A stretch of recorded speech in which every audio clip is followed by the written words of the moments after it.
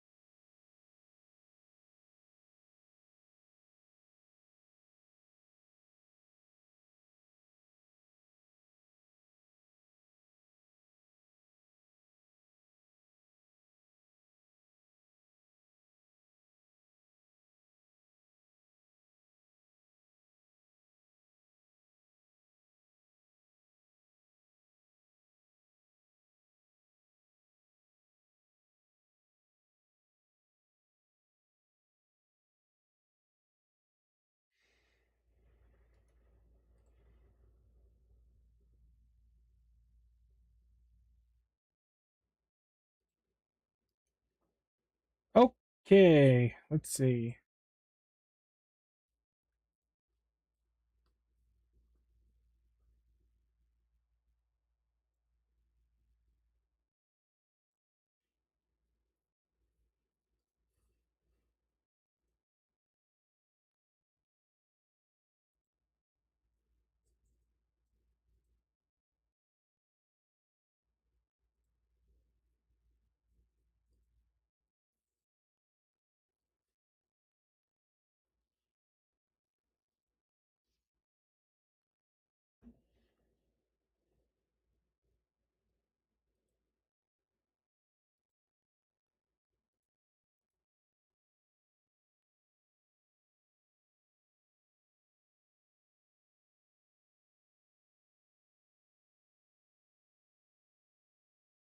Okay, we're back to normal. Oh, the Keyblade mod's still there. That's fine, I guess. I'm not gonna fuck with it anymore.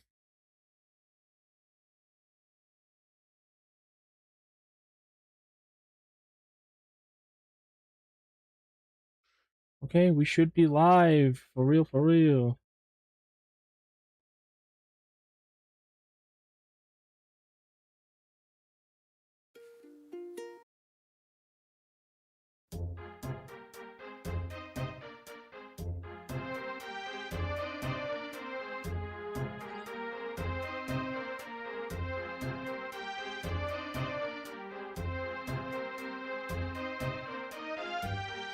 Sorry, everybody, for the kerfuffle.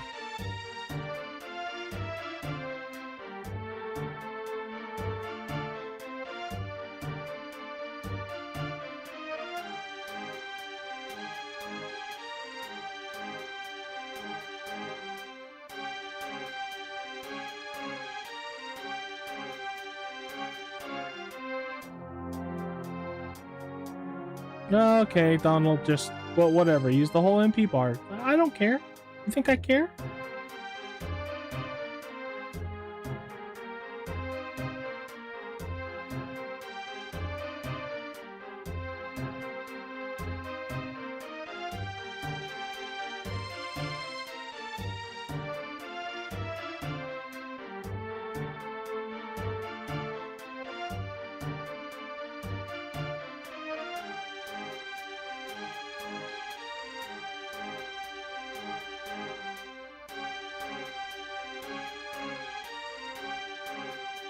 Oh my god.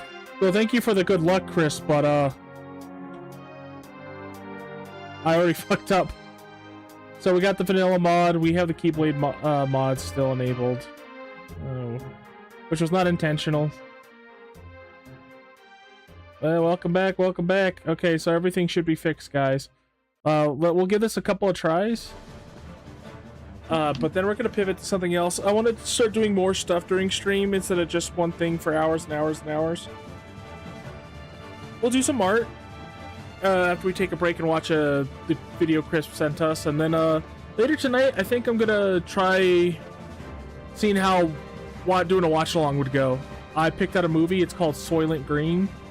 I've never seen it before, but it's referenced in a lot of things that I love. So primarily Xenogears. It's an older movie too, so I think it's fun to watch.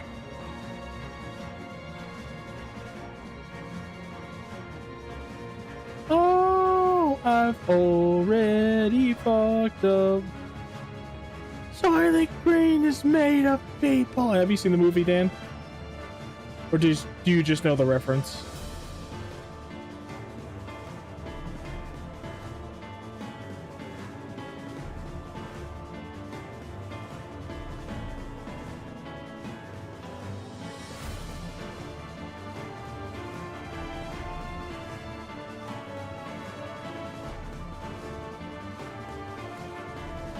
Yeah, for some reason, my frames are higher when I'm not using the Roxas mod.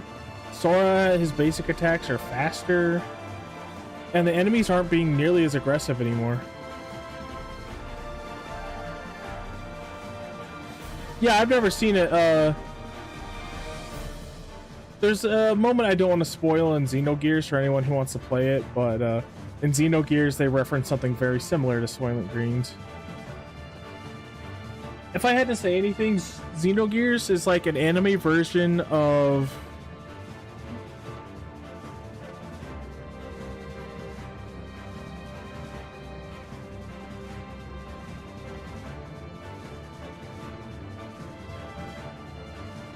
It's like Space Odyssey 2001 mixed with Soylent Green mixed with old Romero zombie movies, but has giant mechs in it.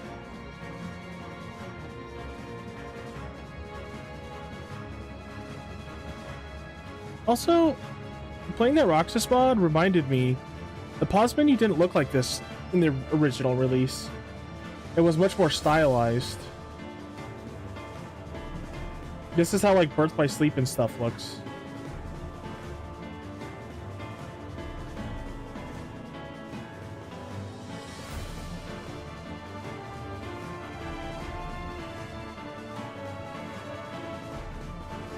Like, if you had the attention span to play old JRPGs without voice acting, Dan, I would say play Xenogears.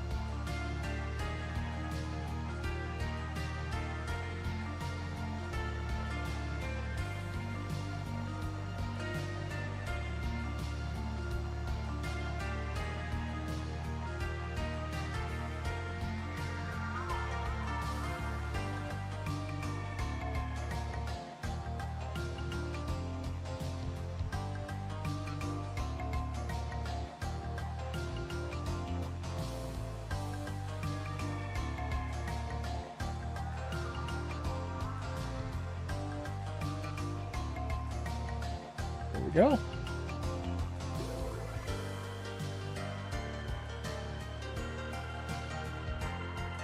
Yeah, now they're turning into their ball form instead of teleporting right into me like that immediately.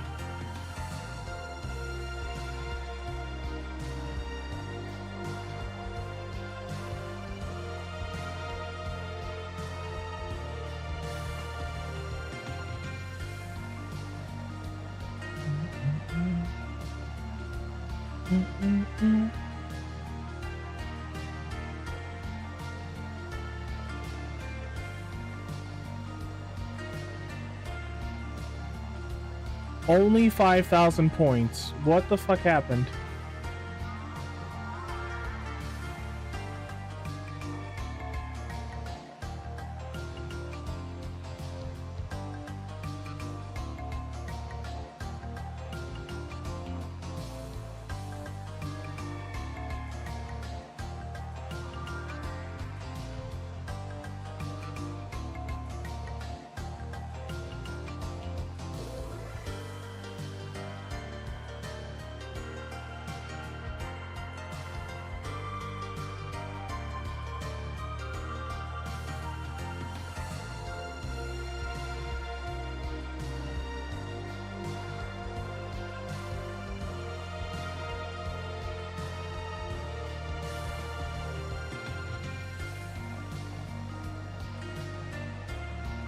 8,000 points isn't terrible, but it's also just not great.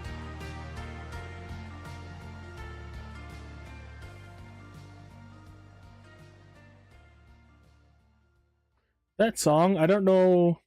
I think it's from SMT, because I think it's one you put on there, Chris. But makes me think of Yu Yu Hakusho.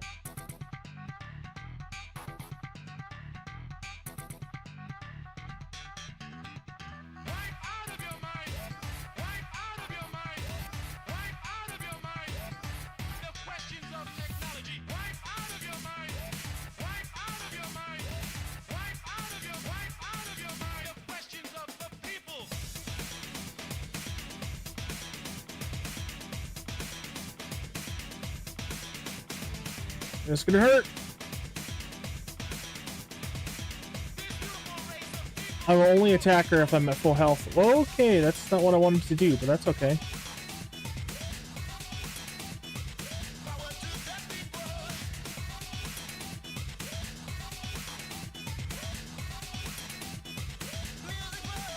Damn it, guys.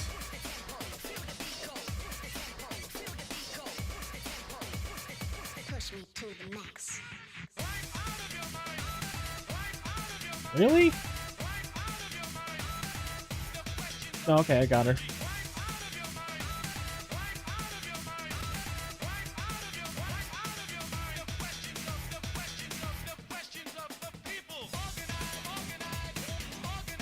What?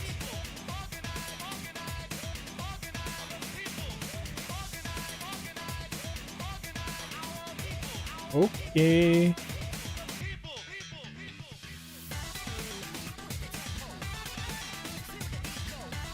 Okay.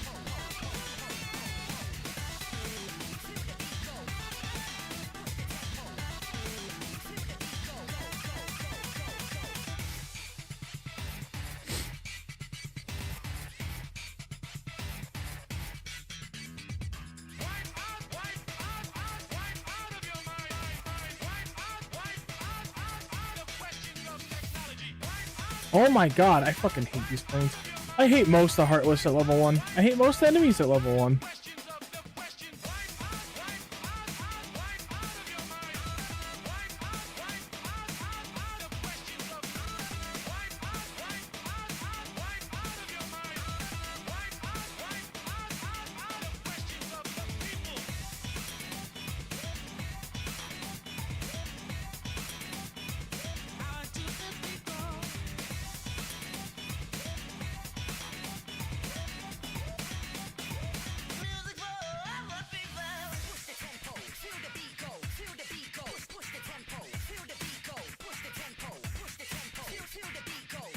Ah, great. Oh, fuck off.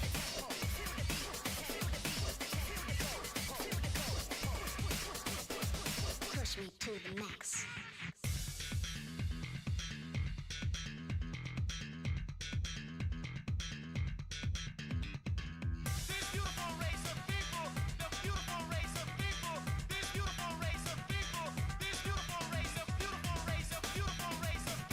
I guess I'm like just a slower type of methodical player.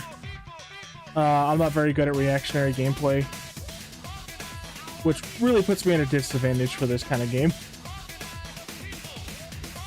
Because like I'm great in games like Final Fantasy XIV where I can think about things before I do them, but when I have to react quickly, I just don't think I have the wit to do it. I hit square, motherfucker. That time I didn't. Well, I did, but the animation wouldn't let me.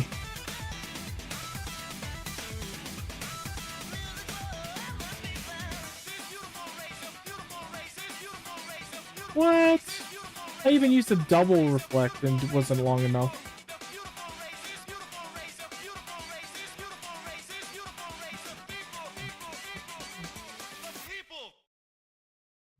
My brother's the quick-witted one. I was hit square.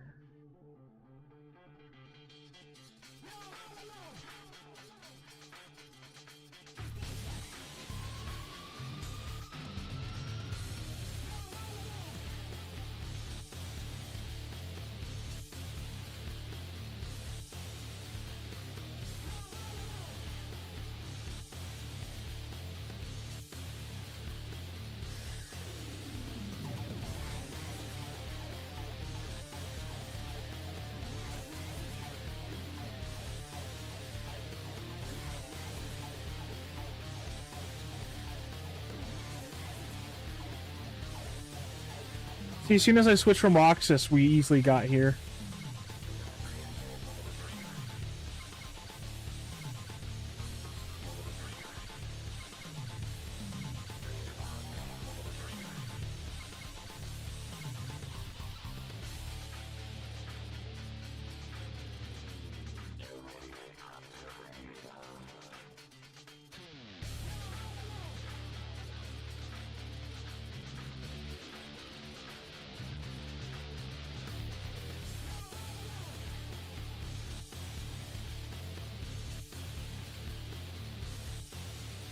What the hell? Fucking punchy ass birds. I fucking hate those birds, man.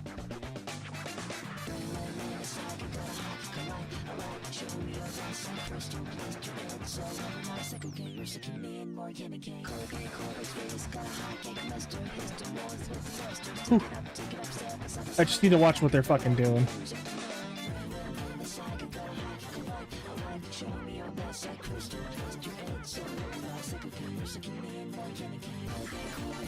Need more candy canes.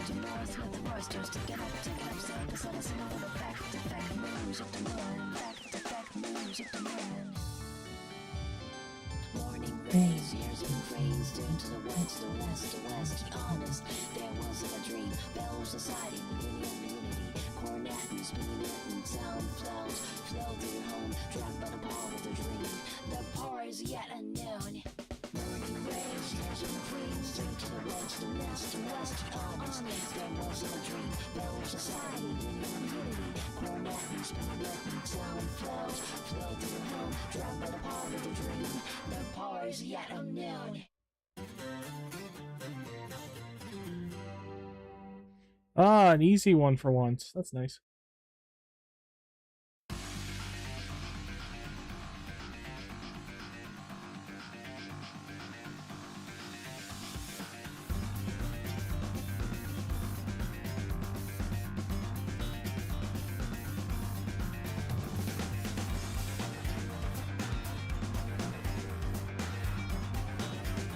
Okay.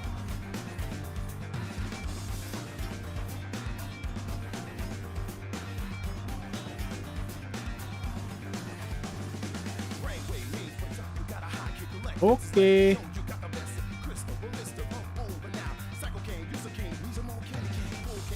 Okay. Anytime, Stitch. Anytime, Stitch. You little piece of shit. Oh, yeah. Yeah, he recovers me right as I have like 1 point left. What a cock.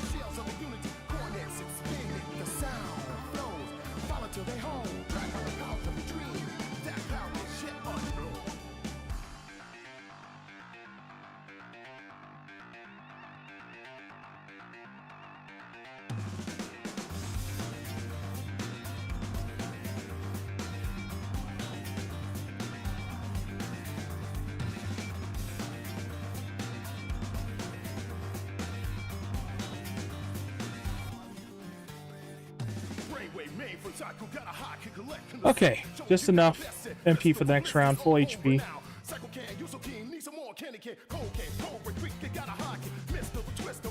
I should have let them give me ether first.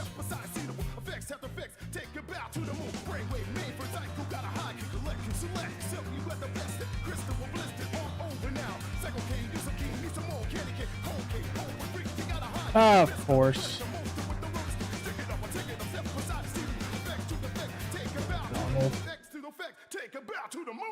Now this one I have to be really careful about MP usage.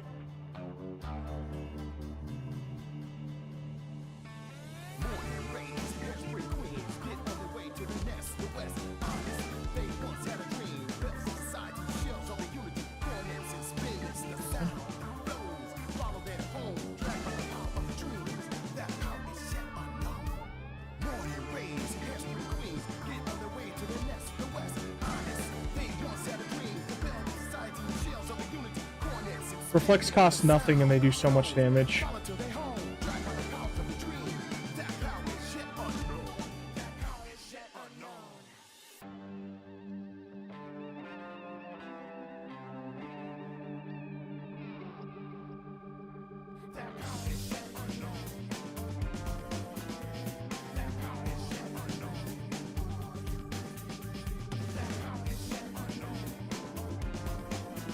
Alright, we're gonna be smart and use this as an opportunity.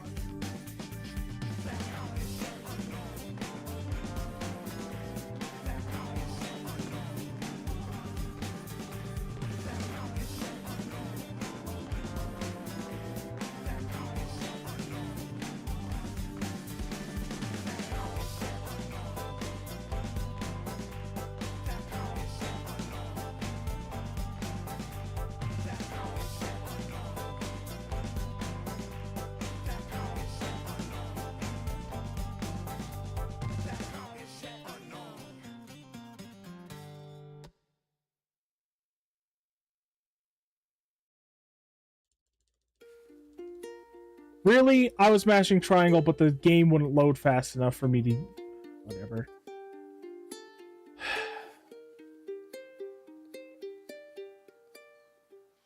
Such weird little issues with this port. I wish they could do justice to remasters and ports instead of doing the laziest thing they possibly could. Turn over a quick buck.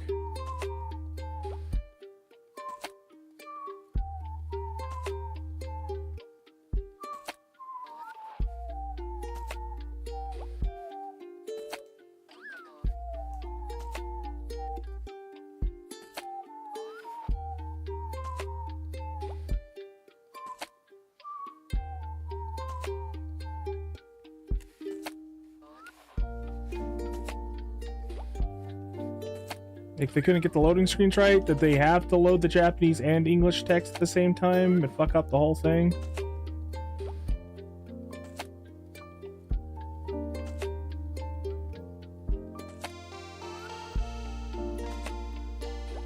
Oh, fuck off. And Donald's dead. I wish they wouldn't spam me with items when I don't need it.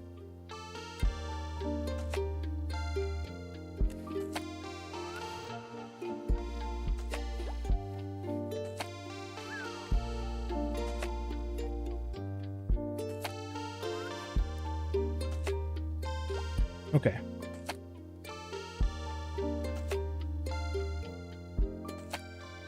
What? Why is it on drive?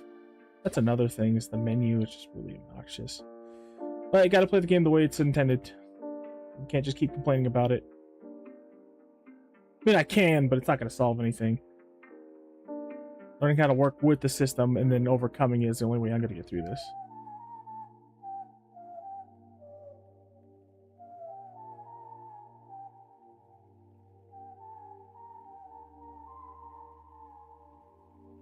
I hope I have some ethers left.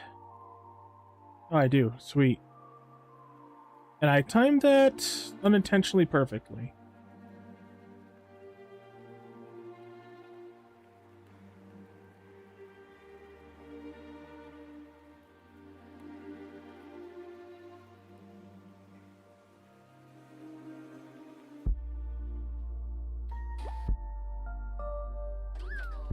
What?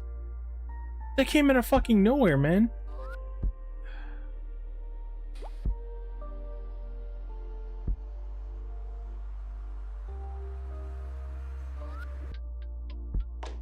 What?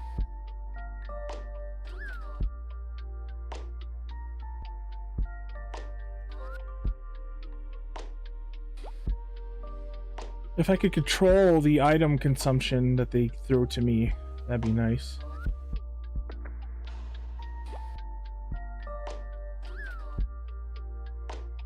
Damn it! At least I took care of the problems.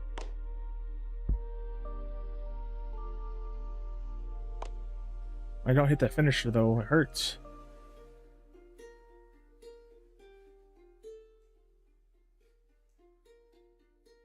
I'm just not gonna rely on the reaction command anymore for limits.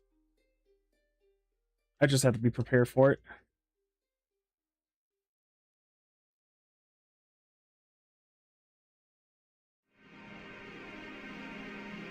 Guarantees I get it as soon as possible, and I don't have to be right next to Donald to activate it.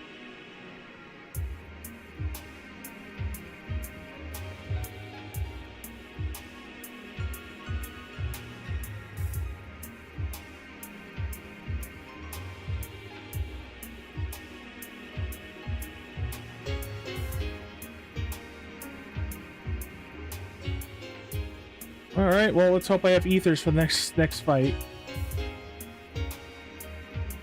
You guys got anything left? Nope.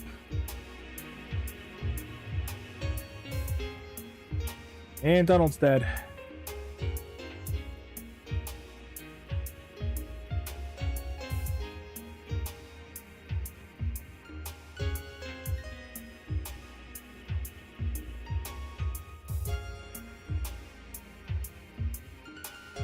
Oh shit.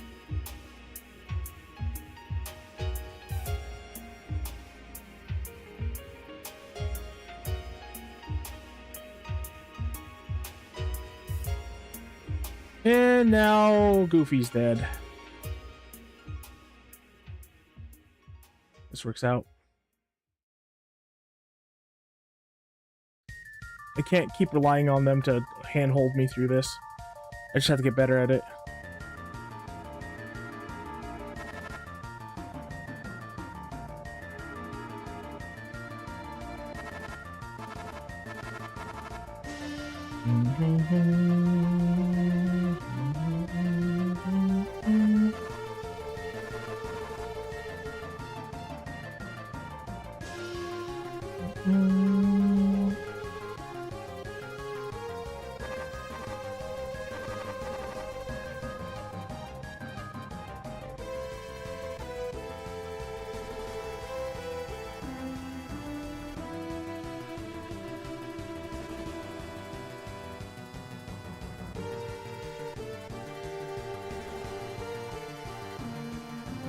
Play it safe.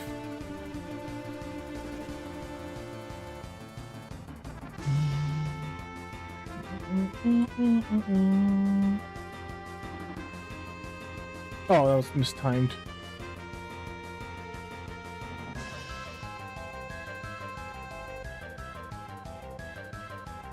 Whoa, whoa, whoa, what the hell? Where'd that come from?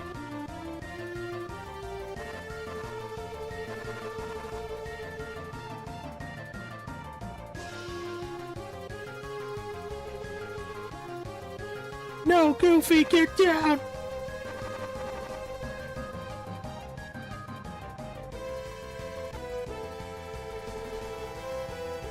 Why is that hitting me? Am I not going into an explosion fast enough?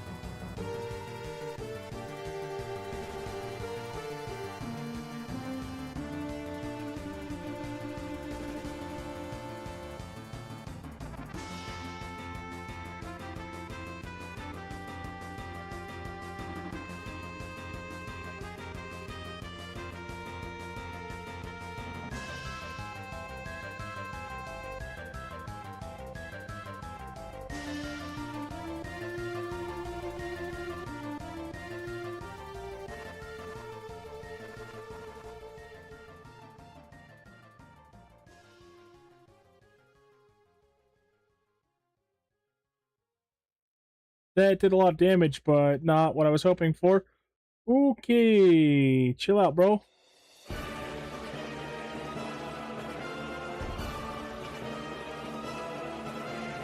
This music is...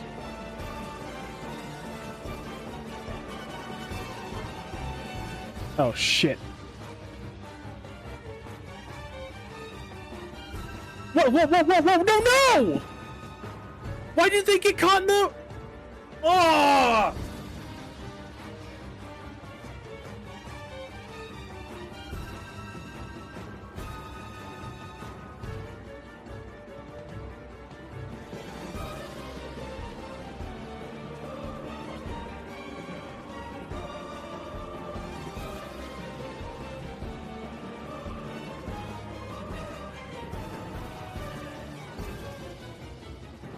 It just feels so horrible every time. Every time I fail and have to restart from the very beginning, it feels so fucking bad.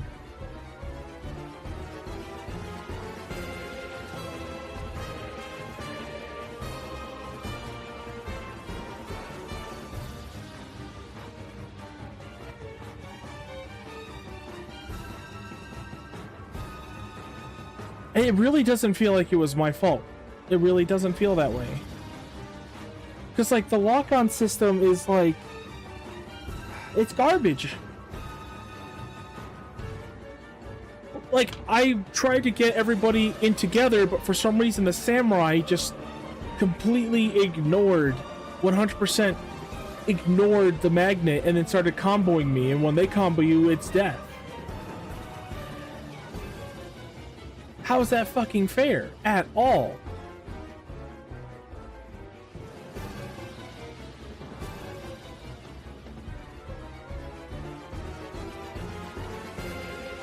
And it like magneted farther away instead of the things right in front of me. It never auto locks onto things right in front of me until it snaps off of something that's far away. The lock-on in this game is fucking garbage. So I just gotta figure out a way to where I can overcome it.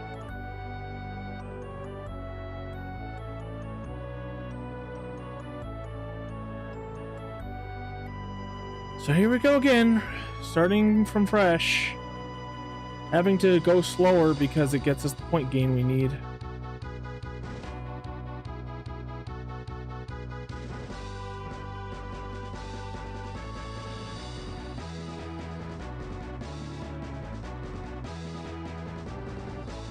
And the point gain system makes no sense to me, because like, I'll go slow and attack them directly like this, and it won't, excuse me, it'll barely get me any more points.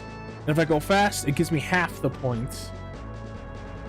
Like if I do stuff like this, and then do that, and then as soon as they come down, do it again.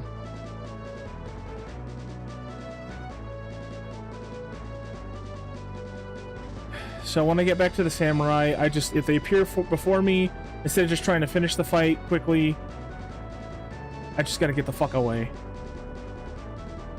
I need to start rolling away, jump, glide, as far the fuck away as I can.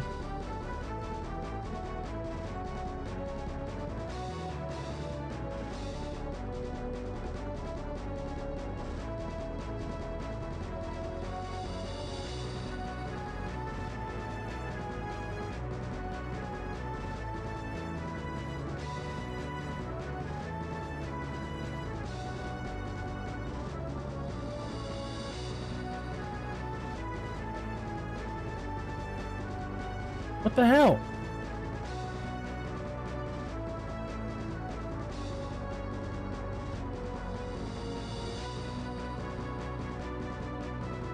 I think playing Final Fantasy XIV and getting really good at it has really fucked me up for reactive gameplay.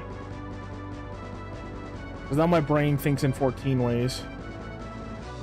And honestly, that really fucks you up if you're trying to play this game.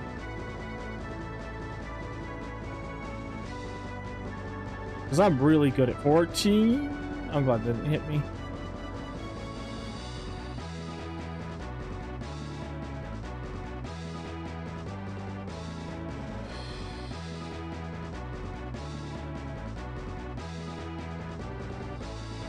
That's one way to dodge this. Just outrun them.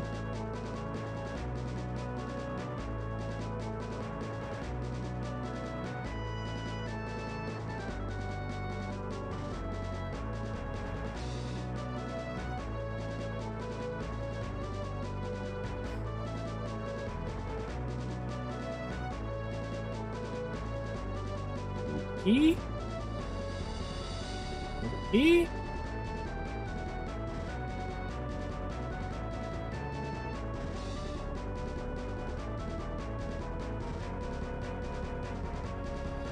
Oh my god, now he spams this. Oh, great.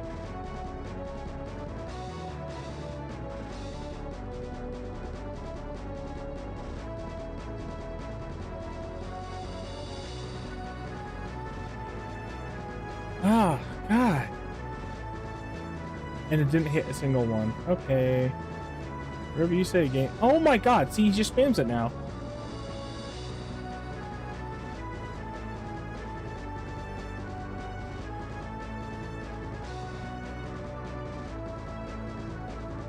Oh my god!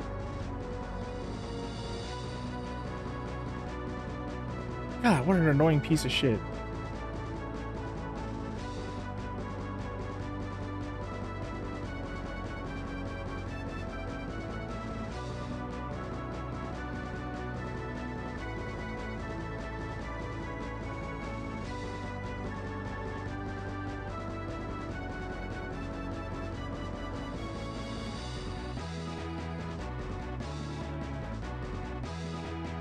What?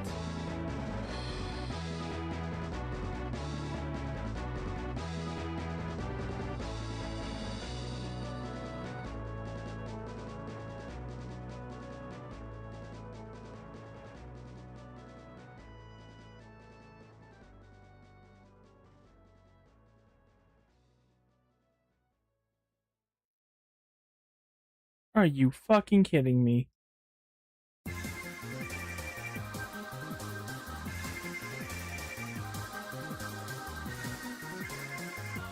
Okay, well that's good at least. Good point gain.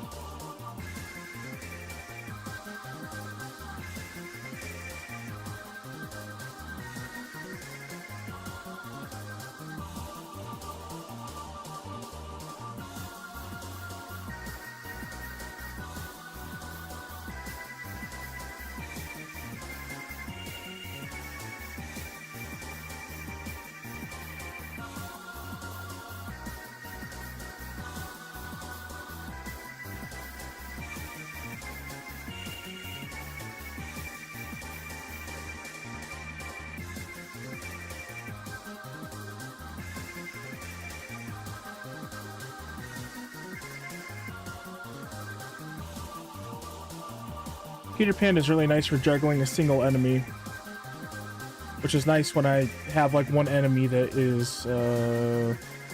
scary, we'll say. Too bad it doesn't work with the Sorcerer Heartless. The Sorcerer Heartless don't get affected by fucking shit besides Reflect.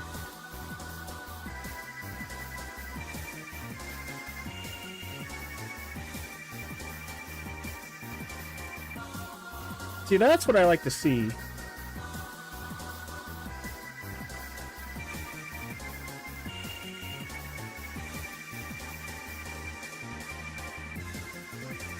Don't waste your ethers, guys. You're so dumb. Whoa, whoa, whoa! What the fuck was that all about? See, one little mistake. One little mistake. She did like 5 punches to me in like a split second. It's like the startup of her slot machine fucking limit break bullshit.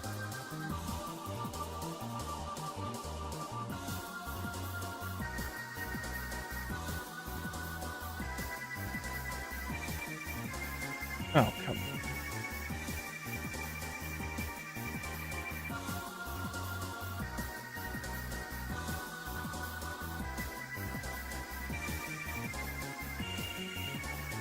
At least that's over.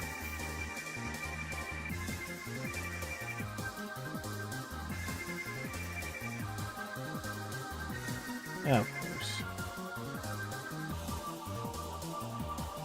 Annoying.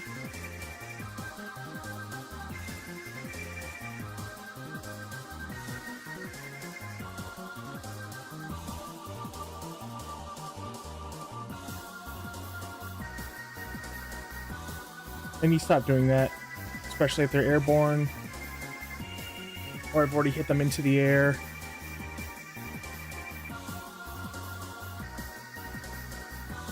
Oh, great.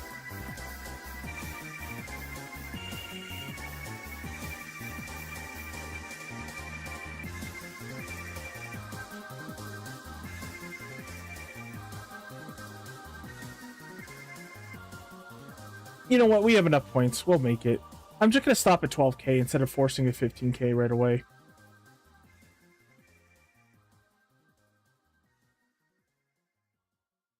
Huh. I mean, that works.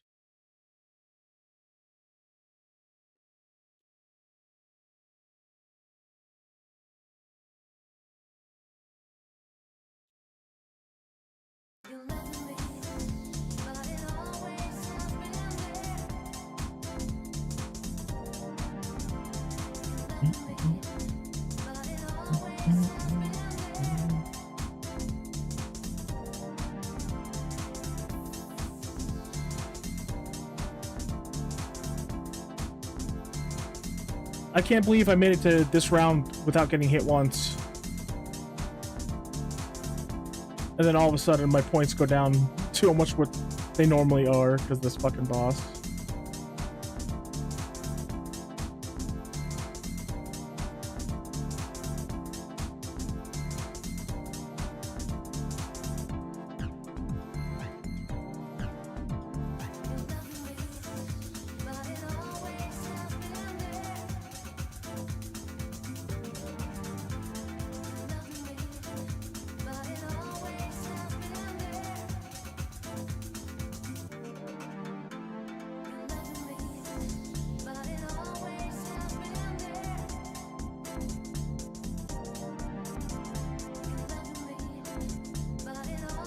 Oh, that was really fucking close.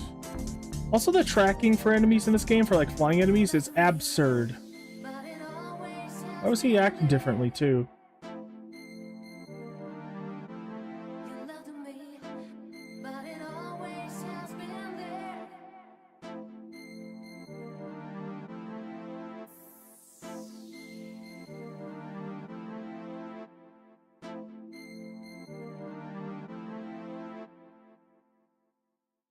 I knew that was going to happen, but he delayed his rod strike, even though if he did it right where I thought he was, it wouldn't have fucking hurt me.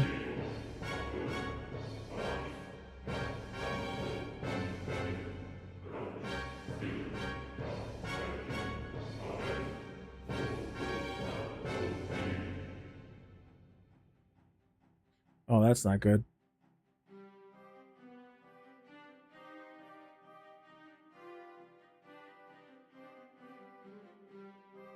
We should get summoned in the middle of the air.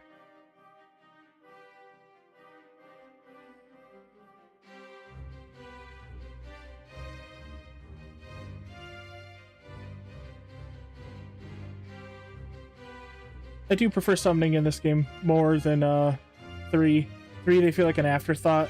And I think they made the elemental versions of all those links because they didn't know how to graphic those characters with the new Kingdom Hearts style to make it consistent.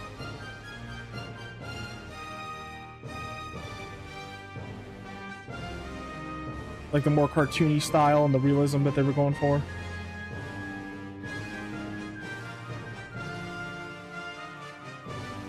Got the Summon Stitch.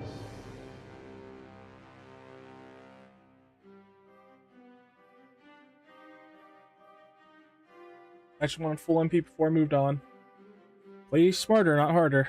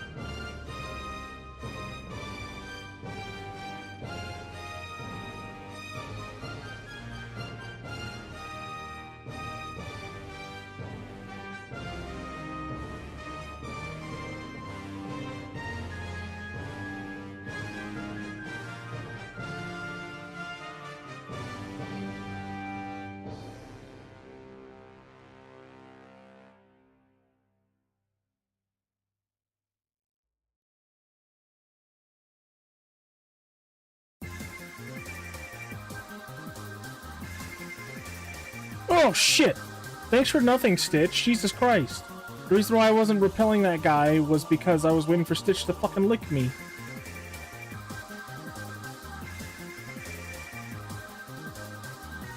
Oh great, he's invincible again. This is a fun bug.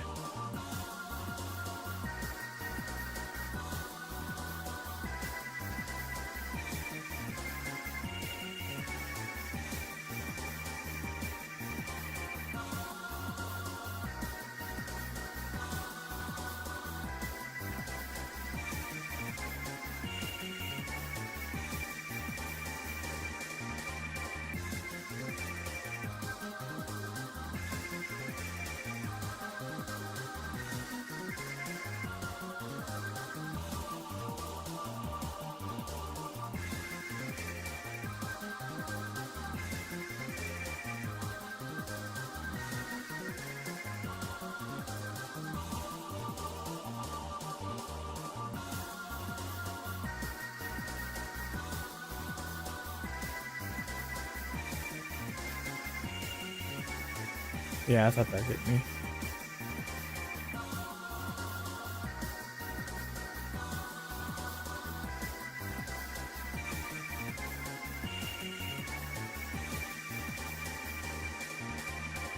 It's gonna hit me.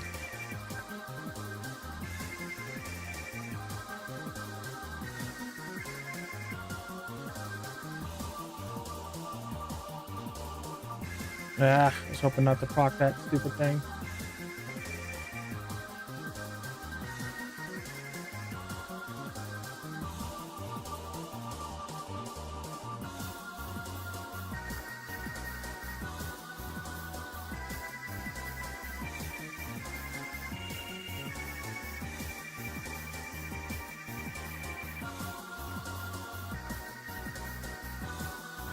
Now for the tedious, annoying part.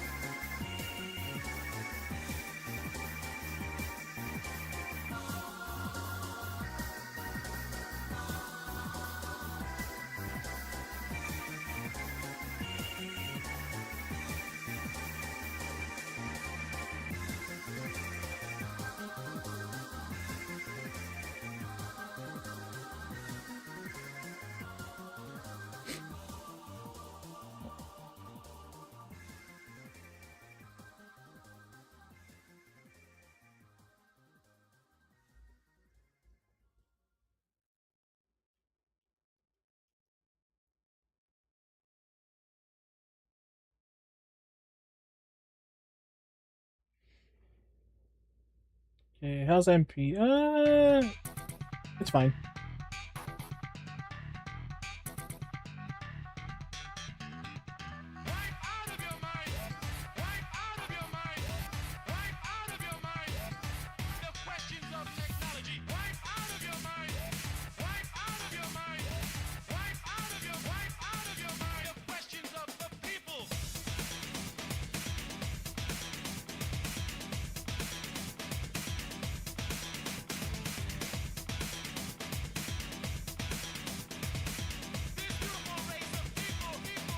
That was bullshit.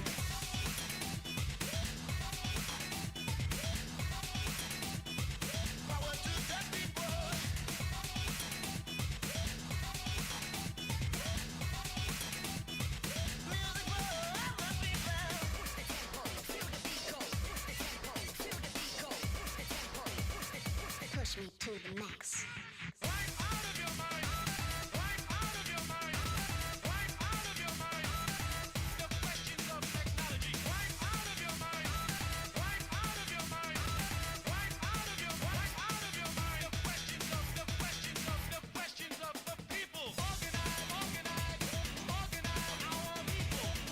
Oh shit, he's gonna kill Donald. That's great.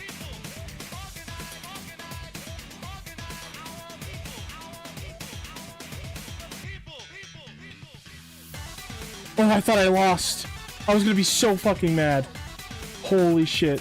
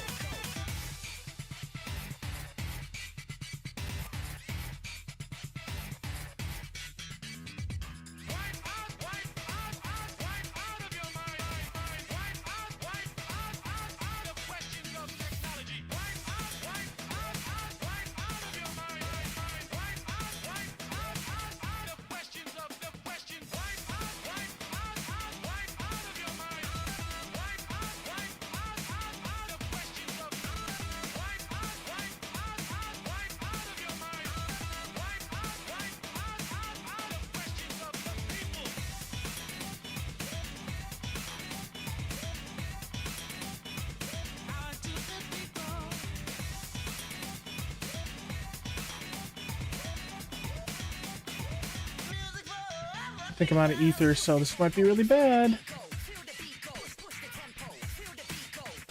Ah, Goofy had one less than the chambers. And he was just waiting. Frick. What the hell? Why does it fucking do that? Push me to the max.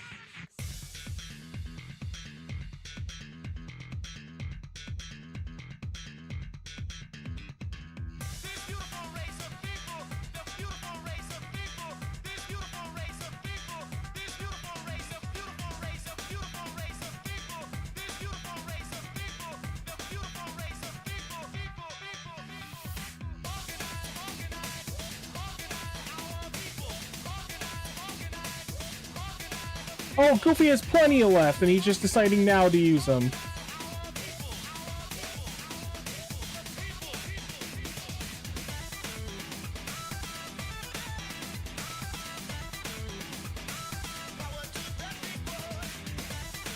Why did Donald die right away? Oh my god, oh my god, oh my god.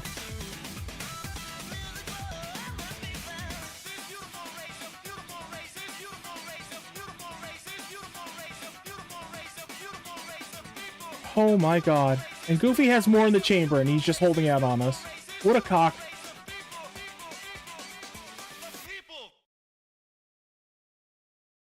Oh my god, that was scary.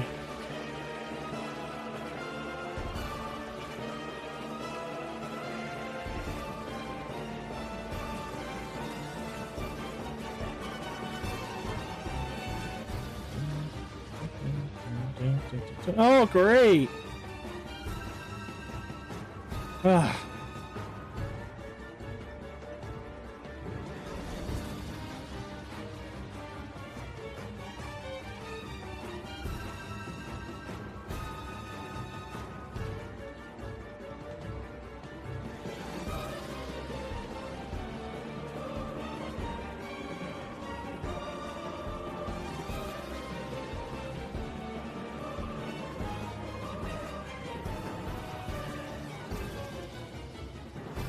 Really? Really?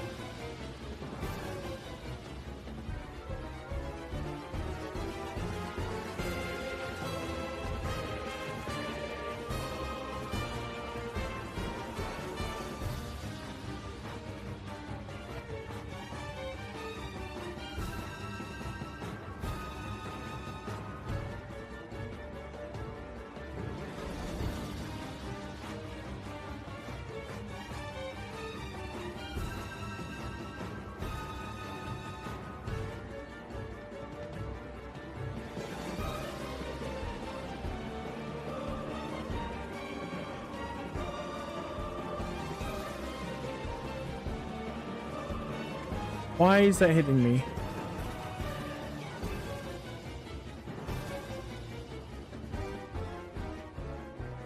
Why is that hitting me? Why is that hitting me?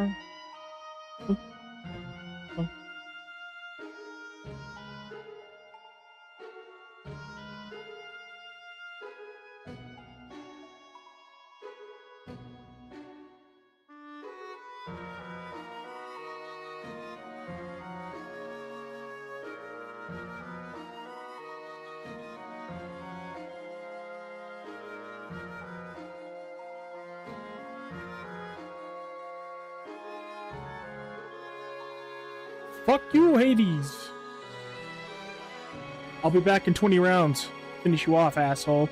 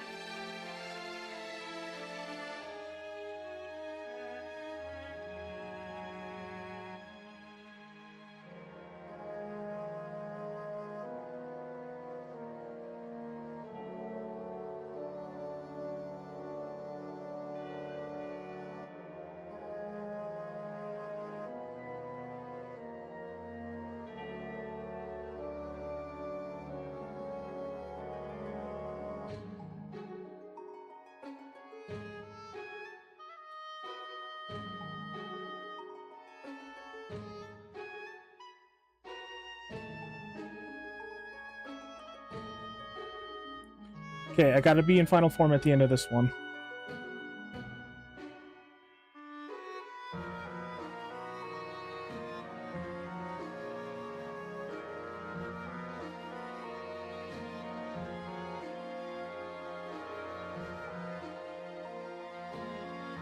You gotta be kidding me!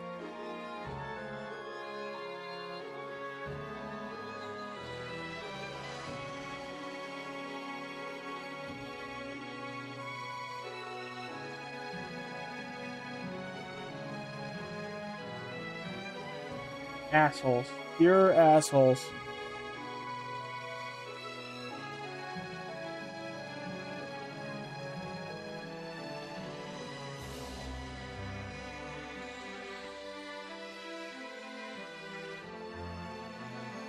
No, no, no, no, no, no, no.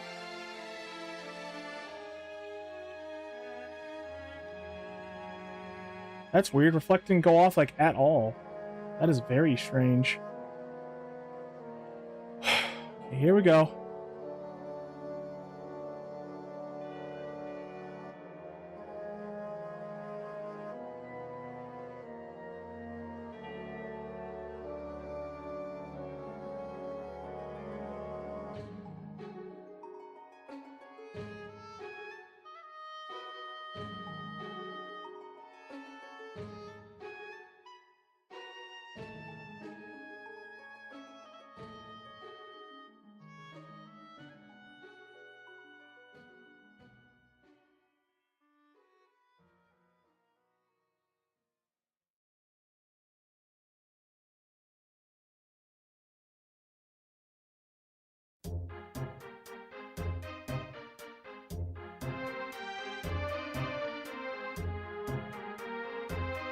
Can I see, please? Damn, that was weird.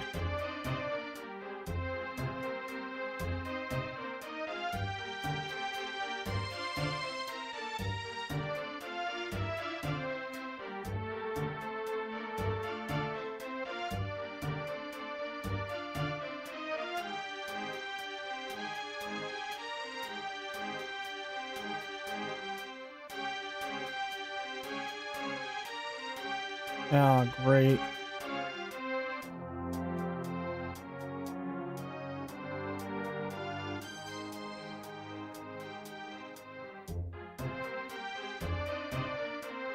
There we go.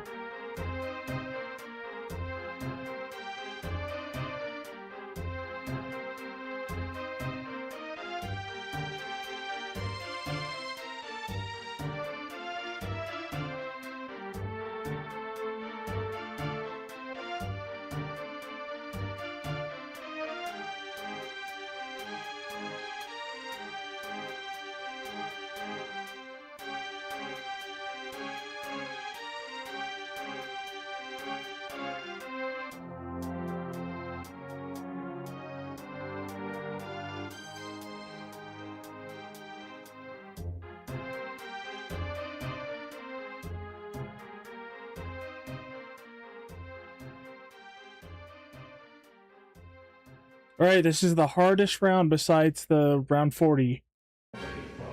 We got this.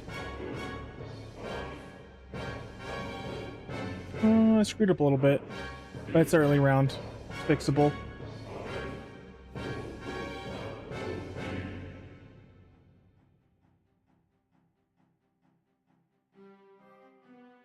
That was really close.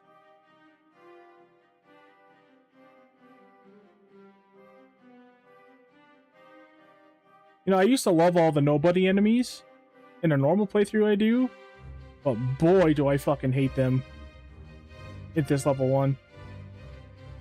It's not a lot that I enjoy at level 1.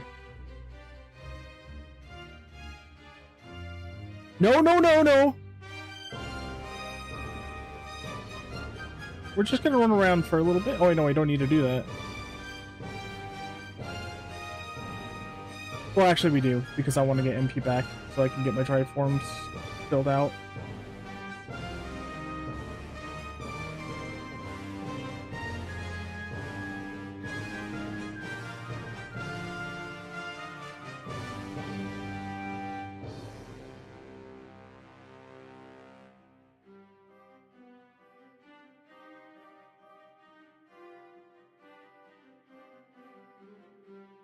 Oh, fuck!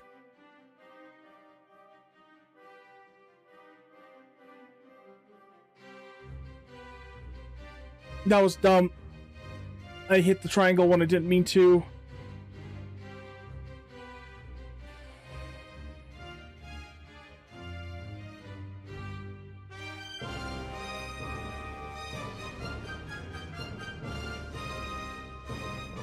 Music is highly appropriate.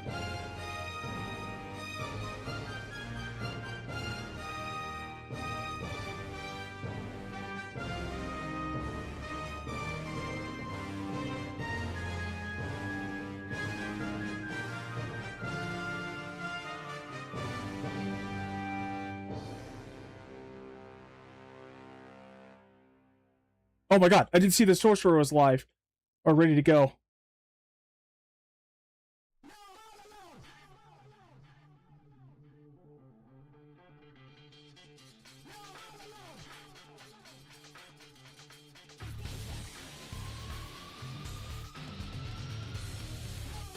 Oh my god. Okay.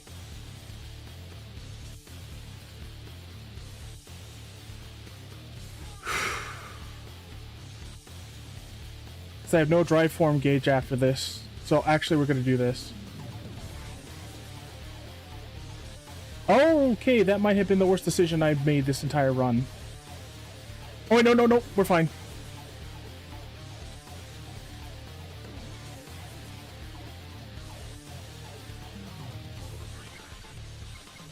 Okay, I don't know why I went to this form, but that's okay.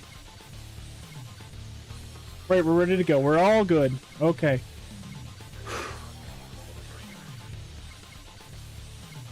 Why? Okay. Nope. Why? Why did I do that? Why didn't I just go to my form change? Why? Why? That was all me. That was so stupid. I was just thinking, should I use Cure? Should I use Cure? But wait, then I'm really out of MP. Then I can't do anything. What do I do? Just go to dry form, idiot. Oh my god.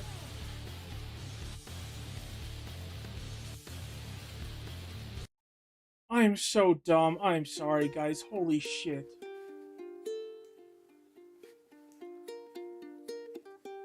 I just hate that about my panicky brain. Like, I've conquered my panicky brain when I'm playing Final Fantasy XIV, but as soon as I'm playing this, I start panicking like crazy, or like really anything else. Because then I'm like, okay, what do I do? What do I do? When I just need to be like, okay, just need to use Reflect. Just need to do this. Just need to use this. Oh my god, that was like, what, 30 minutes down the drain? Oh, fuck off.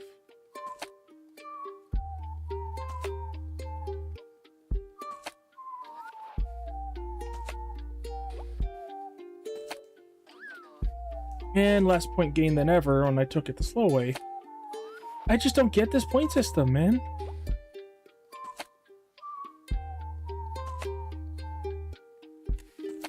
Why did you go away from the enemy?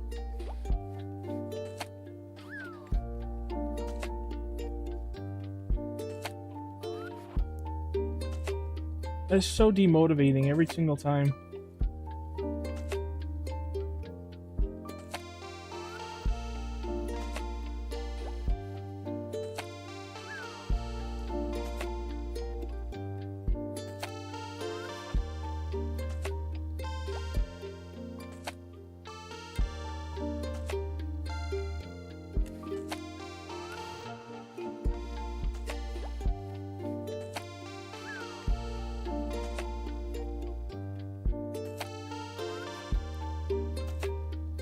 I'm just so mad about that.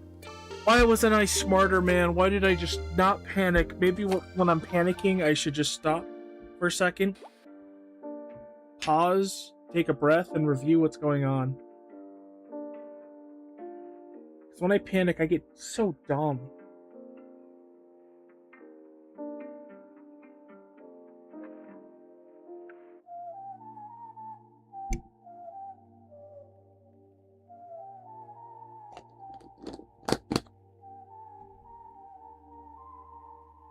All I needed to do was go into a final form and then start reflecting around them. It's so much. I'm like, I don't need to be in final form. It's so much harder. No, if I'm in final form, I can move while reflecting so I can position them together.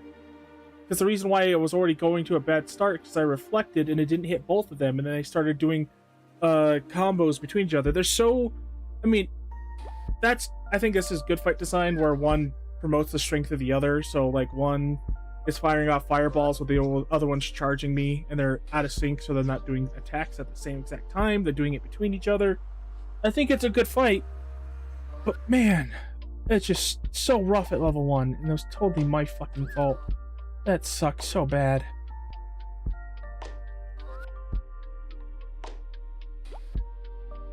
Why is Reflect not killing these guys immediately anymore?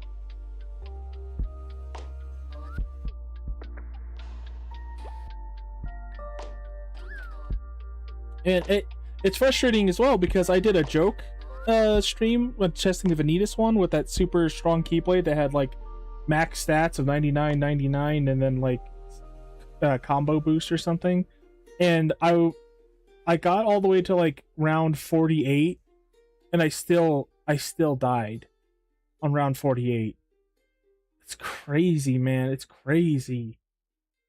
I will say that I do not like that Vanitas mod. It's overly flashy. It makes you way too powerful.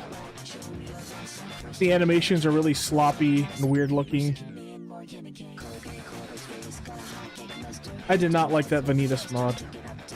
It was cool to be able to do it, but I didn't like it for overall game balance. Oh boy.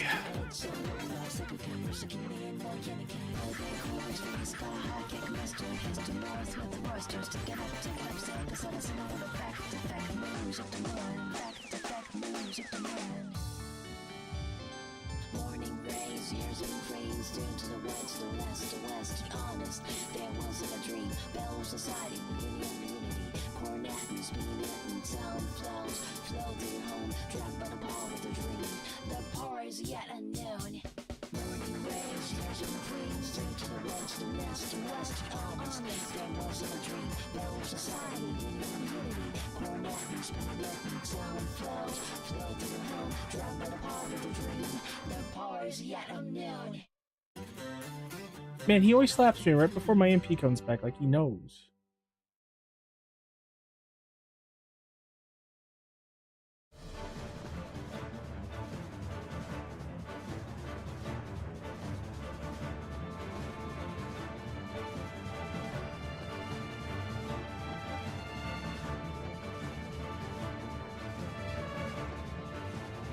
I think we'll try this like 1 or 2 more times today, because it's already been 3 hours since I started streaming.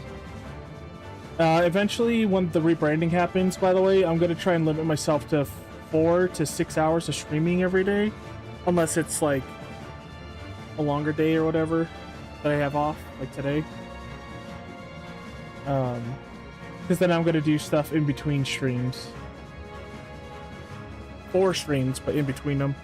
By the way, Chris, that clip you made, or Kingdom Hearts After Midnight, I re-uploaded it to YouTube, and it's getting a lot of views on it. So that's cool. I credited you in it. You in it as well. What is wrong with me right now?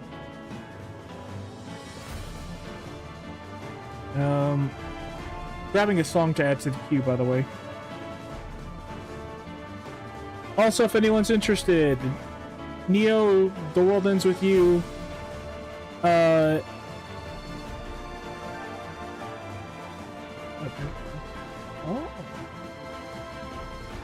Sorry. The Passion Project of Nomura that is Kingdom Hearts adjacent is on sale right now for like $17. And it can run on a toaster. It's not a very demanding game.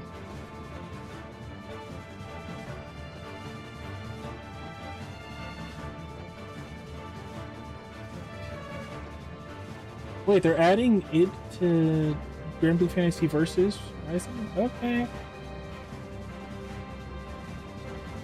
I thought he was already in there, but that's cool.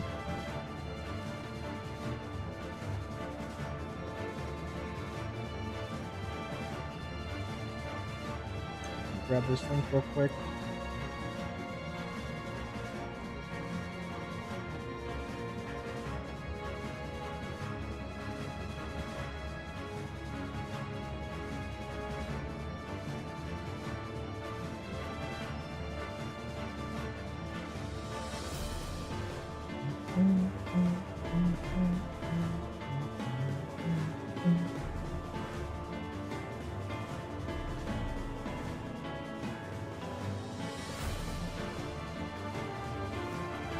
And I'll request songs since Dan doesn't want to add anything.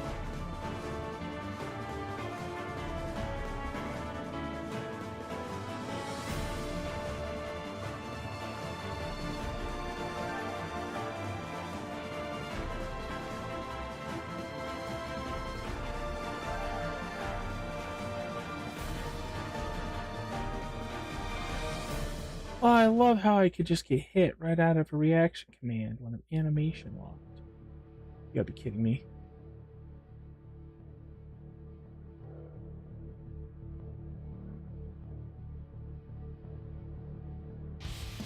Stay disarmed and they will not harm you. Stay disarmed and they will not harm you.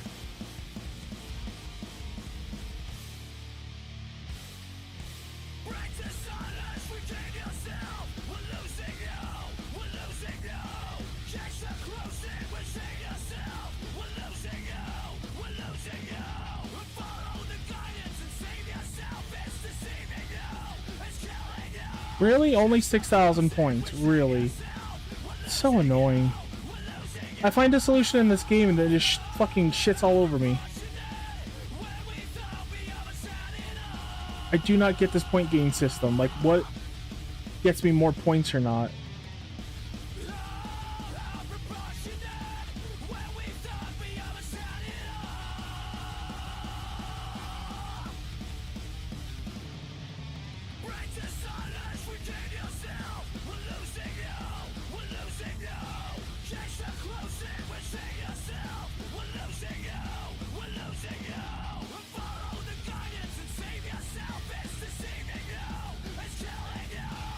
Thanks, Peter Pan.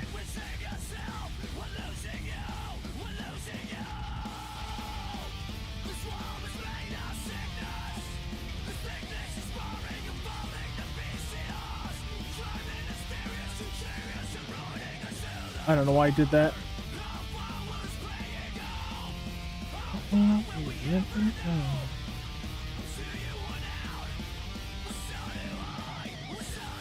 Man, I love Neo: The World Ends With You. I remember working at FedEx and I was just daydreaming at FedEx when I first started working there about when this game released later that year. It's the only thing that got me through that fucking horrible job.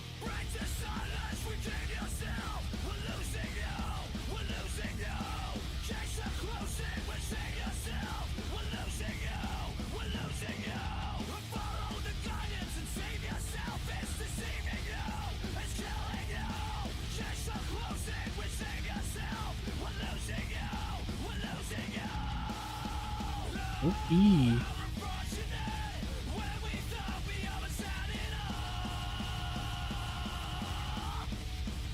That went pretty smoothly.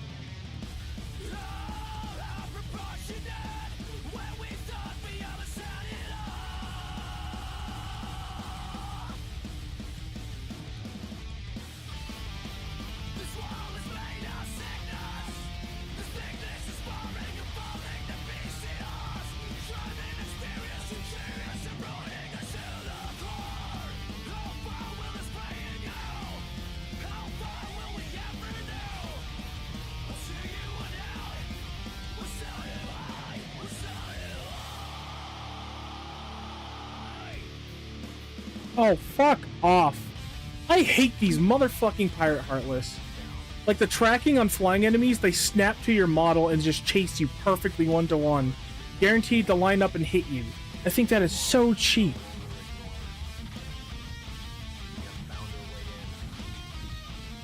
And here we go again, starting from fresh, again.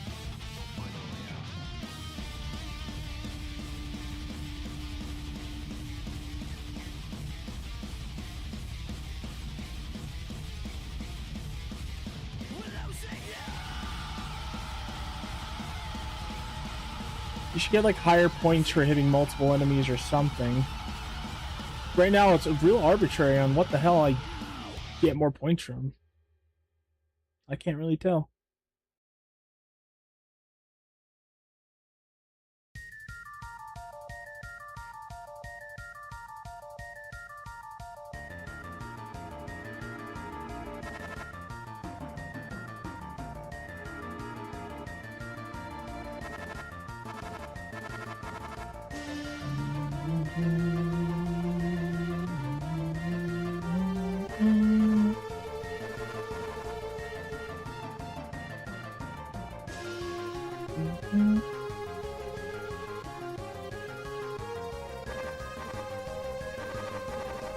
I'm fucking hitting the goddamn reflect button.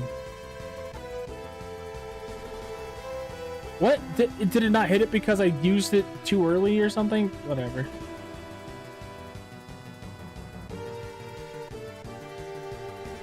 Ah, I'm so tired of this. I'm not even touching the fire puddle and getting hit.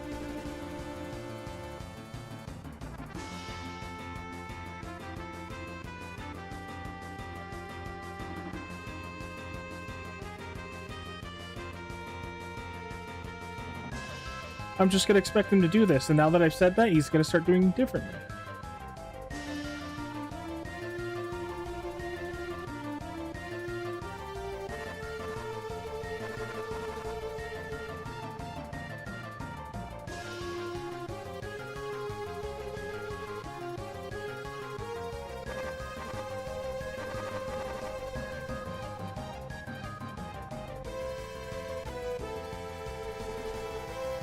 Oh my god, Alfred Molina. I'm a fire in Malaysia.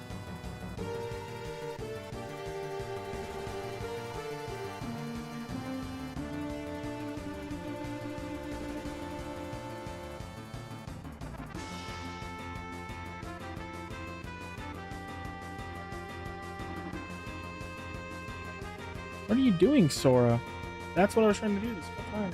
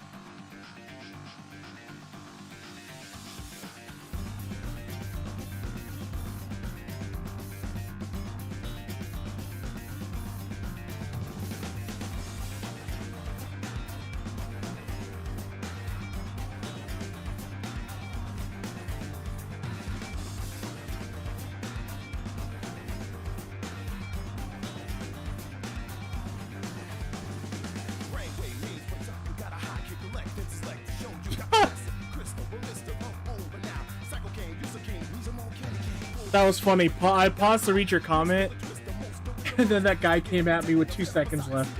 You saved me, Dan. You saved me. Am I getting Grand Theft Auto 6 for $100? No. You know the answer to that. No video game in existence is worth $100. There are games that I play that I feel like are worth that or more, like Elden Ring or Kingdom Hearts 2, but no, especially with modern day AAA gaming, no fucking game is worth $100. And sure, it's only $80, which is still raising the price even further of baseline games. Everything's gonna do this now. I'll get to that in a second, but yeah, the base game is $80, but $20 if you want to access all the shops like weapon shops, vehicle customization shops.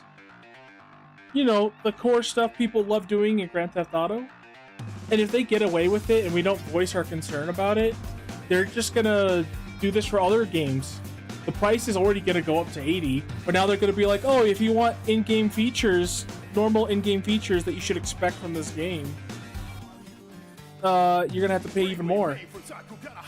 That's fucked up. I mean, DLC's fucked up in the first place, but that on top of it?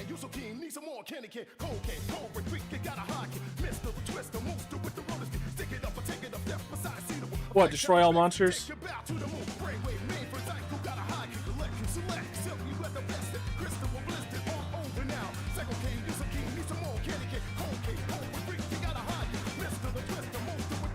I knew it.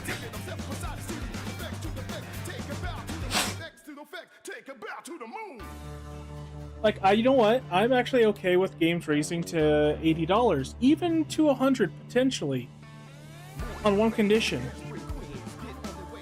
Well, actually, no. On several conditions.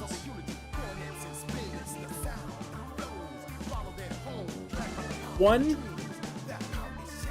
to release a fully finished, polished product for a AAA game. That's what you pay for, a AAA pricing. A fully complete game that is mostly bug-free, that is play-tested, and is ready to be shipped out. Two, no more microtransactions, no more Day 1 DLCs, no more macrotransactions besides expansions that are clearly made after the game was released. No more of this monetization bullshit. If they released games like they used to be, complete, ready to go, and stop all this monetization bullshit, I will gladly pay $100. I will gladly pay $100. But unless they start doing that and giving us more for the price increase, then I don't care. They can shove it. I'm not buying Grand Theft Auto. I'm going to spread the word and try to share the information with people and hopefully get them to not buy it as well. This is awful. I can't believe that they did that. When I saw it was 80, I'm like, okay, sure, it's a price hike, but like, it's $10 more. That's fine. It's not the $100, but no, then they shadily did the $100 bullshit. You want the full game? It's $100. Worse than ever. It's not like a couple missions or some cosmetics you're missing for not paying extra. You're missing straight up gameplay features. Well, Mario Kart World was the start of it, right? Because Nintendo was like trying to raise the prices to $80 and that backfired. Even though they sold out and everything, but everybody was so pissed about it. And other games tried to release for 80 and they bombed compared to what they could. That's just something I don't understand. If you have microtransactions in your games, and that's the thing that people...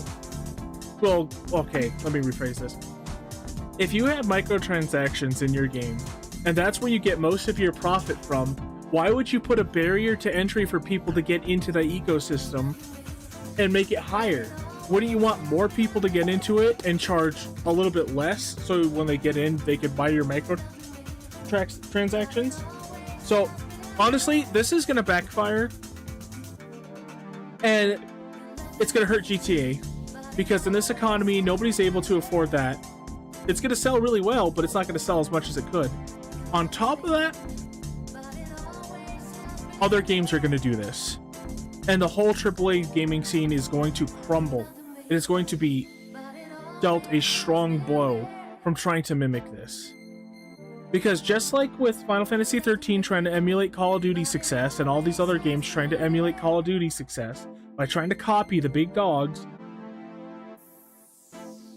we're going to get less and less products, and people are getting fed up more and more. The more people I talk to, besides, normies who don't care, they just want to play gun and ball games, people are getting fed up, and soon these people are going to leave. Gaming is just... Gaming has become more and more unaffordable, and not everyone has the money for it. Exactly. Yeah, that's... It used to be pretty expensive, like, all the time. I'm everyone, Crip says. I'm everyone. That is absolutely true. Like, it's always been expensive to play games, but it's never been so inaccessible as it is now. And with the price thing the way it was, and then going on sales and stuff, it was becoming more affordable. And having these cheaper consoles was becoming more affordable. The fact that the PlayStation Pro is $900?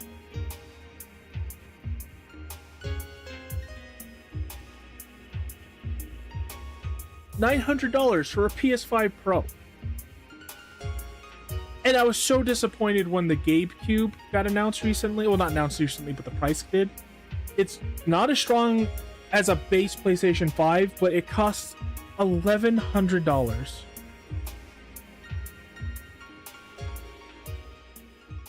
Yeah, it is. Well, maybe not as long as you would, Chris. Maybe not waiting 20 years for prices to drop. But,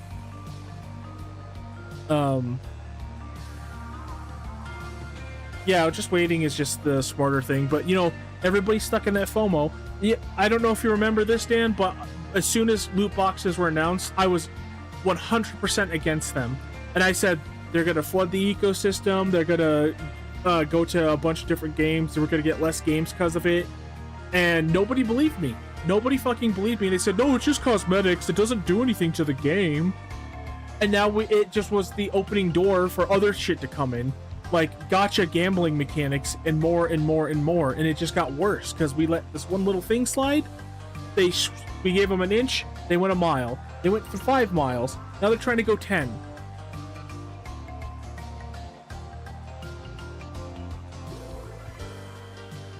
There was a sweet spot in the early 2010s when games were starting to get affordable for everybody. And that's more important, right? You want more people to buy your stuff, right? Why would you price them out of it? I don't care about inflation. Because for one, even though we didn't raise game prices for like 20 years, we also didn't have microtransactions in them until the early 2010s. And then when they added microtransactions, the prices of getting a full price game went up and up and up. Like all the DLCs and everything that release after a game, games are easily $120 on average. So no, they've actually gone far above that.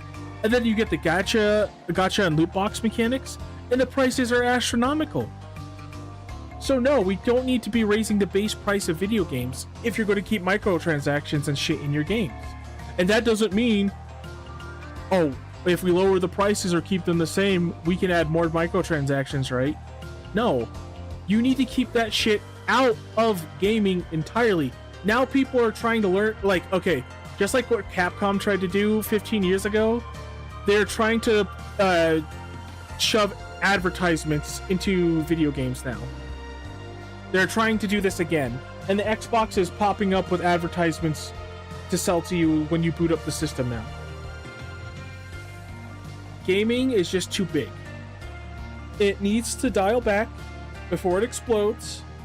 It's not going to, but they need to dial back before it explodes. Let the ecosystem, the gaming ecosystem, just kind of like flatten out, because it's like rising tides, right?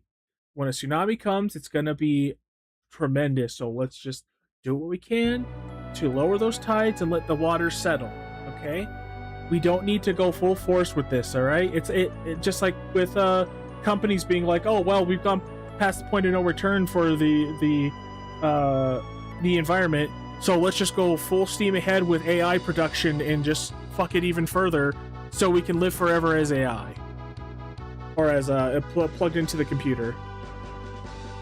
It's just so dumb. Sorry, I have a lot to say about this. It just and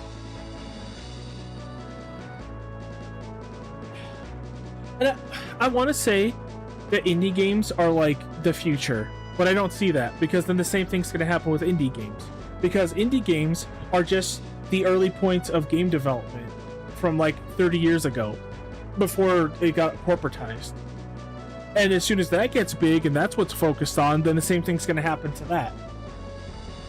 On top of that, a lot of indie games are pretty either bare bones because of their scale, which is fine, but then they usually go after gimmicks. And I don't care for gimmicky games like, oh, this is a Metroidvania game, but the gimmick is this one new mechanic we're doing or something. I don't know, man. I like AAA or AA games more than anything. I like when they're weird and experimental and there's a lot to do, but maybe it's a little buggy, maybe the graphics aren't the best, but it does interesting stuff. Like Neo The World Ends With You is a great example. It has like an amazing game loop. It feels great to play. It's very unique and interesting. It's got a bumpin' soundtrack. It's got very well written characters. It's got a level of polish that AAA games can't match. There's no bugs in that game. It's a little simple in the menus and stuff, but yeah, it's whatever. And I do wish you could change characters' outfits, because that would fit with the theme of the game, with fashion and everything, but again, it's AA. I like games like that. I like weird and interesting games. I don't like these overly polished, safe, money grubby fucking video games. Because now everybody's getting pushed out of things, and now they're giving up and going to gambling so they can, instead of working hard at something and trying to achieve something, they just want to gamble themselves away and then just get it. Whether that's real life or a video game, they just given up on pursuing something and they want to get the easy way out and rely on gambling. Like sports gambling is way too fucking much nowadays. It's crazy that as soon as we opened up the floodgates for sport gambling, it fucking flooded everywhere else. I want gambling out of my video games. I want gambling out of sports. I want gambling out of everything. I hate gambling. I fucking hate gambling. And I will never change my mind on this. It's just people think they like it because of the dopamine hit. They don't actually like it. Their brain thinks that they like it. But really, they're just losing money and wasting their time because they're not even involving themselves or growing a skill in whatever they're doing. They're just hoping for the numbers to hit right. And then for little effort, their problems are solved. But that's a very, very, very, very big if. It's kind of funny. It's why I hated Balatro at first, because I thought it was another gambling game. It's like, oh, it's a phone game, right? And it's about poker or whatever. Oh god, that's terrible. No, it's like one of the greatest games I've ever played, and it is so not greedy whatsoever. They give free DLC for it all the time. There's no gambling involved. It's just a roguelike game. Like, I'm fine with the mechanics of a lot of these gambling games, but like in tying real life money into it, it's just, I hate it. So fuck Grand Theft Auto 6. I will never buy it. I will try to share this information with people and hopefully persuade them with logic. But again, just like with Star Fox, the remake Star Fox, and a lot of stuff recently, a lot of my people I know, and just most people in general, will just want to live in nostalgia, or live with the hype, or stay with something that they think that they like, and they'll defend it tooth and nail, and not see it as a problem, until it is a problem that they can't avoid. I just don't get it. What happened from 10 years ago? Like, people were against microtransactions and gambling in games, and now they're begging for it.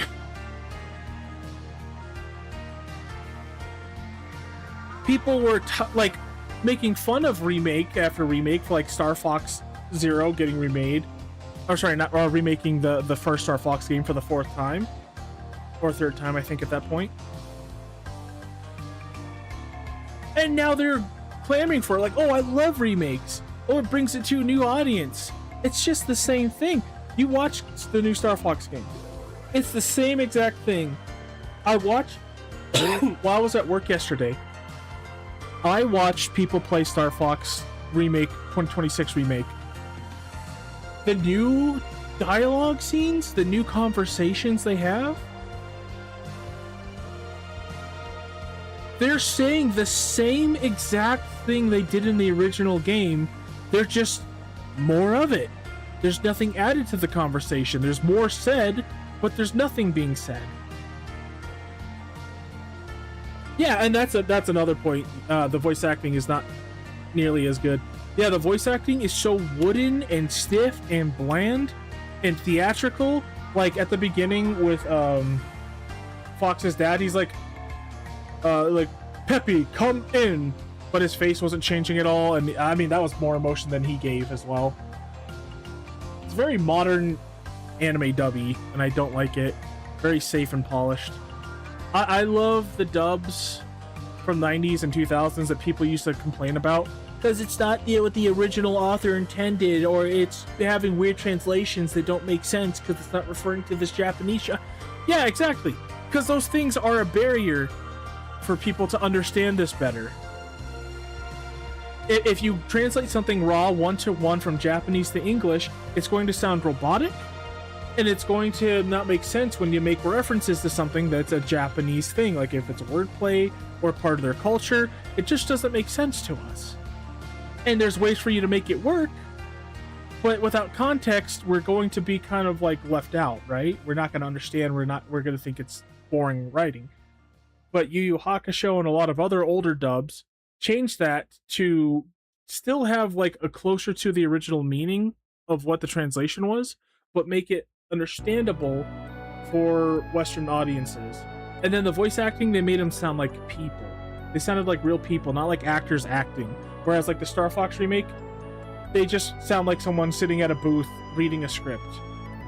They're also wooden and flaccid and like they don't emote at all. And Wolf O'Donnell, his assault voice was like perfect. In this, he sounds like a fucking teenager. All the villains sound like some guy. They don't sound like real people. They just sound like a normal dude. They don't sound like villains. They don't sound like anything. They just sound like, my Emperor, I failed you. Which is the same criticism I lean towards Final Fantasy XIV with the voice actress for Woke-Lamont. Her delivery for all of her lines was very monotone and very static and barely ever emoted. To even at the point of the finale of the game, when you're fighting the final boss that's like trying to absorb the life of the rest of the known universe, or at least the world. It's a kind of like a universe thing. Anyway, that's the point. She wants to absorb life from everybody else to keep this machine alive that's keeping people perpetually, their memories alive inside of a giant computer. So everybody will be dead, but they'll be living in a computer forever.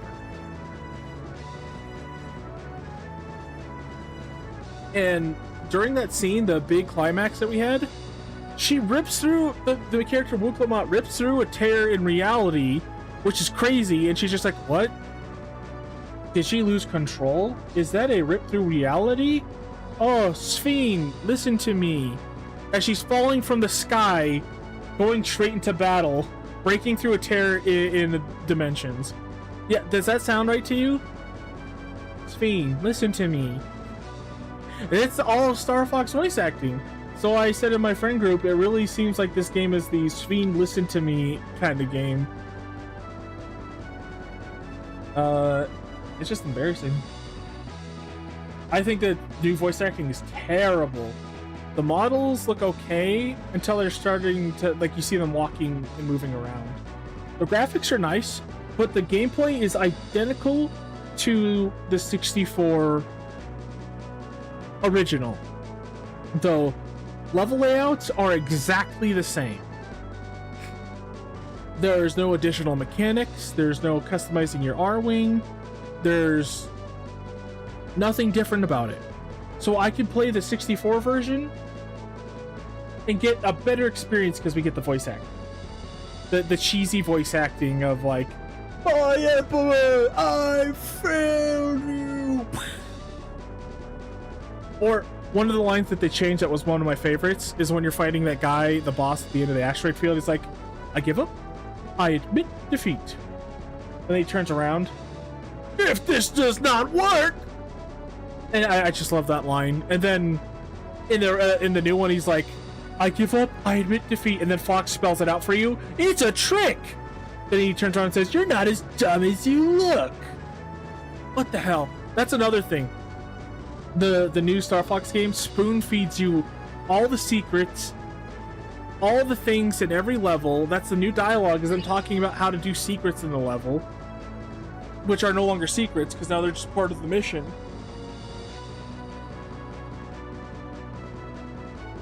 And the tutorial mission to tell you how to play this very simple game where you could just touch buttons on the controller and figure it out yourself in no time.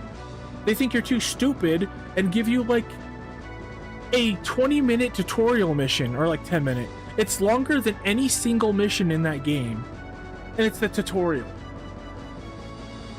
And again, just more dialogue is made, but nothing new has been said. Nothing has changed.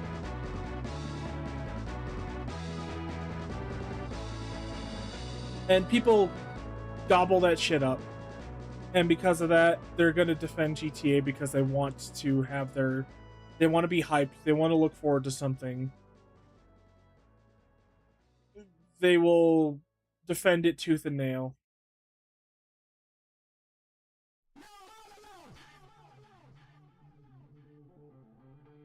Filler in a video game? Yeah. Well, it's just like there's more dialogue. Nothing new is being added, extrapolated upon. No character moments or personalities are being revealed. It's all very cliche and boring. And that's what I have an issue with, like 90% of remakes that try to add new stuff. Like all the Disney remakes of their original movies, the original 2D animated movies and live action, add like an hour of padding that doesn't really add anything, takes away from the movie, and doesn't say anything new, and it's just stretching out what was there before. And even though I love the 7 remake and rebirth games, they do this too. They'll take a 20-minute section of gameplay and turn it into 5 hours in remake. And rebirth is actually more in line with the original game. It's just there's a huge open world now. There's a lot of objectives and stuff, but they're all Ubisoft checklists and towers, and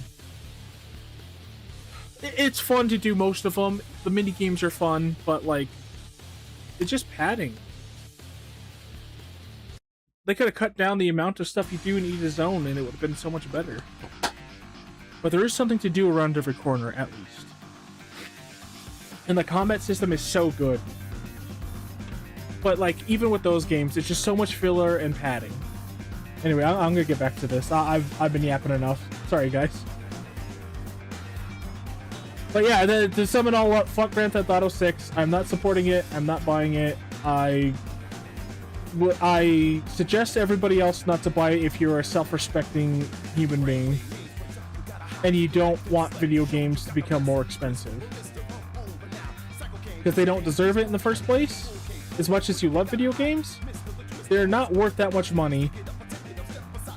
$1,000 console and $100 video games. It's $1,000 to play one video game. Entry point.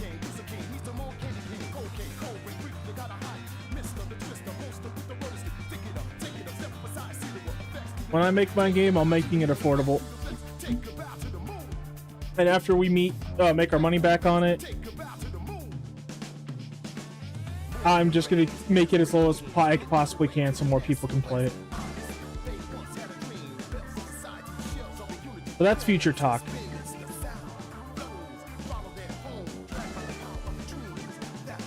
Because I remember what it was like being an extremely poor kid, not able to afford anything, and I had to pirate everything.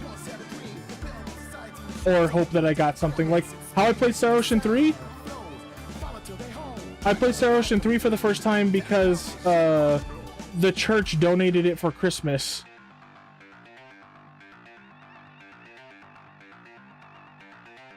Yeah, you've somehow been able to keep on all that shit for the most part. And you know what?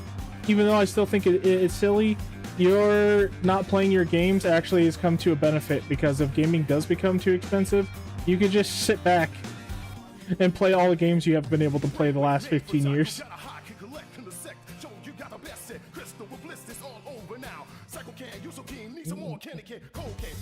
I have a feeling that gaming is going to become more expensive, and then modding and emulation are going to be, and piracy are going to be... Really? That wasn't even anywhere near me. Oh, get fucked. That was nowhere fucking near me, man.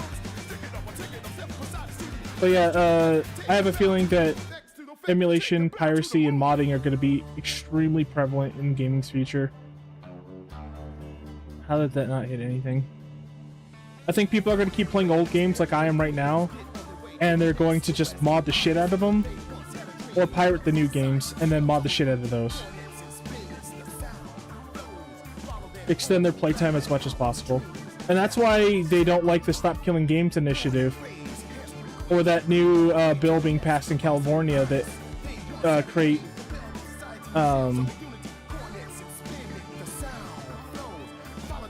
consumer protections for buying digital goods, because they want to take away your ability to play older games, so you can't mod them and play them forever. They want to take away your old games, so you have to buy the new slop that they give you, and not slop in the trendy new Zoomer way to say it, like literal slop. I'm so glad that mostly non-live service games were announced at Summer Game Fest. That market has been dried up since Destiny 2 and Fortnite came out. And people have been trying to chase it all this time, spending millions and hundreds of millions of dollars on it.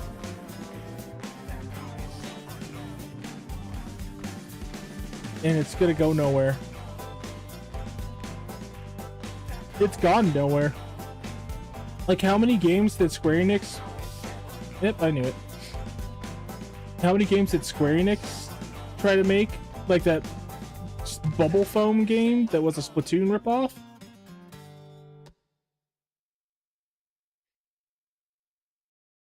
And yeah, The World Ends With You Neo didn't do well because they barely fucking advertised it. There was like one trailer shoehorned in at the tail end of like the year before it came out. Nobody talked about it until it came out.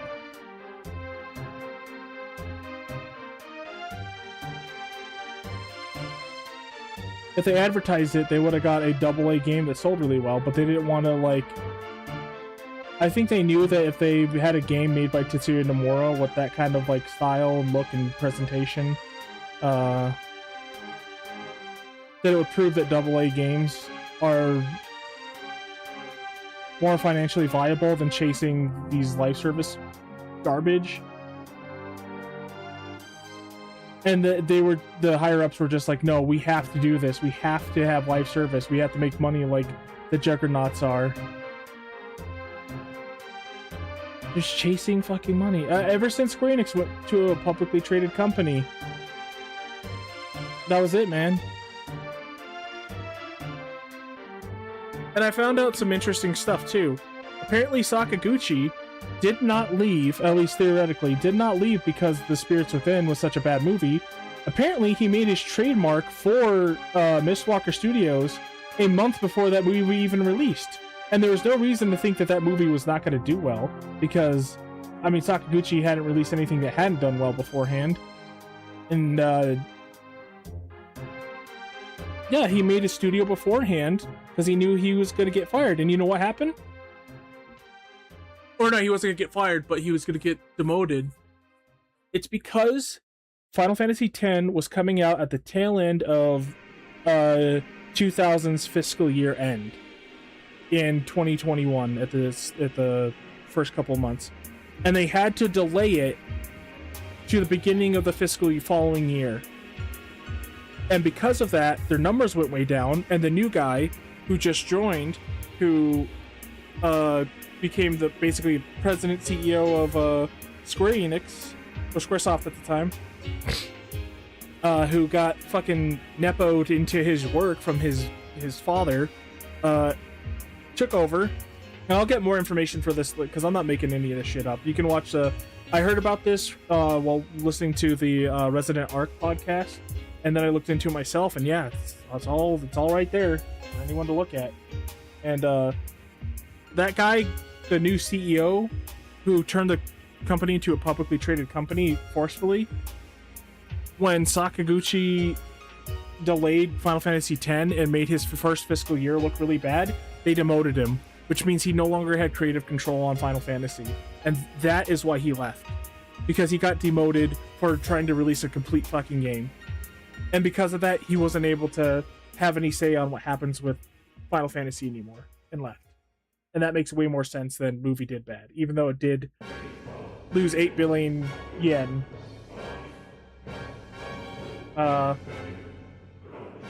They lost about half their investment. But that's not terrible. It's not like Concord levels of bad, but it's still pretty bad, right? But yeah, that's why it seems that's the reason why Sakaguchi left. I would love to talk to Sakaguchi someday. If I can ever become big enough or have an audience big enough to where I can like talk to these people, I would love to. to hear more about their their creative process and how they did things, and their ambitions, why they wanted to get into gaming and do that in the first place, and just figure all that stuff out. Hear from some of the legends of gaming and stuff. That's a pipe dream, though. I know that's not something realistic, but like if I could ever talk to Sakaguchi or Nomura, that'd be awesome. Because I love video games. I don't like what the ecosystem for video games has become. I care about the artists. I don't care about the company. I'll say it right now, Square Enix can fuck off. Trying to silence people talking bad about their game, like adding that new TOS in Final Fantasy XIV because they did a poor job with their game that made everybody upset, and they can't take the backlash because it's their highest grossing game, and now they're scared to have bad publicity about their game. Releasing the games they have, going for just, it's all bullshit. Not saying that Square was perfect beforehand, because there's a reason why people left before the merger and everything happened in the first place.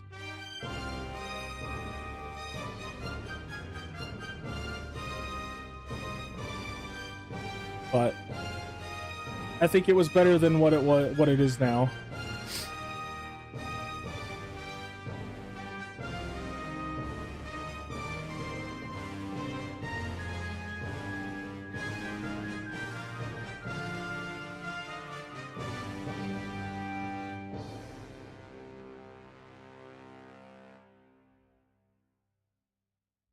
Because at least they were able to make art. And I forgot his name, but the guy who was running Disney in the 80s, he wasn't perfect, but he found out a way to make a successful business while promoting artists to do their work.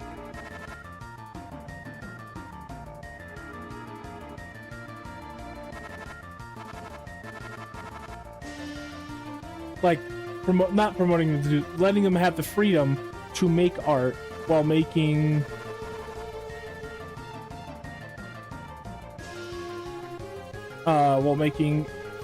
their company financially successful.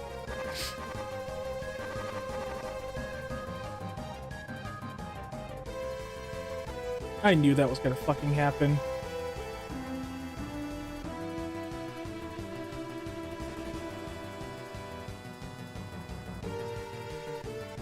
I think Nomura's a silly guy too.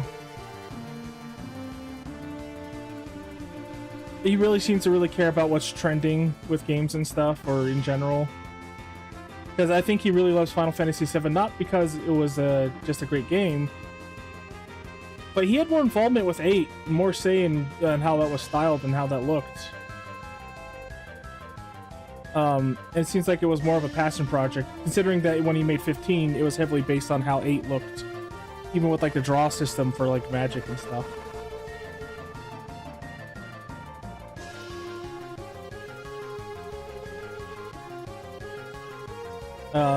But he doesn't like 8 because it wasn't critically acclaimed like 7 is. That's what it seems.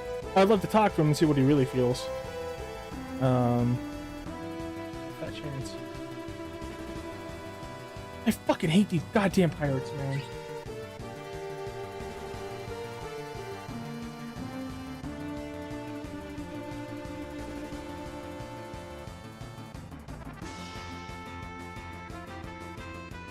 Fuck you.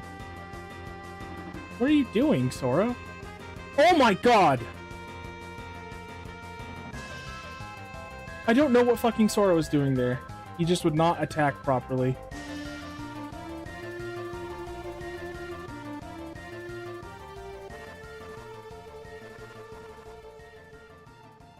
Oh, great! Sucker punched from behind for 3/4 of my health. That's cool. Alright.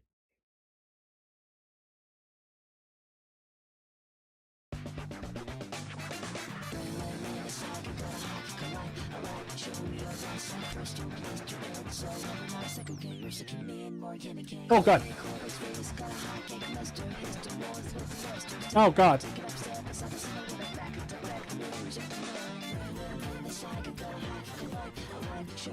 I messed up.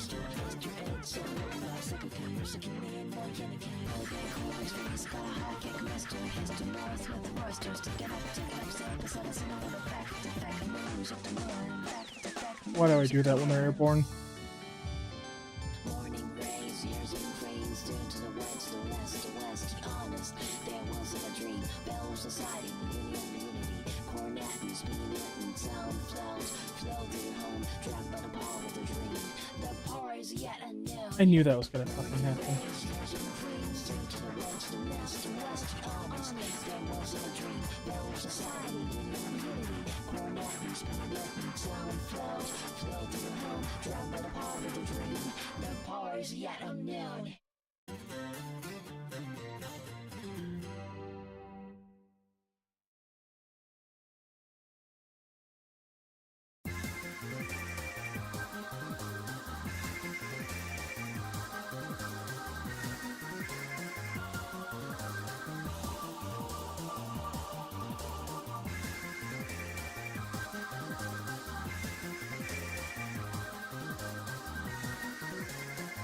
What the hell? I hit square. Why didn't I attack? That was so weird.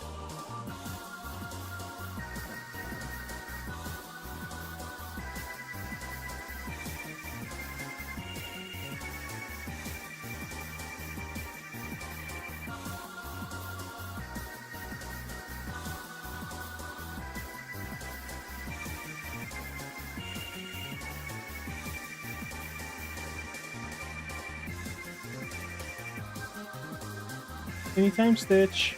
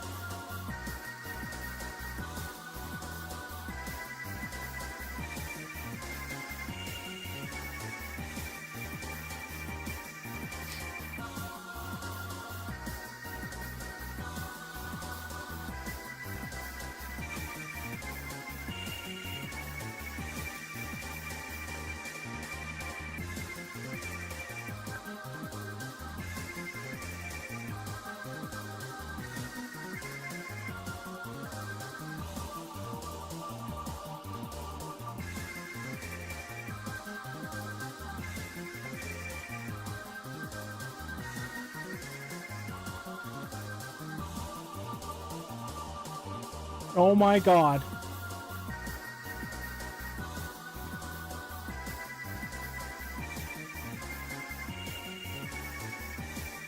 Anytime, Stitch.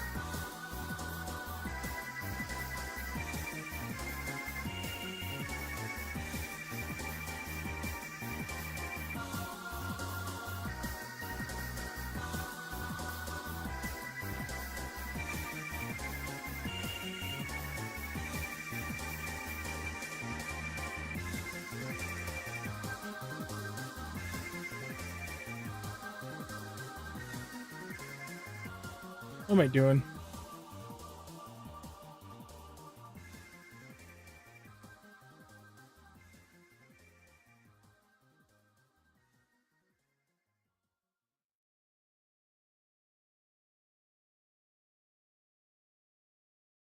That was close.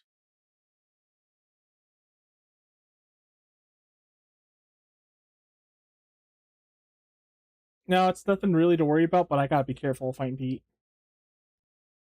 Because if I'm careless like I sometimes am...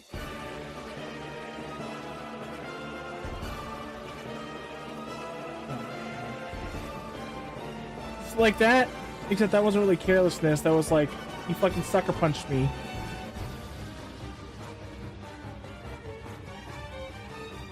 What? Alright. Feeling like, thanks, Stitch. Oh, he's a little too late.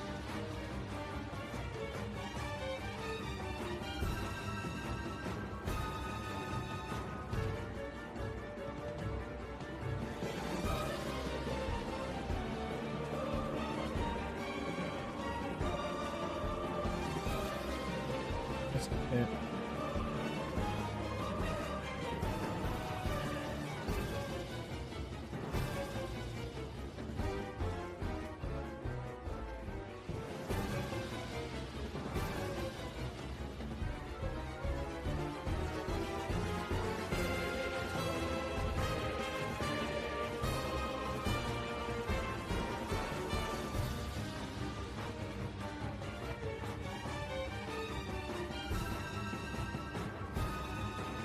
I'm so dumb.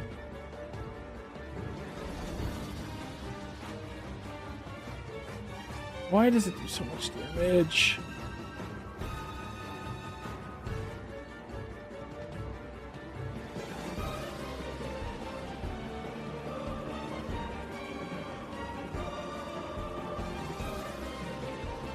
You know, anytime, Stitch.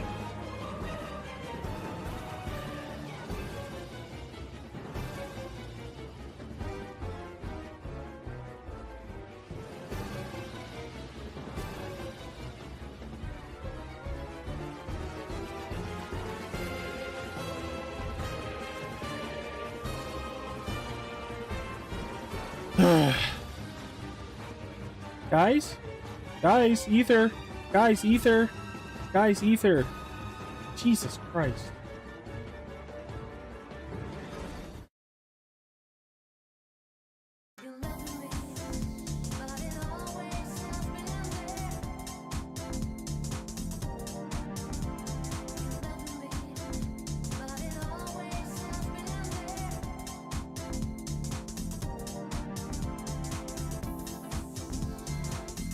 You know, on principle, I really like level 1 playthroughs because, like, they make you think about this game differently and engage with the systems much more. But I think it's just a little too far skewed into one direction.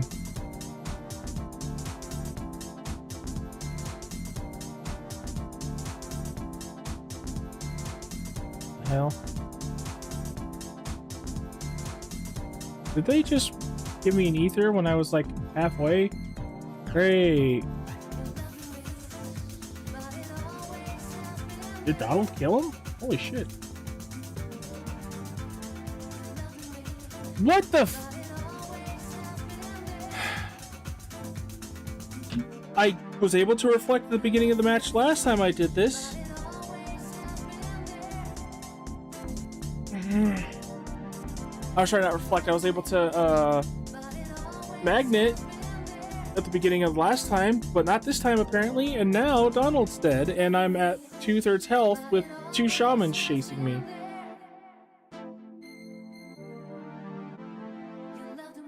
What do I do? If I heal, I'm out of MP. I can't retaliate. And then again, I will get MP, but then I'll waste 2 ethers because Goofy's gonna, like, either delay throwing them at me, or he's gonna use 2 of them right away, which is good, but then I'm using 2 ethers.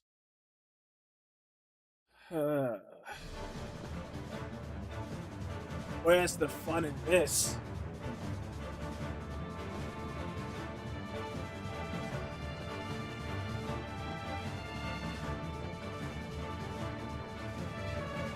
Yep, he had to throw 2 at me. He just had to throw 2 at me. I can't even do a full combo.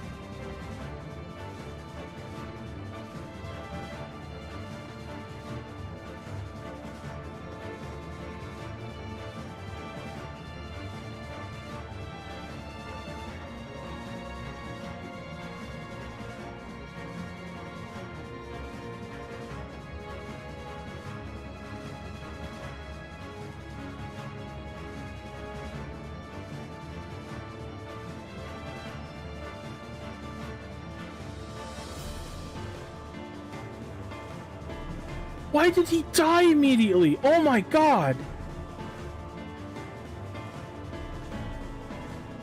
What the fuck?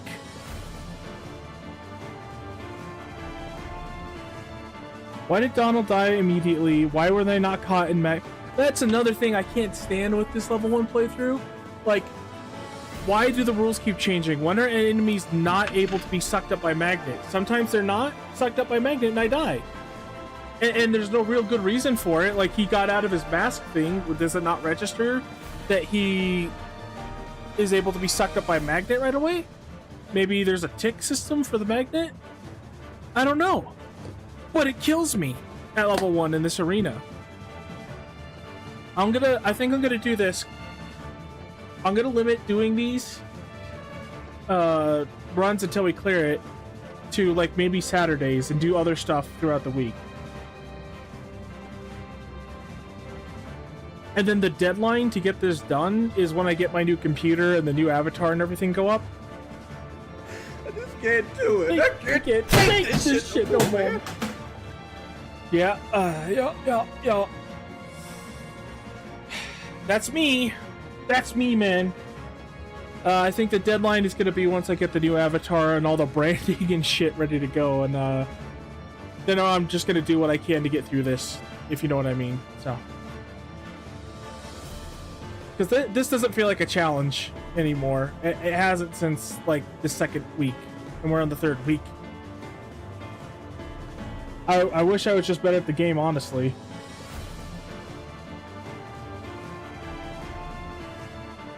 This just, at one point, when I'm doing something that I'm just not having fun in, what is the point? Seriously, and then 1-2 and it fucking almost kills me. And then he spams it. Almost all my ethers are gone from this one fucking fight.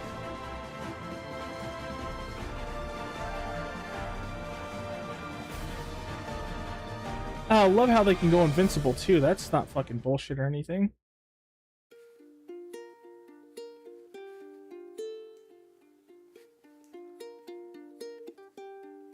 I wish I could see their inventory to see how many ethers they have left. Oh my god! I set my controller down! Why did the fuck? Oh my god.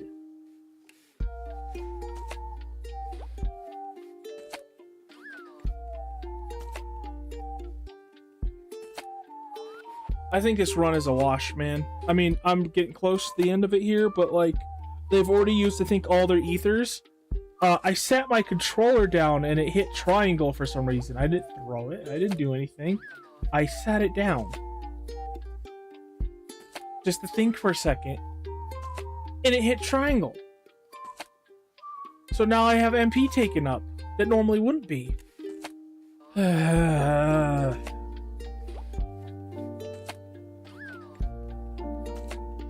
I was thinking, okay, I'm gonna cure, and then I'll let Mad MP regen pop up. Like, I wish I could just...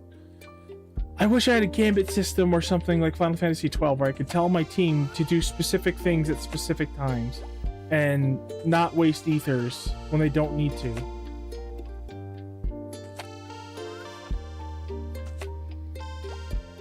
Here we go.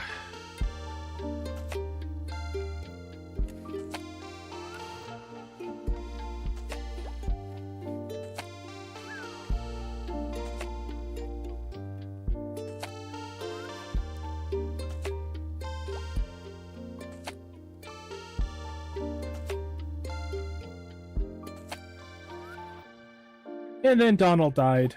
And then Donald died. And then Donald died. And then Donald died.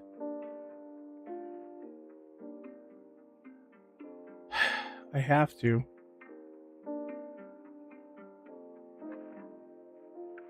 Yeah, they're at it. Unless Goofy has 1 or 2 left in stock, I think we're out of fucking MP pots, which is not great. And I have to save all of mine for the very end. Oh, really? Really, motherfucker? Really? He always attacks at that exact moment, but no, that time he doesn't? God, yeah, I think that this or the next run, I'll see how I'm feeling for another one after this, but I think this is it for today. I'm starting to get so fucking mad. Like, he does that at the same time almost every single fucking time, and when I was expecting it, he doesn't, then hits me and gets free damage.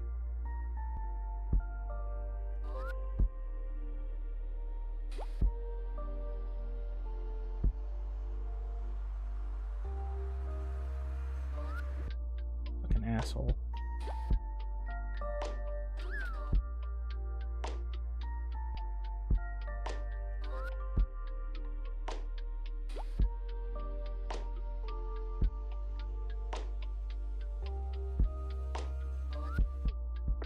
What the hell? I forgot these assholes could do that. Jesus Christ.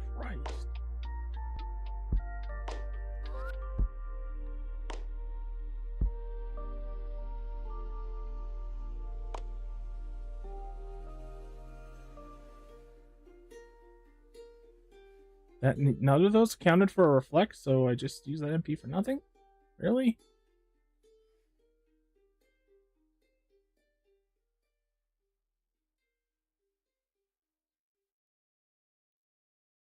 It wouldn't be so bad if allies didn't die immediately.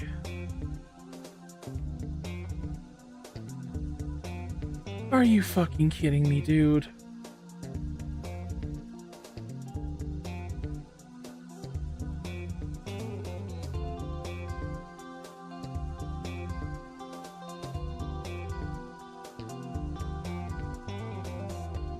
Oh, of fucking course. Fucking animation lock is the only way I get fucking hit in this game. Yeah, I'm getting way too mad.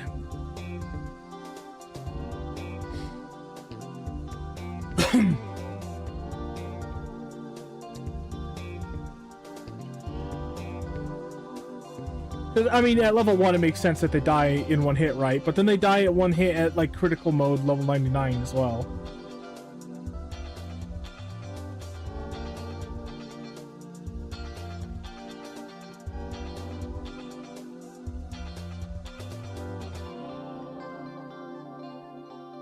No, why is it on drive again? God. And then this freaking command system, it just like fucking flip-flops everywhere.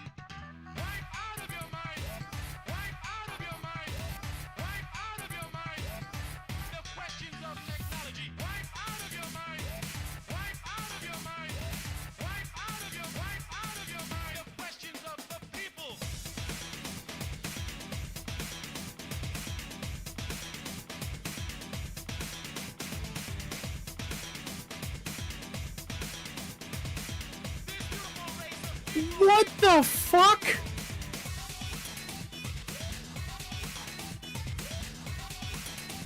So you don't... I know they're invincible when they're in mask form, but I deflect off of them too?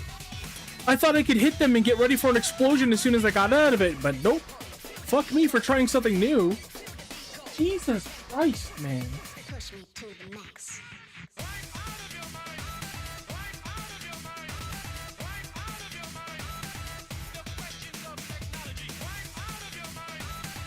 Kingdom Hearts 2 has screwed us again. I'm debating commissioning a Sora model that just has that tattoo to his fucking face.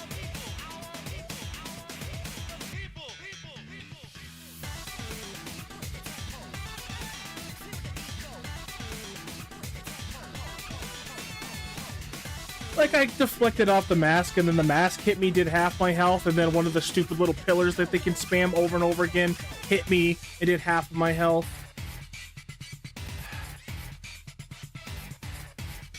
I wish I had more resources for shit that actually help me, you know? I don't even think this really helps. The protect, whatever. Because I was testing it and it doesn't really seem to like lower damage.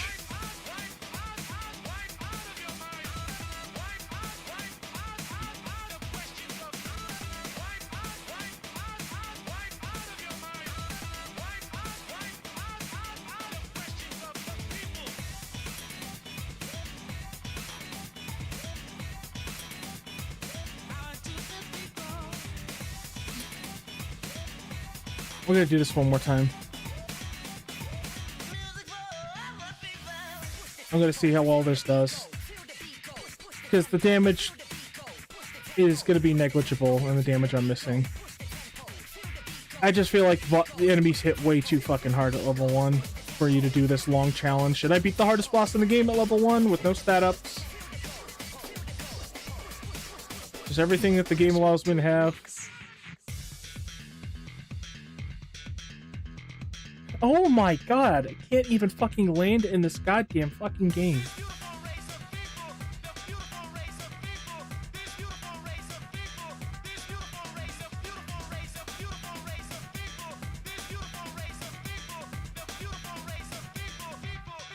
Oh, also, fighting in Valor mode with both the Kingdom Keys and the, like, little star, effect when you hit enemies. There's so many stars flying everywhere, it looks really cool.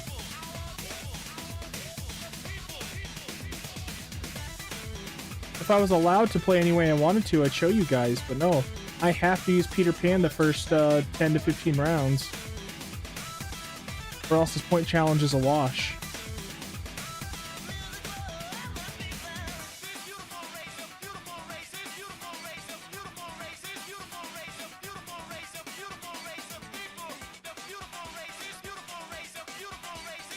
How the fuck, man? I was in...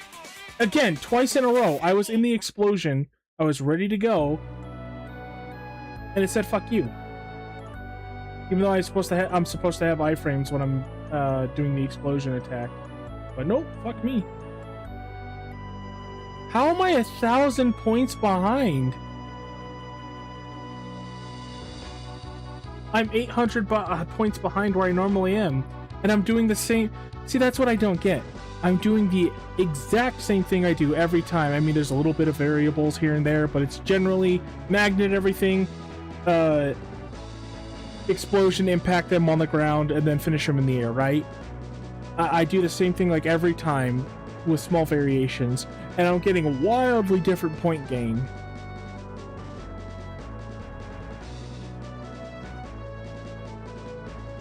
Okay?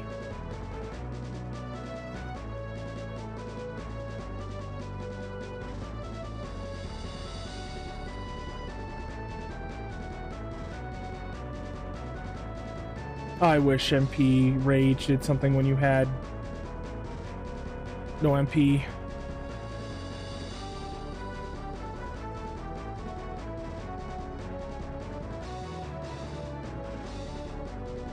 Yep, I knew it.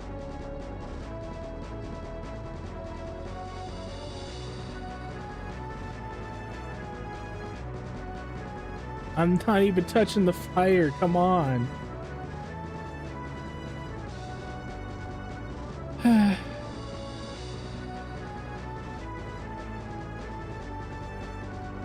I'm not even touching it! Oh my god.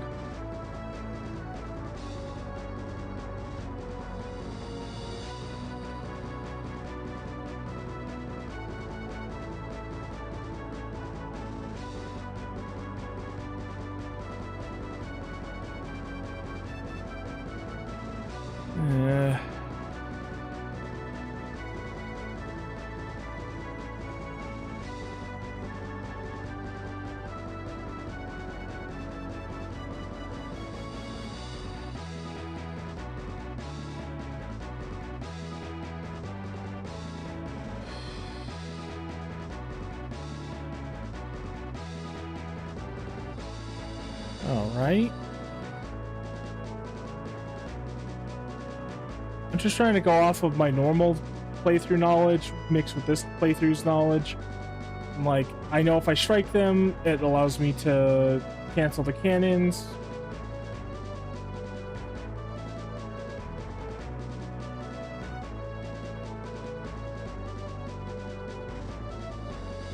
It just doesn't work here. What the fuck?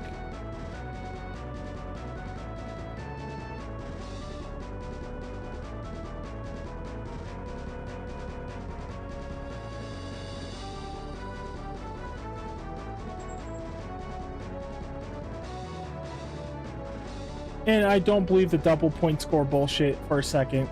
Because I should be getting like over 10,000 points when I do this.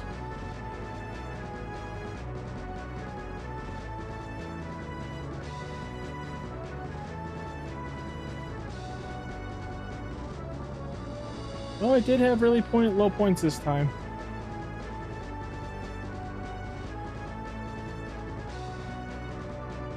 Oh, hi, pretty princess. Got a gizmo here.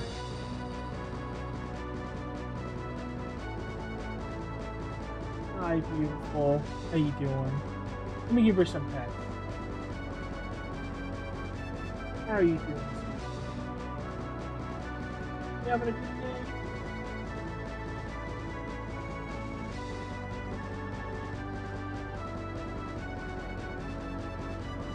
What's wrong?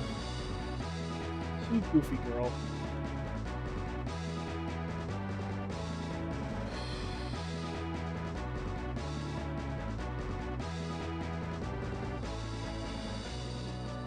Yo, what, Dan? Yo, what? What you gonna say?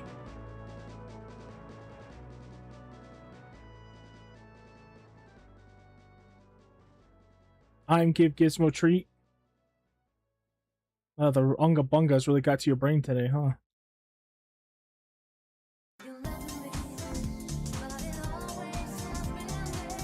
Oh, I love getting hit from behind. Kingdom Hearts 2 special.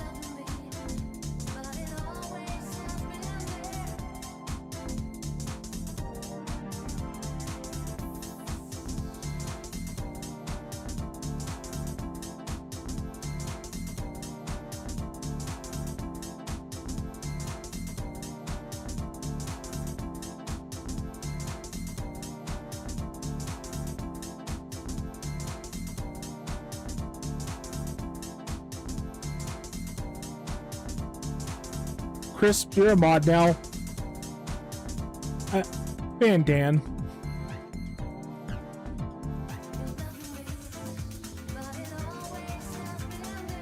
I'm just fucking kidding.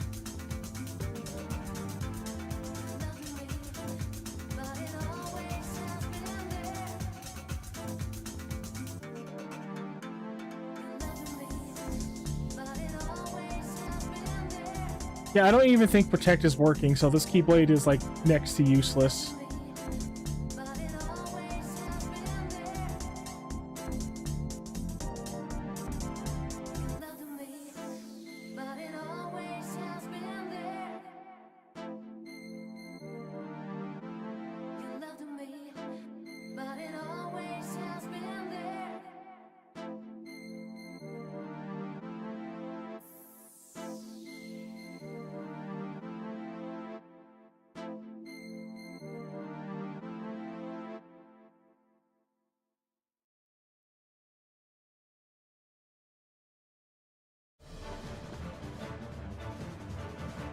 Where's the fun in this?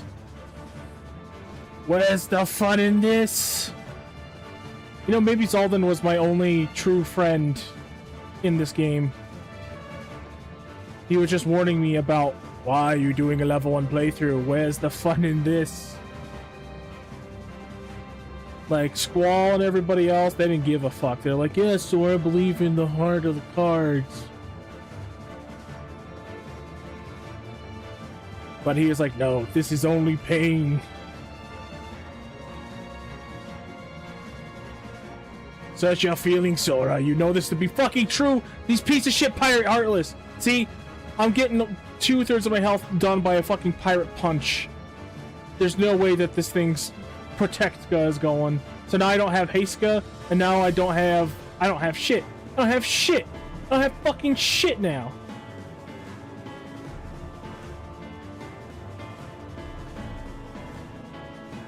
Yeah, maybe you should get a real computer, man. Woo. What the actual fuck?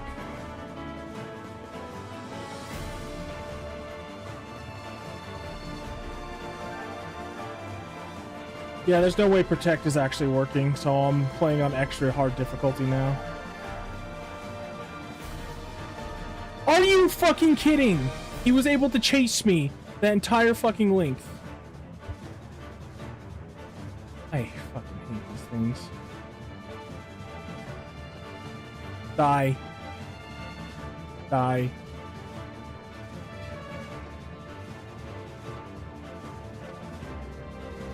No, you don't have a real computer. You're an idiot like me and have a laptop.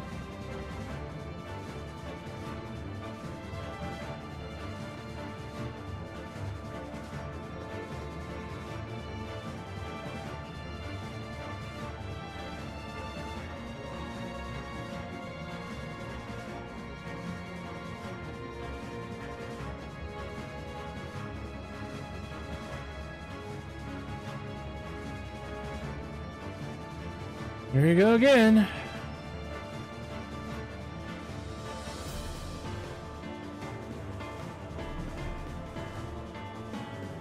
Oh shit. At least you could jump from it. Thanks for not giving me MP until last fucking second, Stitch, you piece of fucking garbage. You are a trash panda.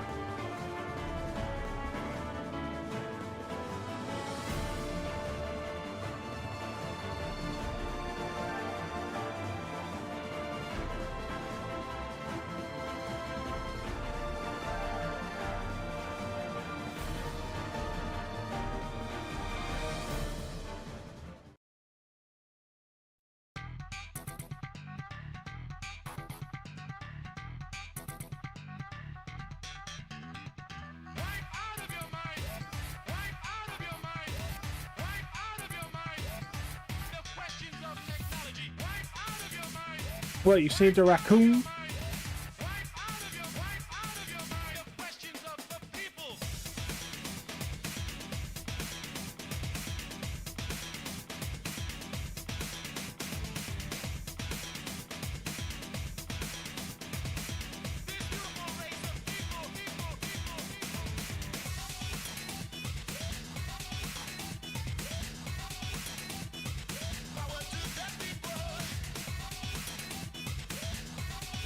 You are a liar and a thief.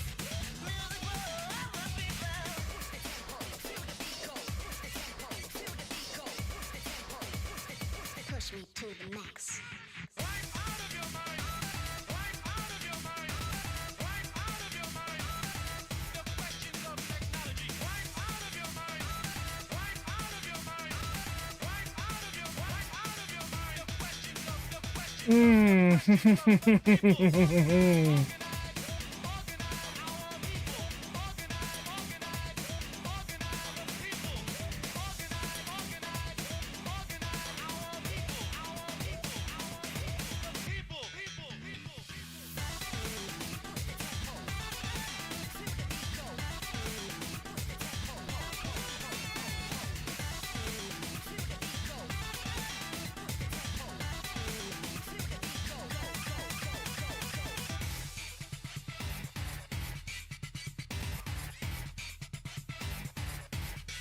This wouldn't be so bad if I didn't get too far away from an enemy and it unlocks.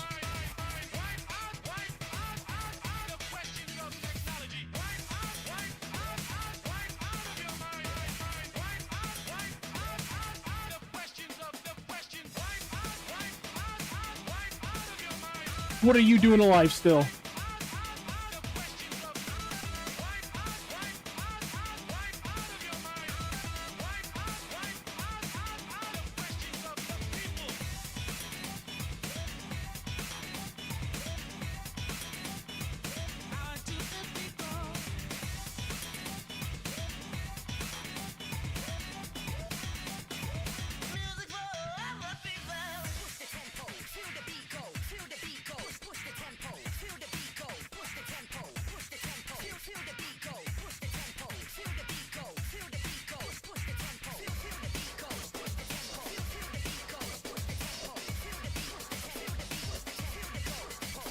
Oh yeah! Look at that climb! It's sexy! Put it to music!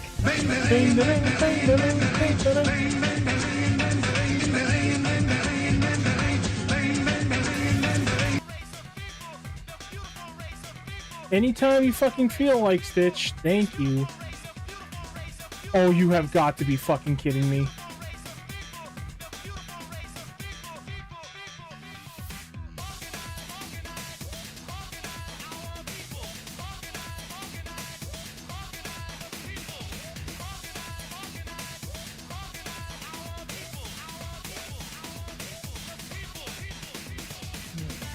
You're garbage, Pete. Ah!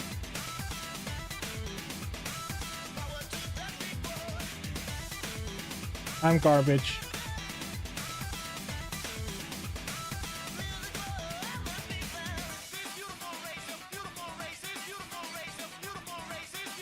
What? The shockwave hit me after the fact? You've got to be kidding me.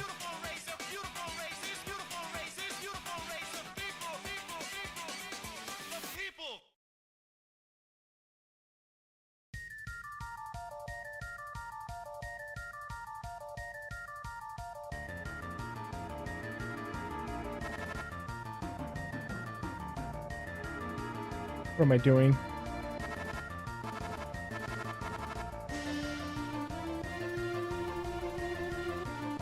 Oh, you're such an annoying piece of shit.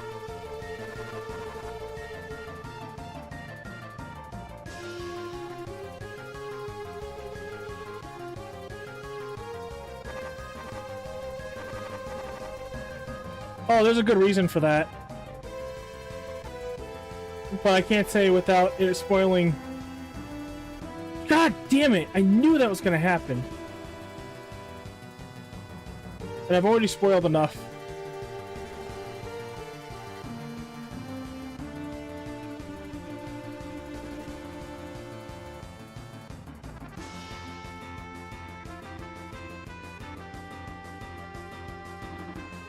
Such a good song.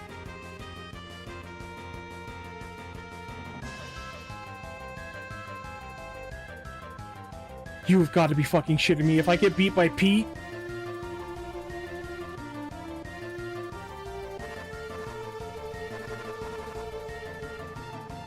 Come on, lick me, you little fucker.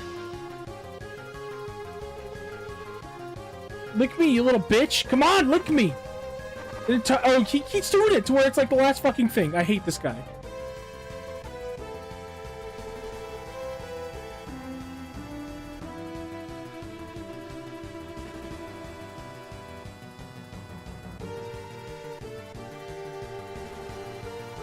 Oh, you have got to be shitting me. Goofy, why did you use an ether on me when I had 2/3 of my MP left, you dumb fuck? Ugh, sorry, I'm getting really fucking angry. Oh, you're probably close to finishing 4? What's the last thing that happened, as far as you know? Is there anything involving the moon that you've done?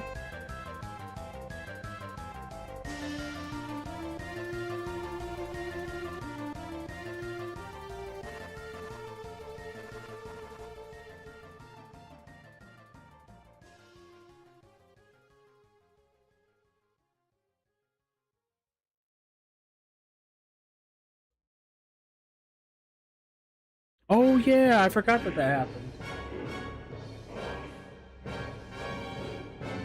You're getting close-ish.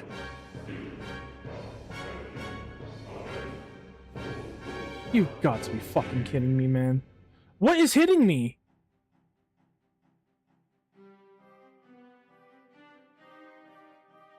I didn't even hit... Oh. Huh. But alright.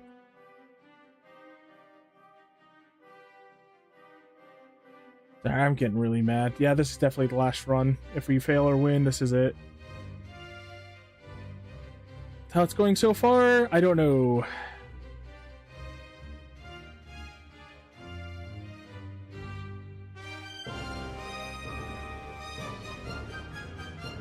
I hit the finisher. Whatever. I fucking hate this game sometimes, man.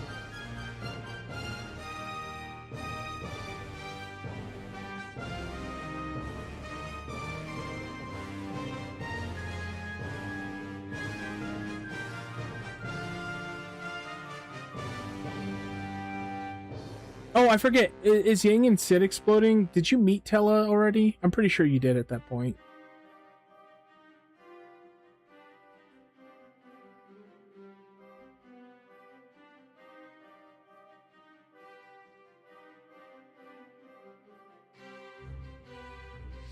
Yeah, that was a pretty cool fight though, right? I always like that fight where he fights Golbez and he uses Meteor and it's just like, I don't give a shit.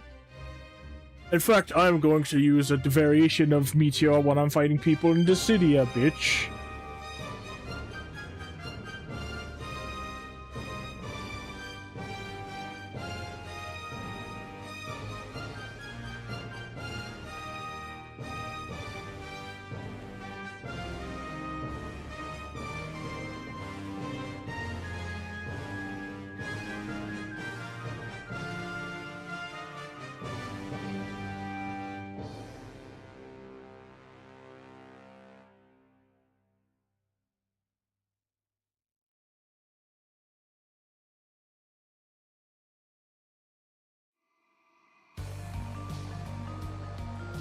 No fucking way. You have got to be shitting me. You have got to be shitting me.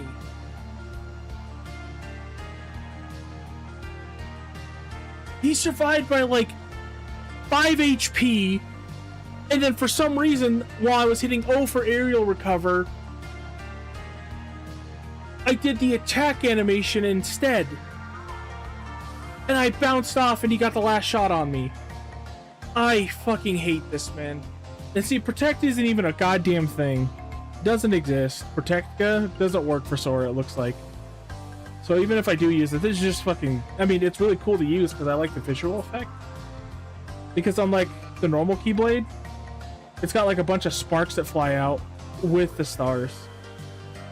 I fucking hate this, dude. I wish I didn't suck so goddamn much at this game.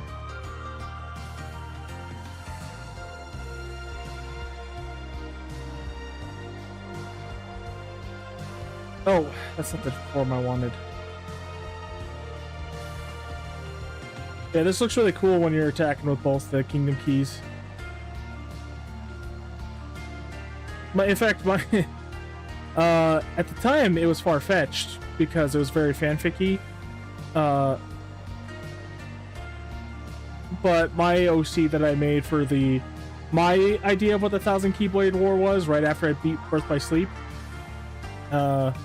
he used these two Keyblades for story reasons. But it was very clearly Sora's Keyblade.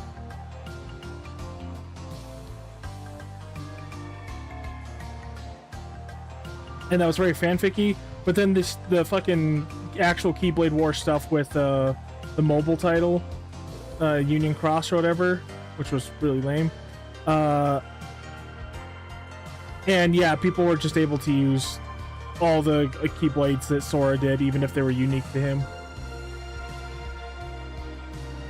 So it actually makes sense in that context. But I think my interpretation of the Keyblade War is much cooler than what Nomura had us see.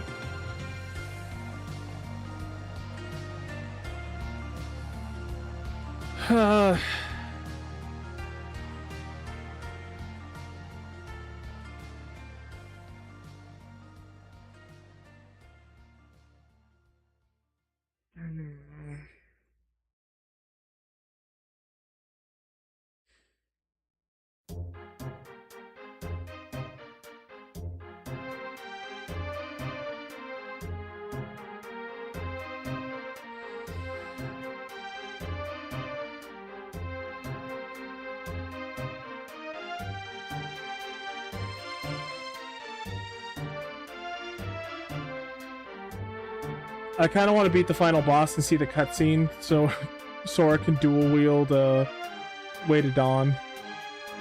Which I could do that with the mod if I wanted, just make two Keyblades look like Way to Dawn. But seeing in the cutscene and it's his Keyblade and Riku's. This Keyblade's so cool, and I'm so upset that Nomura replaced it with Braveheart, because it just symbolizes everything Riku's gone through. It's his Soul Eater that was transformed into a Keyblade, and it shows the darkness and the light that he uses. It's a very character-driven design. The new one just looks like, oh look, it's a nice card key. It's style over substance. And canonically, Sora does have the Keyblade at the end of 3.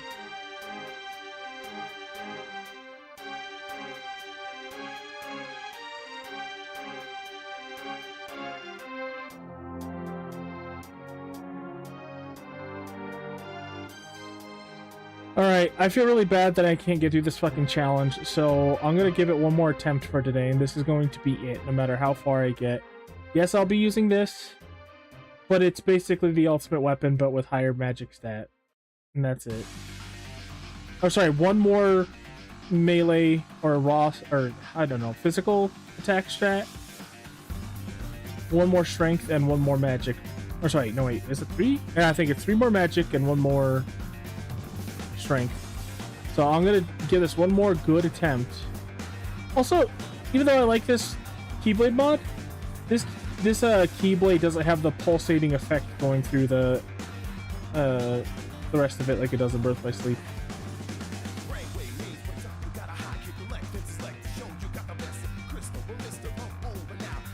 I always wondered why.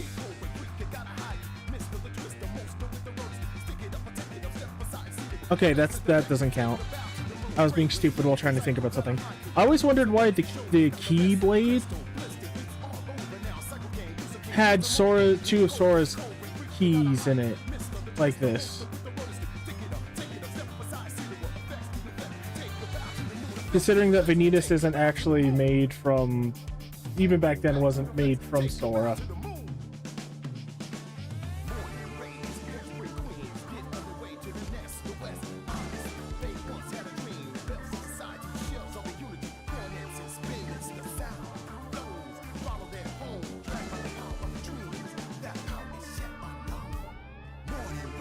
Oh, that's funny, because I modded this Keyblade over Bond of Flame. It has the Bond of Flame trail behind it, which actually looks pretty cool. It's a little weird because it doesn't encompass the whole thing, but it's still cool.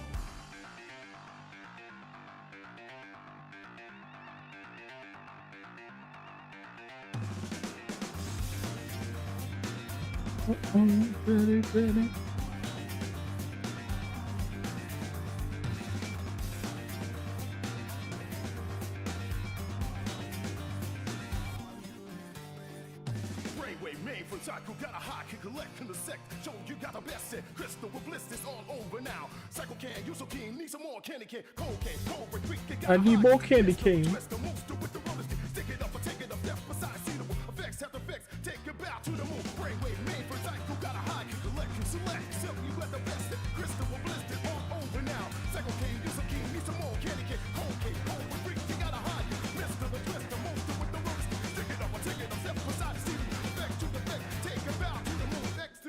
Take a bow to the moon.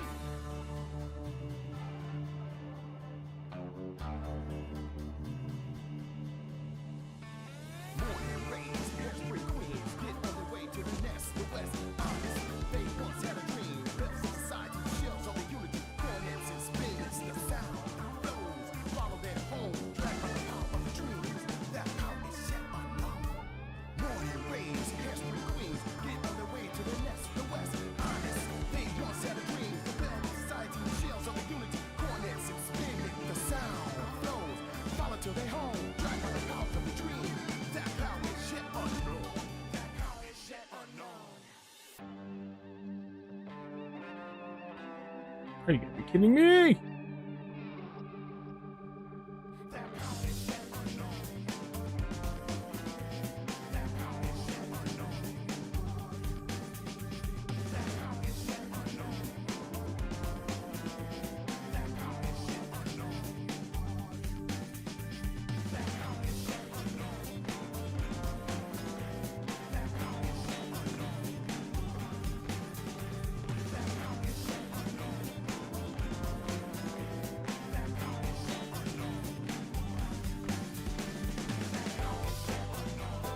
Oh my god.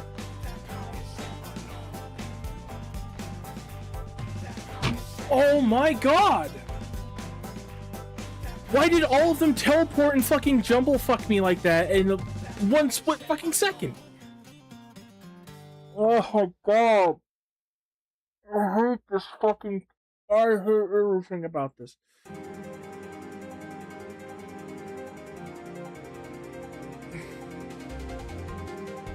Yeah, deadline. I'm gonna do this one more time because that wasn't fair. I didn't get past round 10.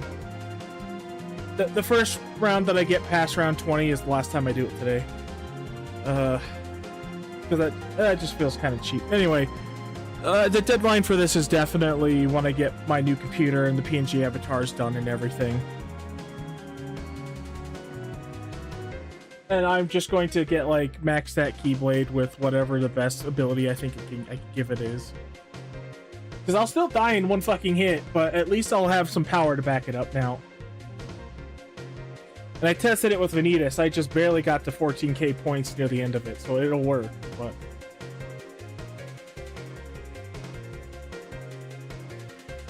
I could just give the Keyblade really high stats and then have Jackpot on it. Because I put a serious effort into this. I at this point, it's just semantics, I think.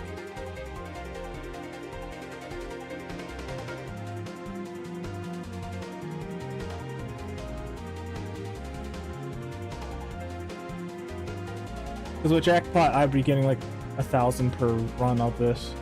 So it wouldn't really matter for later runs, but with that much damage, I might not be able to get that much point gain.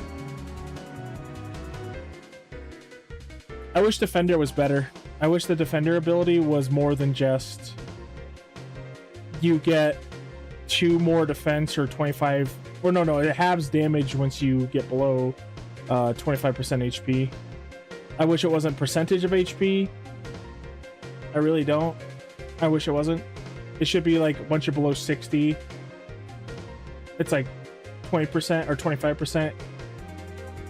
And then once you're below 50, then it's half damage.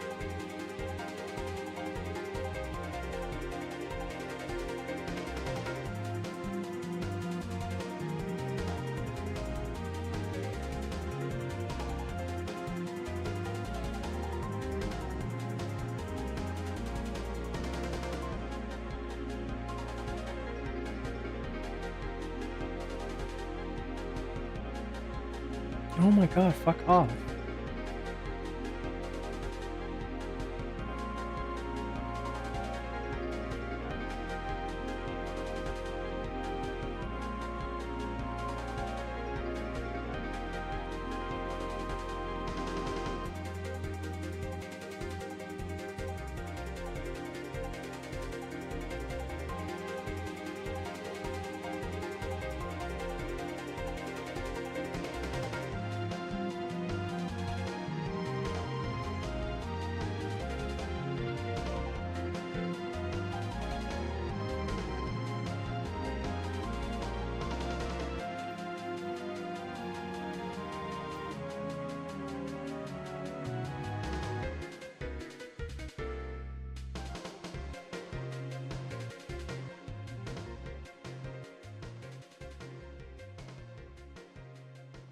Sorry, I'm looking up something real quick.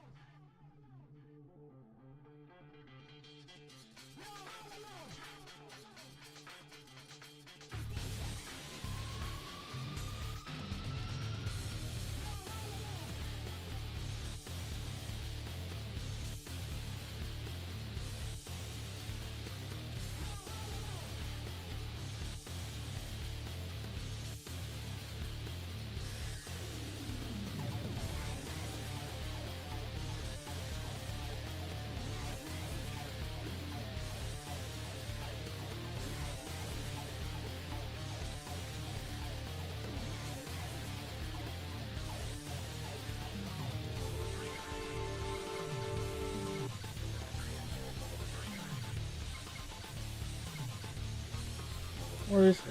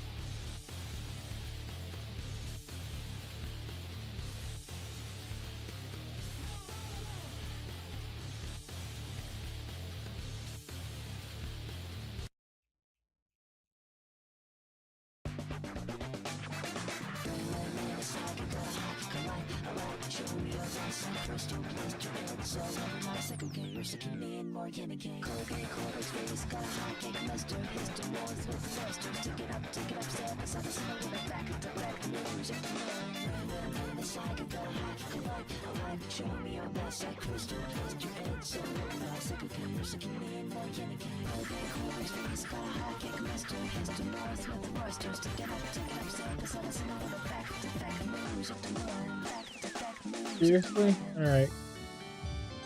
Morning rain. west. Honest, there wasn't a dream. Bell society, unity. Cornet and spinning and sound flows. Flow to your home, dragged by the power of the dream. The power is yet unknown. Morning rays, years and queens, straight to the west. Oh my god. West, honest, there wasn't a dream. Bell society, unity. Cornet and spinning and sound flows. Flow to your home, dragged by the power of the dream. The power is yet unknown. Sorry it's taking so long. It's because my computer is so slow.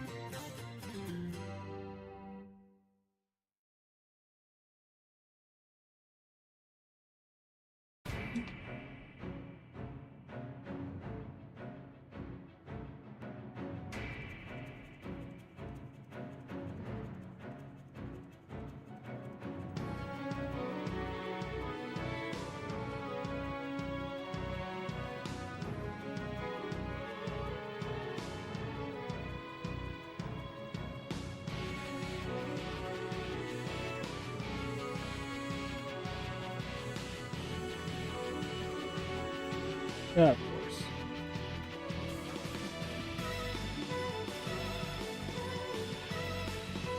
If there's one thing I can praise 13 for, it has a phenomenal soundtrack.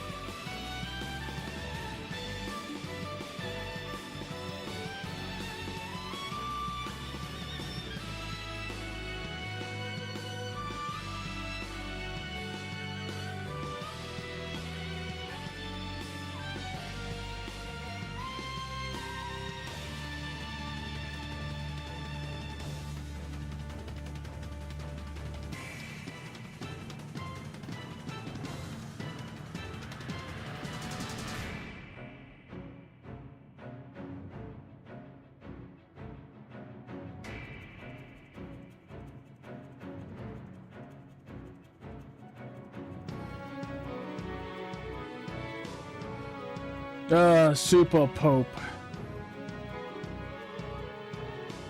The greatest final villain that has ever been in a Final Fantasy.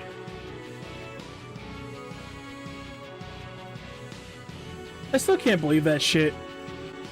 After villains like Sephiroth and Jack and everything and Seymour, they thought that the Pope would be of a good final boss.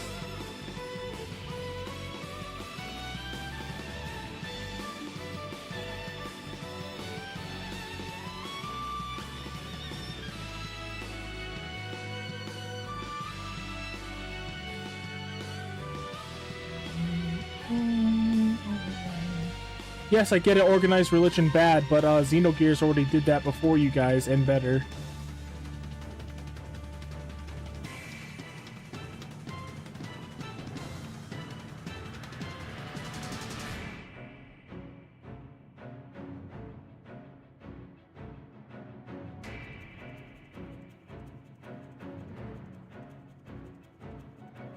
You know, this battle song's pretty good, but now that I think about it, now that I'm listening to it again, the best part of it is when the violins swell. Besides that, it's like it's an alright song, but then when it gets to the then it becomes hype.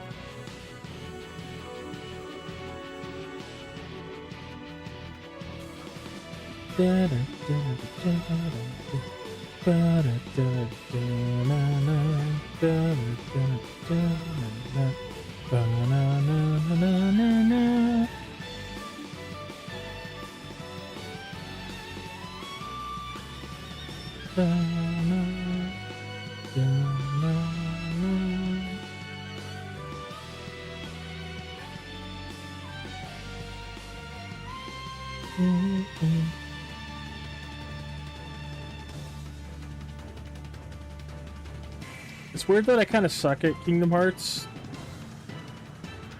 but I'm like really good at Devil May Cry. Like I can play Dante Must Die, and I'll have trouble with it, but I won't be stuck on it like this.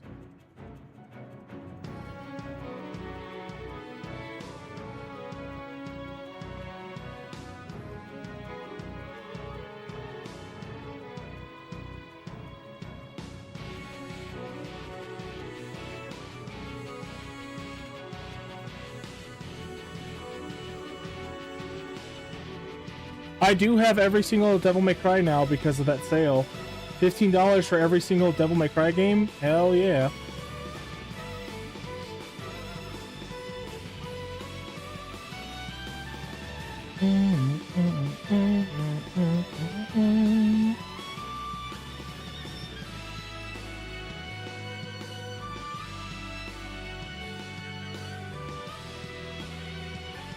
Oh, fuck off. But I'm gonna wait till I get my new computer to play the 5th game at least. I can play all the other games just fine. The second one's gonna be a goddamn breeze. Because all you have to do is shoot. You just shoot with your gun, you win everything. Fuck off.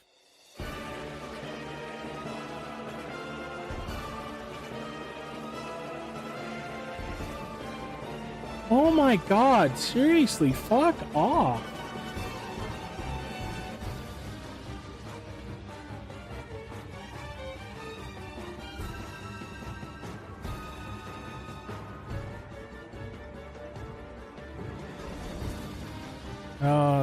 Shit.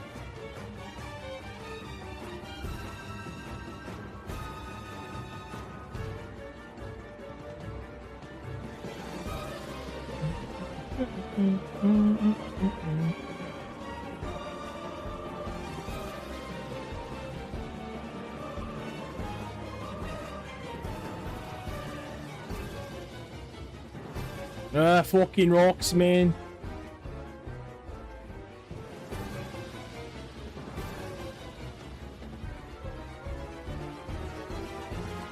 What the hell? That was so stupid. That is also so stupid.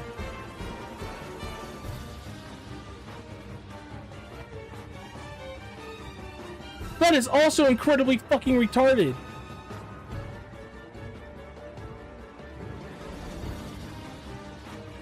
Ugh, man.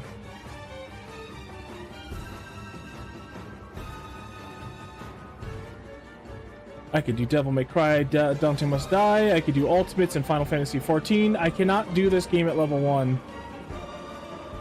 Are you kidding me? That fucking slide punch that came out of fucking nowhere. Or sorry, slide kick.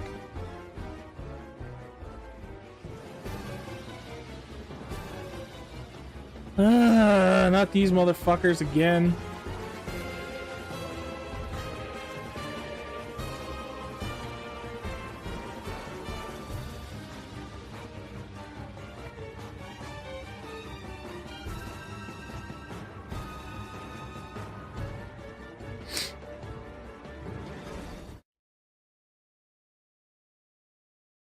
Peter Pan?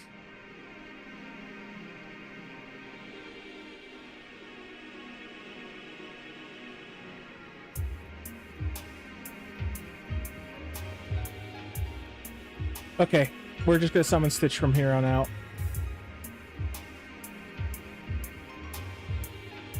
I wish the menus were snappy like they were in the original release of this game, instead of having this weird delay because it has to load the Japanese text and then the English text.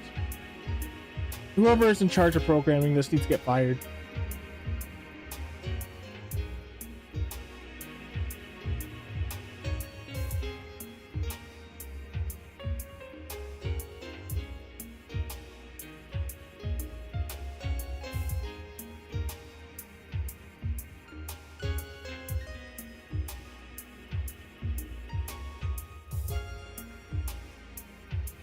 Because the menus are snappy in the original.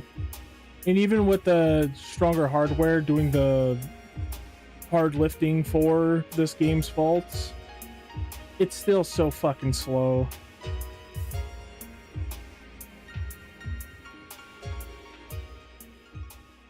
Because I can't see shit when I load into one of these matches. What the hell? That was so weird.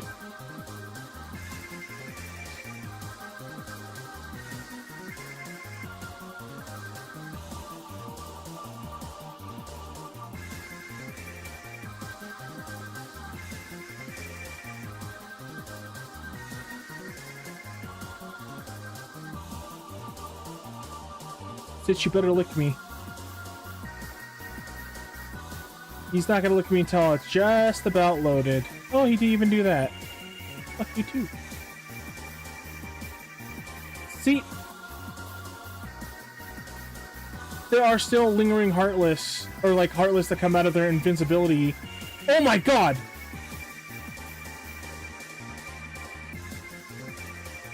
That are pulled into Magnet after they are no longer invincible. But sometimes it just doesn't work.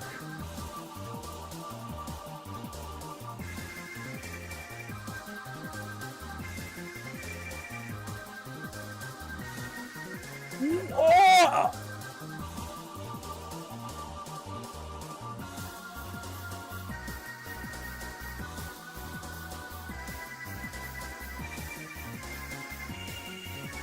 Because they both punch me at the same time. And both of them do exactly half my fucking health with a fucking punch. God, this game is so fucking stupid at level 1. Give me a second.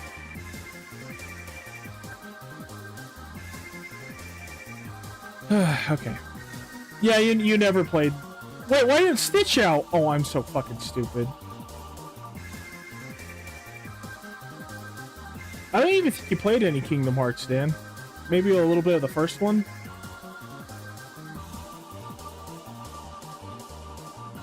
But yeah, the original was just so much more snappy. I think it ran at 30 frames, but it was made for it. And all the menus were super quick and snappy. It's a weird thing with modern Square games where, like, if there's a 60 frame thing that was in their old game, when they remaster it, report it, it's no longer 60 frames. Like, even the menus for Final Fantasy 7 and 8 were 60 frames.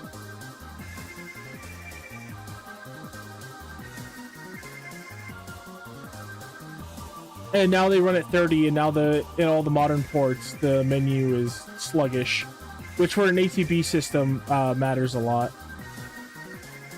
Oh, yeah, that's what I mean, Dan, because I thought that would be probably the only way that you played the first Kingdom Hearts.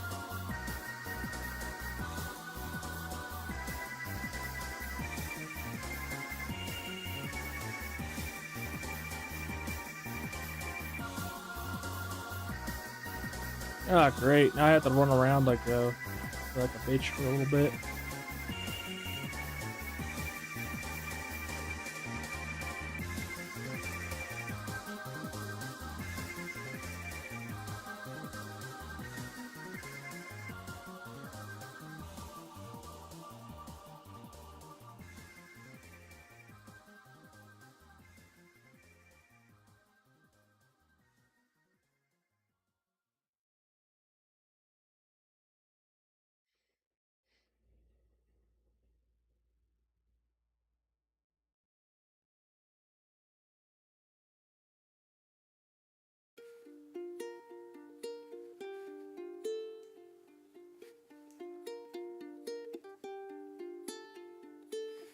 Of course, I'm just a little too high.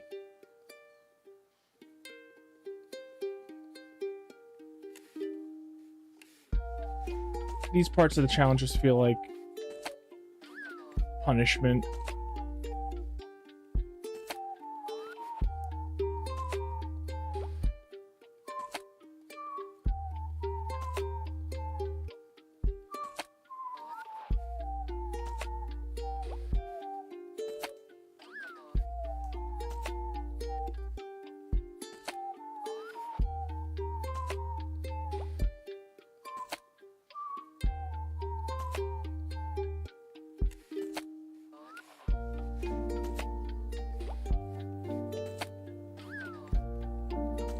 Bastion Square doesn't do nothing.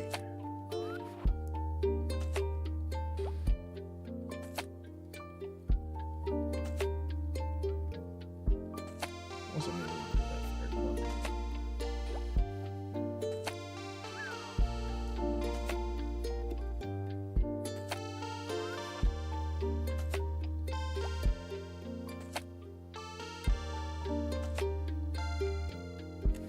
Of course, hit right out of an animation. Kingdom Hearts 2 Special.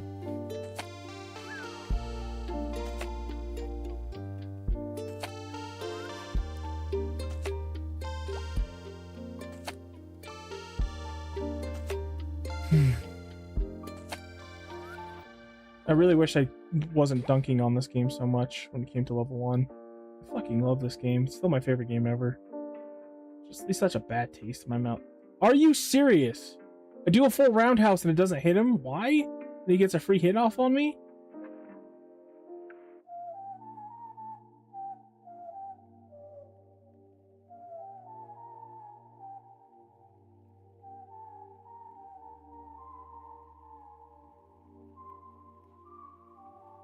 Okay.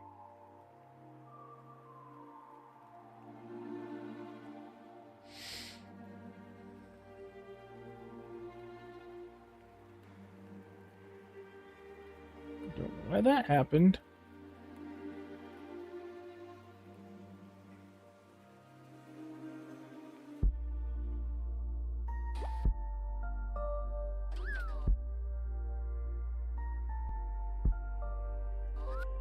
I don't know why this guy's tracking so strong when they first get summoned. I guess so you purposely can't just like hit them in the back and finish them super fast. What? I hit triangle.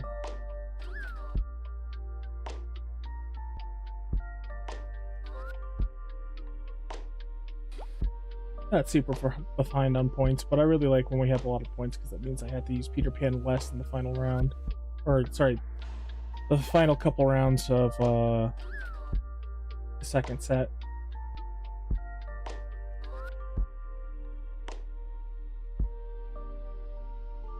Well, that would have sucked.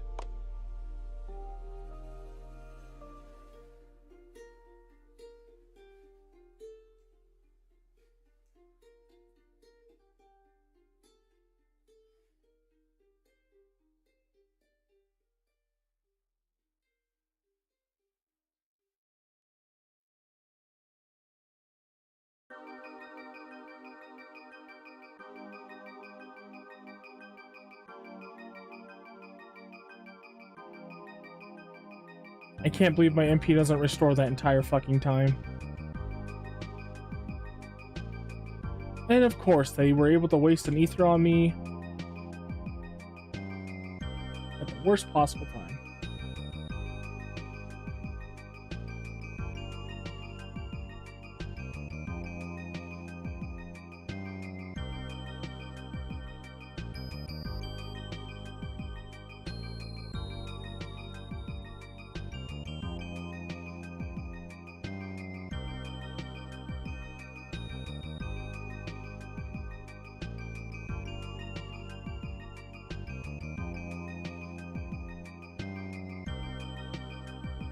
I'm not gonna play around with this fucking Pirate Heartless anymore. If I have the MP, I'm just going to Magnet and then drop after I summon. And then Thunder Spam or Ground Pound or whatever I need to do.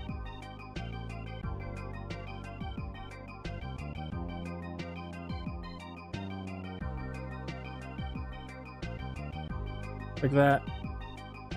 Okay. Don't hit them with anything, Sora, and almost die because of it.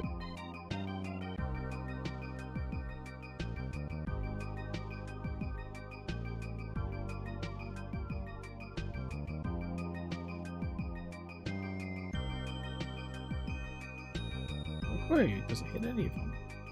Why would it?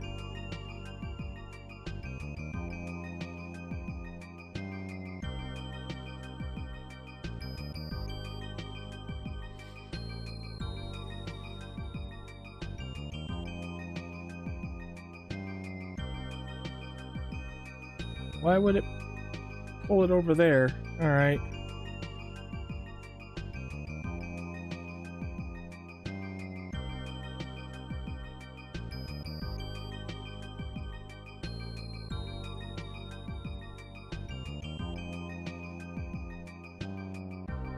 At least I've progressively gotten better and better at fighting these fucking bosses.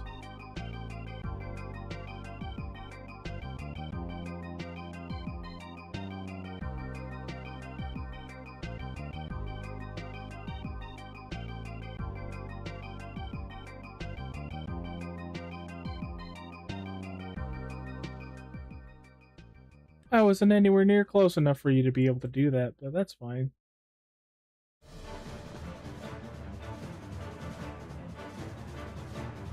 Where's your funny dish?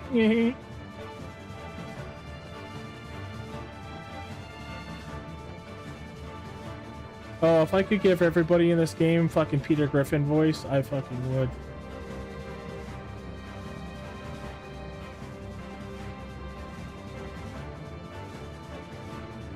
Give into the darkness, Shora.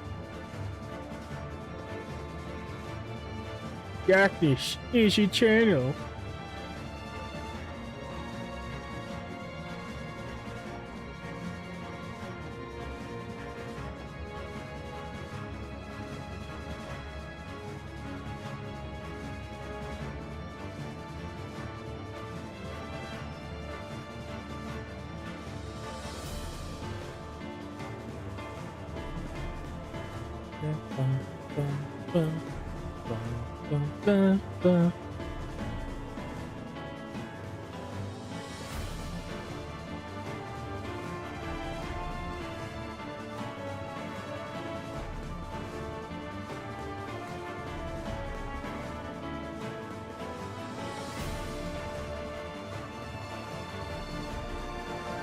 I used to do that. You might have heard when I was raiding, when you were still living, we were still living together.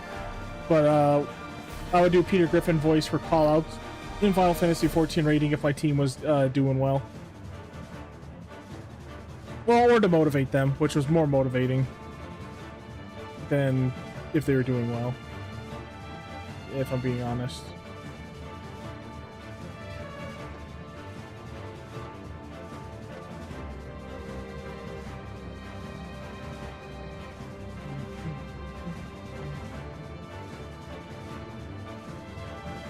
Oh shit!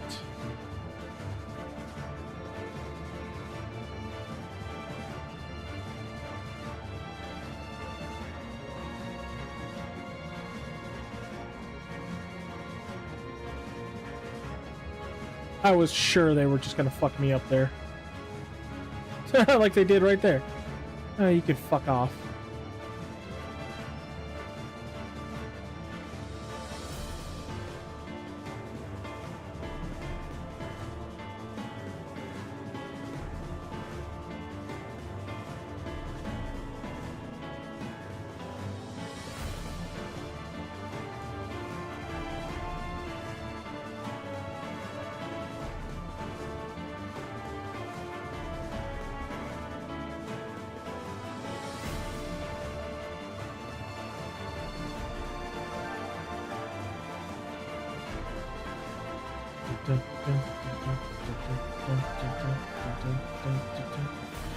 Yeah, why does it reset me sometimes to my magic menu?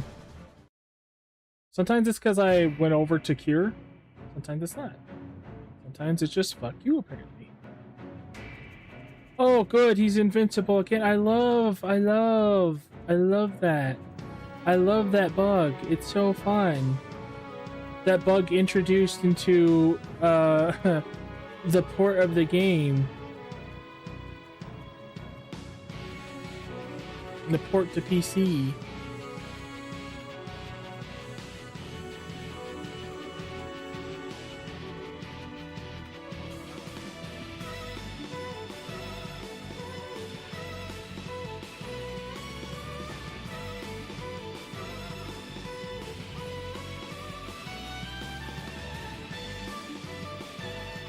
This music for fighting Pete feels a little long.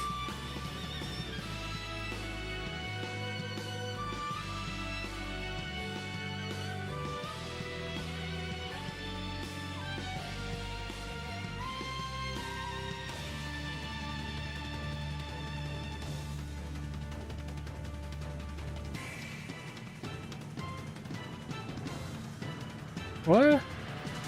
What? He did a circle punch just to fucking get a cheap shot off on me? That's so bullshit. Fuck you. I'm not taking any chances, so I have to back up and heal, which means I have to deal with all this as soon as it gets close to me.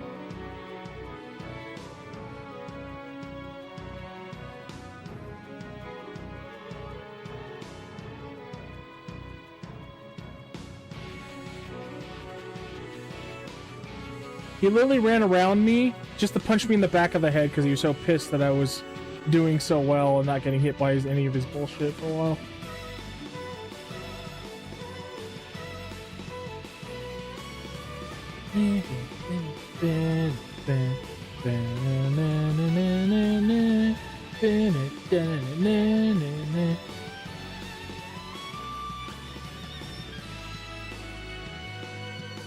Daniel, should I do my classic lightning cosplay?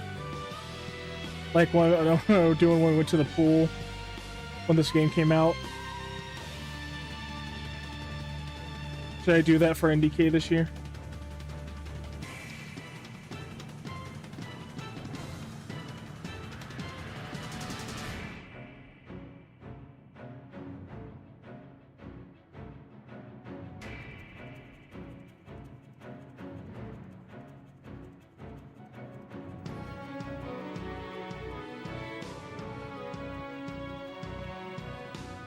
Just get a towel and drape it over. I'm lightning.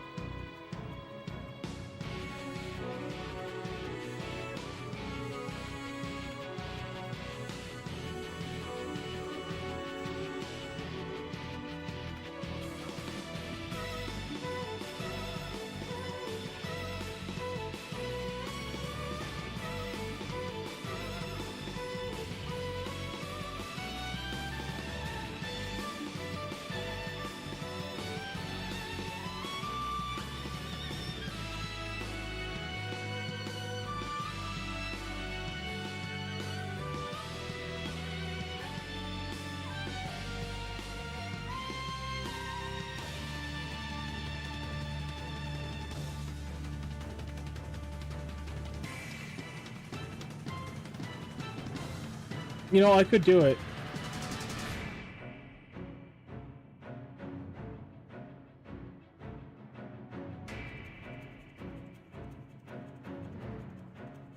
I love how it was raining yesterday and now it's like 99 degrees outside.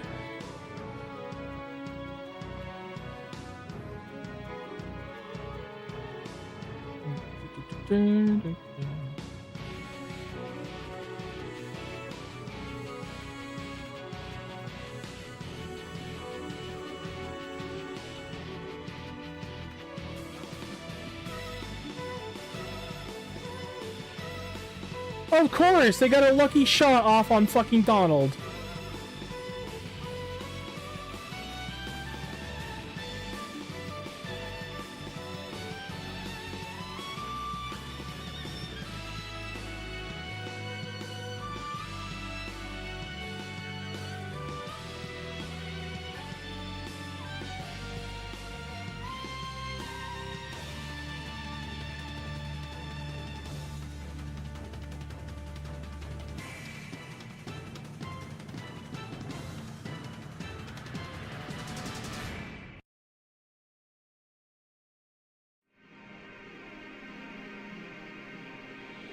Don't need your flare power, Donald, you piece of shit.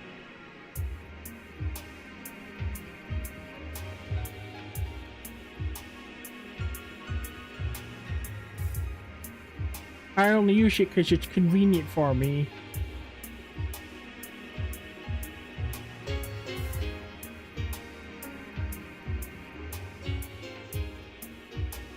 I was like, where'd the other one? Where'd the other one go?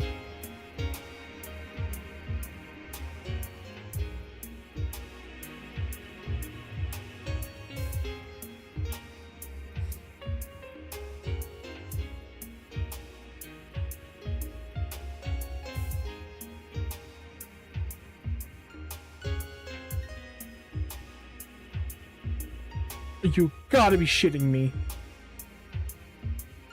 I should put cure back on Donald so he can pop a fucking cure. Why did you...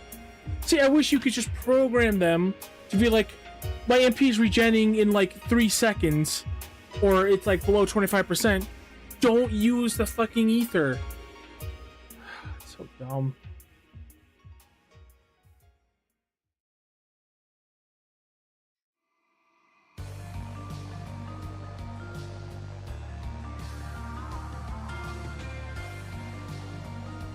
The fuck just happened?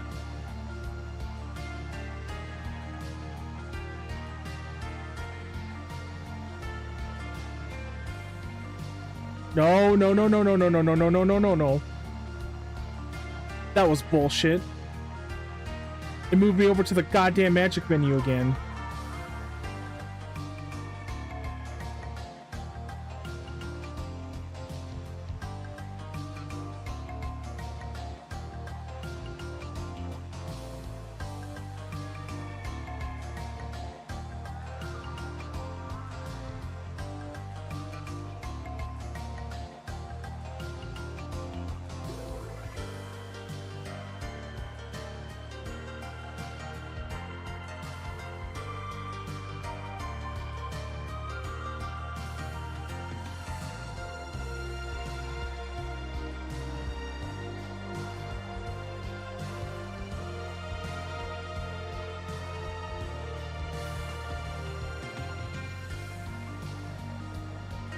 So far, this is one of my favorite songs on this playlist we've been making.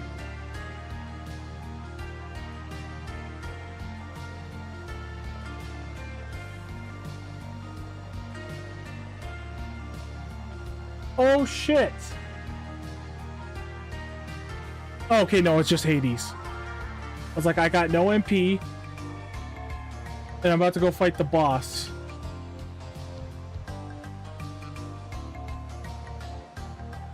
That's it.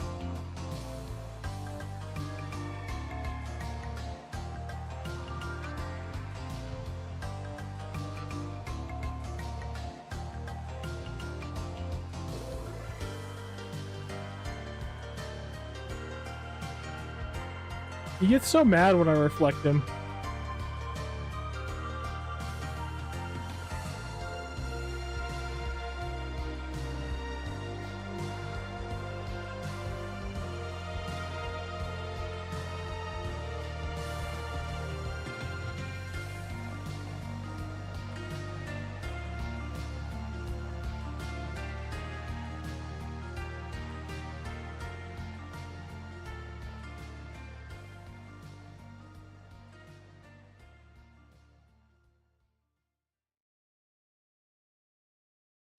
Nope.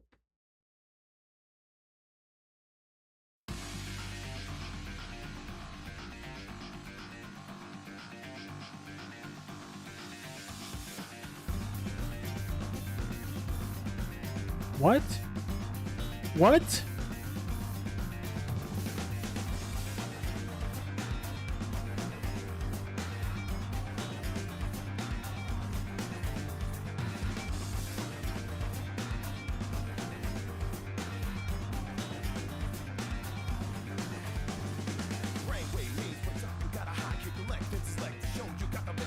You gotta be kidding me.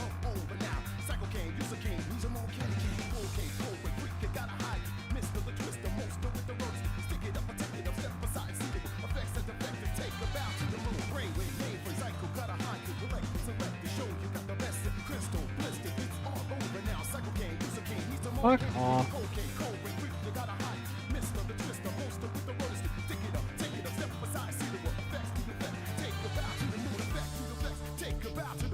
Fuck off, man.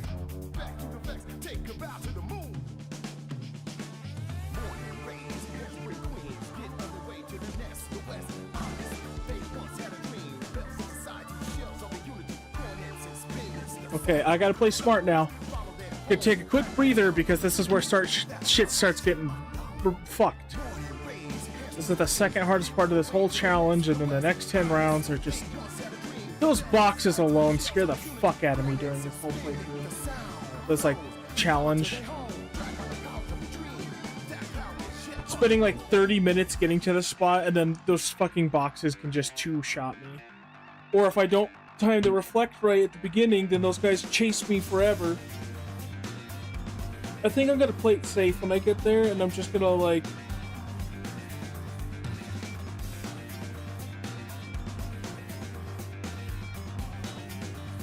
I'm just gonna let them chase me until they start gravitating towards the ground, and then use reflect and try to make as much distance from the Christmas box as possible. And as soon as they get out of that, transforming and blasting them.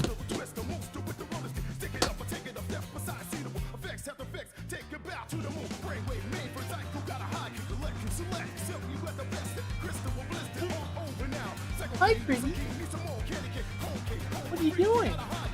Peaceful. Hi, kids.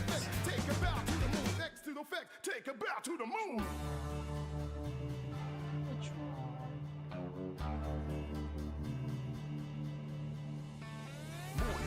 I don't know why. But my cat just ran in here like, what the fuck is going on? Why? Why did I do that?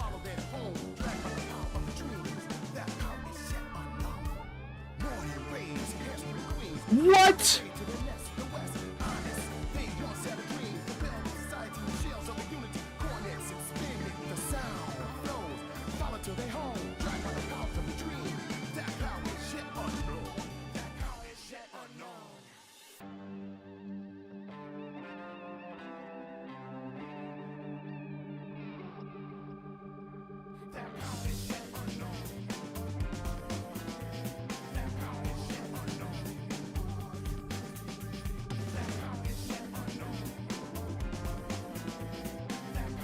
I might, you know what? Wisdom Form has normal MP cost for things. And it has a ranged attack where I can move at the same time. Maybe I should utilize this more during these rounds. Not all the time, but like if shit's going south, I don't have a lot of points left, because that's also almost half the points of a final form.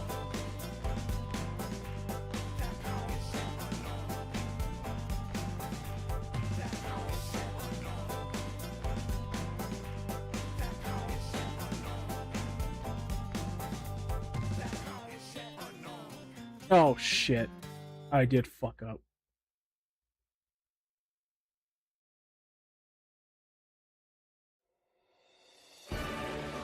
The thumb sucks. Sure does.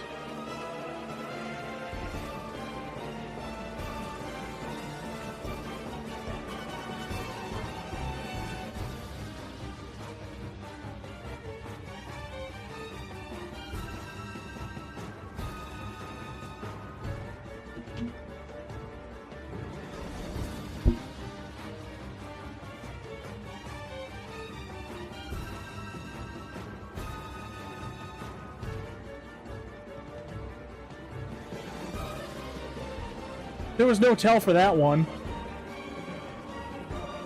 That was bullshit.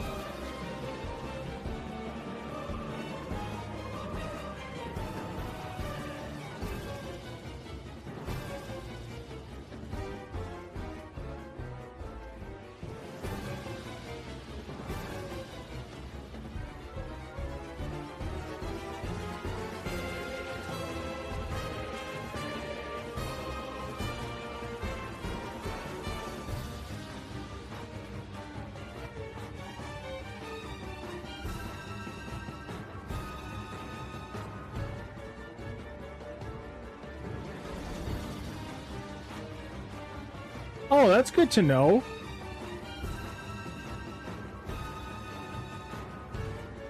A magnet still persisting when I change back will still give me points towards my drive form.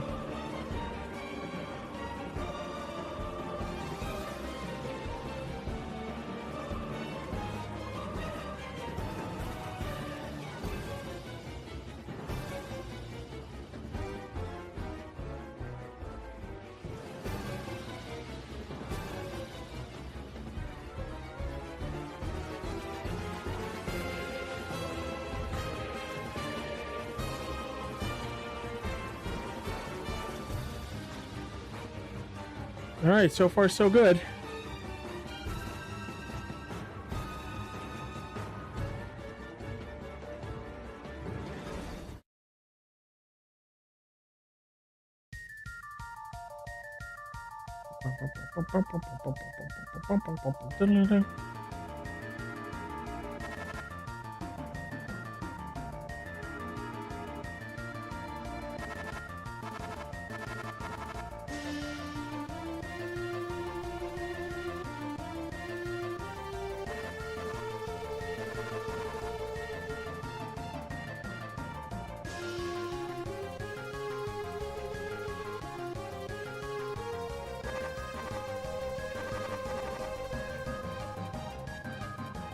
Was that Dragoon doing a stripper pole dance on that thing?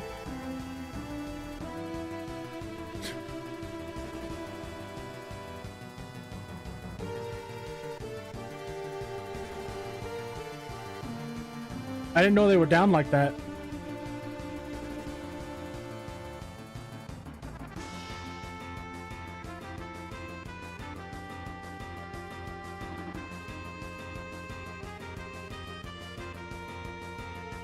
No!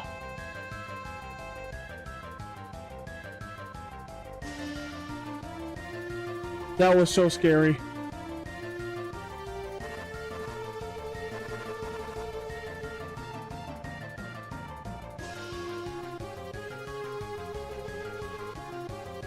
Are you kidding me? I looked it up. I researched everything. Nobody has anything on this. I looked up for Refind. This doesn't happen with Refind. Why is my game cursed, man? Why is my game motherfucking cursed? It is not programmed into the game for this to happen if you were fighting alone as Sora. Why? Now I have no drive form. As soon as I go back, all 9 bars are gone. Why? I'm not gonna chance it because those samurais can start comboing me and then kill me. And then that stupid fucking like gooby ass fucking cartoon motherfucker over there. Hold on a second.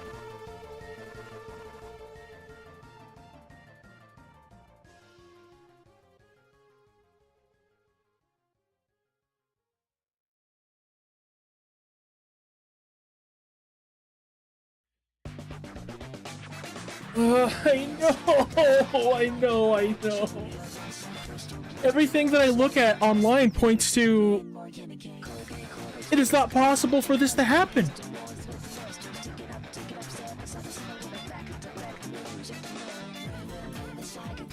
Then I asked on some forums and I talked to some people and there's like, yeah, something's wrong. And I reinstall the game, I re-add the mod, I unadd the mod, everything. It just... you know?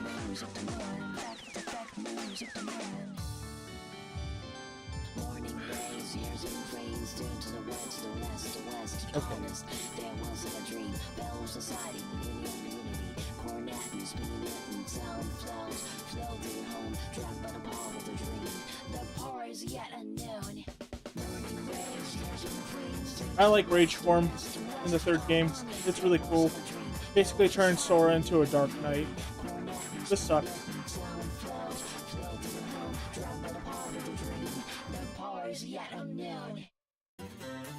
There's a good chance though. As soon as I get out of this, I can magnet them, I can thunder them. I should build up to like 7, if not more bars. This is just really stupid and inconvenient. But this means that this won't happen again, right?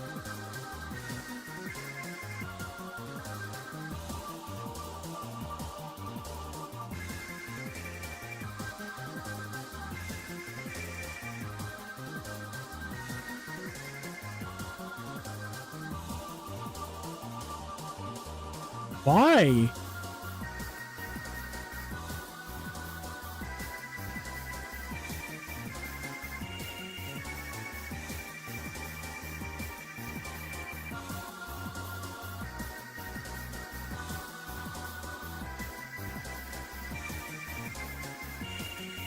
Why?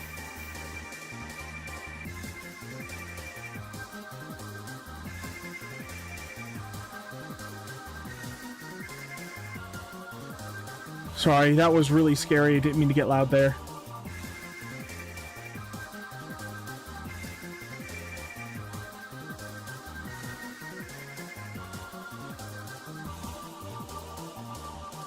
I'm just gonna do this.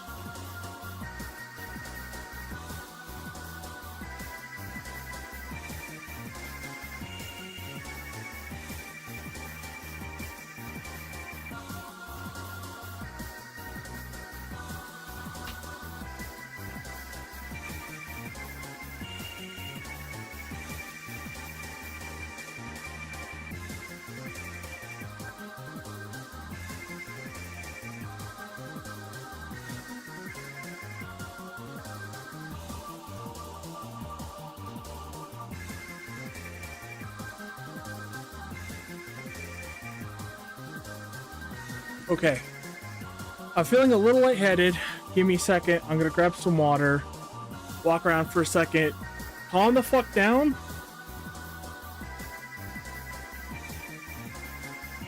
And yeah. Hopefully stream doesn't break when I do this.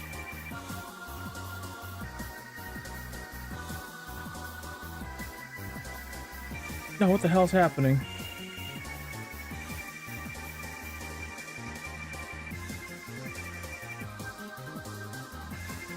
You know what? It would actually work really well if I just have this screen that's capturing my browser. If I just have it capturing Twitch at all times, so it shows exactly what's going on Twitch. But I've already built it for another way right now, so we're gonna do that instead.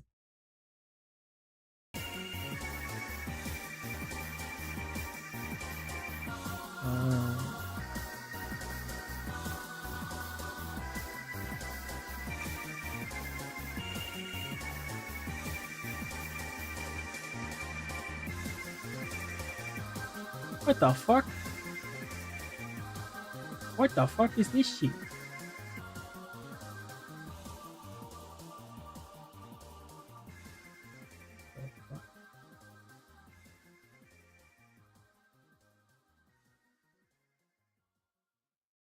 I have no idea what's going on anymore. Oh, I see, I fucked.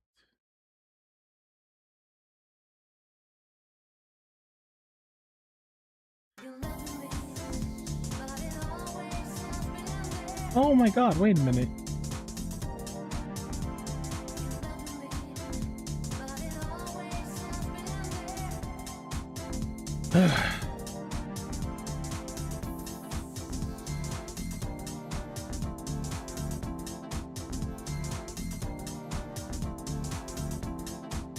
Okay, alright.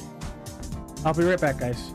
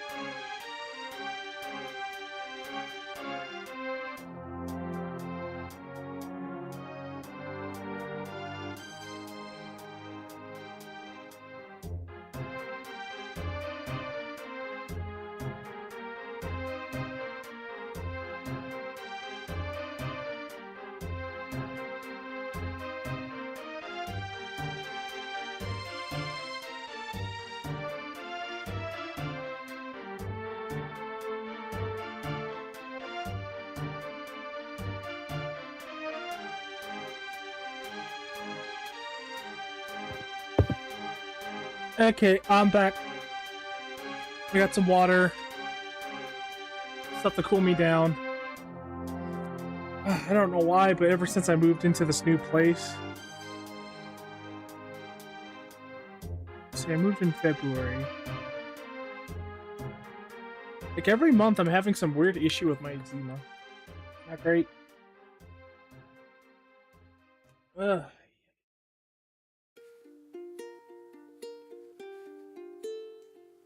I even have a fucking air purifier and shit. It sucks.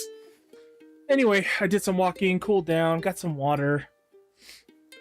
In a good position. I got most of my bar ready to go. I got Final Form up and ready.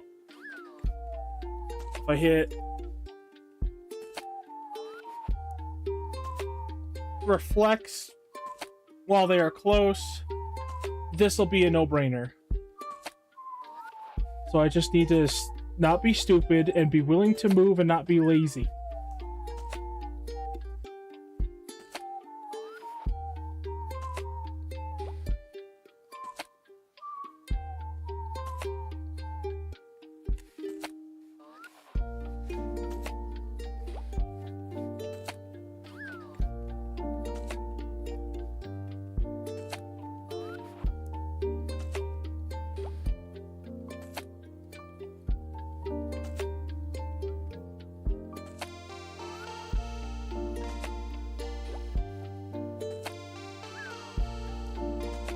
No!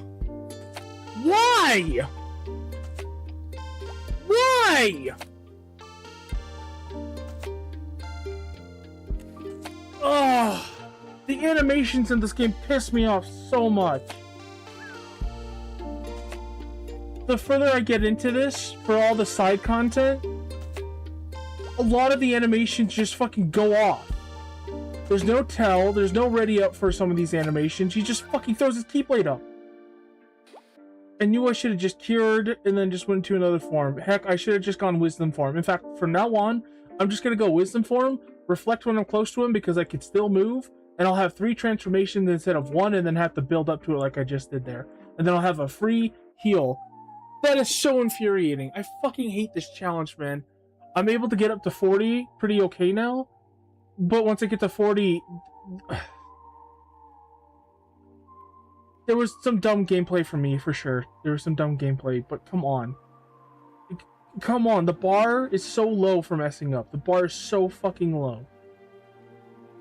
And then it's just another 30 minutes of your life gone. It's like me doing lingering will for 9 hours like a month ago.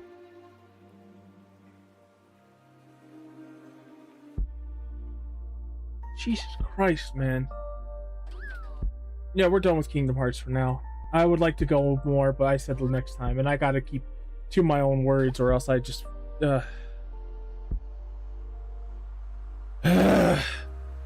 It's so frustrating. He just went into that swipe with no tell whatsoever. I thought I was safe. I could run in and do a reflect. No. And then the camera is so fucking slow with controller. I'm trying to turn over to see where Cloud is, and it moves at a snail's pace.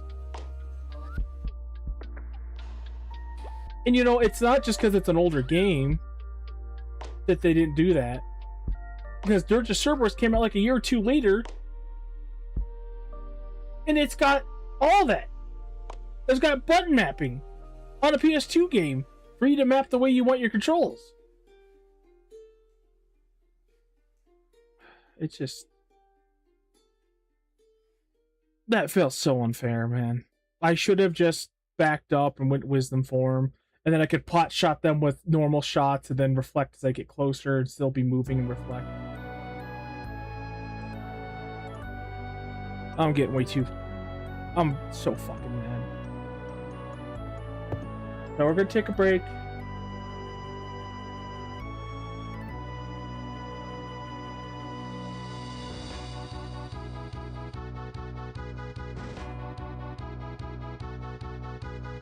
Oops.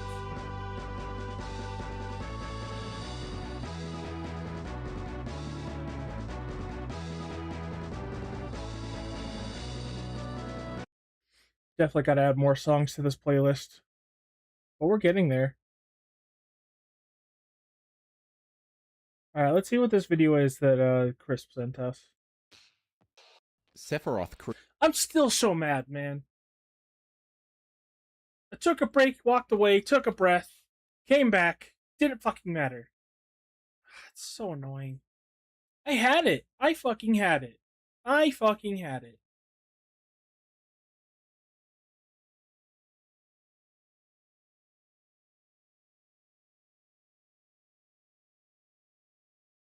Oh well, I need to take off the keyblades anyway because I'm sure someone's gonna say that you didn't actually do it because you had a stronger keyblade than you should have had. What, at level 1 where the fucking point gain doesn't goddamn matter? Or for any of your stats. And it just gives me haste to go. So I'm just gonna take that off and rebuild it right now. Anyway, sorry. Oh, this is a weird looking mod.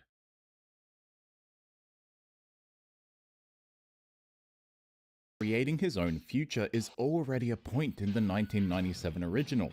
The Whispers have had literally zero effect on Final Fantasy VII's original trajectory thus far, and remake Sephiroth is actually nothing like Advent Children's depiction of the character. The two are incompatible because he's just a wholly different thing by that point. There's a reason why the film is still the only version of his music to have different lyrics. Sephiroth in FF7 and in Remake is the one-winged angel with a fragmented mind that he's trying to unify within the boundless divine.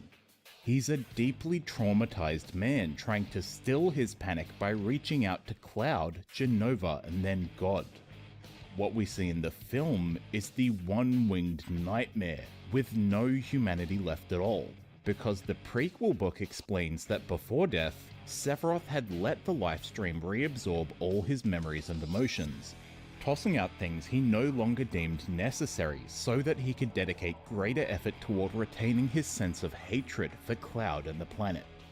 Sephiroth in Advent Children is an autonomous mass of hate and nothing more.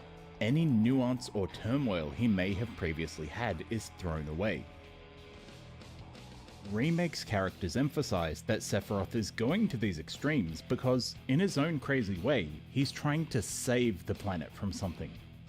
It's twisted, but there is a love underpinning his actions because his mind still considers himself a savior in some part, perhaps wanting to become the hero of the dawn, healer of worlds, foretold in There's already a couple problems with this.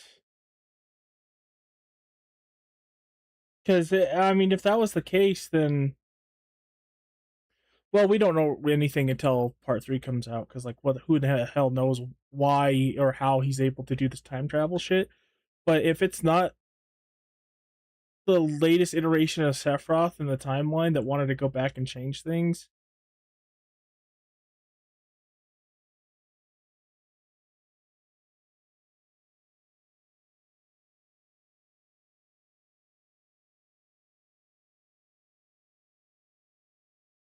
Like, sorry, I'm just trying to think about this for a second.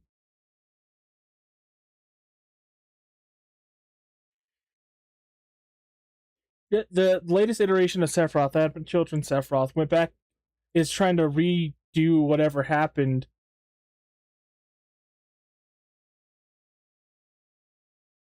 because he knows how the events are going to unfold. How would this Sephiroth have the same knowledge and memories as the other one if he's a Sephiroth from before he was absorbed into the live stream? And how would this Sephiroth be the one who's absorbed into the live stream and left all of his emotions behind? There's just some holes in this guy's theory, but I'm willing to hear it out. Nomura probably knows. Yeah, him and Nojima and Kitase. Loveless, and seeming somewhat gentle when he tells Aerith that she'll be reunited with Zack soon. But in Advent Children, he holds zero concern for its safety and even uses this as a point with which to taunt Cloud. Case of Lifestream offers supporting information to contextualize this as a result of his erased memories, so the remake instance of the character cannot possibly be placed afterwards. because that part of the man's heart has already returned to the planet and been permanently lost. But that doesn't make any sense though. Is how would he have these memories in the first place if it wasn't this Sephiroth? And that would have to be the Sephiroth from when he initially died, because as soon as he's absorbed into the live stream before the game even starts, it's already the Advent Children Sephiroth. So there's some loops in his logic here, or sorry, some holes in his logic. Because a remake one is the same as Advent Children Sephiroth. They're like the same person. Those are my conclusions that I really want to just get out quick, and you can... Unless he's talking about when he was beaten at the end of the seventh story. But even then, this guy has knowledge of Advent Children. So I don't know. can stay if you now want to hear me elaborate. What I want to know is, how'd he do it? And what's he after? He wants to save the planet. Our beloved planet is dying. Can you bear to see the planet suffer? Cloud.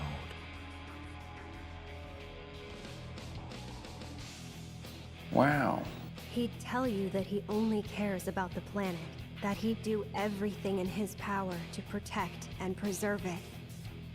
But this isn't the way it's supposed to be. The reunion. When spite and sorrow are harvested to feed the planet.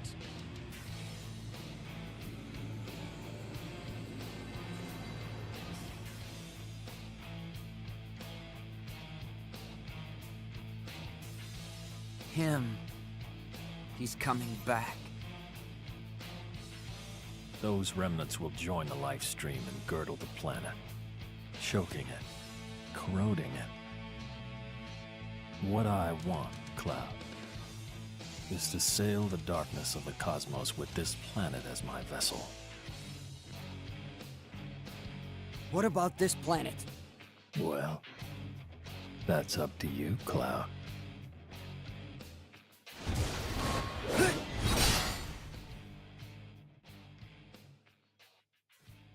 Sephiroth.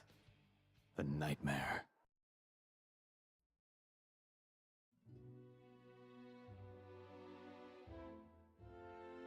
I recall that magical month when I first played Final Fantasy VII Remake.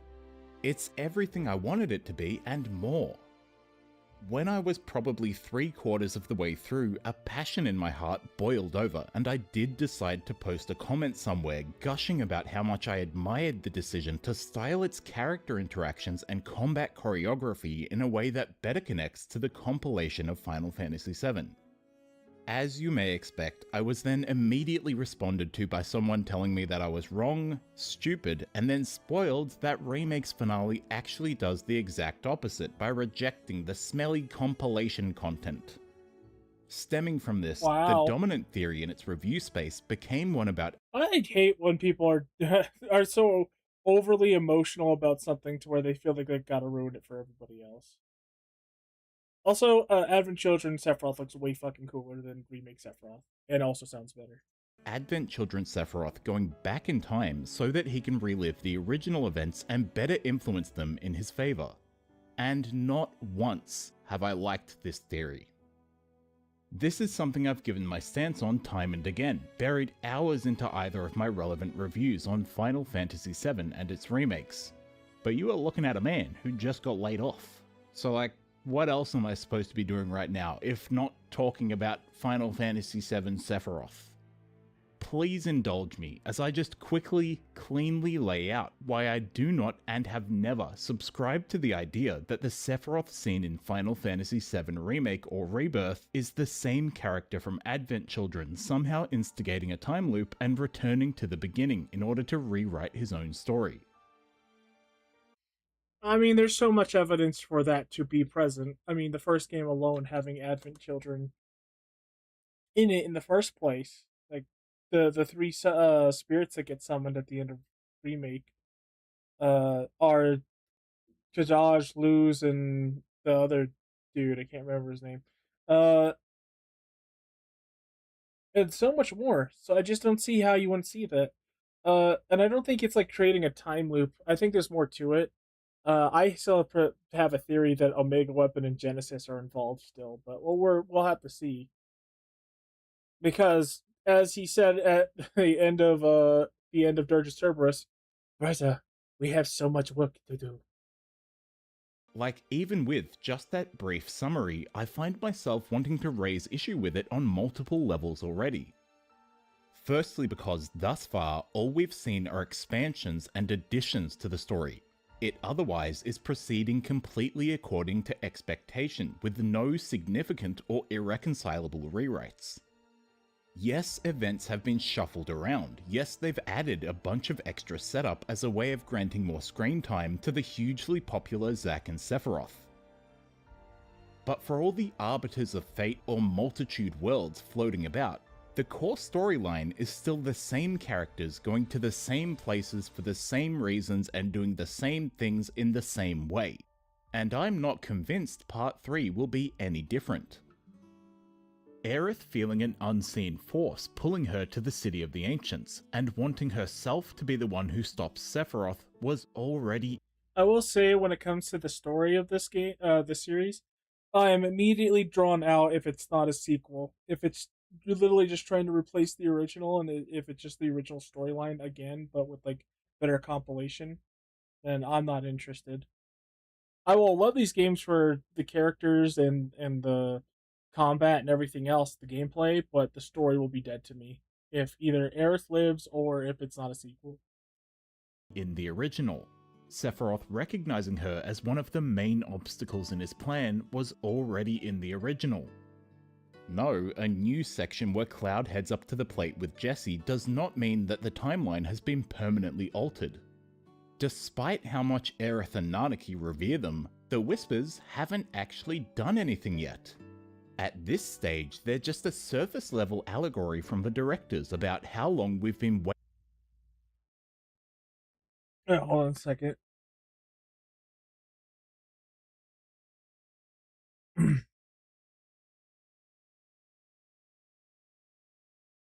Sorry, I think my eyelash went back in my eye. Oh shit. Ignore that. Well, hi Elise, what's up, man?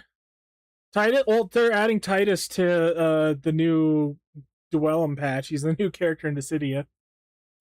Waiting to see its world again, acknowledging the concerns and expectations that inevitably build up after so many years of people wishing for it.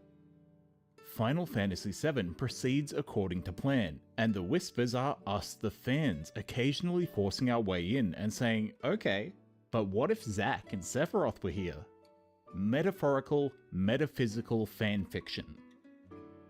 There's still one more game for me to be proven wrong, but so far, all the Whispers have accomplished is just to ruin the imagery of a bunch of important scenes. The only time they're relevant is during their own sections. They otherwise haven't shaped the progression of the story at all. Frankly, next time I replay it, I think I'll install the mod that makes them invisible. Likewise, Zack going through his own timeline shenanigans has no immediate bearing on Final Fantasy VII's overall destination. It just provides an excuse for him to appear because this character is now so much more beloved than he was in the 1997 original. I truly believe that whole part of the story is first and foremost a means of getting Zack on screen. Rebirth even adds an option to disable these sections entirely on New Game Plus. Sephiroth's extra-dimensional space has no immediate bearing on its trajectory either. My guess is that this probably is just creating a more substantial... See, okay, here's a problem already with this. For another problem, I should say. They've already said that Zack is going to be a much bigger part in the third game. He's going to actually have guest party characters and everything. And he's going to be a pivotal part of the main story. So, I mean, unless they lie to us again, which they already have, about him being a major part of the story, I guess we'll see, but...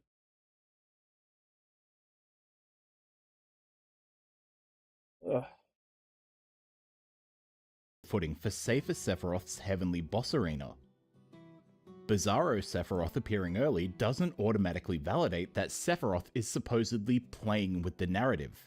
This to me just seems like the creators shuffling some things around in a way that affords each game in the trilogy a good Sephiroth fight to close out on. Dividing his ascension between separate battles fundamentally changes nothing in the overarching plot, lore, or setting.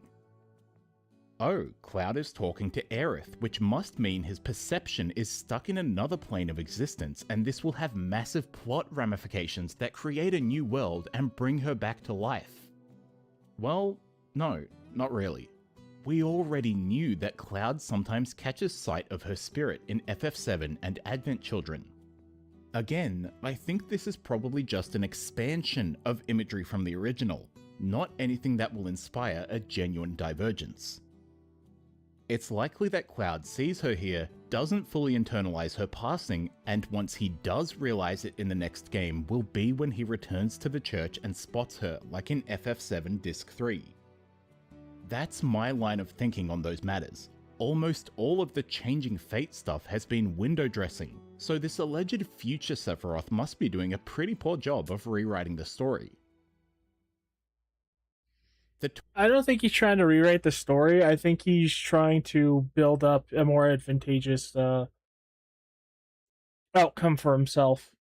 Because now he can apparently control weapons and stuff.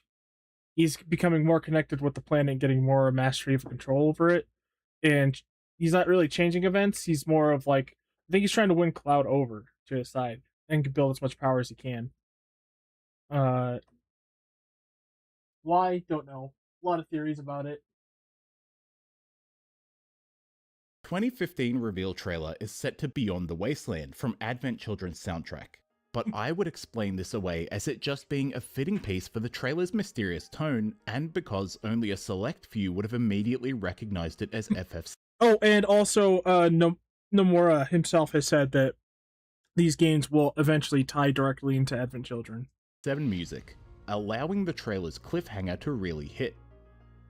Arranging the Promised Land Cycle of Souls for the aftermath of Sephiroth's first appearance does not confirm a temporal link to the sequel film. It's just them padding the soundtrack with compilation leitmotifs that were otherwise too good to waste, just like Rude's battle theme, which is also adapted from the film.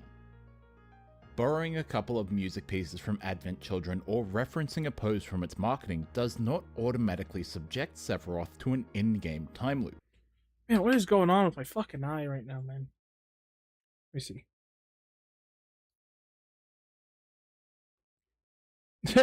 That would be kind of fucked up. It would be very funny if they had a screen that said, watch Advent Children here. What I think is going to happen is they're going to make a playable segment where it's like a flashback into Advent Children for whatever reason, and you get to play it for a little bit.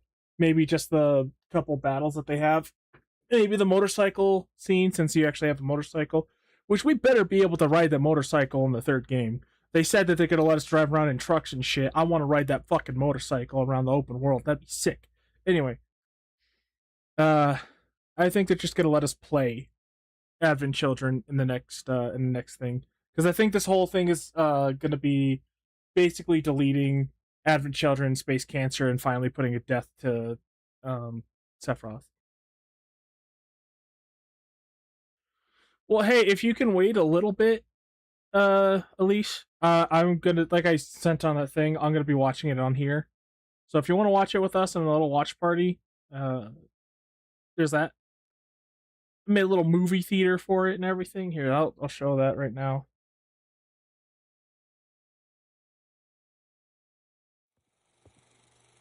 We're gonna test it out tonight and watch Soylent Green.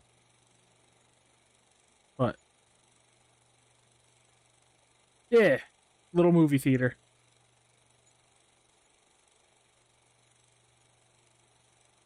Oh yeah, I need to put the Godzilla poster up for Dan. I forgot.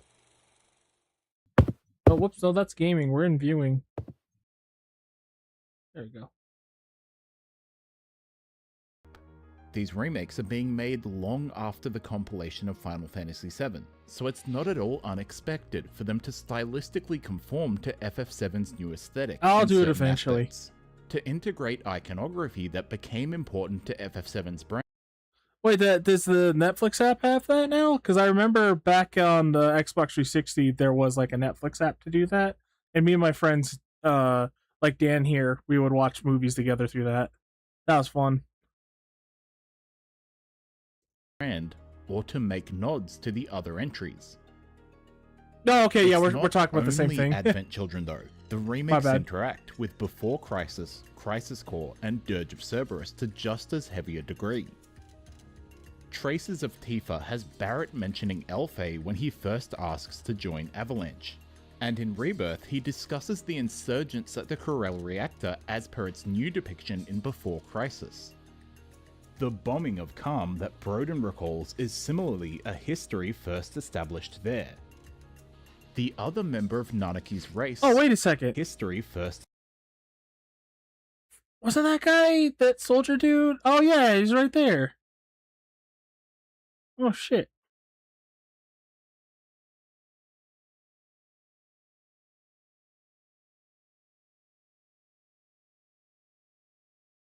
Yeah, we're definitely gonna be playing the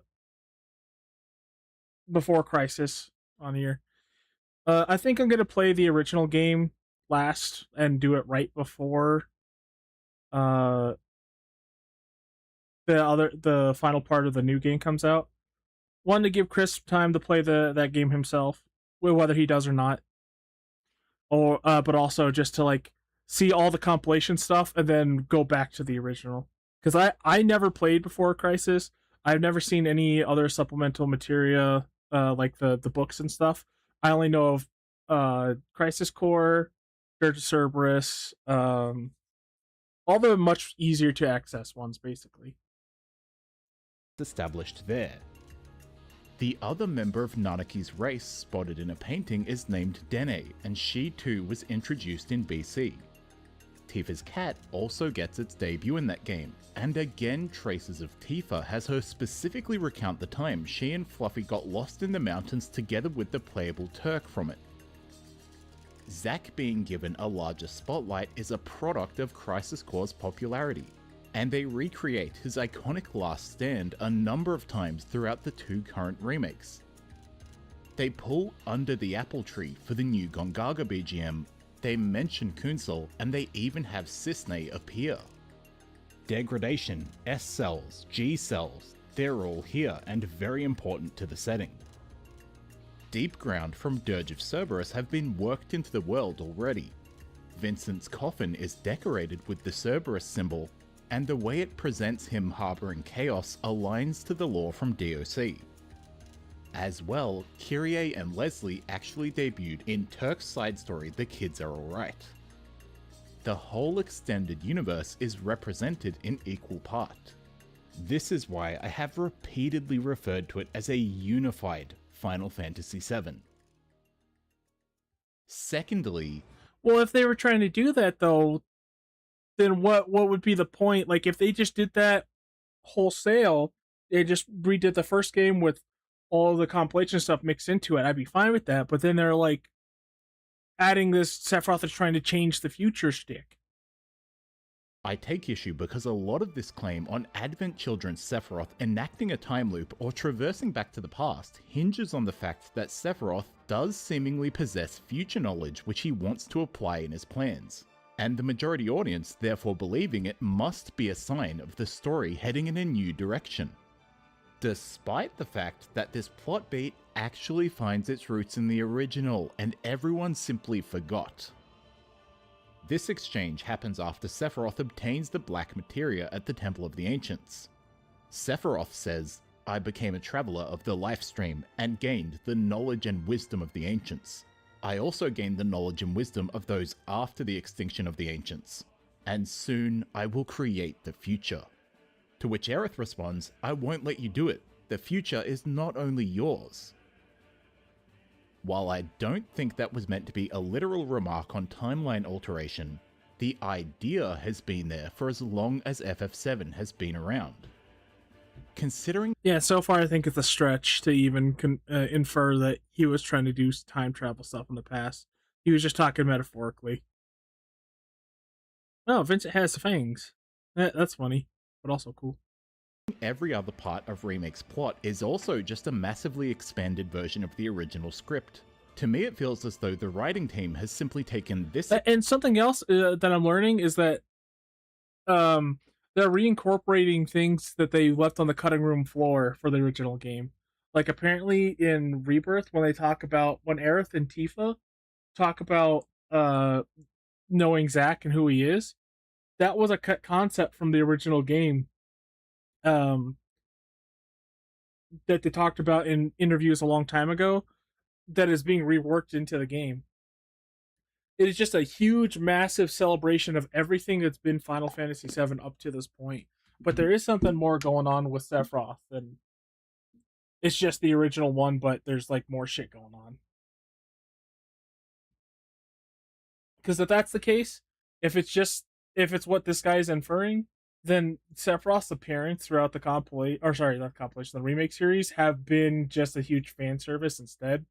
I do not like fighting Sephiroth at the end of the Broken Highway in the first remake.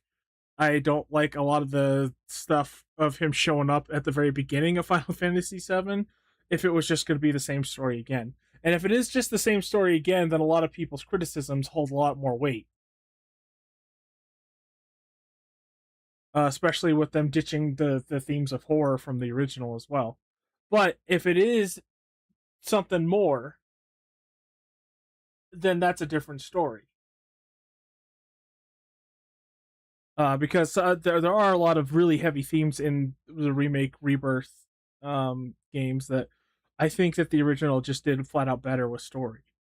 Except for a few things, like people forget that the Rufus, when he becomes president of Shinra, he has access to jet planes, Galnicas, a horde of flying vehicles, and the Highwind itself.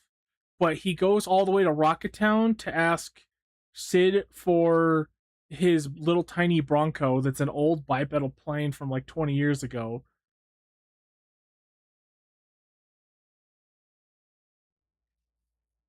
And to chase Sephiroth.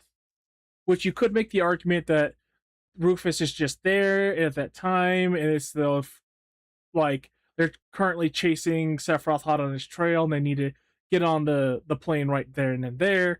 But at the same time, I mean, why wouldn't Rufus just do that from the start? Why wouldn't he just have like planes following him the entire time if following Sephiroth was so important? They have helicopters as well. They could just send out a helicopter like they did multiple times, like to steal the Temple of the Ancients materia. Like, it'd be much faster to do that than actually what they did in the original, which is bully Sid into giving them the tiny Bronco, which led to what it did. But yeah.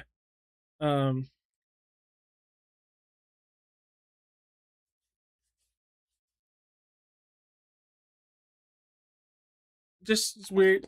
The original game's not perfect. There's stupid stuff that the original game does. But I think overall, so far, its narrative and storytelling is better. But that's only mostly true if this is just a half-assed retelling to involve all the compilation and to give Sephiroth bait to get people to play the rest of the games. If my cynical brain is correct, then that's really lazy and really disappointing. Exchange. The scene where Sephiroth and Aerith both manifest into Cloud's dream in the forest, and the scene where Aerith heals the Geostigma in AC, and hugely extrapolated on that dynamic to paint them as symbolically opposing forces in Remake. Following this, those two do come into Remake's story with sage-like knowledge of future events, which creates thematic justification for why Kadaj, Loz, and Yazoo themselves are explicitly stated as being channeled into the trio of Whispers in its final battle. Or also why it borrows footage from Advent Children when the larger one's energy makes contact with them.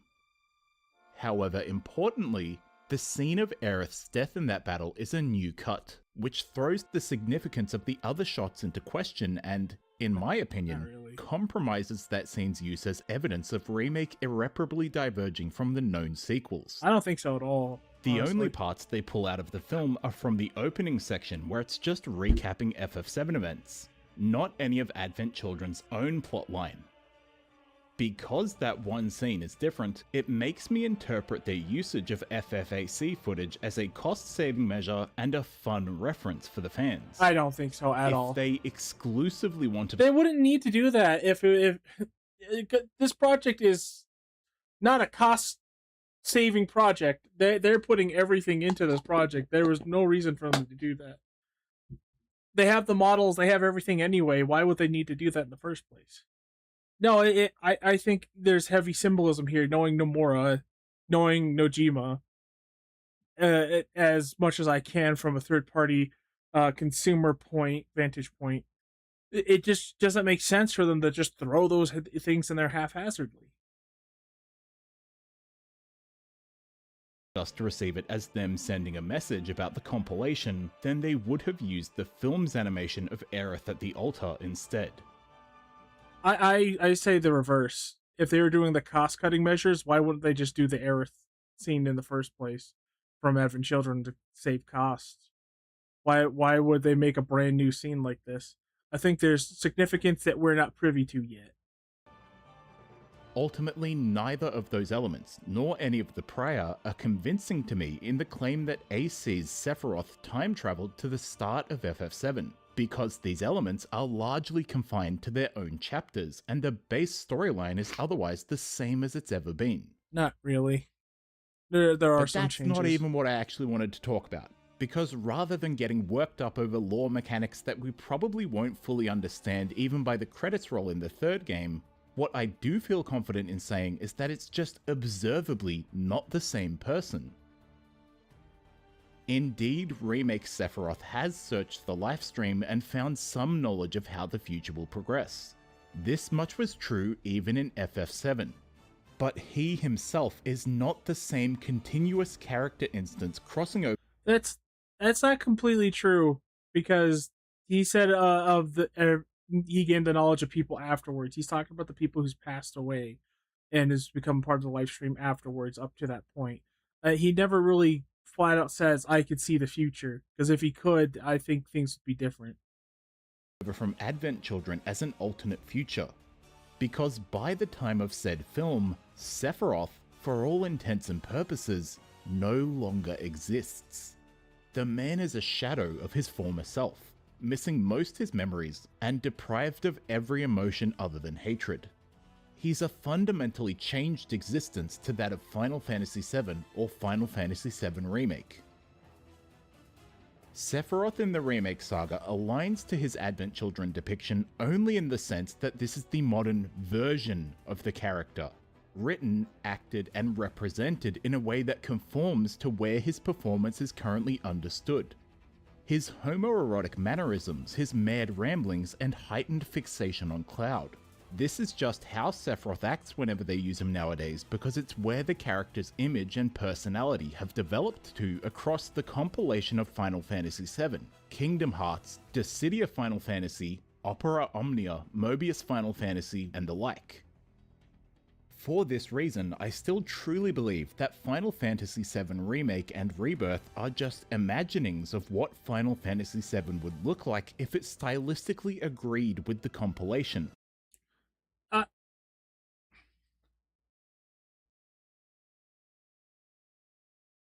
I don't know, man. I just don't know, because there is a lot of good points he's making here.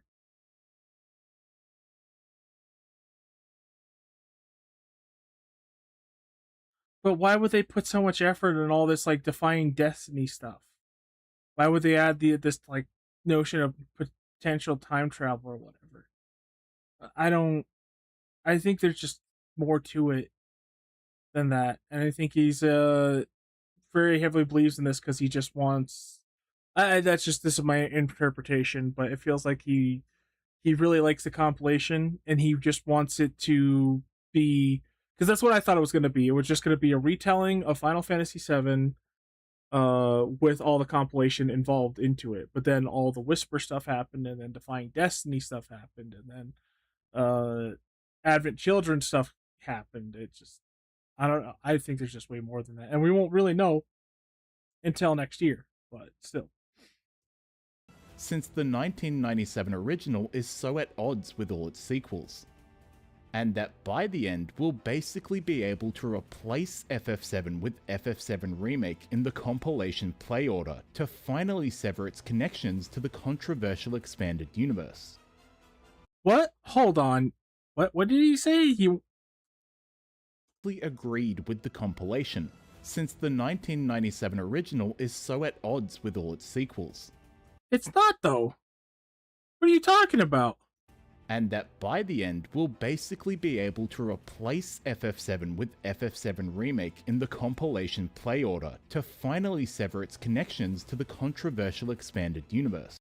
Wow, that is an interesting take. I do not agree with that even a little bit. What the hell?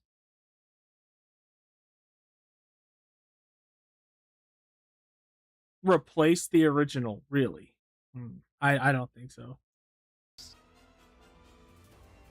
So I can understand where people see Advent Children Sephiroth within the character acting, insofar as this is just the modern Sephiroth and a lot of his quirks therefore appear. But I really feel that this suggestion collapses when we start talking to the actual character himself. Well, and then to go against his point further, because so far I'm only half agreeing with some of these things, is that if that's the case, that this is just an amalgamation of all of Sephiroth's depictions in media since the original.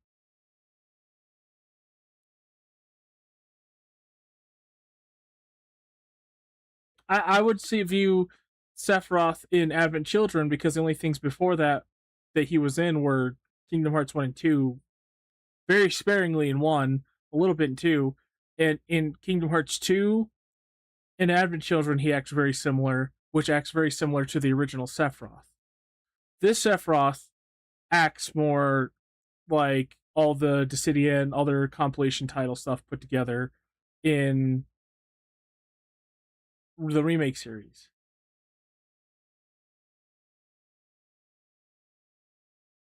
So there's just like a little bit of a loop right there that I just feel like his logic is missing. Himself. The writing, the motivations, the ambitions. Because that's just not the same Sephiroth as the film. The character we see in the remake is fragmented, caught in a spiritual tug of war. His mind is held in the North Crater, being pulled between alien instincts and remnant human tragedy, while also trying to fend off the life stream as it absorbs his memories.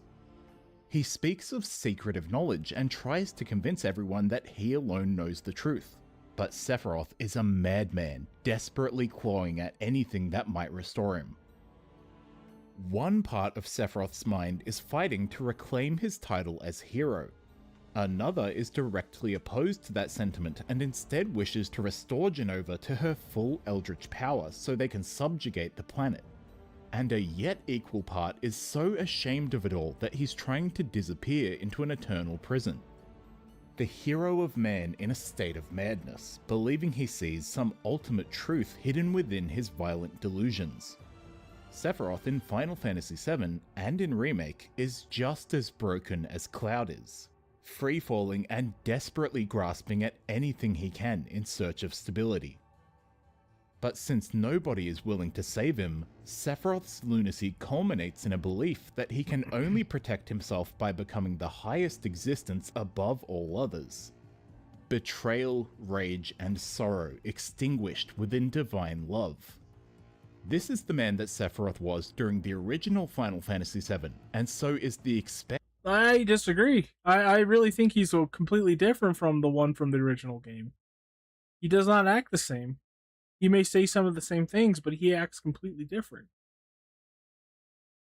Expected characterization for him during this period of his storyline. True enough, Sephiroth in Remake and Rebirth has acted wholly in accordance with this sentiment. The one-winged angel, lashing out because his understanding of himself and his place in the world was shattered when stumbling upon the demon in Nibelheim's mountains, forever muddying his capacity to properly understand the boundaries of love, self, and hatred. Advent Children's Sephiroth, though, does not have any of that inner conflict or tragic nuance left. That's a lot of inferring he's doing as well for the current Sephiroth, because his motive, his actions tell a different story. It doesn't so far say that he's just trying to be. He's just a tragic hero, and that's a problem that a lot of people have with the series. Is if they're trying to make Sephiroth more relatable and redeemable, which I think would be a huge misstep. Due to the mental assault that his soul is suffering in the background of Final Fantasy VII, the longer the story goes on, the less of the original man is left. Also, that's another thing, is that this Sephiroth, the one in the original, doesn't know who Cloud is. He only knew of Cloud for one specific scene, and that was right before he died. He doesn't know who Cloud is. Yeah. In the very beginning of Remake, Sephiroth comes back and knows who Cloud is and knows of his exploits and what he's done. Because even in the original game, and even everything before that, in terms of the story that was written before that, before the compilation, he has nothing to do with Cloud. He does not know who Cloud is. He has no relationship with Cloud. Yeah, at the beginning of Remake, he comes to Cloud as if he knows who he is, as someone who was able to become his equal and vanquished him in the original story. Because otherwise he wouldn't know who the fuck Cloud was, especially at that point. So yeah, I just don't think this guy's theory holds a lot of water. By the time the game ends, he can barely be considered human anymore. In fact, this stage has been christened the One-Winged Nightmare in its War of the Visions release. Sephiroth's role within Advent Children itself is short-lived and mostly consists of combat. So to find insight into his psyche, we instead refer to its accompanying anthology book, On the Way to a Smile, a collection of short stories that reveal how these people all bridged the 2-year gap from the game to the film. Case of Lifestream Black introduces Sephiroth into the post-Meteor Fall time period by first explaining that when the Lifestream rushes against Meteor, his own memories also get swept up in that flow. Though he perhaps could have resisted a bit more, Sephiroth willingly lets them go. Memories of his childhood or his few loved ones. The last pieces of humanity he held are discarded. He still manages to hold on to his ego after Cloud strikes him down, but the specifics of his personality or his connection to humanity are gone forever. Who he was, how he looked, where he came from, and what he wanted, Sephiroth no longer remembers. From within the stream, his spirit gazes out and finds that the only strong indicator of himself left in the world is the hatred that still burns within Cloud, creating the remnants to make contact with him and so use that emotion as the core of his resurrected existence. Advent Children Sephiroth's only foundation is hatred. The human tragedy or corrupted love for the world which defined his life are entirely wiped away. The single feeling Sephiroth has left to understand himself with by this point is a hatred for the world around him. During the events of FF7, Sephiroth had repeatedly tried to establish a connection with Cloud and Jenova, because there's some grand design to his deceptions, some goal he wants to achieve alongside them. He deliberately overlooks several opportunities to kill the party because they're all necessary for his endgame. He could just carve up Midgar after the party have left, or send one of his cultists to grab the black materia. But that's never been the point of Sephiroth. He's trying to prove something to the world and himself through his actions, which often involves using Cloud's response as his own moral compass. I think this guy's stretching. What that central thing is fluctuates along the storyline because Sephiroth constantly contradicts himself due to insanity and mental instability. But nevertheless, the method is just as important as the end goal. In the film though, Sephiroth immediately goes for the throat. There's no panic, there's no insanity, there's no twisted heroism or murky, distorted sense of love underpinning his actions. Sephiroth just wants to torment Cloud for a brief moment before fully embracing his alien instincts and disappearing into the cosmos. The livestream stole all recollection of his days as a hero, or his life before Genova, and he willingly threw away the memory of his few friends like Genesis, Angeal, or Glenn. Advent Children's villain has entirely given up on humanity and has no care left for the planet. Whereas in Rebirth, Cloud describes Sephiroth as having an earnest desire to save the world from some impending cataclysm, even if his methodologies are violent and insane. And the madman himself later reiterates this, which is an impossible thought for his mind after Meteorfall. They don't act the same, their goals don't align, and On the Way to a Smile gives a solid reason to believe that they can't be the same.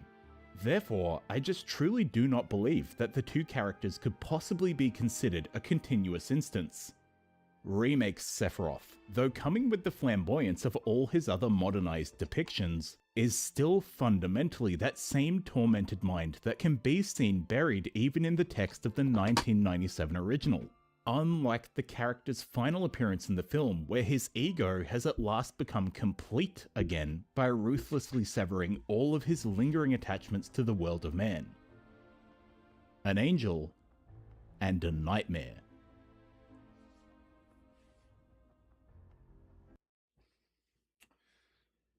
Well, that was an interesting video, and I know I already paused enough to really give my point on this, but I disagree with this guy.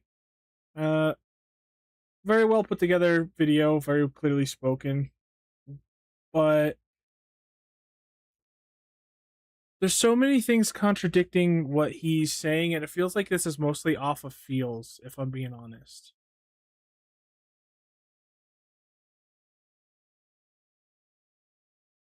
It seems that everybody had their own idea of what they wanted 7 Remake to be. A lot of people wanted a 1-to-1 remake. Some people like me wanted a, at least me at first, wanted a retelling that reintegrated all the compilation titles into one. And really, nobody's kind of getting what they want. We're getting something different. And it took me a while to come to terms with this. I'm okay with it. I actually think this is better. I think doing something completely new and weird and different is better. Final Fantasy has not been weird or experimental for a long time. And the games themselves, I don't know.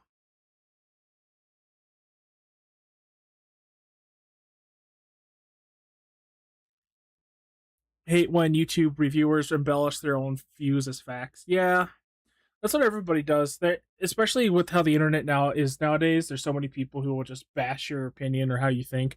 I could see why they wanted to like defend their viewpoint or treat it as facts. I don't know. It just feels wrong hearing him talk this entire time. It felt wrong. Like there's something very misunderstood about this whole thing, honestly. And I think what that comes down to is like he might want something so much that he is willingly being ignorant of certain facts and things that have happened. I don't know. Well, none of us really know until next year, and then we'll know. But right now, we don't know. I, however, disagree with this thesis. It doesn't feel right. It doesn't sound right. It doesn't match up with how Nojima is, how Nomura is, how Kitase is.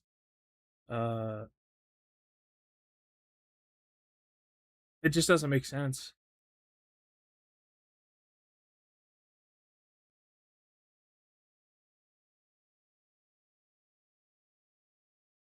Make a bingo for part 3 predictions? Yeah, sure, why not?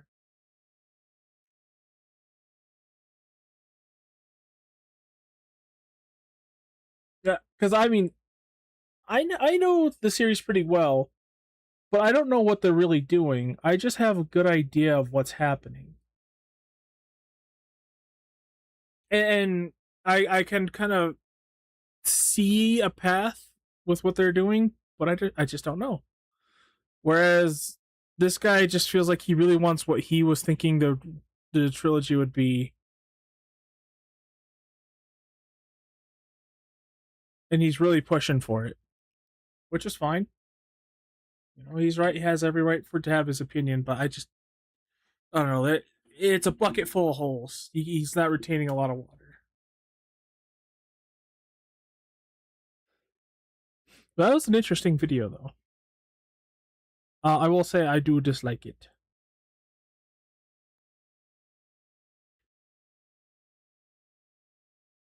There's a few theories that I've come up with and heard from other people. One, I think all the scenes in Remake and Rebirth where they're in that rocky area, especially at the end of Remake, I think that's on Meteor going through space. I think they're on the Meteor that they're going to call at the beginning of the third game.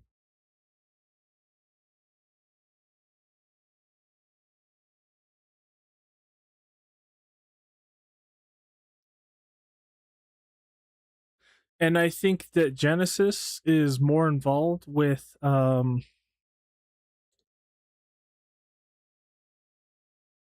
Genesis is more involved with the plot than what they've given away, especially with how prevalent Loveless has been. I think he has something to do with why the timeline got reset again. And I am very curious to see why that is. I think he did something at the end of Dirge of Cerberus to kind of rewind things.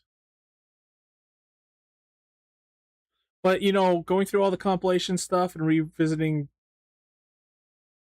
Dirge of Cerberus and all that might make things a little bit more clear. A little bit.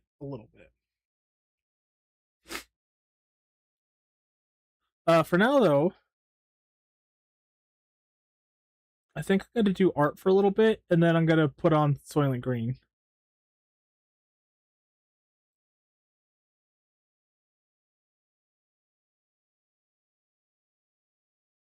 Because I gotta get this done. It's taking a long time. I just don't have time between work and the other shit I'm doing. Want to play Dissidia? Sure. When are you available to play it?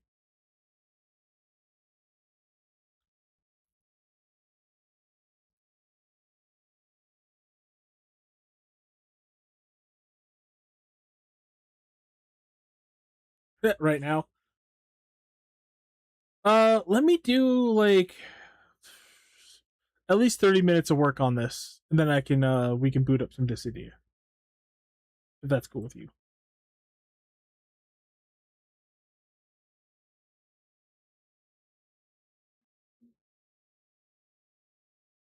Let's see, what can I play in the background for some music? We got our playlist, but let's see. You know, I'm kind of feeling this right now.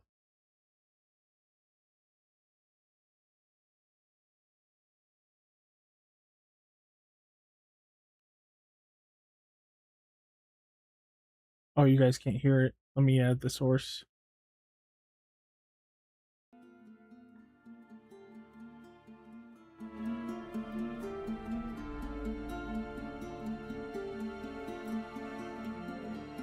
I'm debating, I gotta make like a custom thing for this, you know, but I'm debating making another little panel on here that lets us like watch videos and stuff while I'm doing this.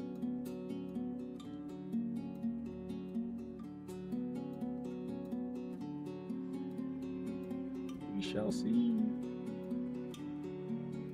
Okay. So the other day I didn't really add anything. What the hell? There we go. I just went through and spruced up the lines, made them a little bit more thicker and connecting to a few places.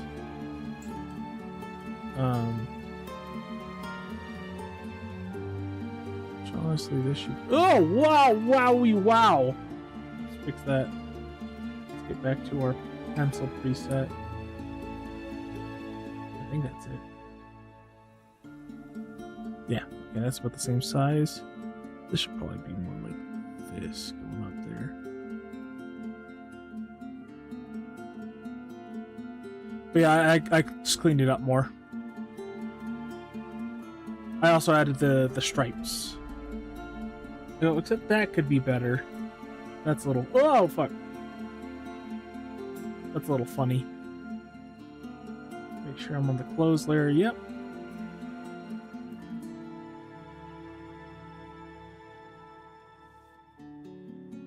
You guys hear the music okay?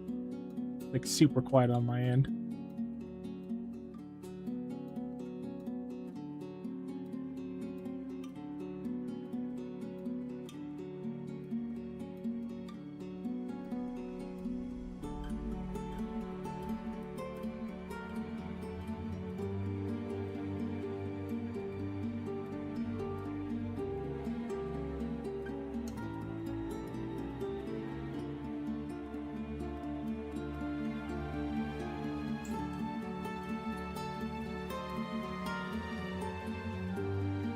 Why is it doing that? There we go. That looks better.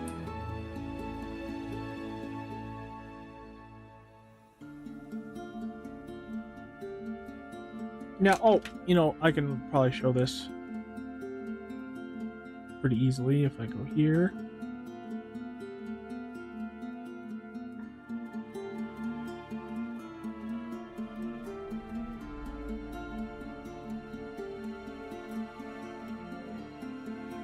Yeah, there we go. I'll just pop it in. You know what? I'll just use it as reference.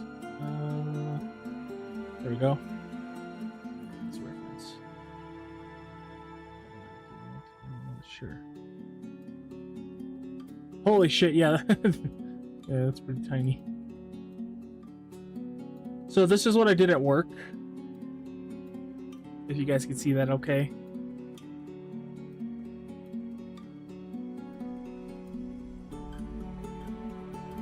I was thinking about the design after I did it here, and that's when I added these like red stripes and stuff through the armband and the hand. I changed the design of a few things, like his belt's no longer showing because he had his shirt tucked in, so I want to put the shirt over that. And then I changed the packs, how the packs look a little bit.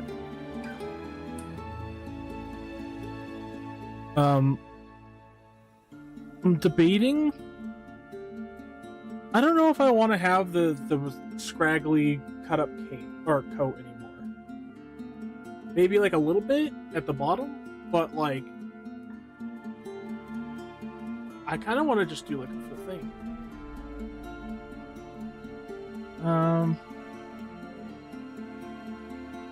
Oh, also his eyes are blue normally, but they're red when he's fighting. Or when he becomes angry. Oh, I also added this very important detail here, which we're gonna actually have to do another little mock-up of how it's gonna look. But I added a butterfly tattoo to his shoulder because butterfly represents my sister, and I thought that would be much better than having a Dio logo on his arm. I think I'll put the Dio thing somewhere else, but I think the butterfly is more poignant. I gotta do a mock-up of how it's gonna look, because so far this one looks super simple. And I was thinking of more of a tribal tattoo.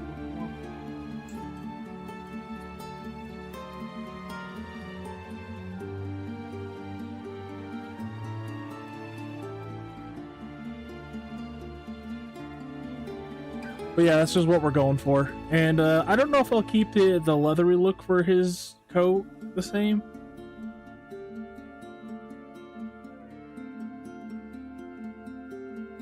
Also, that one is so much higher up on his chest. I mean, that would be an easy fix to do. If I take, where's my thing? Where the fuck did it go? Ah.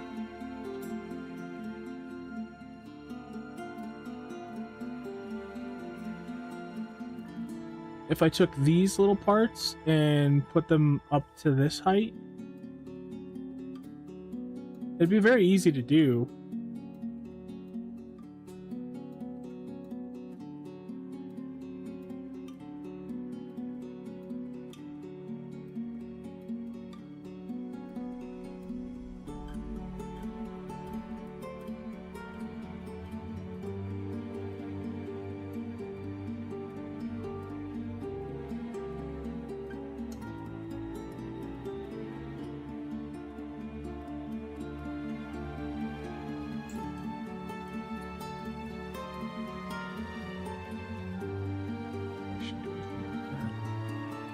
Ah! Scared me.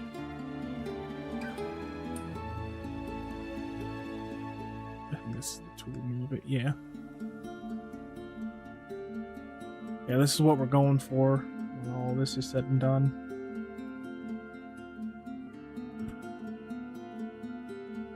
And you know what? I kind of like the way that this looks, like his hair right here. I kind of like how this looks better. How it's kind of like spiky like this. Oh.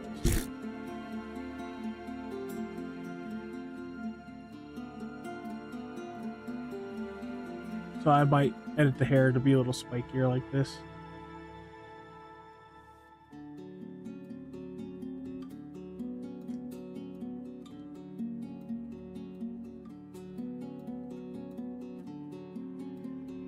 I'm a little afraid that this version of him is like a little stiff. He looks a little stiff, if that makes any sense.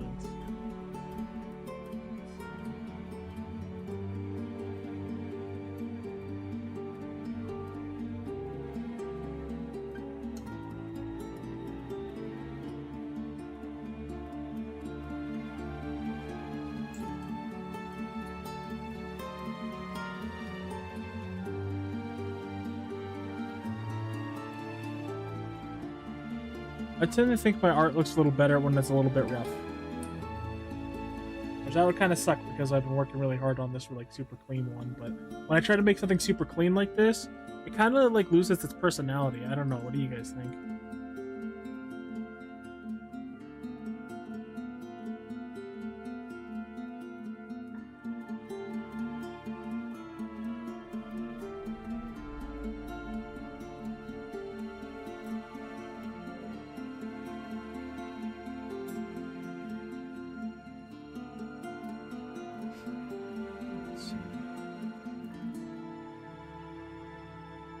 Still working with the close layer.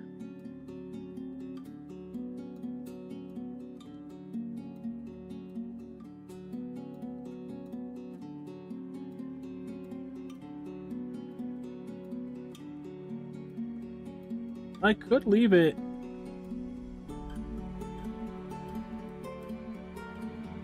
this length and it kind of would make a little bit more sense.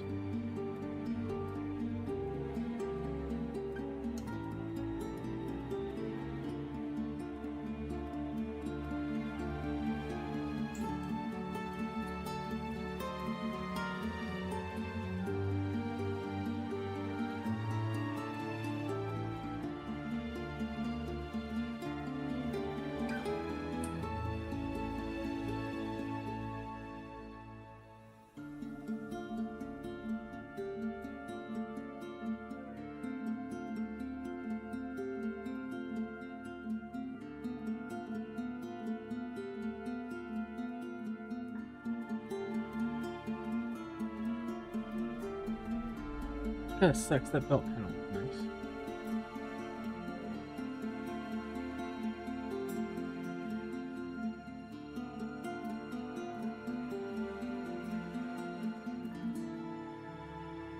But I can't argue that this whole thing looks better when you can't see his belt.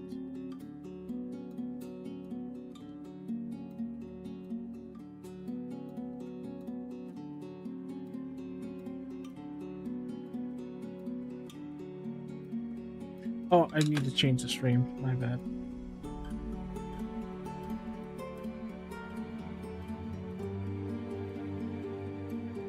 Why do I keep doing this to myself?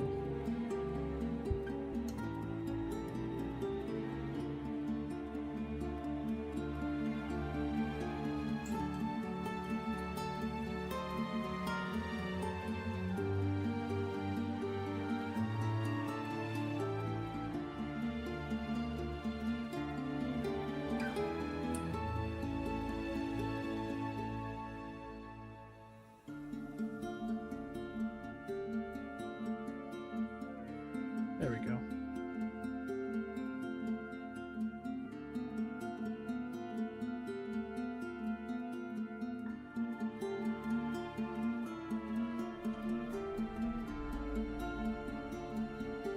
And it's not like I... Oops. It's not like I have to adhere to this style. This could just be one of many coats he has.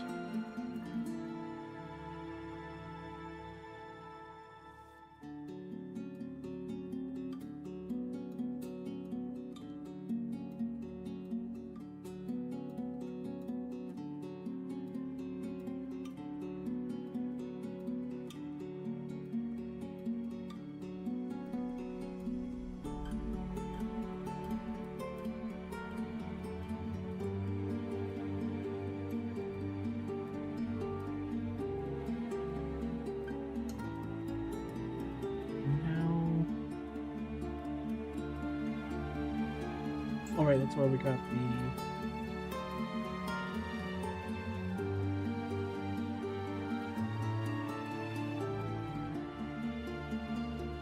What the heck?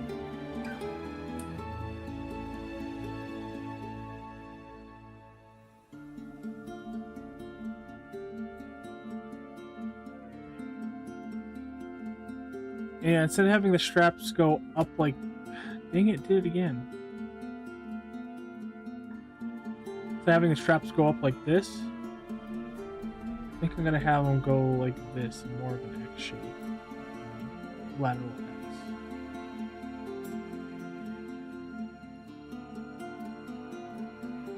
Let's get these packs drawn first.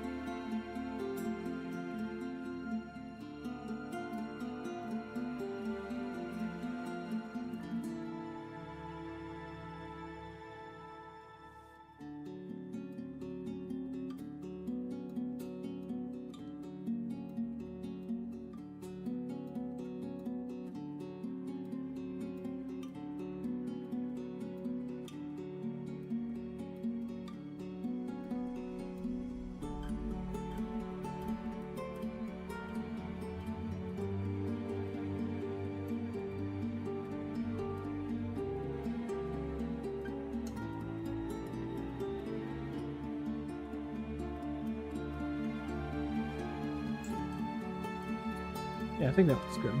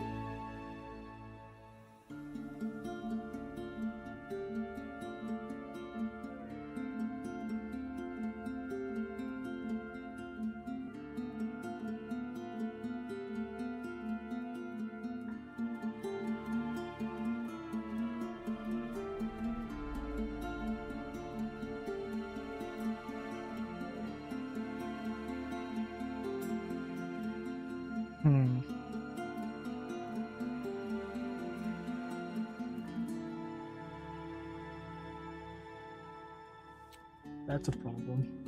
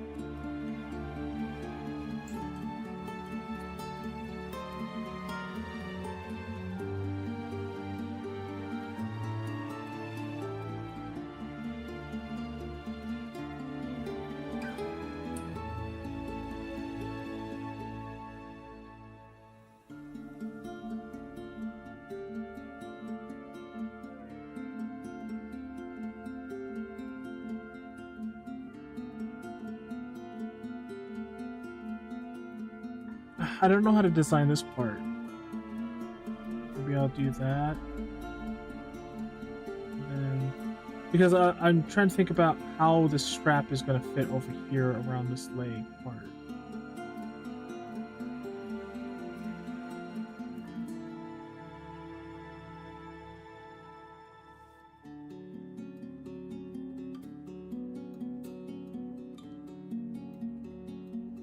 I think I'm onto something there with how with how I kind of curved it.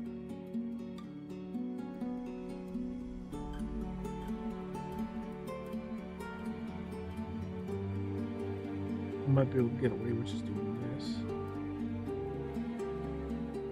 You know, that doesn't look that bad, honestly.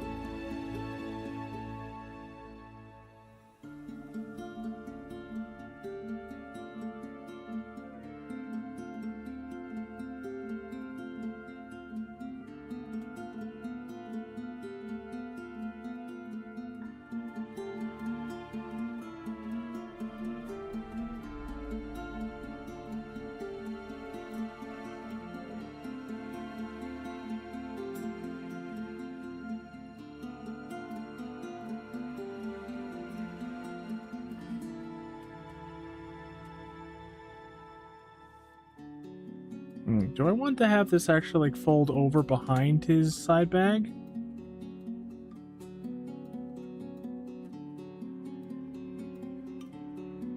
No, because then that would be visual inconsistency with this side, so I'm gonna do this.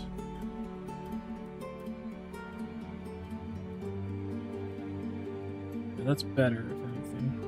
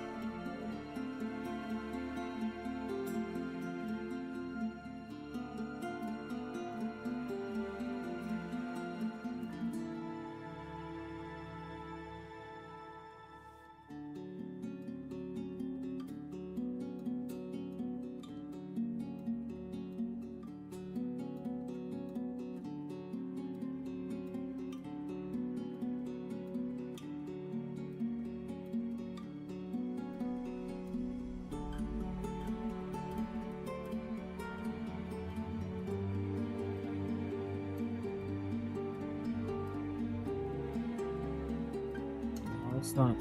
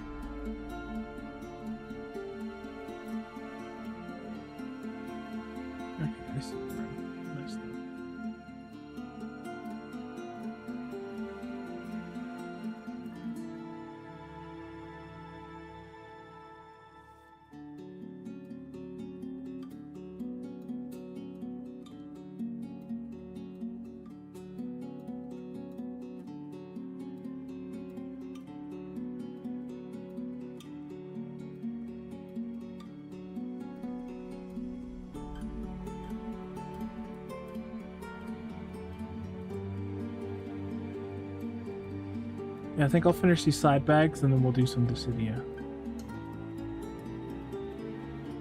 It's almost done.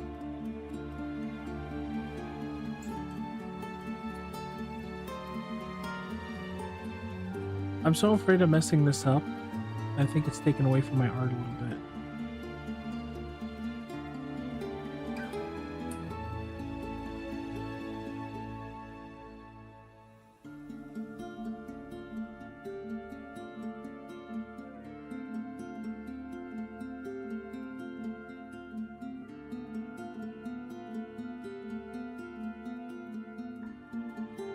What's wrong with me?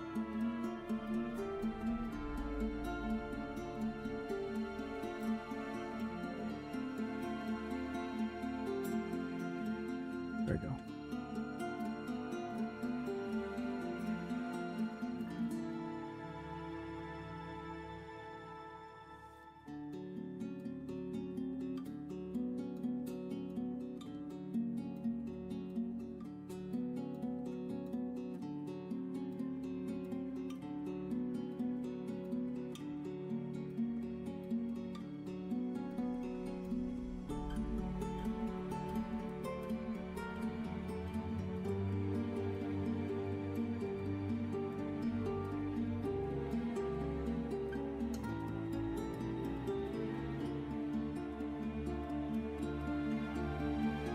That's too tall.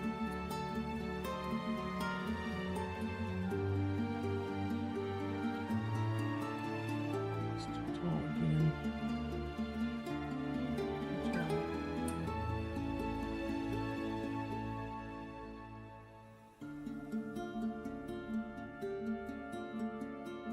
That's pretty good.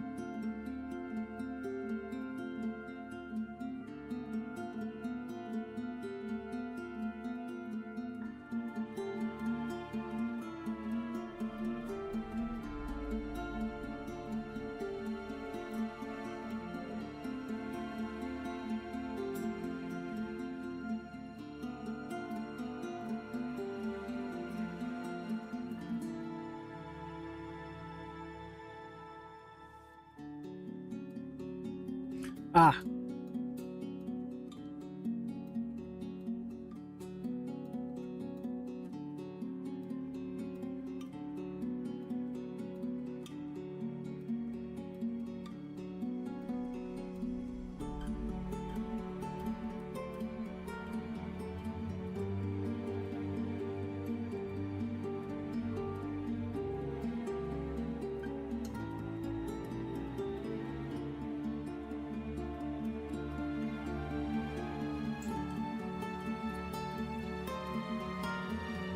Yeah, it's perfect.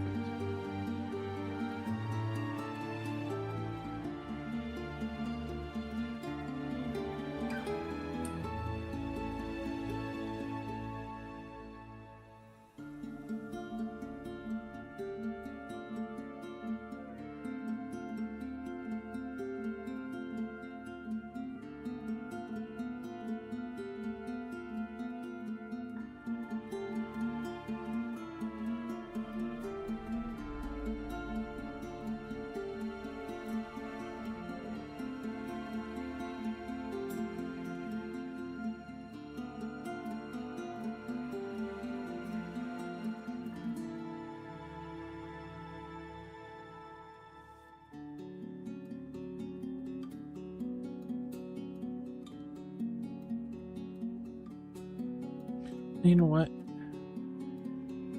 This would look better.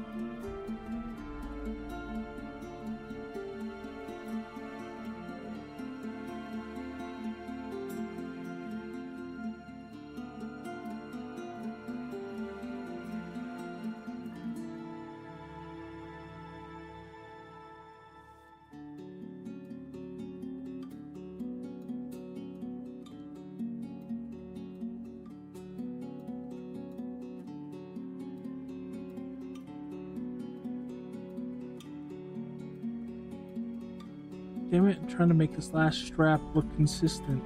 There we go.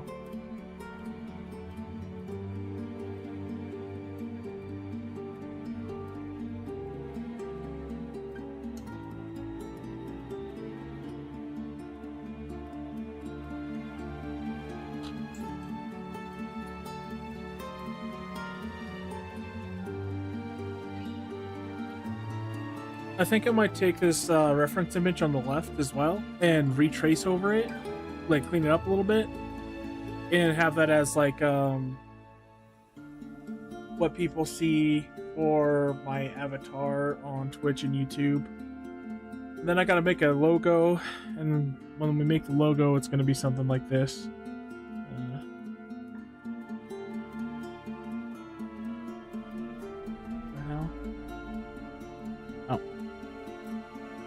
This is just a rough summation of what it'll look like.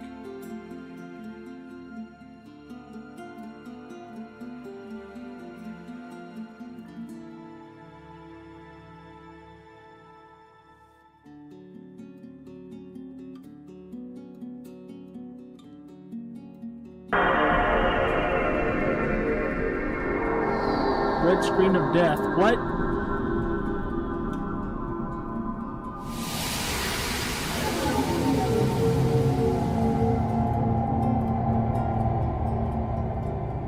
Oh my god. It's like the red ring of death. I've never seen this before. The fuck? How eerie. It's peaceful but haunting. Oh yeah, with your guys' cracked PS2s you got, I would imagine. I never seen a Red Ring of Death, but my Xbox 360 and Dan's here would eat the fuck out of our discs if we barely tapped it while sitting upright.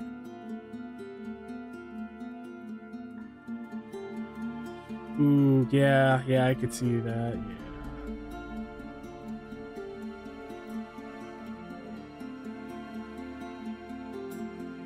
I'm all for pirated stuff, but like, especially if you have trouble like getting that stuff, but at the same time, it's got its drawbacks.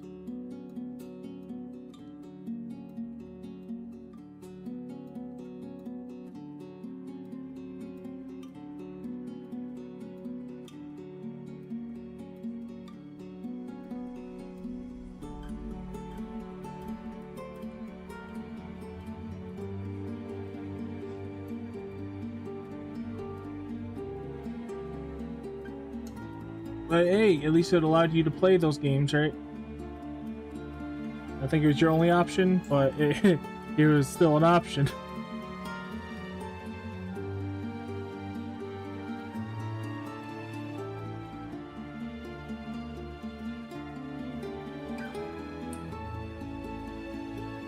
That was my first time ever seeing that. In fact, I'm pretty upset with myself. I had my PS2 from 2006. No, this one I got in like 2004. My uncle bought me a PS2 Slim. Well, my uncle stole it. But, because again, poor family. He didn't have money to do anything for my birthday, so he got me a PS2.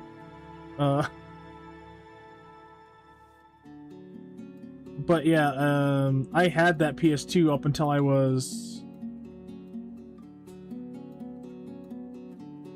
had that PS2 until 2014 at my earliest memory. And then I didn't know where it went. I think I just got rid of it, which, if that is true, boy past me is fucking stupid.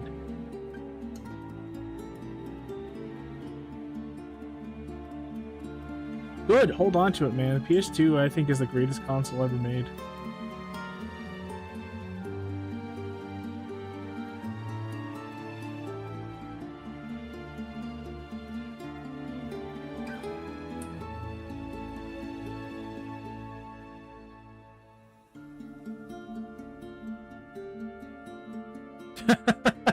It was just always there.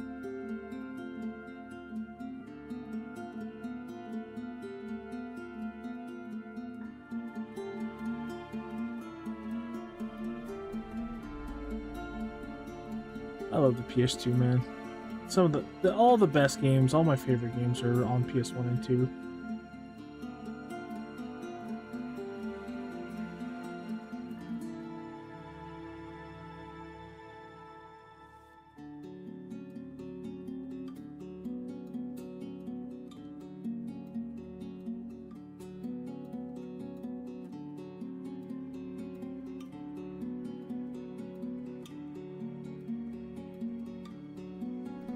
I wish I also had it because I could just get a CRT and a capture card.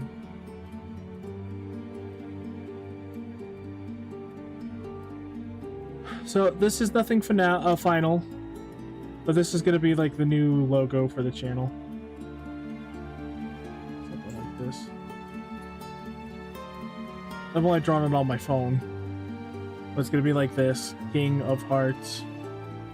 I'm thinking of making the background just a big old fucking T. But I think that's a little too much.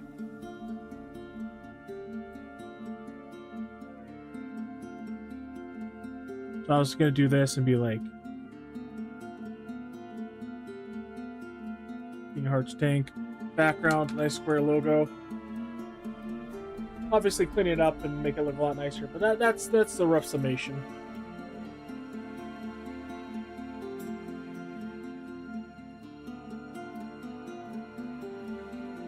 what, to be fair with this, I think we've done all the hardest parts. The next part's going to be the boots. But besides that, all the hard parts of this have been done. All the super detailed bits. So it's just the boots, the soles of the boots, really, the zipper. Oh, and then I got to do the zipper on the thing as well, and the shirt. And I'm debating making a separate layer for jewelry. I don't know if it's worth it, but I might.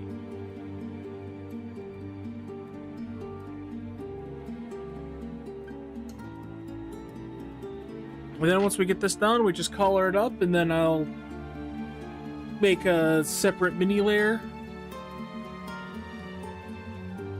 Just to make like 2 layers. To have his eyes closed. And then eyes closed, or sorry, mouth open, and then mouth open, eyes closed. So I can just plug it into the same program I have now.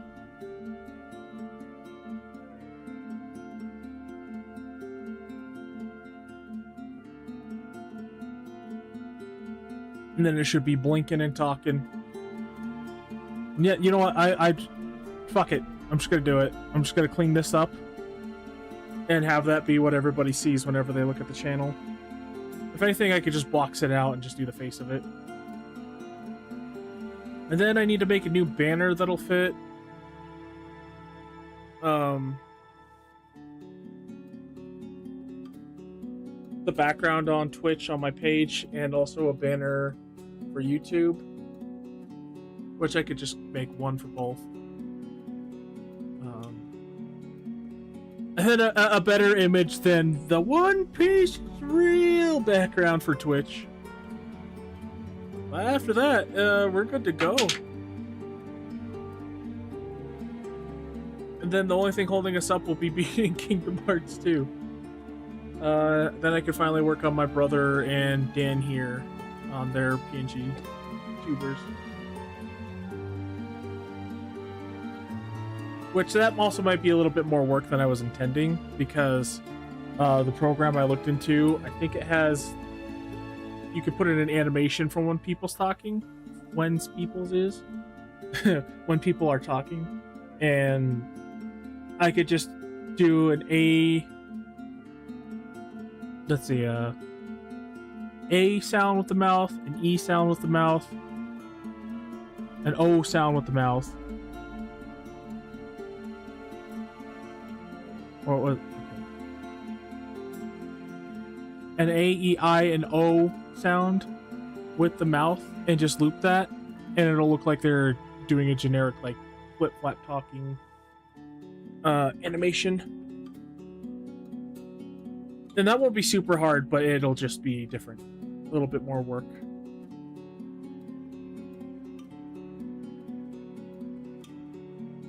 But so far, I think this is looking good.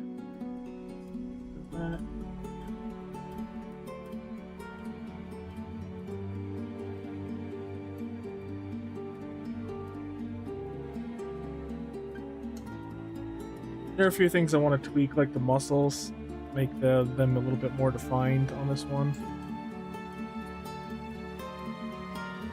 Like that.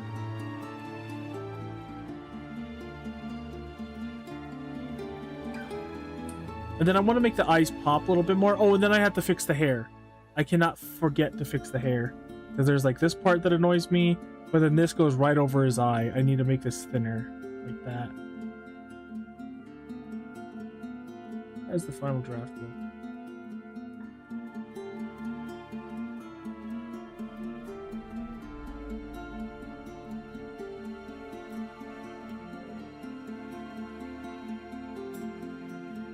I might get rid of this strip of hair too.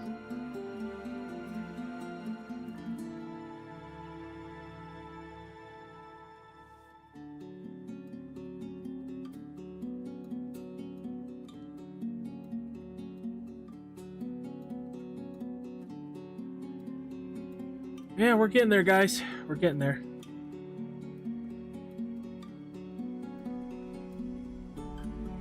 Next time we'll work on the pants and boots.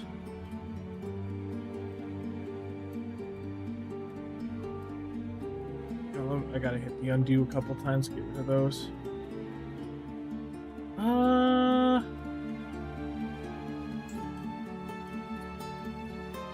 I want to get rid of the logo? Yeah, I'll just quickly.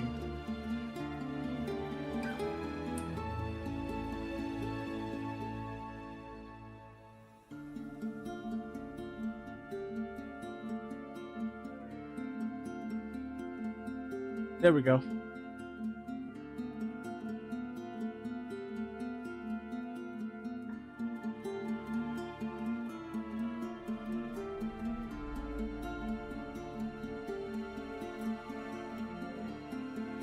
There are some things with the one on the left that I like more. Like I like the back of the hair a little bit more.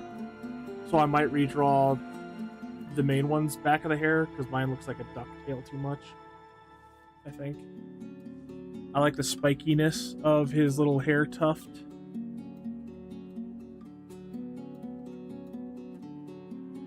And the more angular nature of the hair at the top. So I might do a little bit more of all that.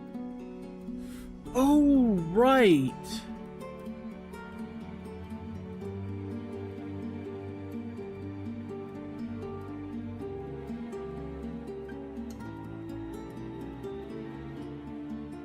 No, I have the button there. I need to enlarge this button a little bit. Oh, you know what? It makes more sense for these buttons to be smaller because these turn around and click into them.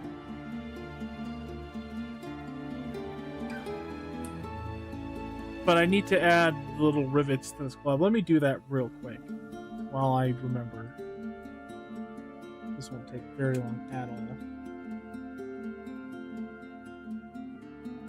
Oh, that means I have to do this, though.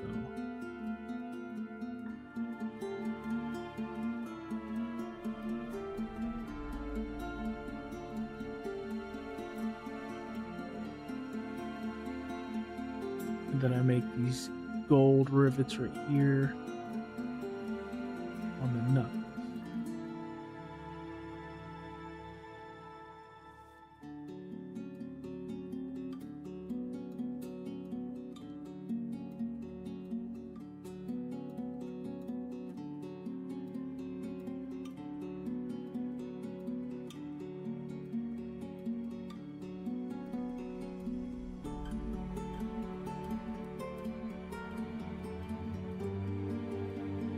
There. And then just fix this thing real quick. Oh shit.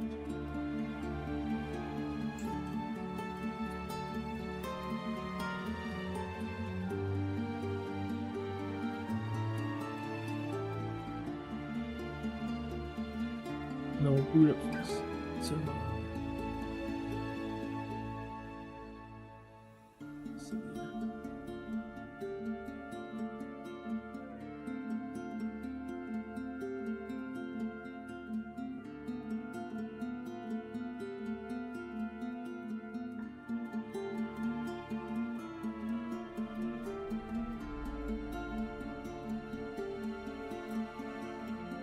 Dan, are you still here?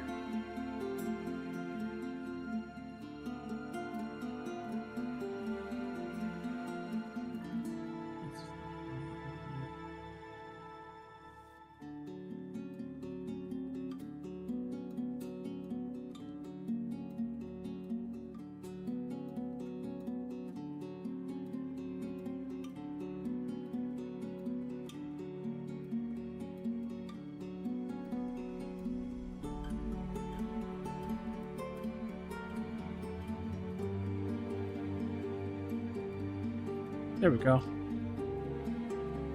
I get so annoyed when I draw something so wonderful out of the blue like this. Like, I really like how this looks. I've never colored in like this before, and I used like a colored pencil, and it just kind of came together really nicely. I'm pretty bad at coloring. I've never really practiced it until recently, very, very, very recently.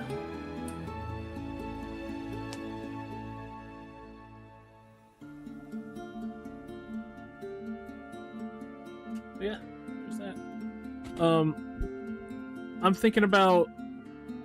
I'm learning Blender right now, and my goal is to be able to make mods too important to Kingdom Hearts, and I'm thinking about getting this made as a 3D avatar and putting it over Sora for fun.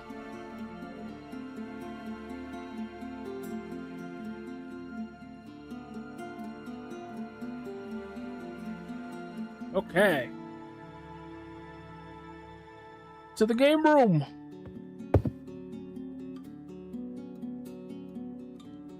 Let me...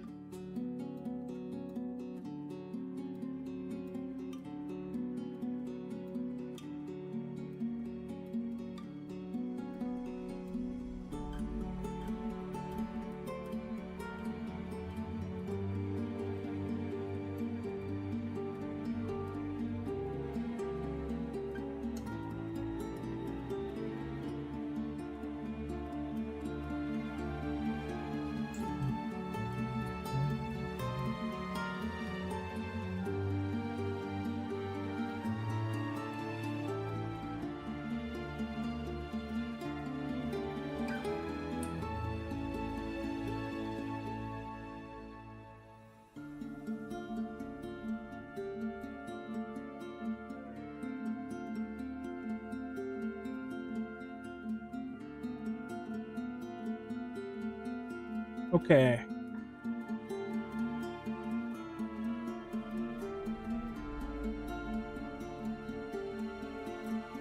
Oh, and let me pause the music, and then we'll get some Dissidia going. I need to draw more. I always feel better after I draw. Sometimes I dread it. And it was me overthinking for a long time.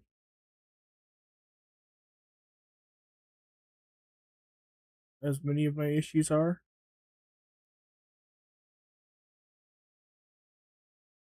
Let's see. In a little bit. I move stuff around. Where'd it go? There it is.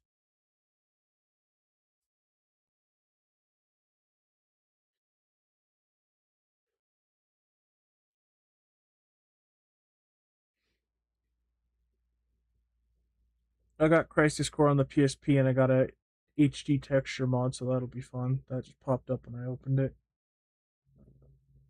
Game setup.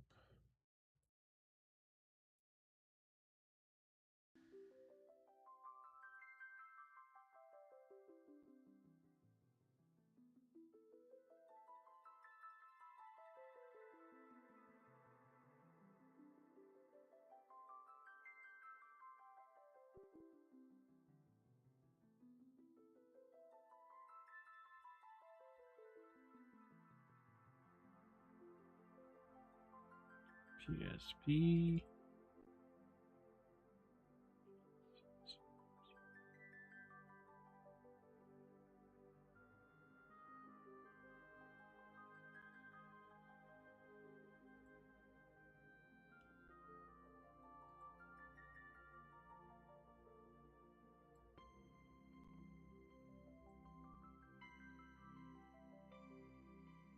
Oh, right. Chris, I'm sorry. I thought I did this before, but I did not. I don't have the level 100 stuff. The file downloaded. God of discord. Two divine powers locked in an endless struggle, each seeking to reign supreme. Long has the world played stage to their violent conflict. Now at peace, now teetering on the verge of annihilation. But never for a moment. One second, actually. The scars of war run deep across the realm, and still these battles rage on. A tempest the eons cannot quell. However,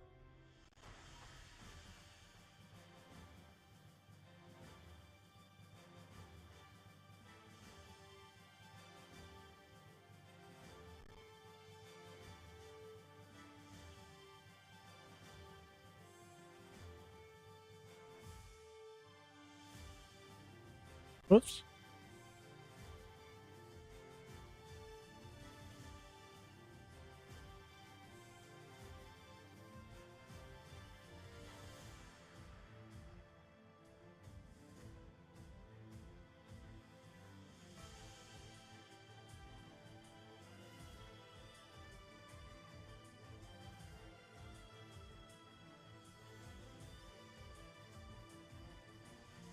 Oh, whoops. Again? Dang it.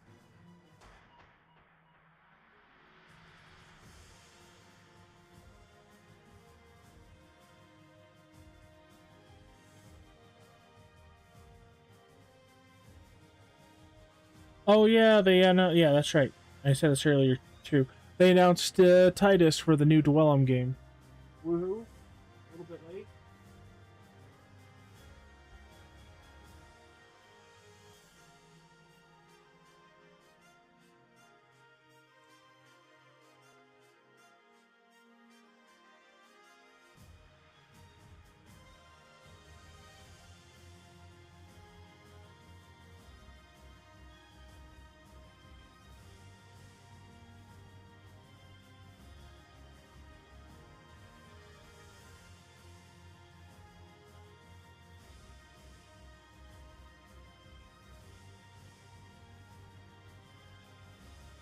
Huh. I should look at this because there's a lot of mod mod stuff that got on here. Commands, resources, starter pack.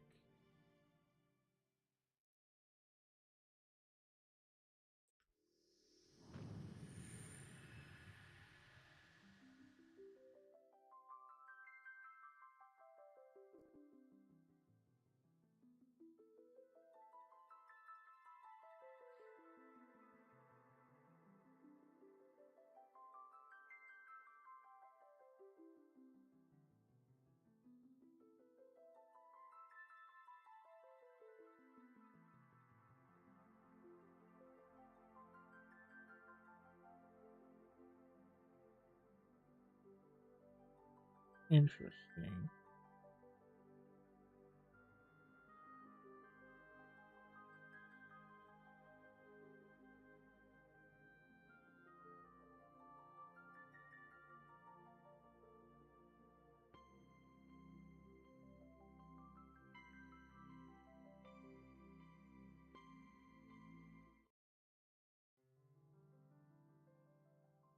Cosmos, the goddess of harmony. Chaos, god of discord. Two divine powers locked in an endless struggle, each seeking to reign supreme. Long has the world played.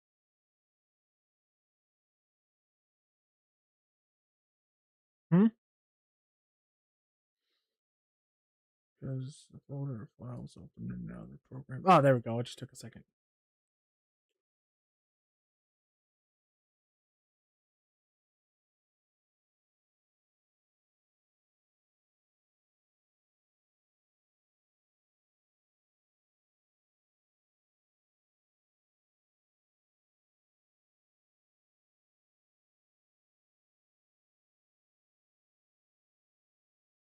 Oh, they have a 2020. Oh, shit. They have an updated starter pack. I don't know if you want me to send you that. Because that's the one I just downloaded. God dang it. I think we need to have the same exact version to run.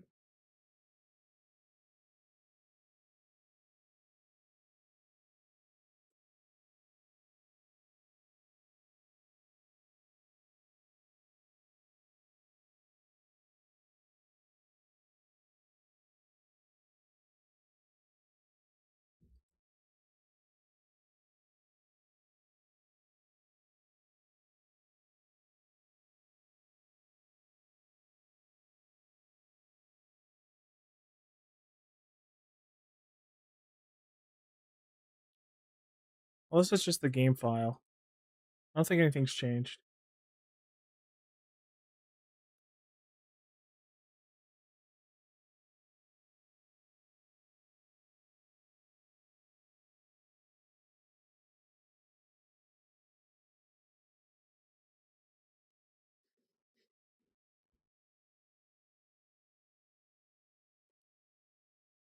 Oh, wait a second. Fuck.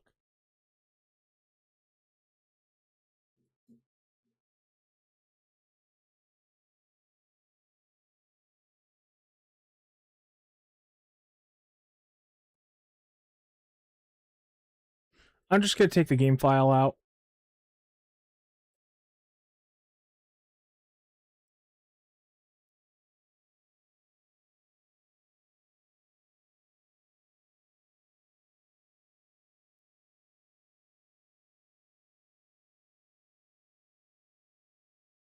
So we don't have issues just getting this done.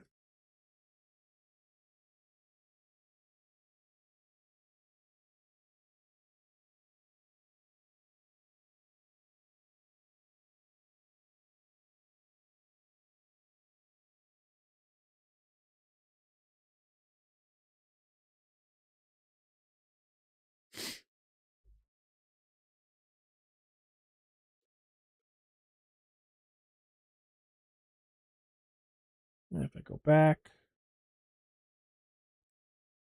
I should delete this.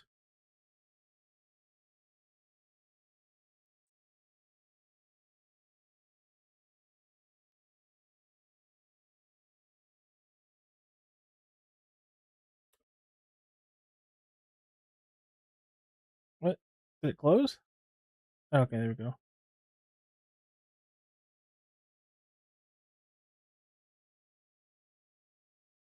Oh man, did it reset all my PSP settings? Oh.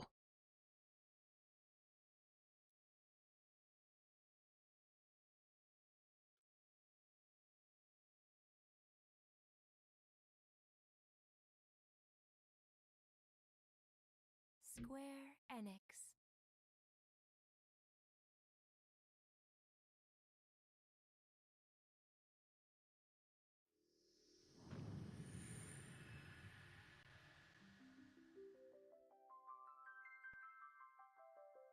Okay, now it's just okay. Yeah, it's showing up in there.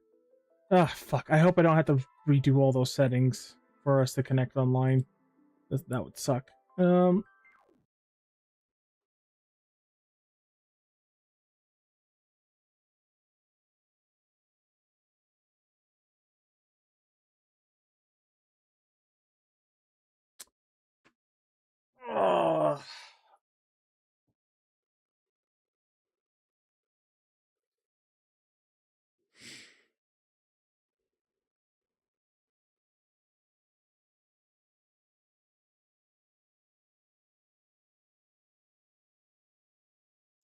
I'm gonna put on music and take care of all this real quick. I'm sorry. I fucked up, Crisps.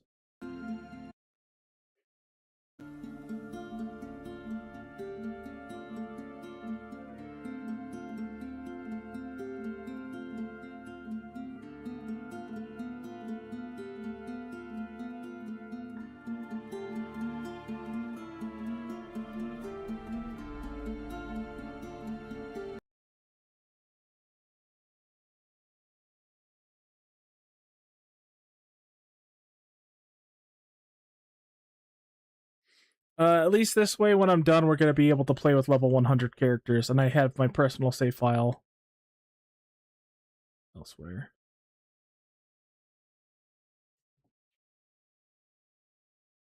Which just lets you select multiple saves, so I might just be able to do it as long as I save in slot 2.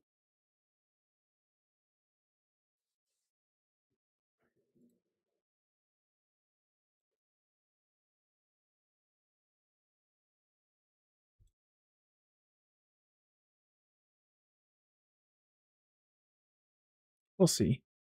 Okay, so going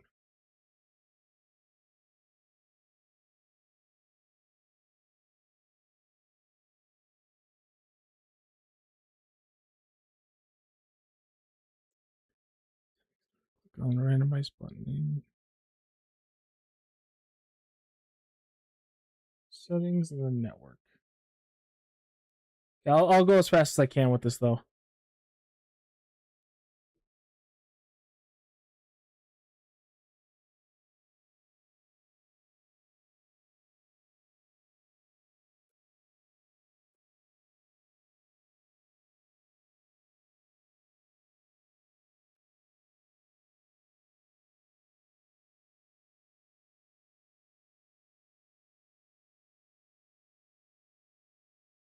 Type in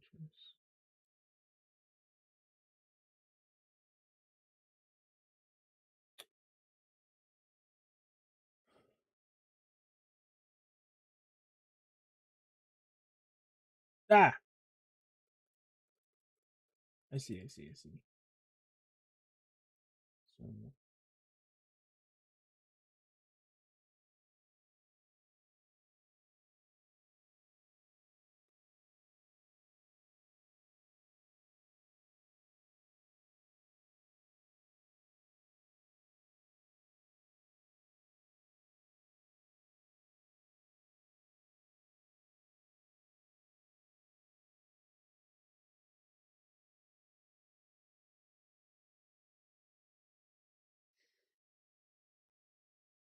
what?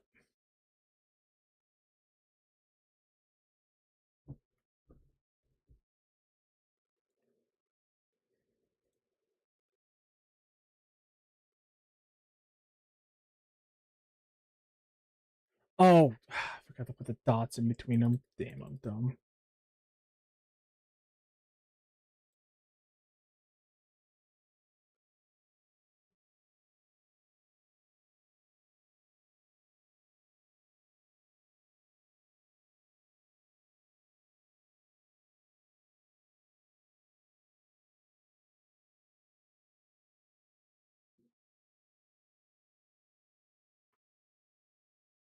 Okay, and then next, at the bottom of the network screen.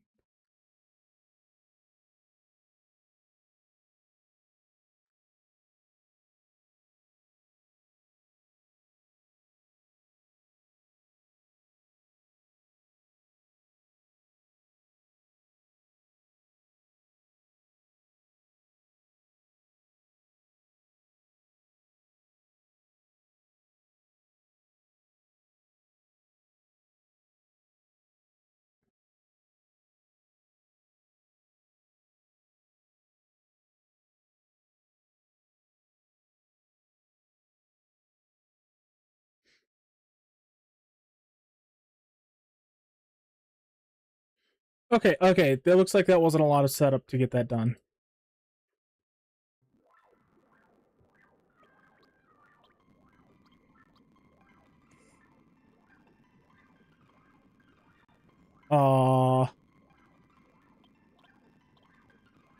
Why is my game fucking freaking out? It's like going at like 50 times speed.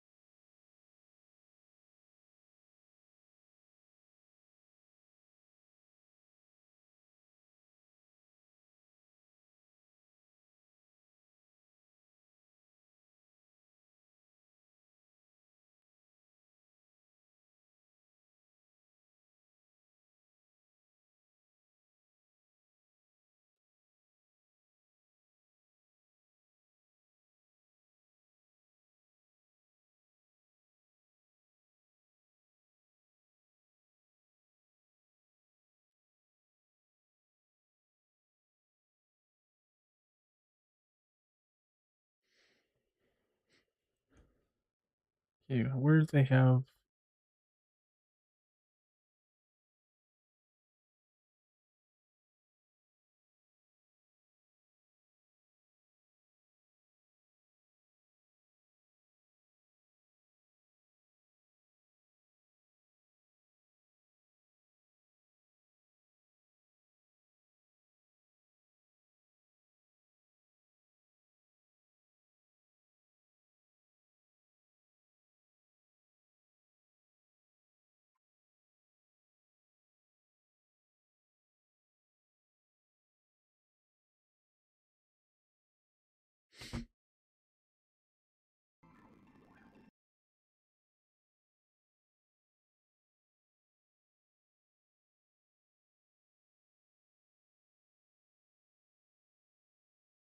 Square Enix.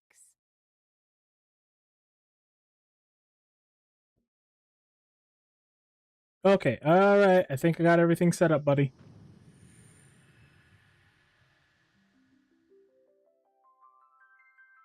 Oh, yeah. I wish I could just like automatically have this do this for whatever we're playing, but I had to switch over the Twitch thing.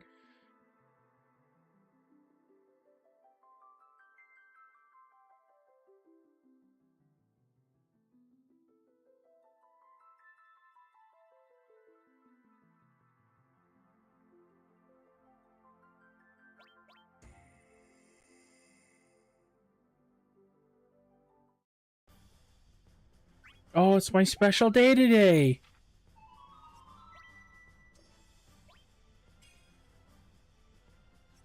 Oh shit, I better go to the PP shop and buy something with my massive PP. Oh shit.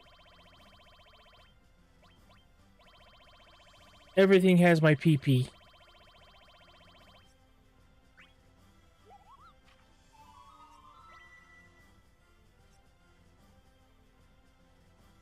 Alright. Online battle.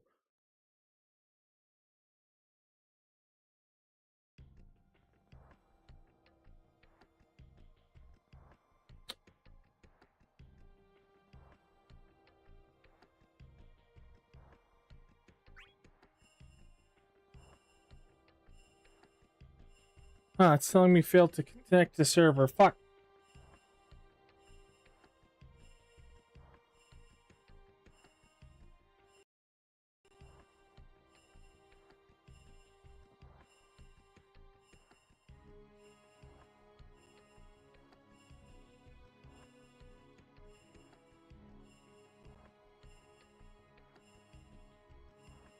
Okay, game.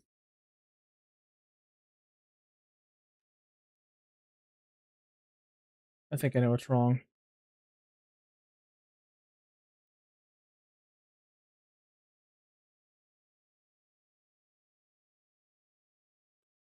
Square Enix. Squeenix.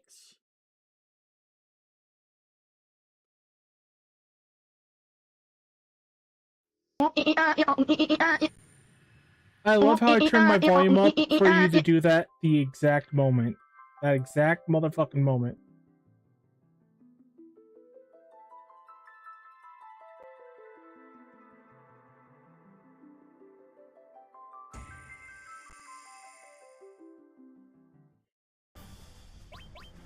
Alright, try this again.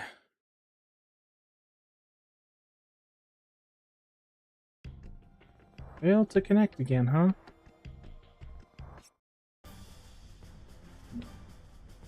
Oh, the installation guide to a T.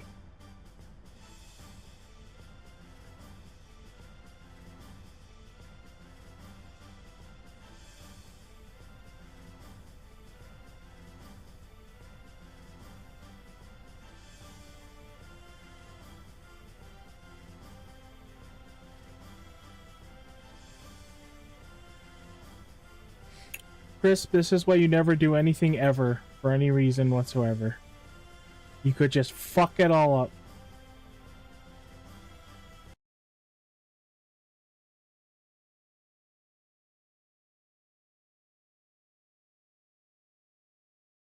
Okay, that's in.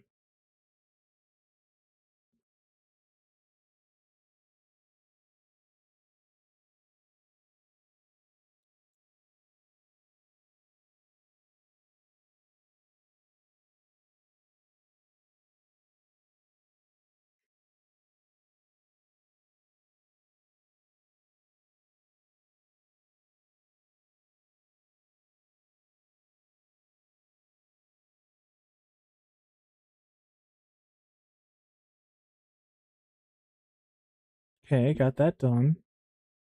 Network. Okay, did that.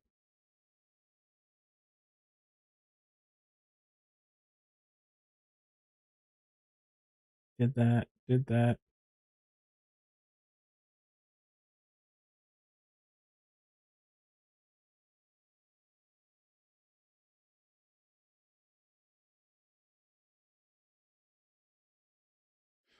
It says that the network setting where it says port offset should be set to 5,000, but then the one for joining says it needs to be 10,000. What's yours at?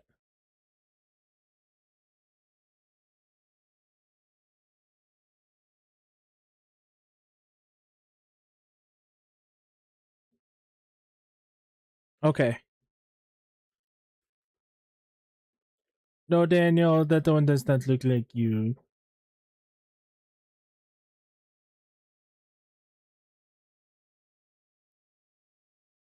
Okay. So I should be 5,000 as well.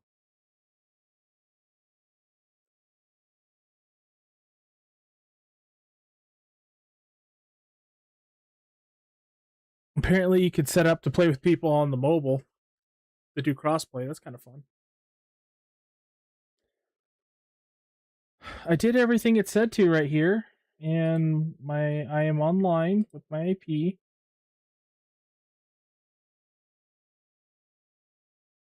I have the right address in, I think. Let's see.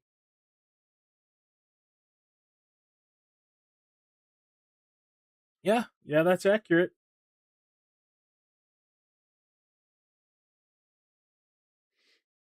It's enabled. No, cancel. It's enabled. And it's at 5,000.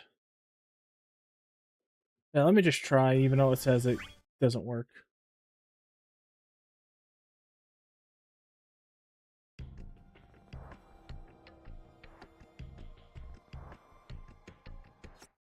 Well, let me see. Well, let me grab that error real quick.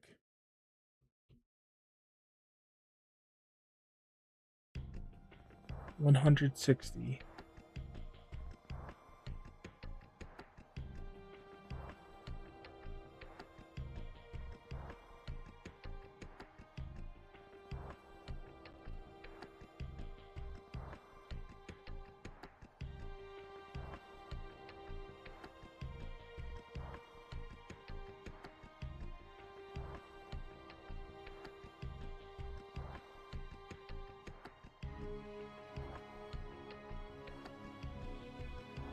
Okay, that's not the problem. I have that.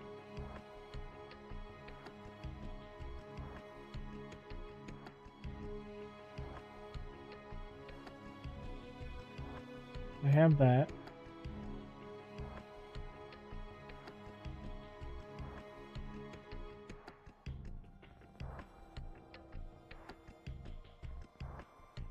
Interesting. Okay, so let me try this. I might just have the same MAC address as someone. So let me try randomizing it more.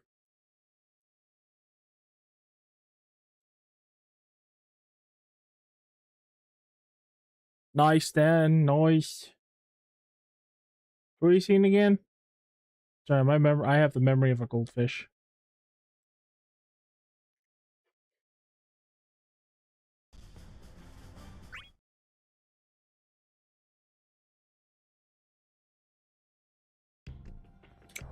Still gives me a failed to connect error.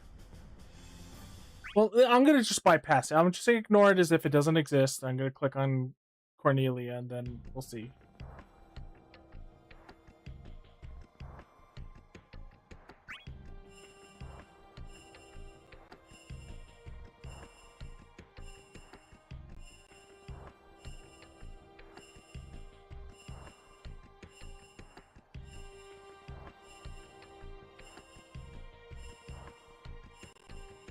Oh, but you are a ginger, Daniel.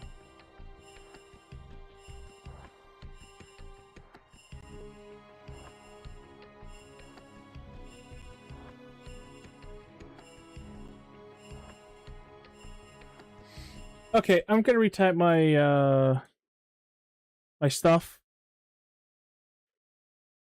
And we'll try again.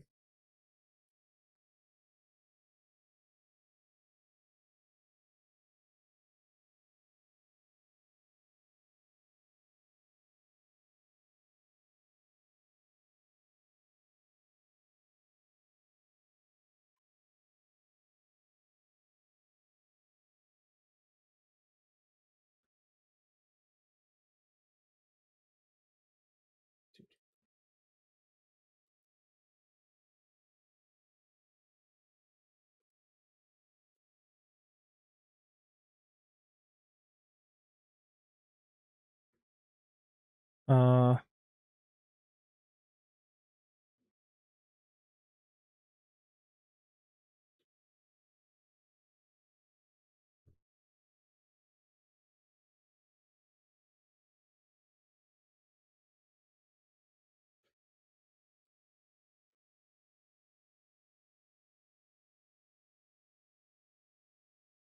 maybe if I reset it.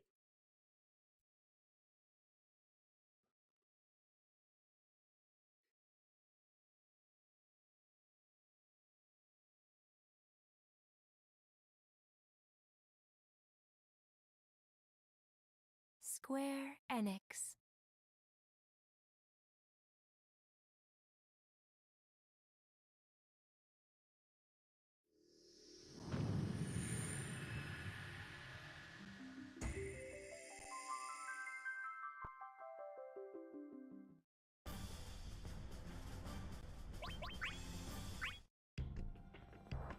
Oh, okay. That time it just worked. All right, I'm in. But I just need to reset. Apparently, that was really dumb. Sorry about that.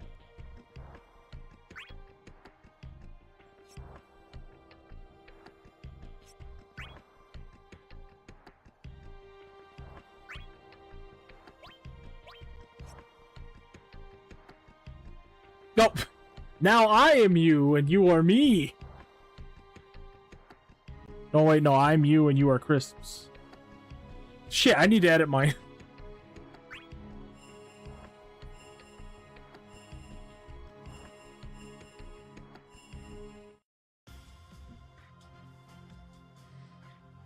Oh my god, look at all this hard work I did. Holy shit. Oh, Geugamesh.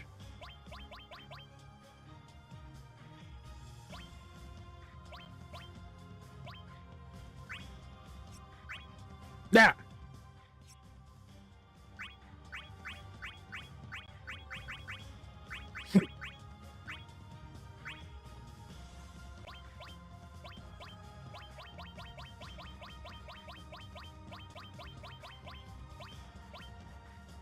Now you can fight me at full power.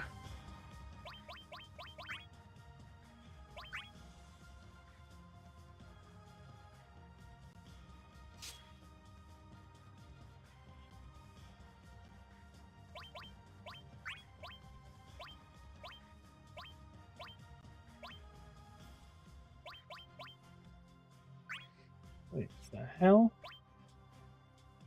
This doesn't look like a full playthrough or a thing to me.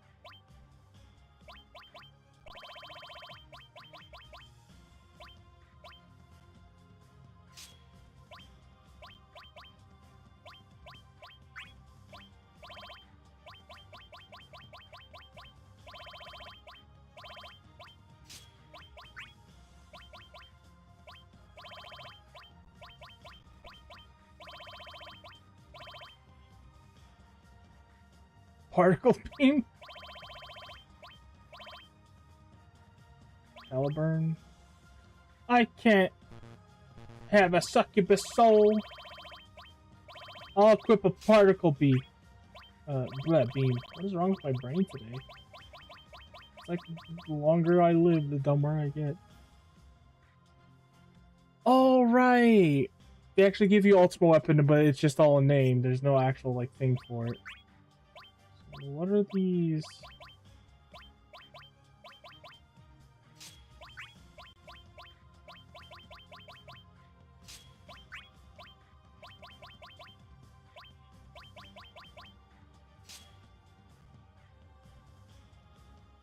Holy shit! Oh man, that is risky. But hey, I'll do it.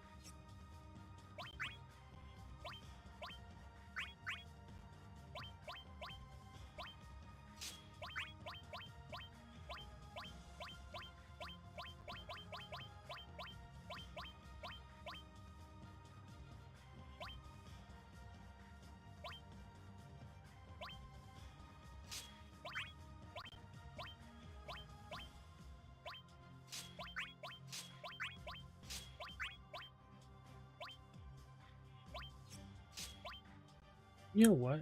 I don't. Some of these.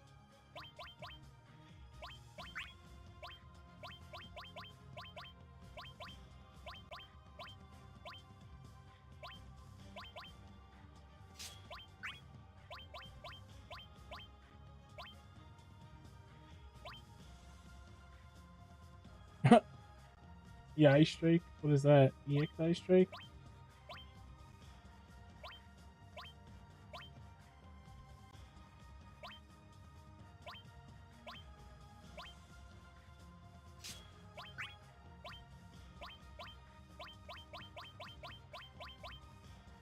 I forgot what all these multiplayers did.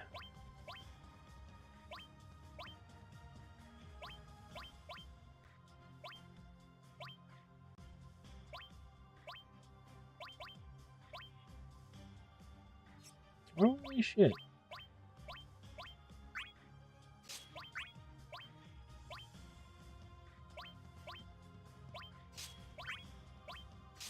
I might need those.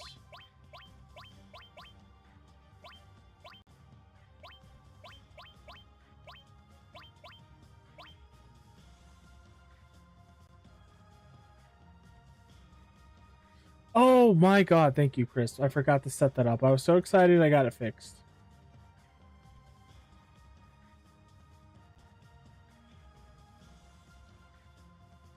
Extra HP to Brave?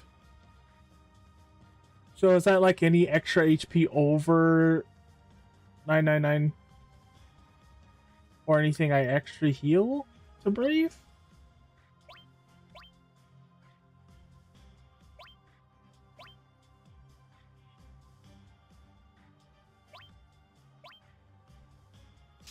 Oh yeah, I like the sound of that.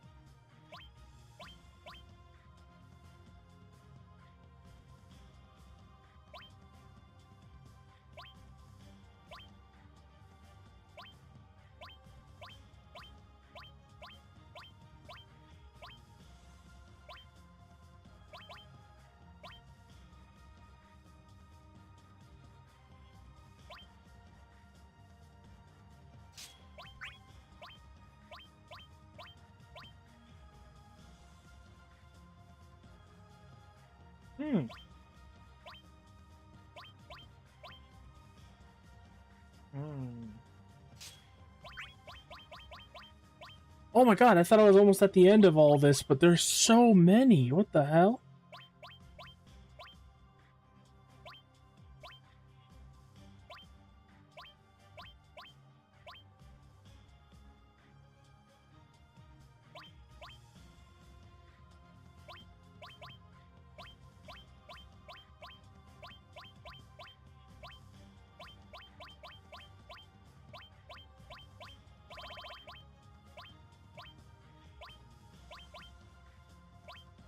Oh, and then the rest are just crafting material. This makes it seem like this was actually like a file that was worked on by someone for a long time.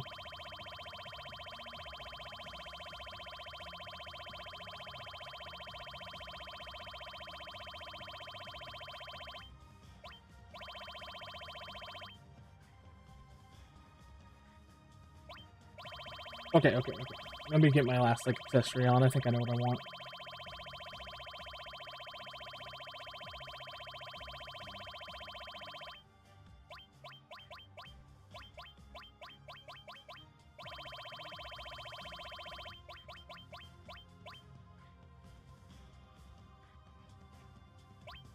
This is a little basic.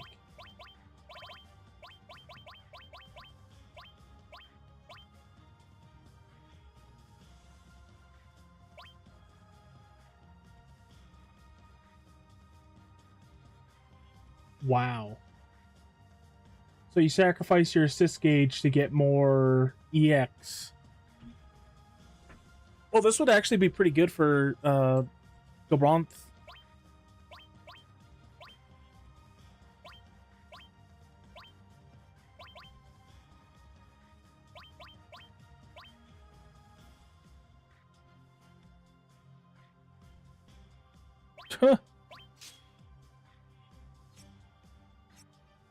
Okay, now summons. Oh my god, all of them. I don't even remember what half of these do.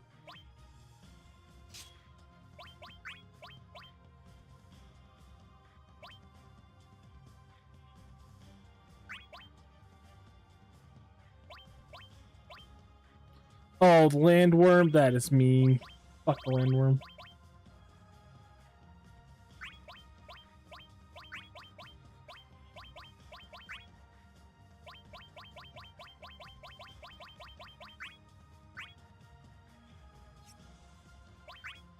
And then assist, that's easy.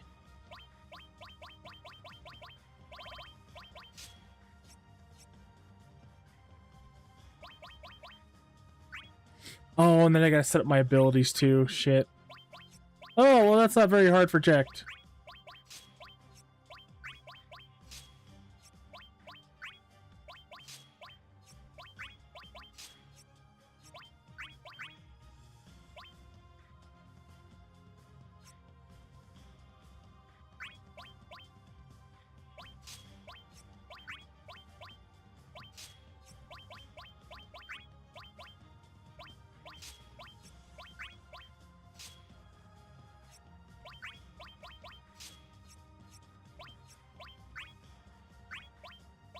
Oh boy.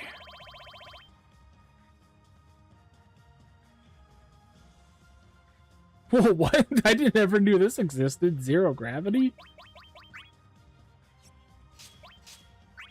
I see, so you can only have one of those.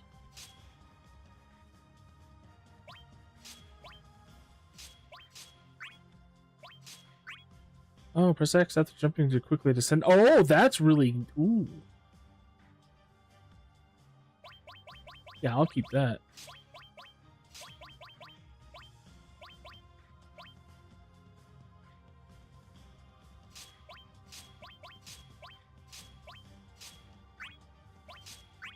Oh, I see.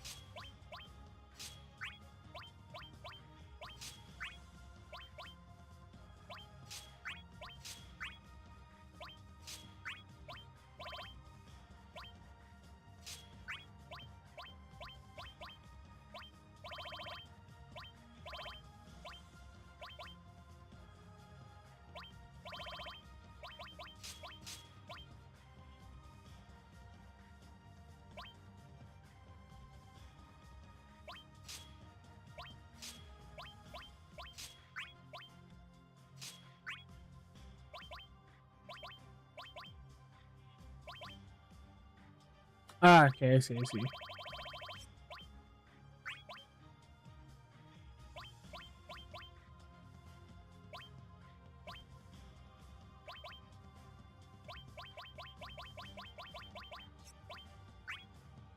Oh, shit.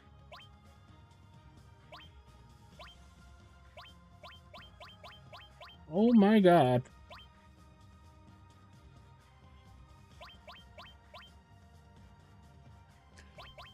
That's right, there are things to let you equip other people's gear.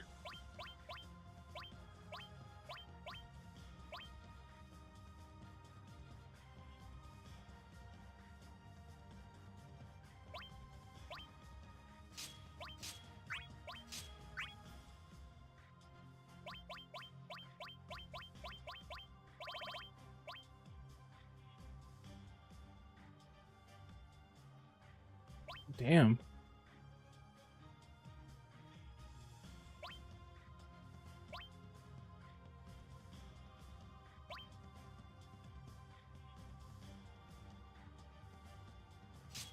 That sounds like fun. That also sounds like fun. Oh, there's so many abilities I didn't know about.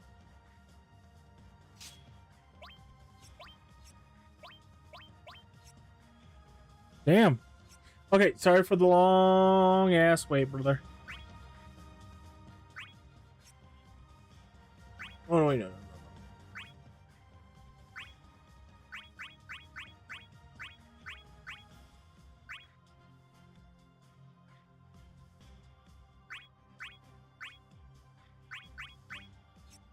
Okay, I think it's 2. I'm ready to go. I didn't mean that to be our arena, but hey, it's fine.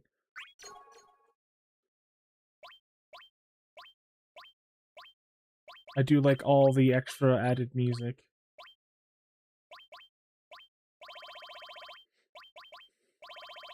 Those aren't mine.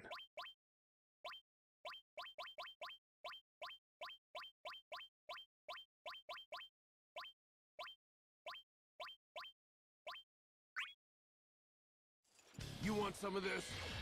That's the wrong outfit. Fuck.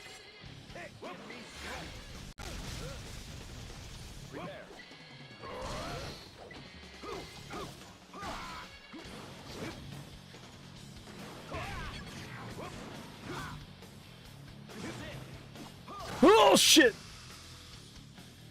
Aura's such a good summon. I forgot about that. Oh fuck!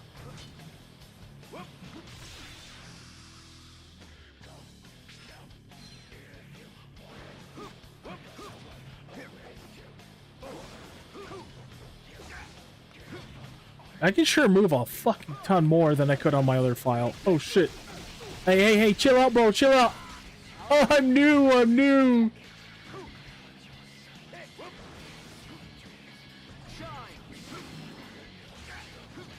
Oh, why did I do that? Right. I have to be neutral.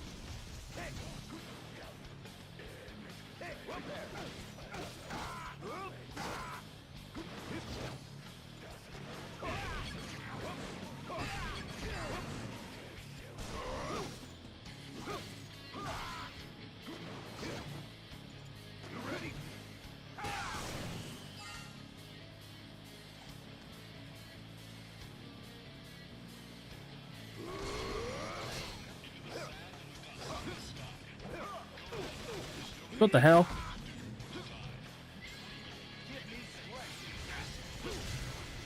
Damn, bro.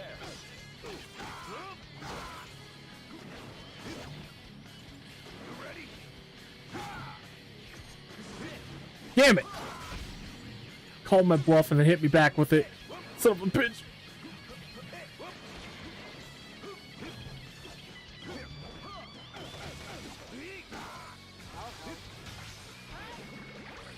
Nope.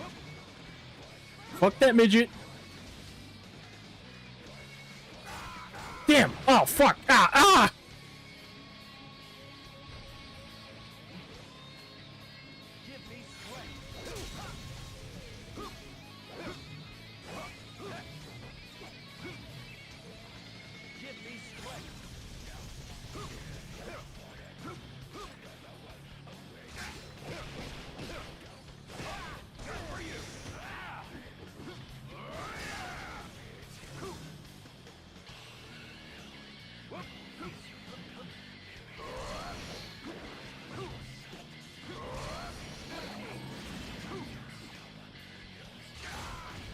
I blocked one of them.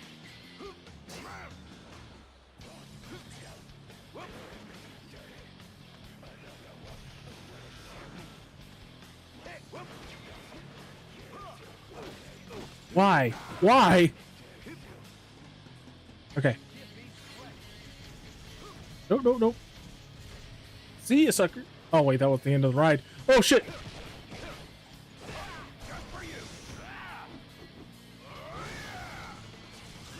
I forgot playing Jacked Online is not great.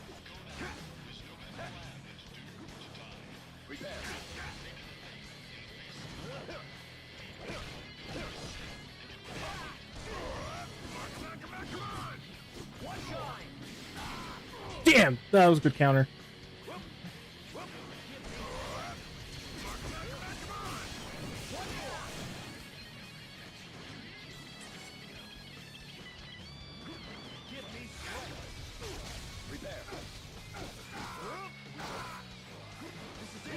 Oh shit.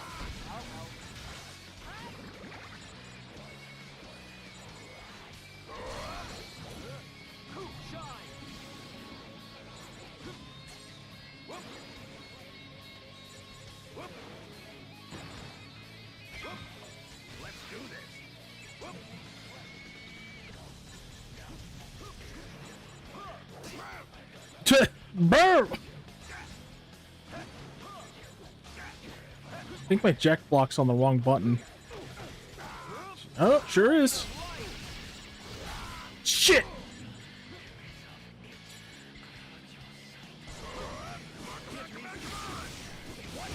Whew!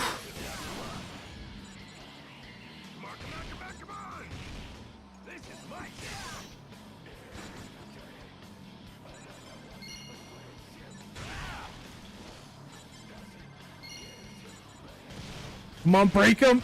Break him! Whew, alright. I'm not at 1 HP anymore.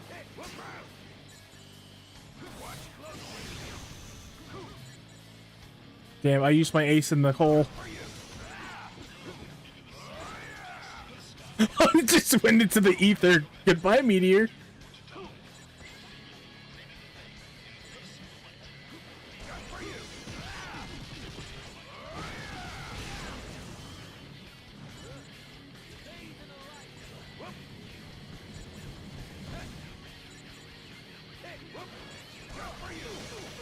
Damn.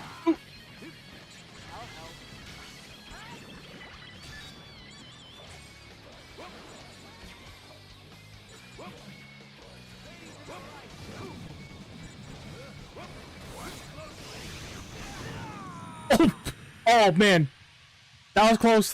That was real close. Good game.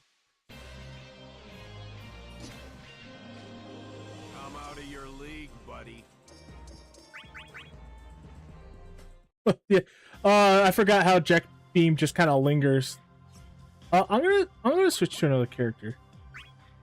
It might take just a second for me to re-equip him though.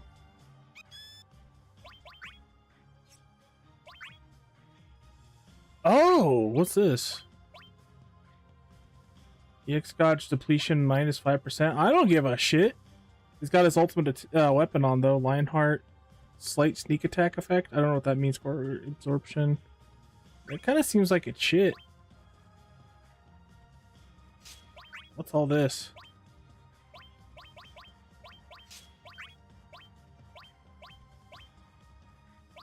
I want to see what this King of Tragedy bullshit is about. EX Duration and EX Revenge. Oh, it's Revenge. Ew, Oh, I could be a succubus. Hold on.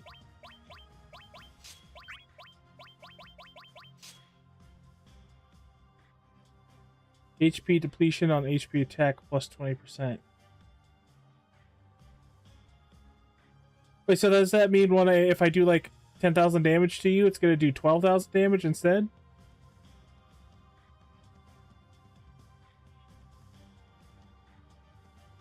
I mean, that's pretty good, but it's also kind of boring. I was hoping for like HP. Ooh. Excalibur 2, 100% EXP gain. Holy shit.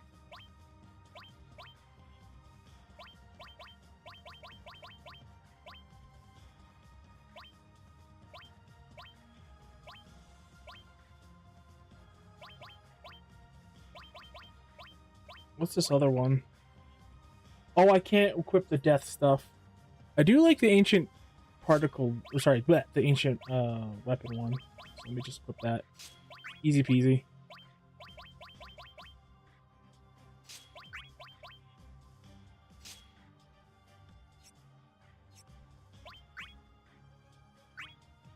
Plus 5, 7, okay. I don't want any of that beans. Oh, absorb EX Force during attacks? Oh!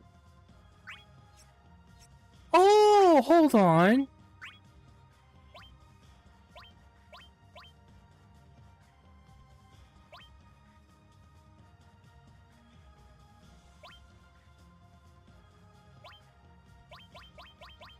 Fuck, where'd it go?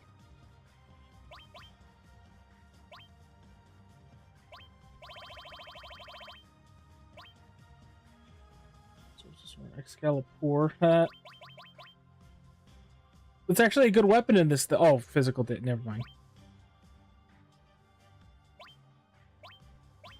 Oh, the Worm Hero Blade. That's a Dragon Quest reference. That's funny.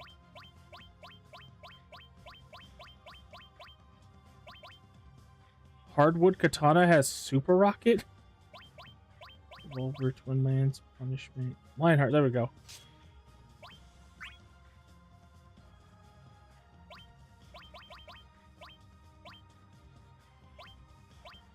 Where's the Lufinian things again? I think it's down here.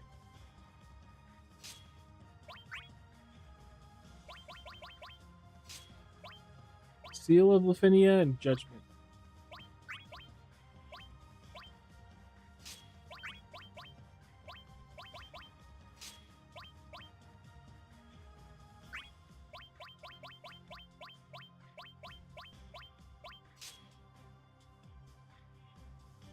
Ew, no.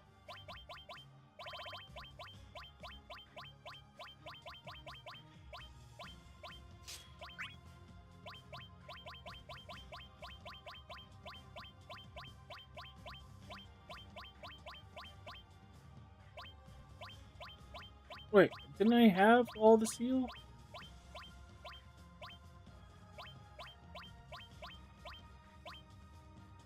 Now I'm confused. I was positive I had like the seal of Lufinia on before. So what we motto.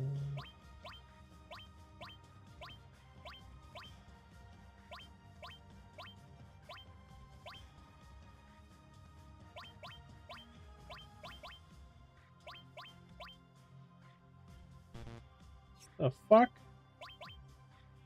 I'm positive, dude. I don't know what the fuck's going on. Assist dodge depletion, because that's definitely not what I had before. The thing I had before was like EX, whatever, plus 30%.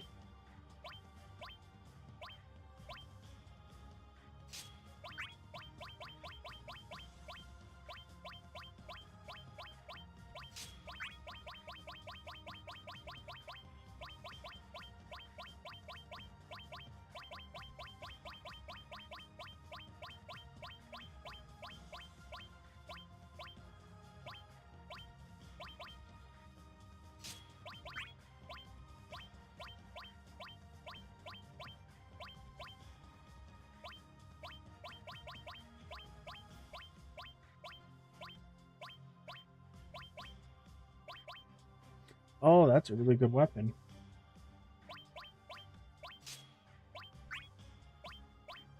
Maybe I'm just blind. Where is Seal of Lufinian?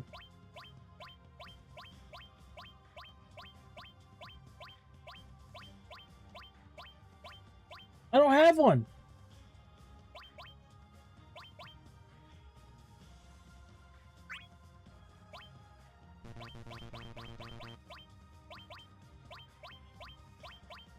Did they have it like kind of do they have a piece of equipment I shouldn't be able to equip on? Normally? What kind of awesome is this? It's not awesome, okay? I'm keeping people waiting. Crisps is people.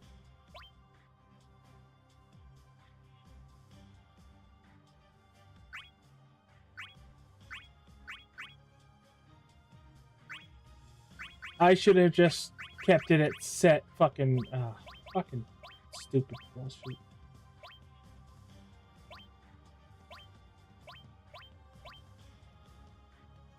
I don't even have enough for anything else.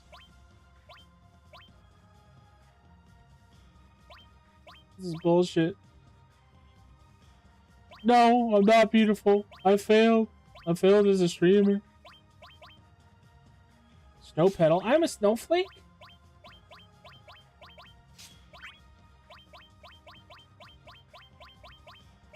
Are you fucking kidding me?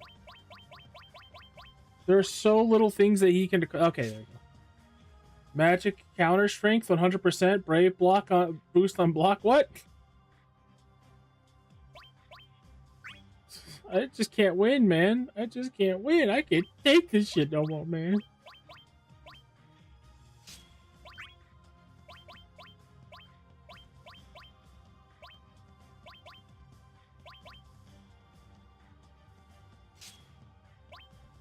Yeah, that's right. How does it feel to be a squirrel, Dan?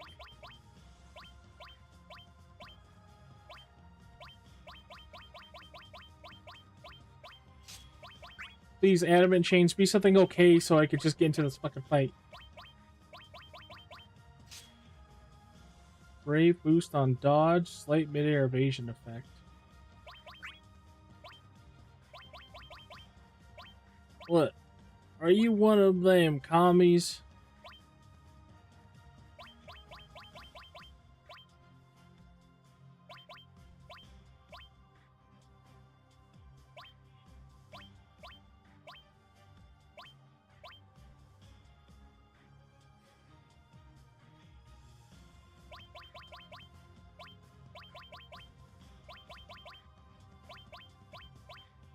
Fuck it. I'm just gonna equip stuff that doesn't need stuff with things. I'm just gonna equip things. So you're a commie squirrel. I always thought there's something off about you, Dan.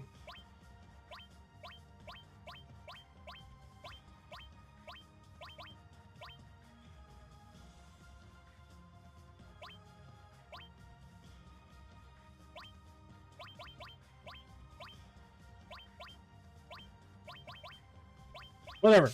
Chase, brave, whatever. Stage defense. Oh, from probably environmental attacks. Like, I don't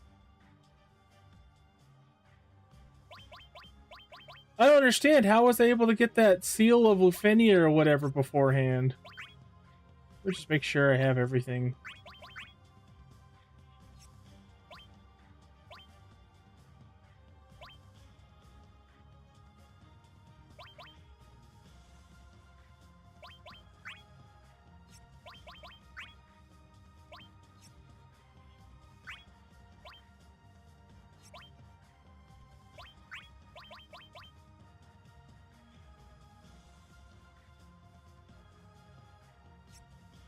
I don't remember what either of those are.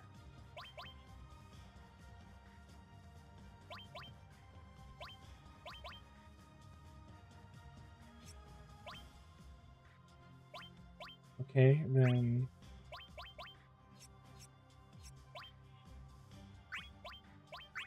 And we should have everything that we needed equipped here. Okay.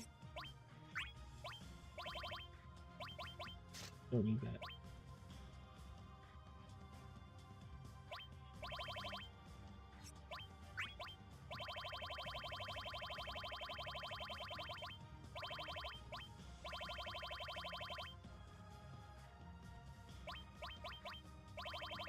That is nuts.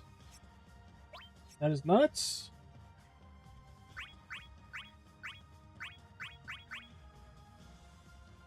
Okay, sorry, we're going crisps. Let's put this on random.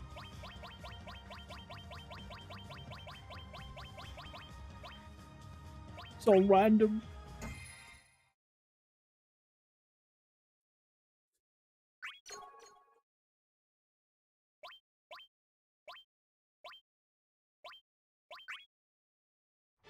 Strength and solitude are side by side.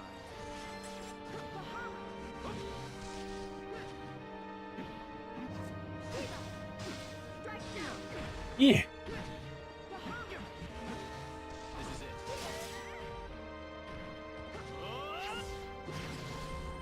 How?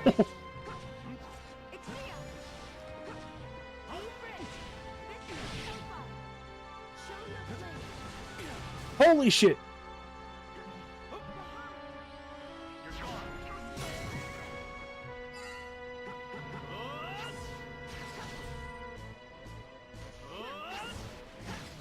Oh, I love premonition. Oh, you're about to see the best attack that was ever invented by any video game ever. Fuck. It's much better than 8. Ah!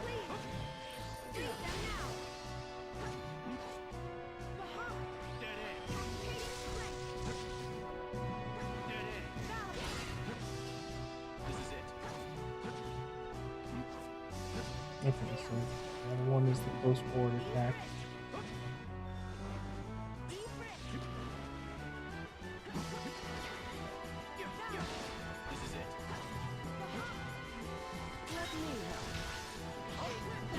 No, you stupid clown man!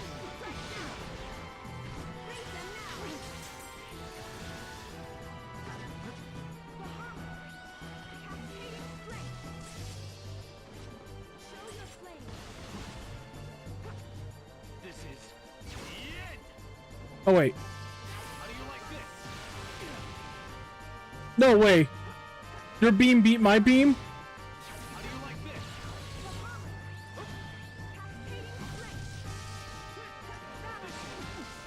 No, no, no, no! You're not even in Kingdom Hearts! Get out of here! Kingdom Hearts onlyers. Fuck, fuck, fuck, fuck, fuck, fuck, fuck, fuck. You stupid gay-ass clown.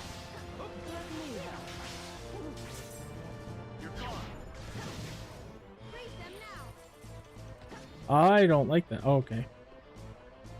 How do you like this? This is Hey, buddy. If fuck, I remember this is the best. Fuck Bahamut, get out of here.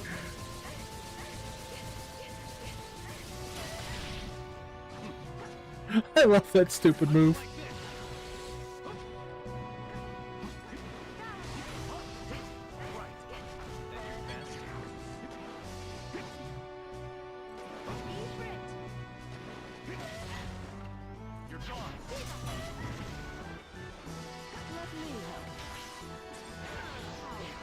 I don't know why I have that gay clown.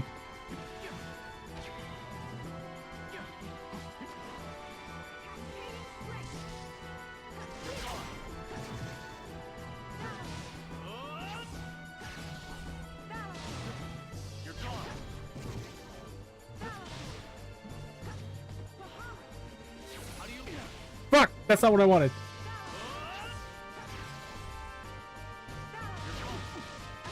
Ooh, ooh, okay. Whoa, what the hell? Trippy.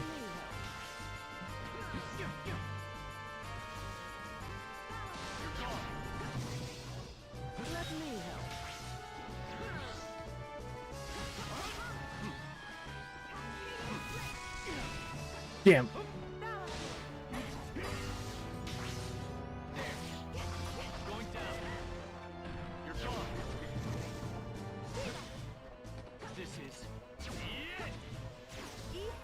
No way. No way, dog. No fucking way, man.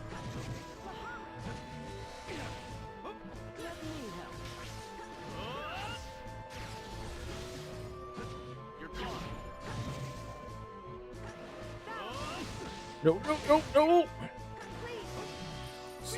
Stop being good at this fucking game.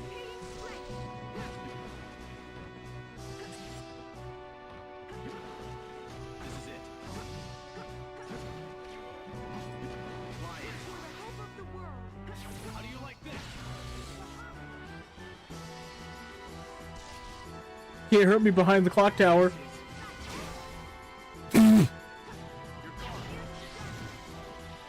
No. Holy shit. We played a long enough game of tag, buddy. But the lion always gets the mouse.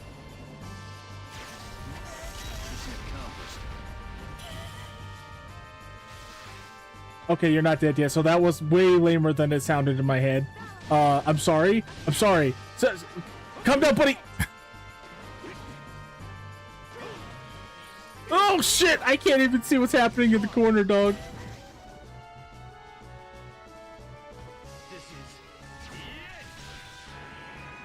Hey, hey! Put that back! I don't know what this does, but... Yeah, oh. Oh, like that's gonna help me. Thanks, Rubicante, you piece of shit.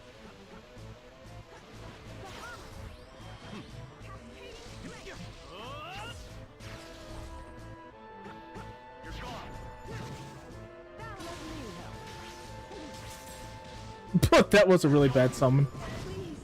Don't let it end. Squall's pretty good. I can fight so long as I survive. And I also get to play as Kingdom Hearts 1 Squall, so I don't look so stupid. I lost my butt cape for a better jacket.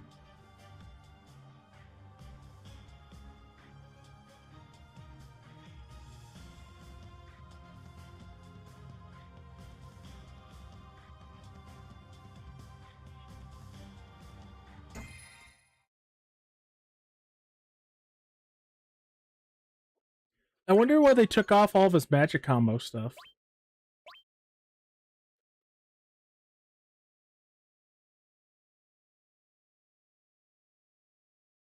Huh.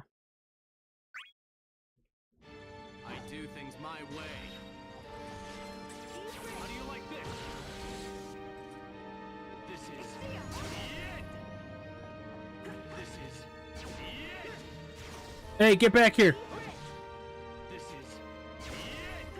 Oops. This is like the coolest attack he's ever come up with.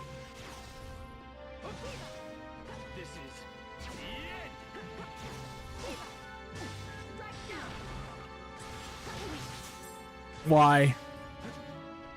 Why would it summon it right on top of me? Where are you? What? Aura farming again?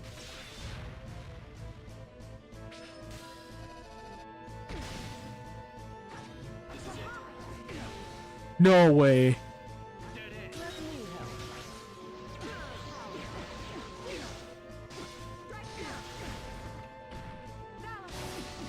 Oh my god. You have so much range here. Oh!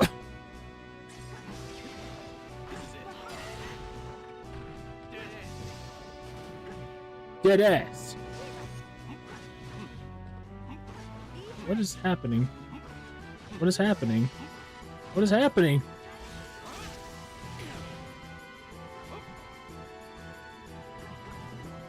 Oh, there's like weird controls where instead of making it left and right.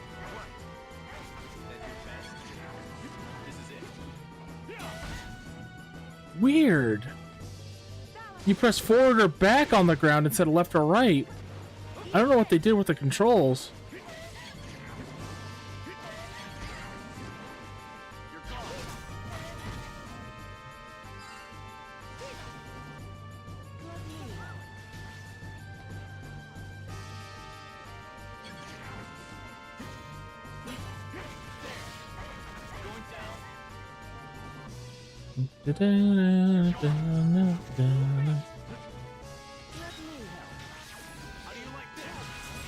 Get out of here, gay clown.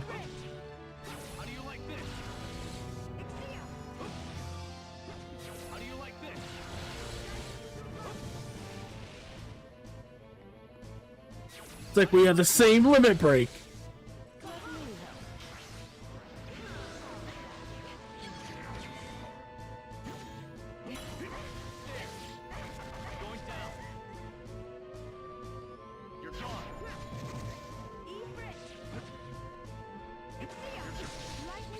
Oh shit.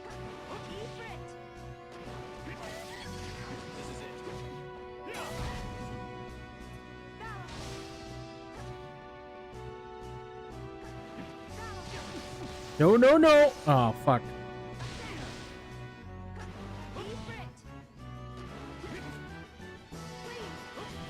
Why do you always call my bluff?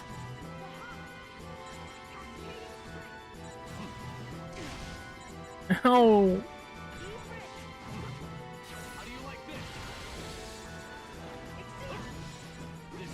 Let's go for a ride. Oh, fuck. Why did it stop? Why?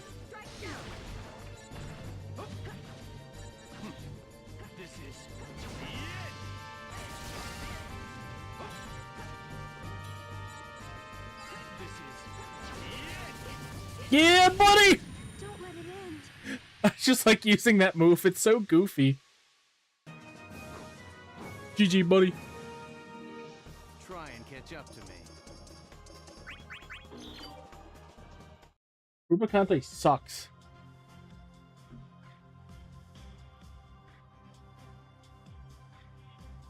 I'm definitely gonna make my own Squall build later, because I won't do it right now because it's gonna take forever.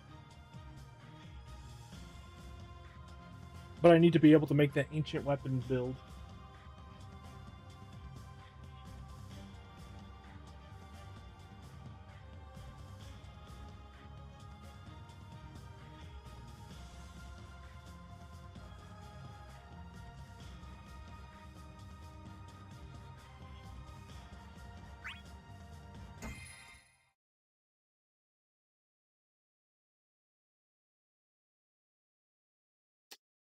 Looks like they're making me work the same schedule every week now, which is the annoying one. I like working multiple days in a row. Oh well. I do things my way. My way or the highway.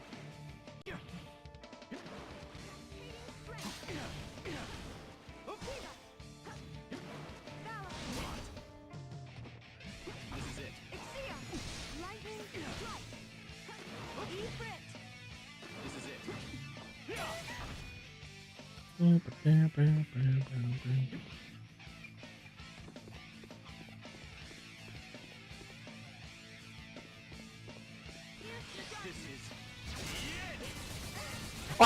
don't know how that worked, but I'll take it.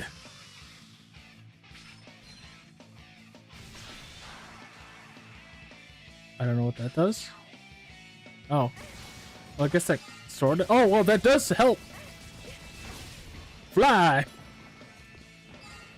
Holy shit. Holy shit. No! Ah! No, stay away from me. I'm weak right now.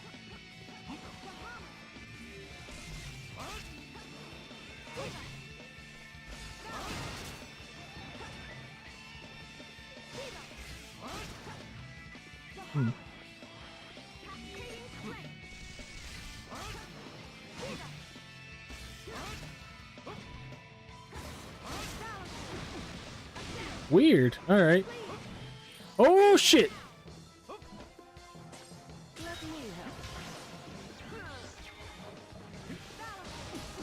Hey, hey, where'd you come from? What the fuck? Why does it keep doing that? It's like an assist escape? Wow. Wham!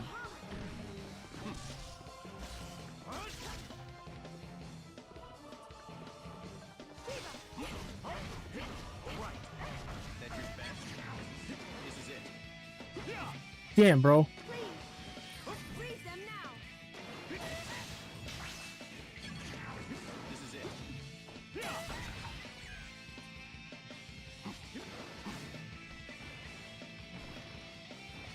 Whoa, whoa, frames!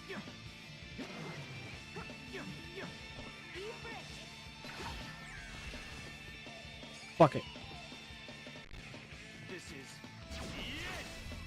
Why does it keep stopping like that? That's really annoying.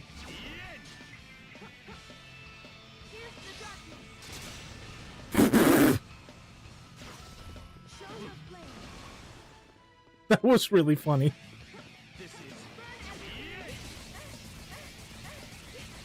GG!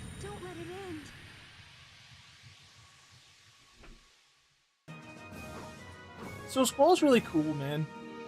I'll take you on any time. NANI? NANI?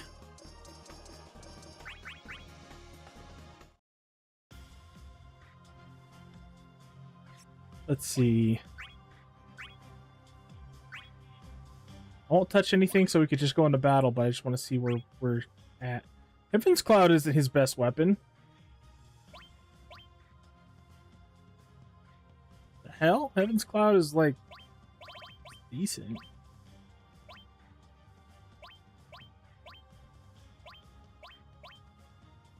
What? Fenrir is his strongest weapon in this game? That's weird. Oh, his ultimate weapon has a shitty passive, whereas Lionheart isn't shitty. What's a Rangamakimit?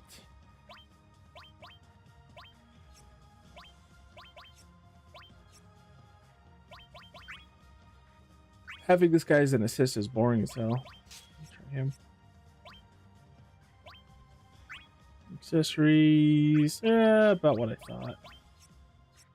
Seems about getting into his EX as soon as possible. Then what's his abilities? Sonic Break, Finishing Touch. Omni Slash version 5, of course.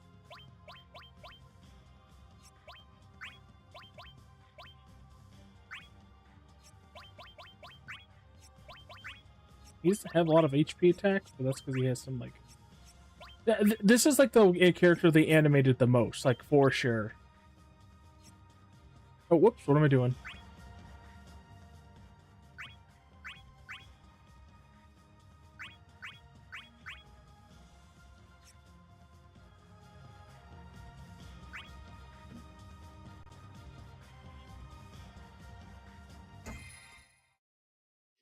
Oh, I need to check something on the schedule real quick. 9, 10:30, 11:30. I keep telling him I can't work closing. God damn it. So annoying. Let's see.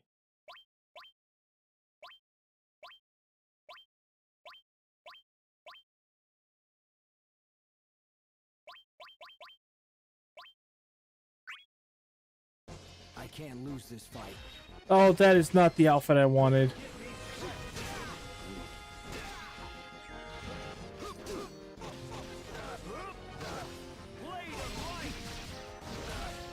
Oh, you want to play that way? Okay.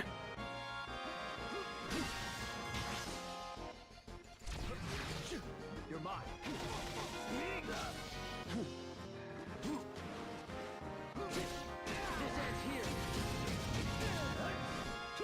Hey, look, Seven Children.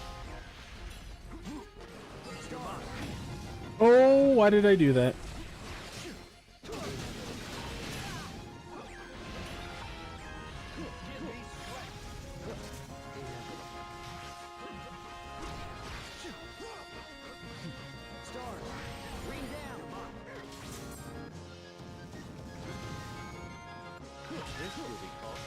I'm gonna be really sad if in part 3 he doesn't have Meteor Rain at some capacity. I mean, Zack has Meteor Shot.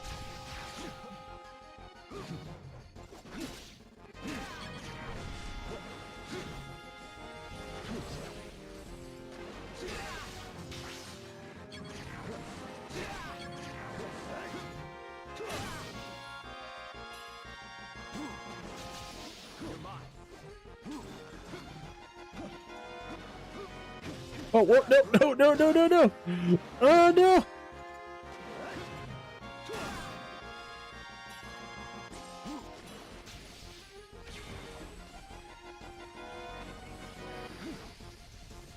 Oh, I see. Finishing Touch and Duellum sucks real bad. So, buddy, how's it going? What you doing over there?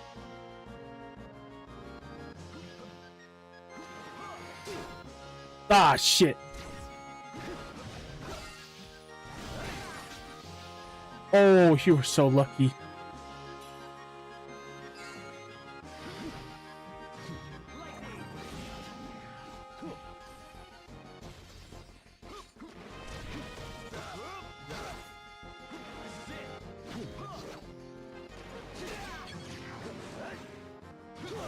Ooh, good call.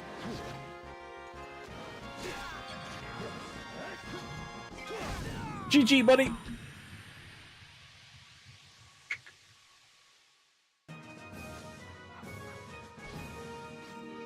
You cannot defeat me. I don't know how I feel about this one. This is apparently the outfit that was his original design when Yoshitaka Amano did his art. Well, not his original design, but it was Yoshitaka Amano's design for Cloud after Nomura got done with it. In case they wanted to pivot back.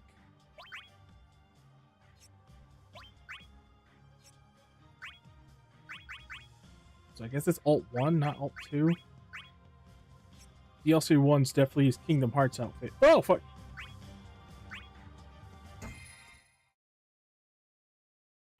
Nine and 11.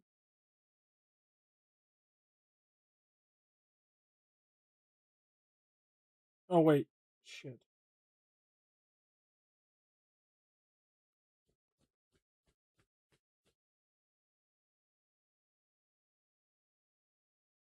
Okay, sure.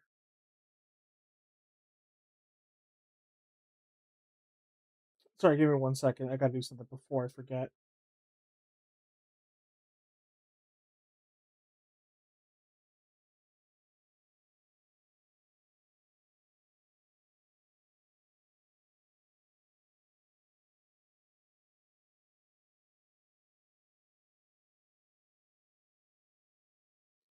Oh, shit.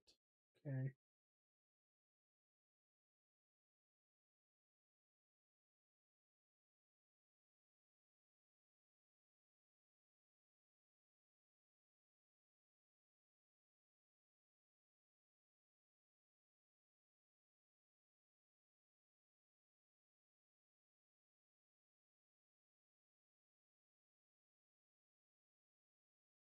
Oh, wait. Oh, that would have been really bad. Okay, save. Okay. Alright, sorry, I'm ready.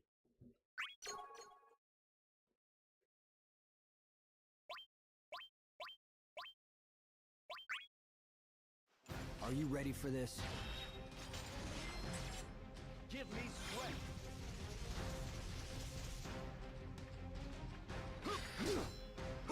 Oh, nice block.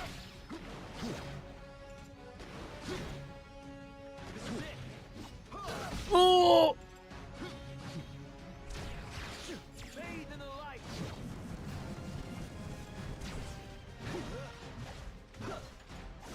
Prepare. Ooh, I couldn't even dodge that one. What the heck? What the heck? Give me strength. Shine.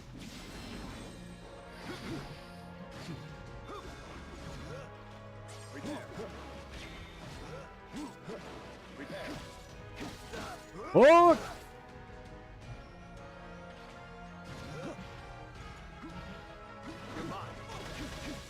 Why am I like this? Goodbye!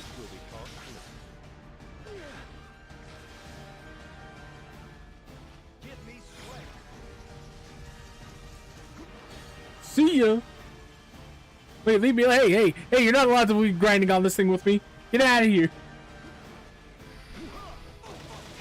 Damn.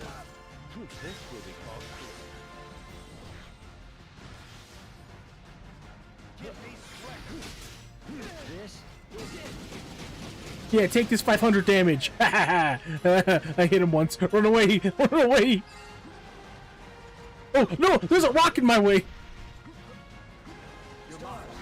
Rain down. Star, rain down. You're mine.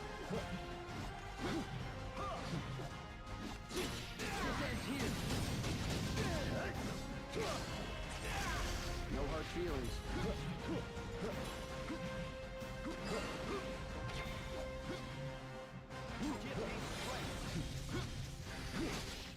This is it. Man, finishing touch is really fucking cool, dude. He's got to have meteor raining finishing touch.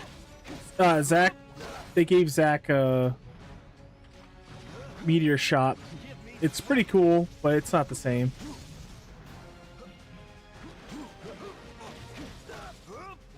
Blade of light.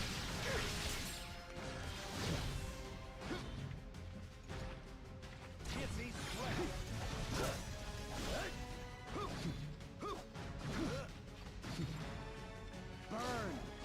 Burn! Burn. Did I really stop that? Crazy.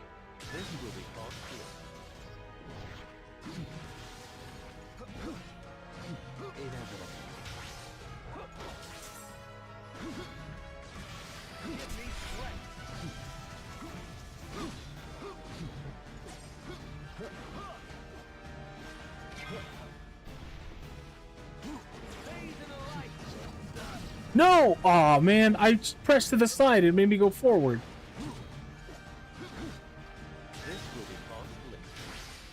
Away.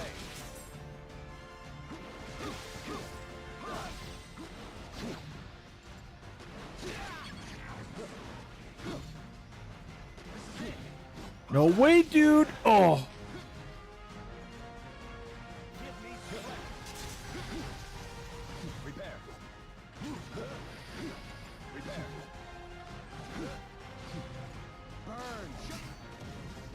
That is so weird that your shield of light can be blocked by a fireball.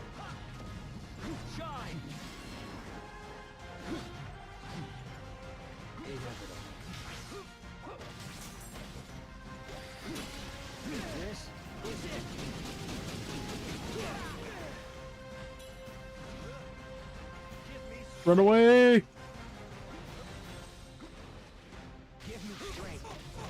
Oh shit! That's not the attack I wanted to use! No!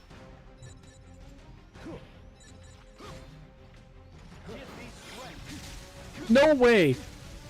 That was so weird. Okay.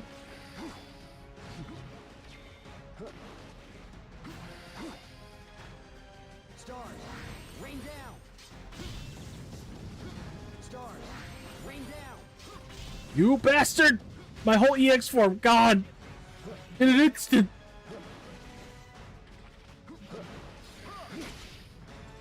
Really? What? I mashed. I don't want to say it, but you know what I'm gonna say. I mashed square, bro. No!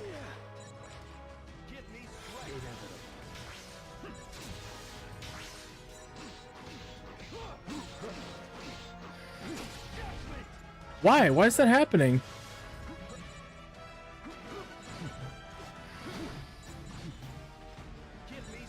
I like the little suction noise it makes.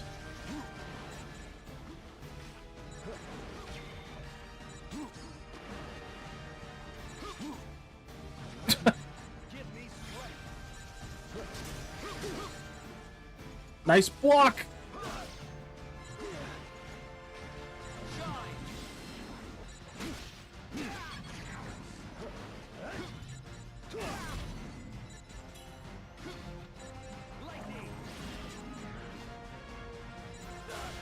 What? What? I used my assist for that purpose of not getting hit, and it didn't do shit.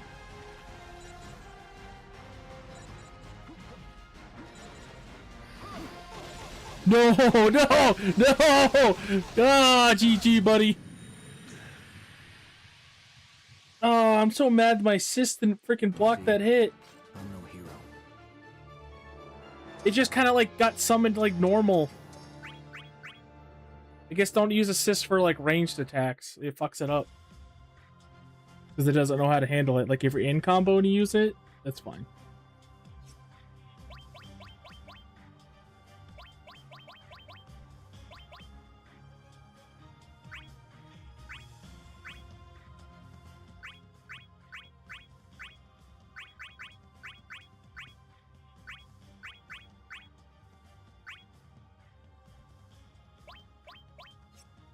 Now, I'm gonna be honest, I have no idea what the fuck I am doing on this guy.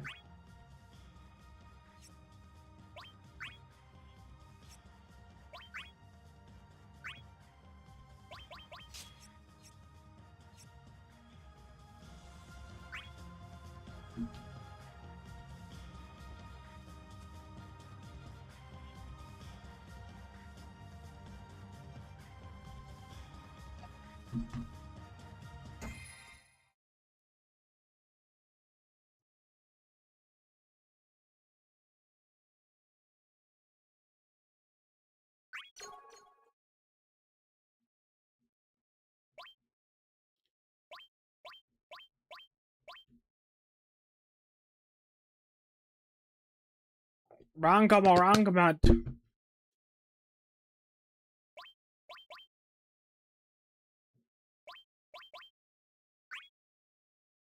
Come and get some.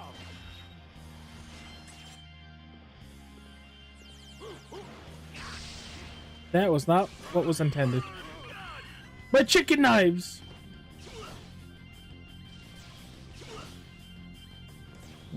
Okay. Oh, that must be Golbesh from the After Years.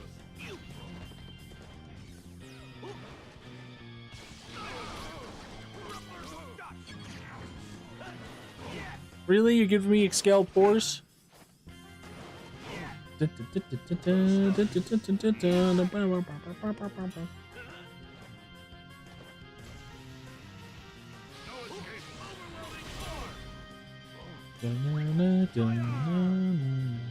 Missile! Oh my god.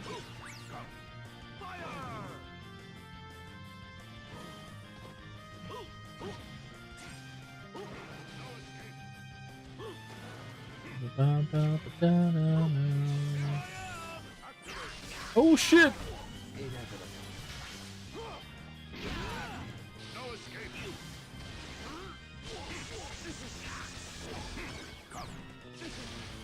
No, I will not come. Oh my god.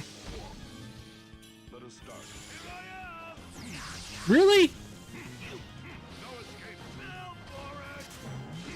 Fell for it.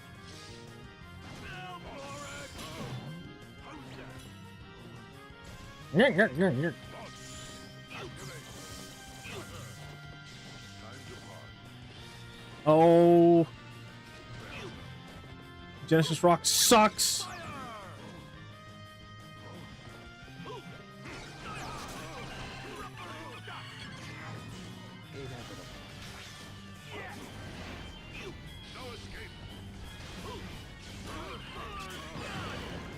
Don't mess with me, my chicken knives.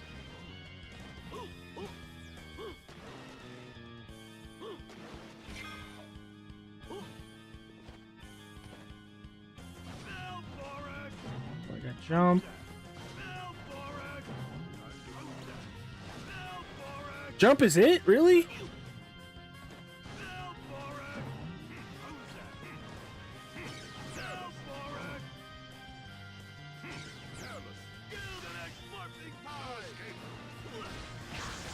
Really? Oh!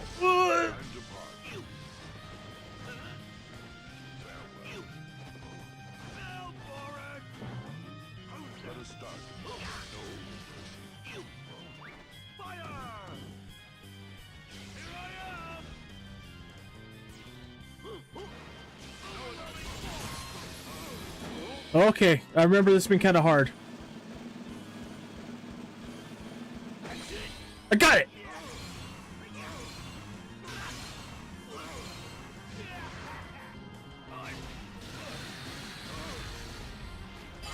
I love Gilgamesh. She's so stupid.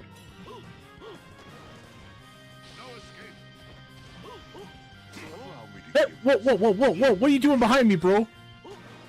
Little sus, man.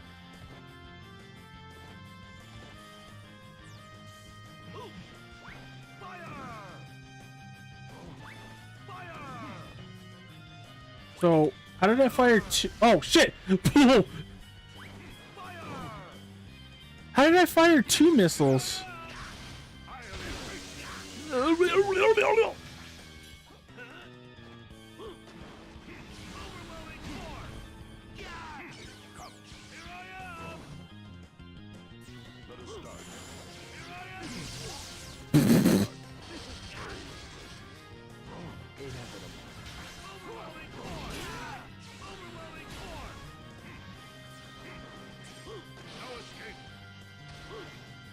What the hell? Why am I defending? No! Oh! No, no, no, no, no, no, no! What is happening, dog?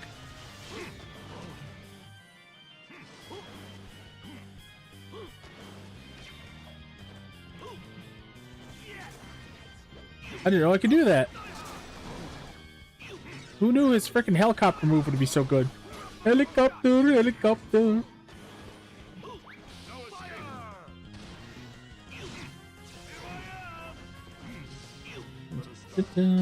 Ah!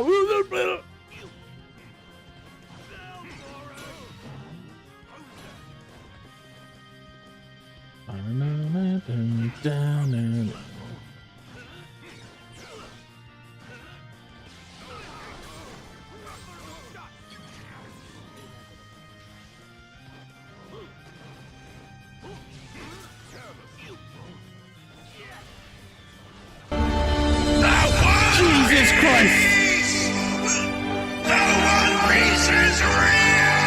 I have to turn that one's volume down. Holy fuck, this scared the ever-loving fuck out of me.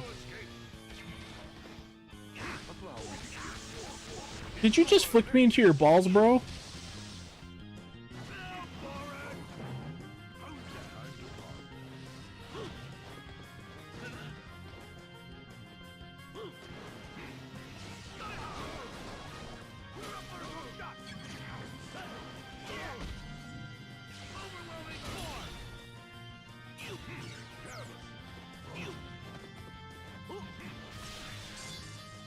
No, don't do it. Oh, okay, good. Gilgamesh and Odin are best friends.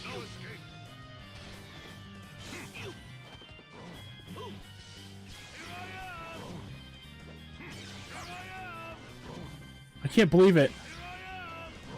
I can't believe it. I just want to see what that move looks like, bro.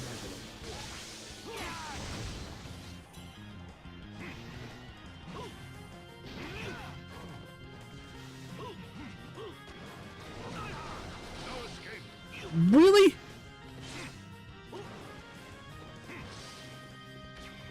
You bastard. Wait a minute. Why? Why? Even at that distance? Why? That's so silly. GG, buddy. I did not know what the hell I was doing. And I don't mean that for any insulting way. I have no idea how to play Gilgamesh. As much as I love him.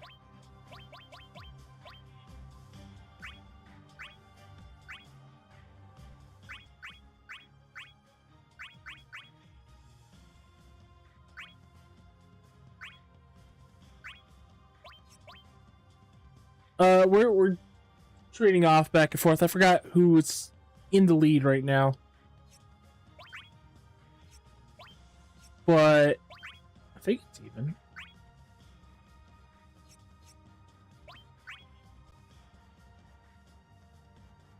Are you sure?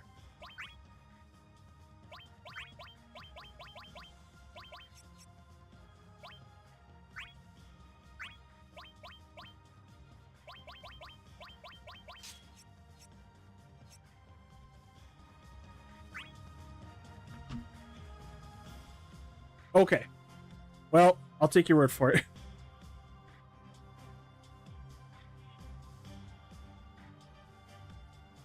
After a couple more matches, I think I'm gonna go BRB and make some dinner, then we'll watch Soylent Green. I might have to... I wonder if I could just click the stream for YouTube and turn it off, because I have a little panel here, but...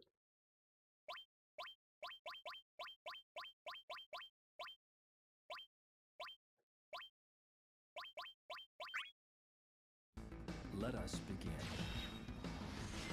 Let us start.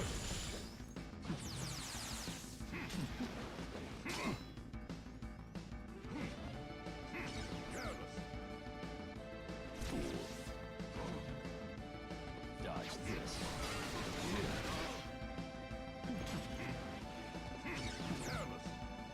Dodge this.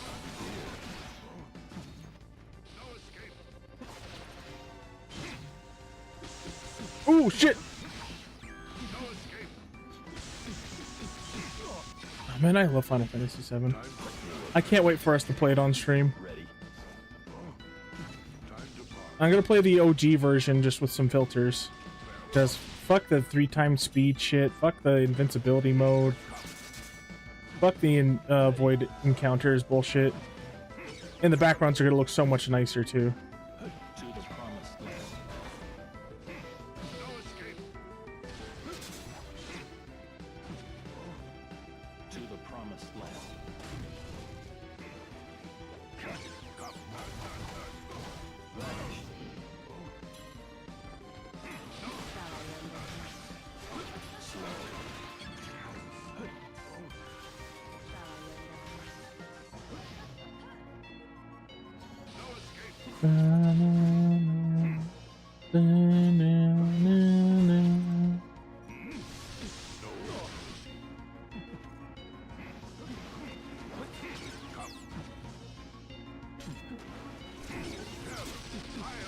Whoa, whoa, whoa, whoa, whoa, whoa, whoa, whoa! Dude! I was mashing the dodges, but whatever.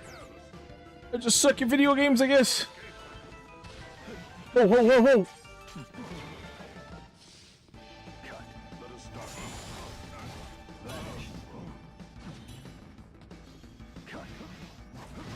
Was that the only ground HP attack that I can use? Dun, dun, dun, dun.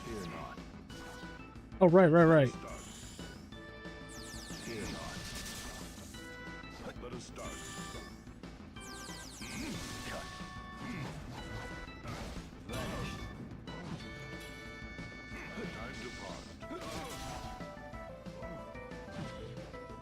That's a cool looking move. I can't see what the fuck is going on. I'm going grinding, Cloud. gonna hit that half pipe. Cut out.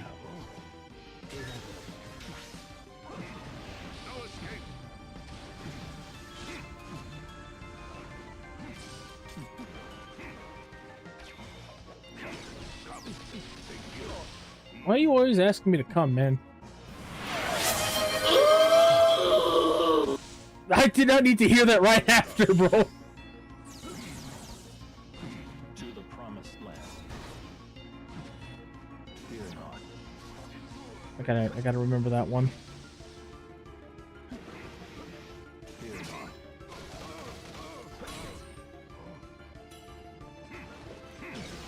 No! You bitch slapped him. Damn, dude.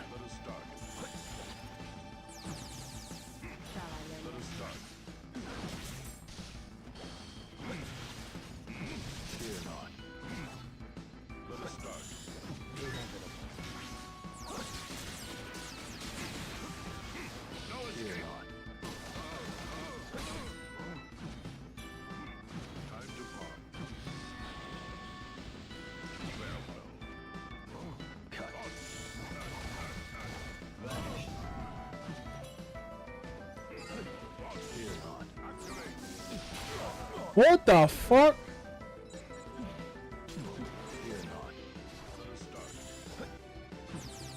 You can't beat Sephiroth in his own stage with his pre-final boss music.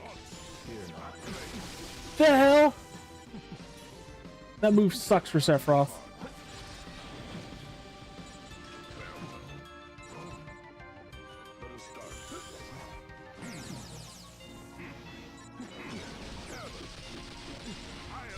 I can't see shit, dog. I can't see shit.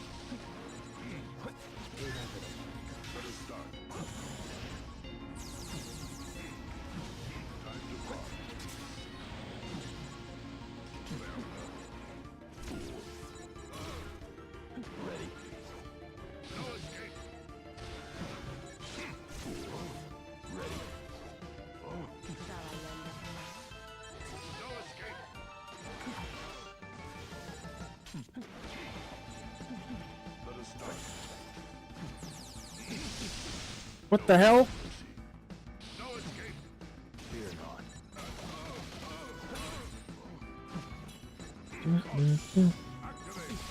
Oh my god, it's over.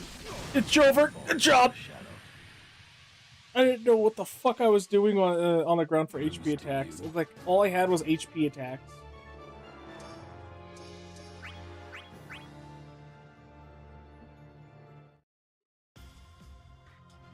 I like Sephiroth. I used to hate him, but I like him now. Oh, it is the only thing I could fucking do. That is stupid.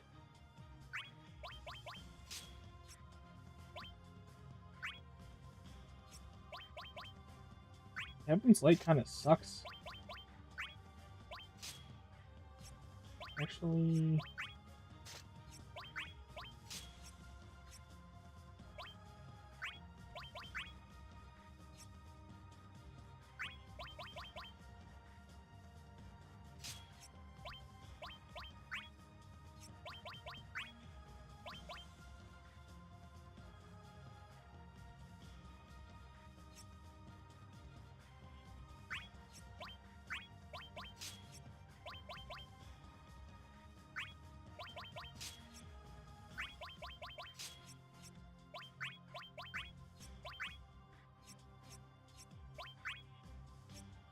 Okay, that should be good.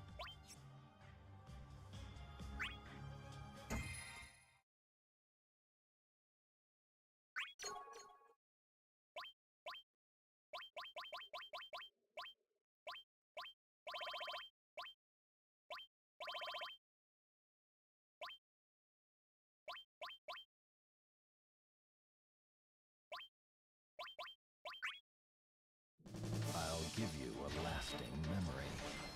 Let us start. Fly. Fly. Fly. Not there. Oh, I see. Fear not. Let us start.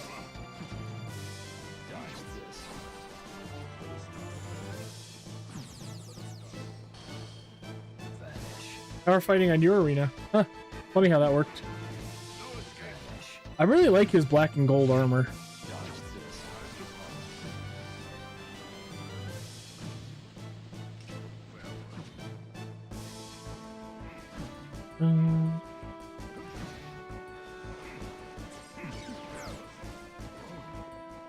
If they mod this in a way to where, like... Whoops. Nope, not what I want to do.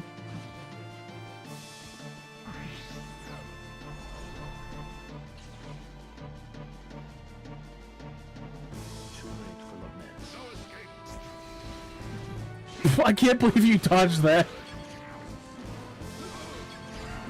That needs, for how long that takes to charge, that blast radius needs to be way fucking bigger.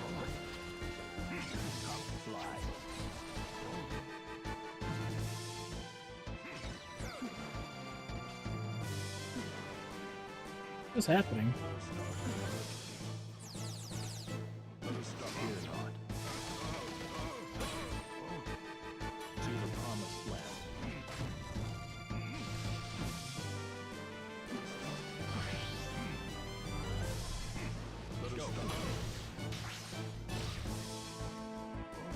Oh, I think I hit you, but then you hit me. That's kind of funny. Look at the look at the stage bravery, Gomez. It's the same year as my game release.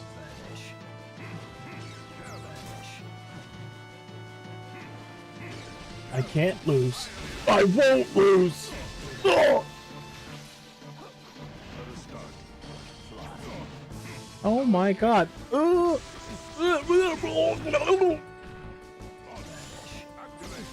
my gosh. How the turns have tabled.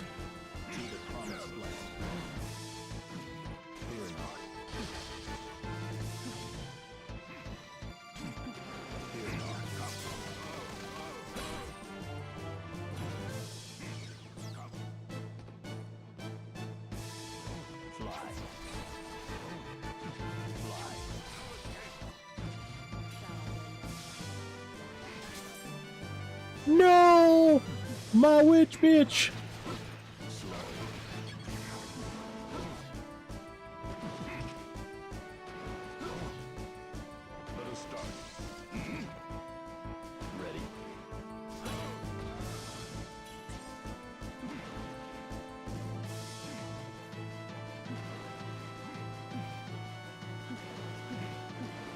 What the hell?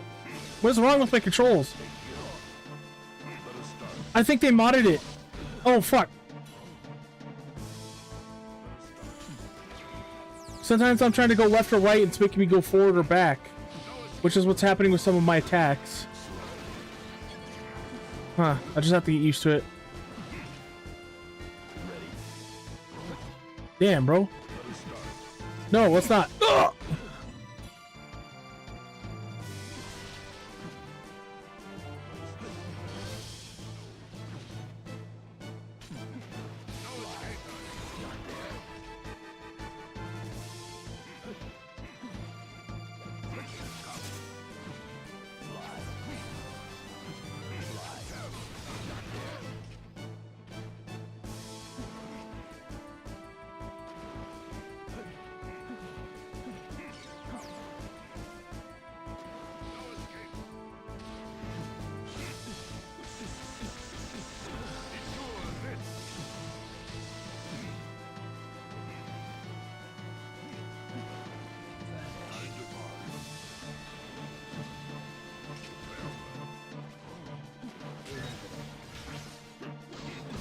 No way, dude! I was attacking before he even got summoned, and it didn't even have enough time to... Ah, whatever.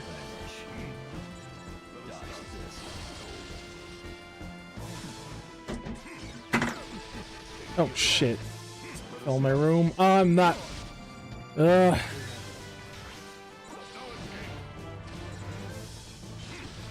What is happening with my fucking controls, man?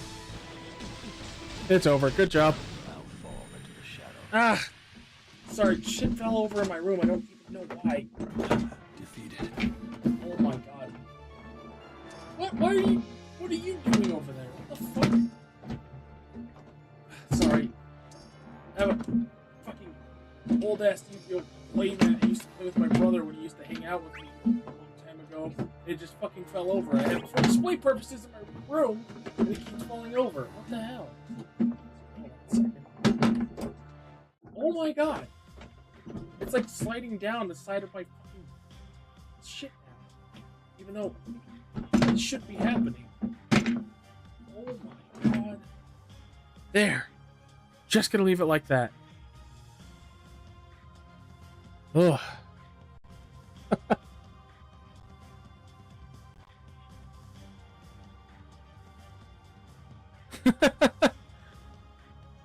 Hi there, Ollie. Yeah, you just witnessed, not a crash out, I promise.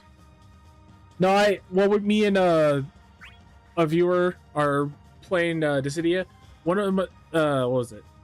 My playmat and some cards I had in a pack and my display statue fucking fell over on the side. I was like, what the fuck happened?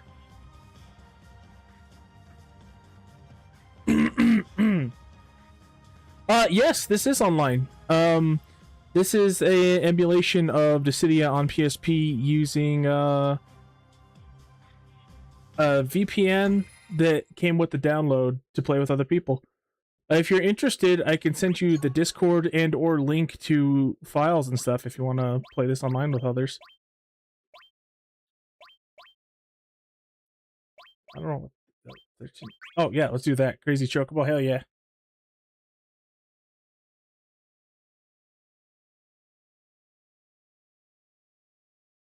Yeah, sorry, I got discombobulated by what just happened in my fucking... Okay, well, the thing I was... Yeah, same. I used to play it on PSP all the time. The Discord that lets you play online gives you a starter pack that gives you, like, the Radmin VPN, which is completely free. This is a perfect song for Barts or Butts. They also have a Discord for you to connect with other people online if you want to ever like schedule a match or something. Dude, stop being good at dodging. I fucking hate it. Whenever you dodge me so effectively like that, it makes me mad.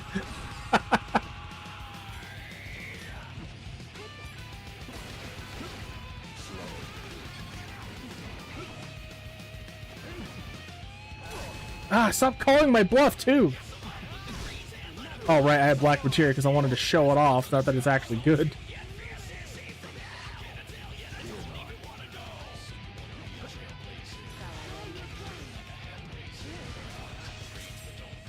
Really?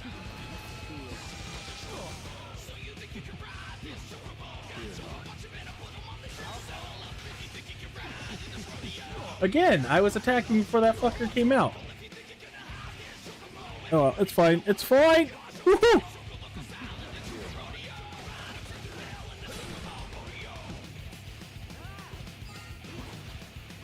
Oh, also, this server comes with a shit ton of mods, additional music soundtracks, and 100% save file, so you can just go in and play with people if you don't want to grind. Some of their DLC stuff that they provide you is cool. They don't give you everything because there's a shit ton of mods that they have.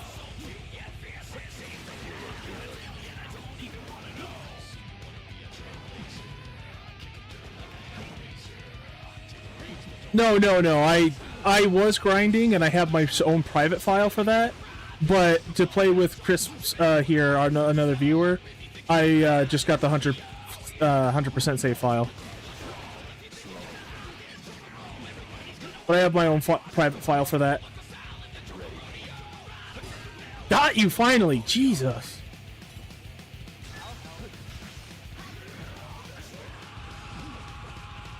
Oh, I did do that with the original. I no-lifed this game and got everything to 100 and got the best gear. But that was on my PSP back in, like, 2012.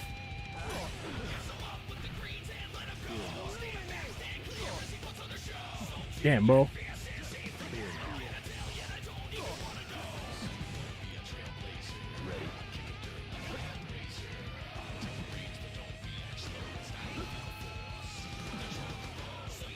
Went through many times through that fucking labyrinth.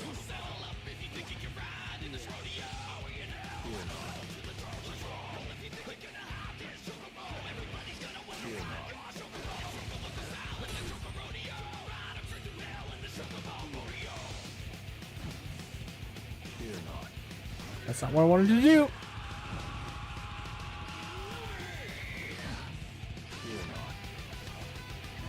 Didn't want to do that either.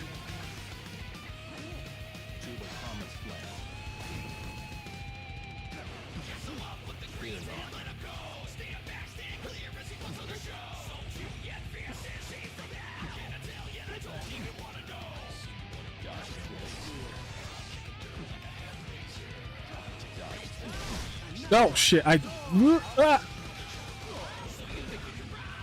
Oh no, that's confined space with that little fuck.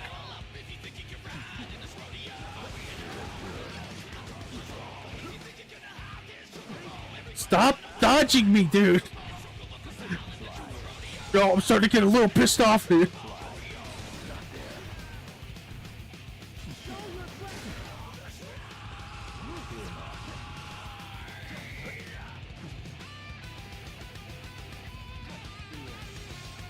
He thinks he's funny and shit.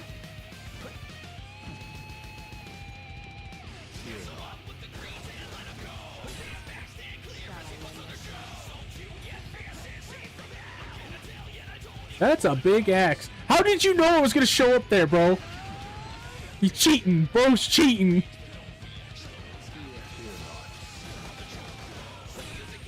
It's not related to it, but I am primarily a Kingdom Hearts streamer. In fact, we just got done with a session of playing. I don't know. Is that gonna hit me? Shit. Oh, oh sweet. Hey, my alert shit's working. Nice. Damn, dude. No. Get the little onion fucker off me. Oh, God, he smells.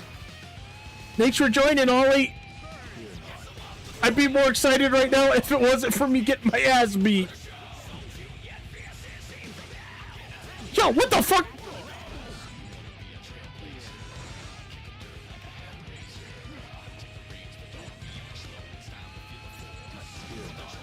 He knows my tricks. He knows my tricks now.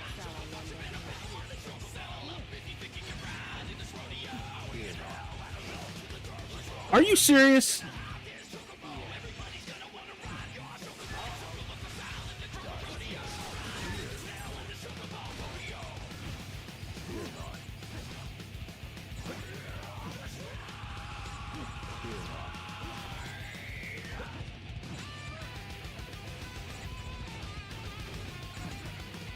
That was close. Got his ass for 300 damage. Run away! No way! Oh, defense crush! No, bro. Hey, we can talk about this. We can talk about this. We can talk about this. We can talk about this.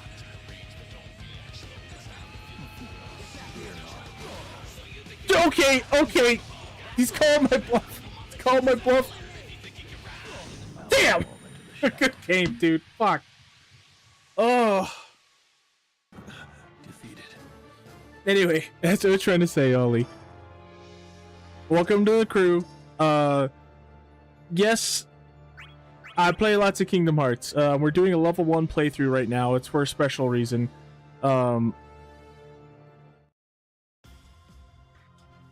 Right now, we're trying to do 100% level 1 playthrough.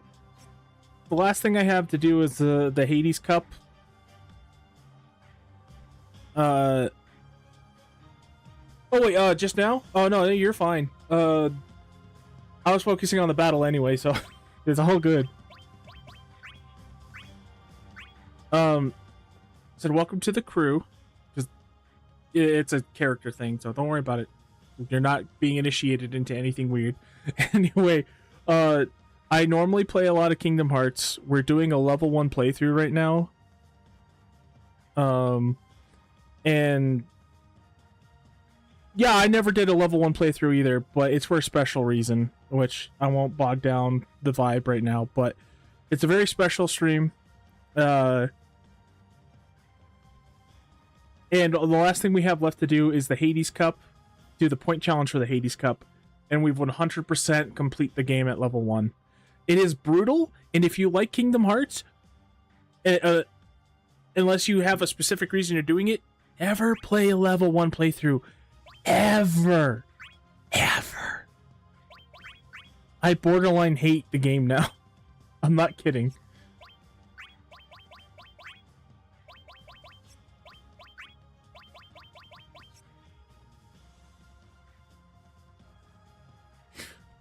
Kingdom Hearts 2 is your favorite game? Hey, guess what? Same here. That's like my favorite game ever. Versus 13 would have been, but anyway, that's a story for another time. But yeah, Kingdom Hearts is 2 is my favorite game ever. Just level 1, I kind of hate the game. I can't lie. I kind of fucking hate the game at level 1. There's just so much bullshit. So much unfair bullshit. Man, why do they make you go between the 4 fiends?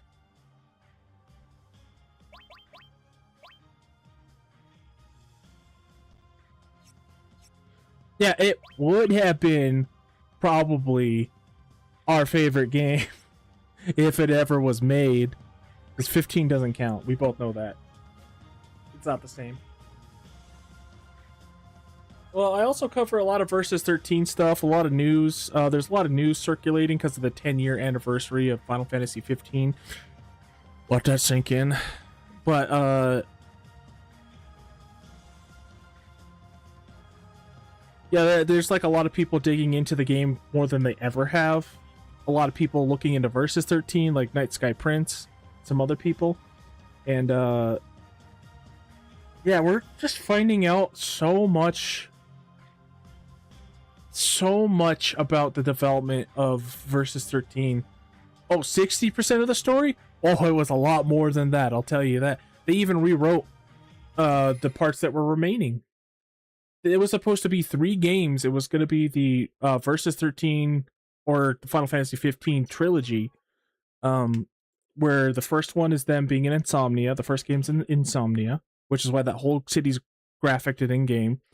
Then the second one is going to be the more open world feel, and then it was going to be the dark third chapter after. But it got rewritten into 15, got a new director that kicked Nomura off the project, and it is what it is.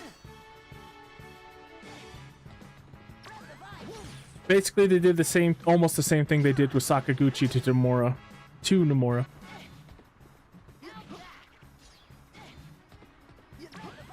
They were thinking about it for Switch. That's it.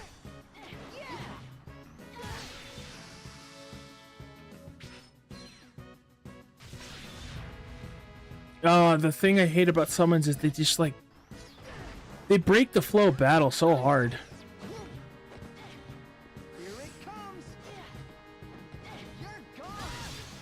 Wow, I'm really surprised that hit. Is that a chocobo?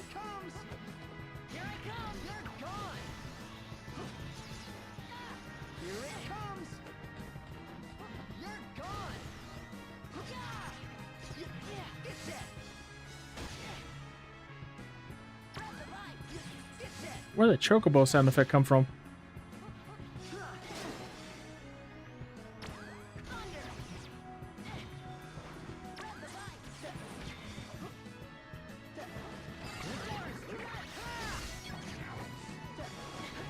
Damn, bro.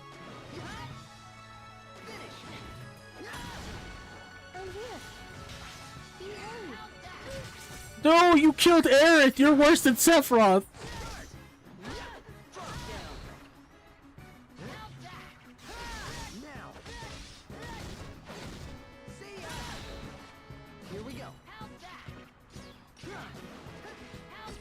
Oh shit. Oh shit! Oh, holy shit! How much?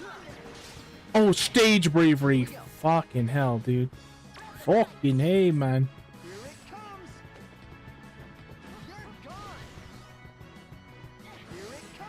Oh shit! Is that the only thing I have you on the ground? For some reason, they like having all the characters preset at 1 HP attack on the ground. Hey, what the fuck? Oh shit.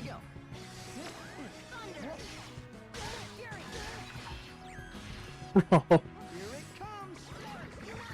No, no, no, no, this is it. Oh, thank God for the wall.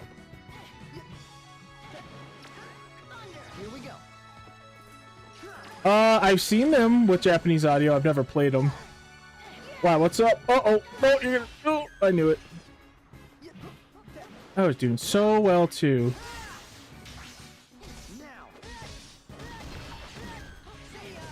You gotta be kidding me. How lucky can you be? You lucky son of a bitch.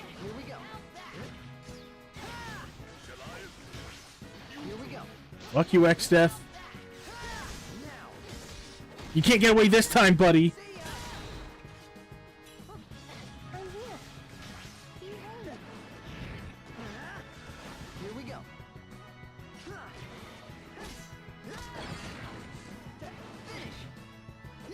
Ooh, good match. Holy shit. Fuck your onion.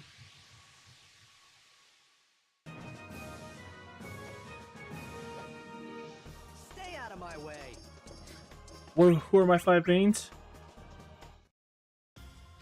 Number 1 is Jekt, but playing him online when you don't have a like super good connection it's pretty rough.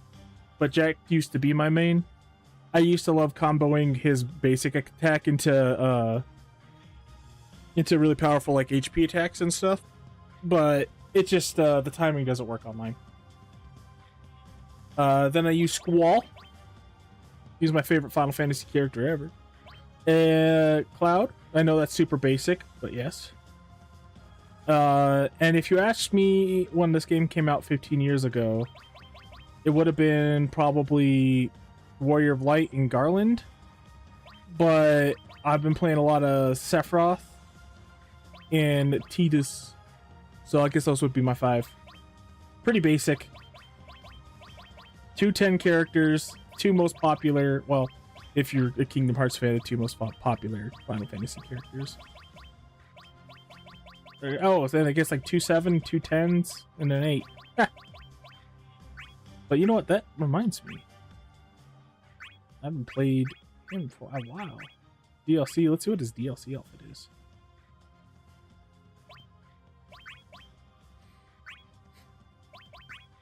Oh, all of his attacks are based off the 4 fiends. Nice.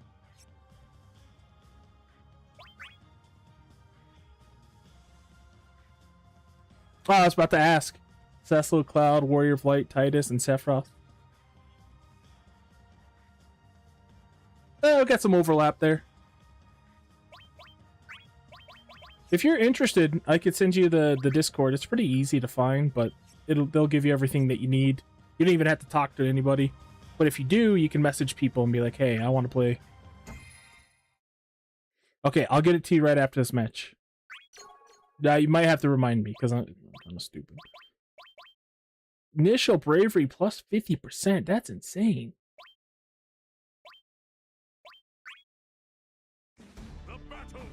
This DLC outfit is just a blue tint. What a ripoff.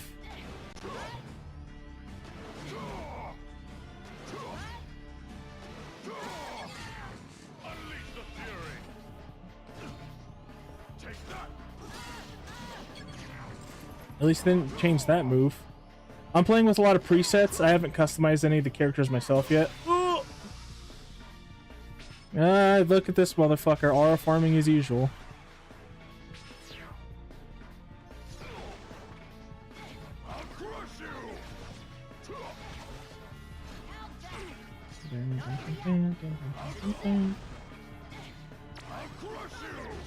Trying to remember this guy's moves. Flare's pretty cool.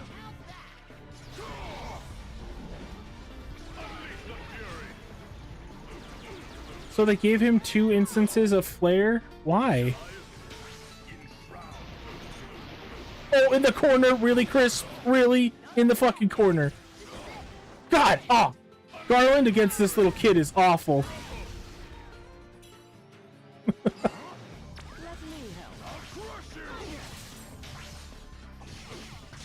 Oh, I thought I hit you! What the hell?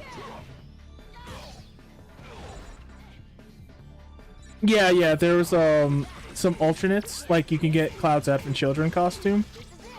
I think Chris, I think you won, dude. I think you can chill the fuck out.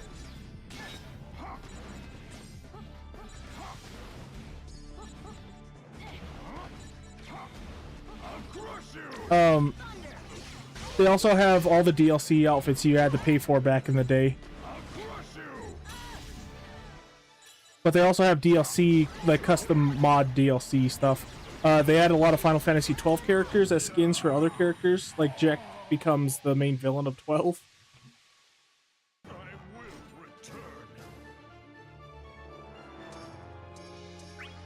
Good game. I would say I didn't put up a fight at all, man. Let me get you that Discord link real quick.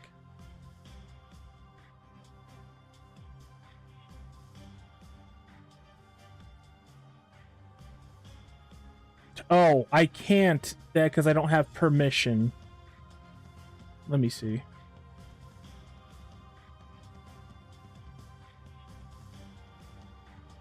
I just Googled it, so I'll just get the Google for you. Give me a second. It won't take it long. Let's see.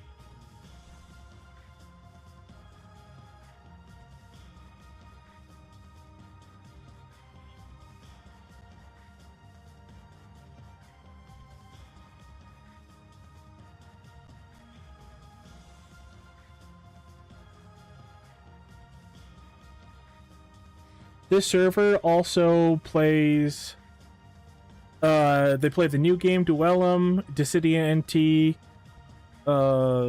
I would say the original, but the original is just Duodecim.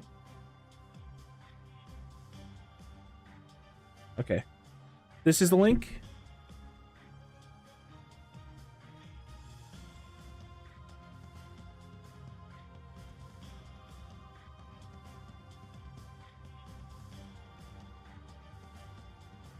Yeah, it's like definitely like Final Mix for sure. Same thing, but more basically. No problem.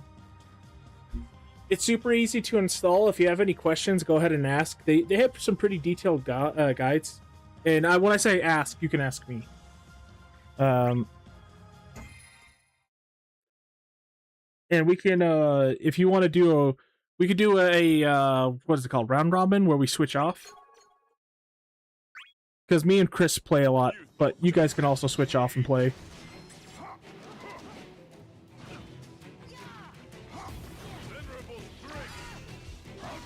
And then I can beat whoever wins. Oh, tsunami, what the hell? Oh, earthquake? Ooh. I'm just testing stuff out here, Chris. You can chill out, bro. Can you stop dodging? Ah! So he's got flare in that and say, no, I'm testing stuff, but you can actually attack me, man. I'm fucking with you. I'm just complaining for no reason. Being a goofy guy.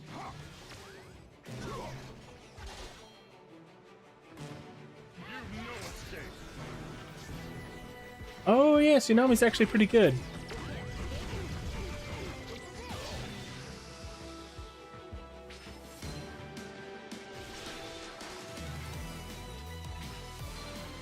Oh god, ugly bastard. I'm gonna pick a better map, for sure.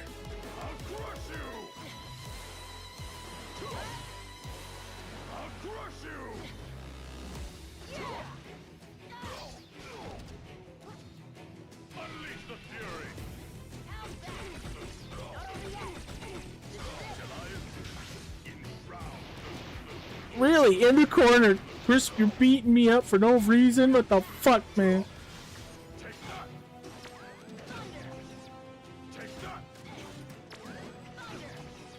Granted, I just found out that if you use the 100% save file, they kind of made the controls a little weird. It's no longer left and right on the ground, even though it says so in game. The controls to activate different abilities are going to be forward and back.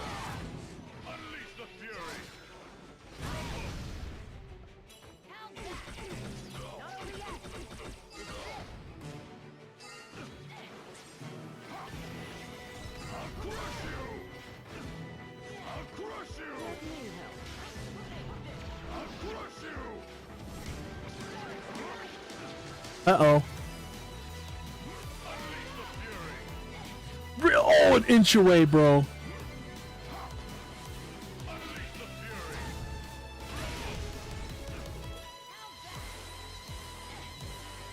Oh, he drags his sword on the ground and it has the fucking spike, or sparks? Spikes?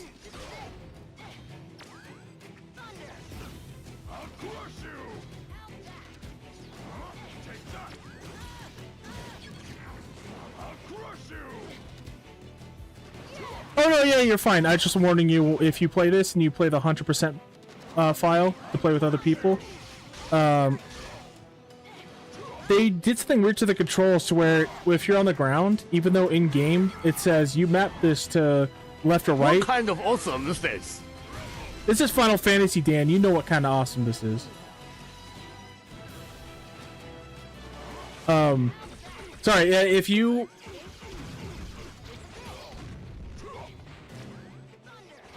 Sorry, that made me lost my train of thought. I'm sorry. If you're on the ground and you try to use an HP or bravery attack by pressing left or right to do the different attack, it's going to be forward or back. They changed the controls that way, which kind of makes more sense in my opinion, because left and right can change depending on where you're looking. Oh my god. Not really inverted. Oh, hold on. Let me teach this kid a fucking lesson. Miserable insects.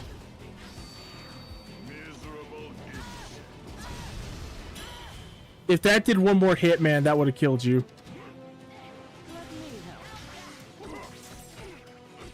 And you still hit me because of how that little fucker does his damage.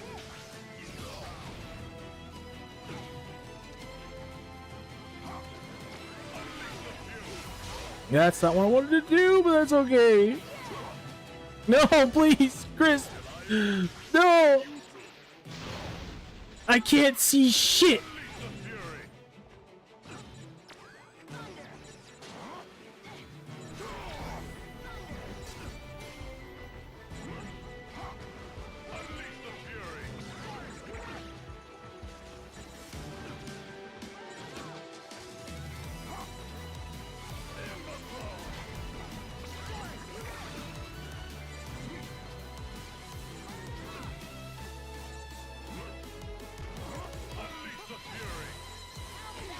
No, no, no, no, no, no, no. Oh, shit. Oh, shit. Oh, fucking A.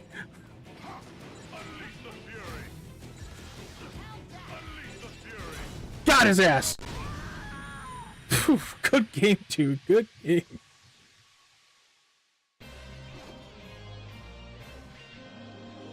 Go train some more. Oh, shut your ass up. So I'll show you visually.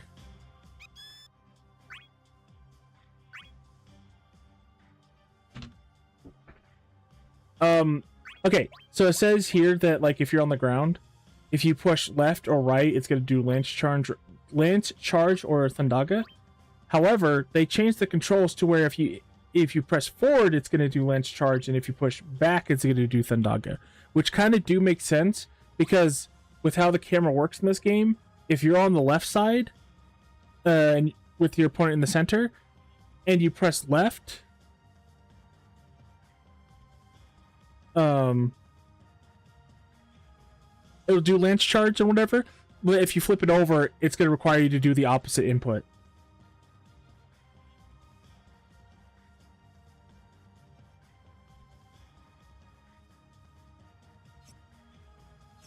Yeah. So yeah, sorry, it's not so much that like anything besides I am being confusing while explaining it.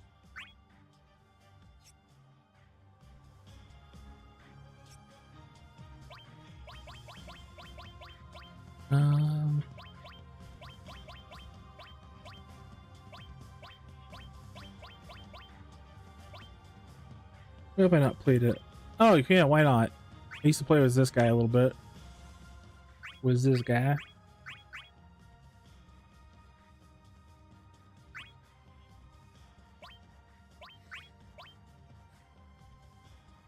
Can't believe the world race in 14 to beat Kefka was like almost a week long. His ultimate weapon's called Dancing Mad. That's pretty good.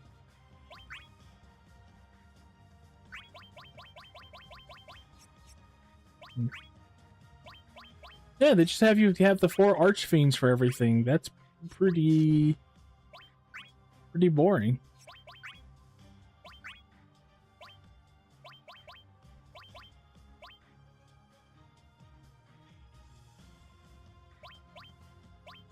You're pretty good.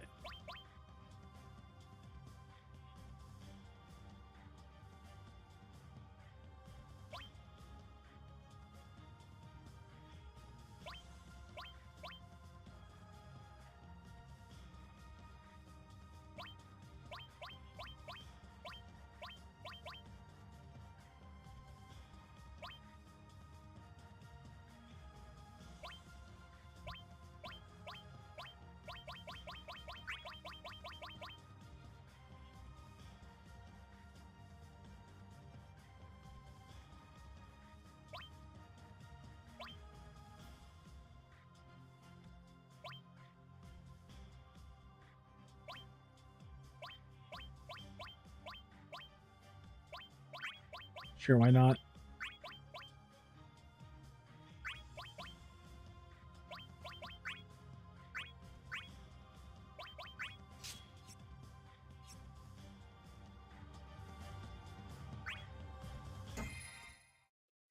I have absolutely no idea what I'm doing with Kefka. I used to play him. We'll find out.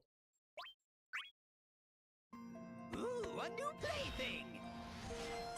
Oh, his in-game sprite. That's cool. They even got this guy's voice actor to voice him in 14. That was pretty cool. Ah, yes, you're playing Captain Bosch of Dalmasca. Yeah, they added a lot of music to their version of the game. You have to get a copy of it yourself, but their mods are pretty cool. Not of the music. Wait, what? The hell?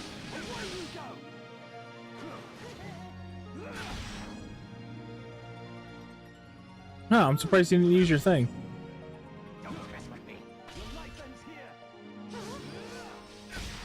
Oh my god, there you go. Oh, it's still Gabrant, but it's when he looks like Bosch at the beginning of the game. That's pretty cool. That's a nice attention to detail.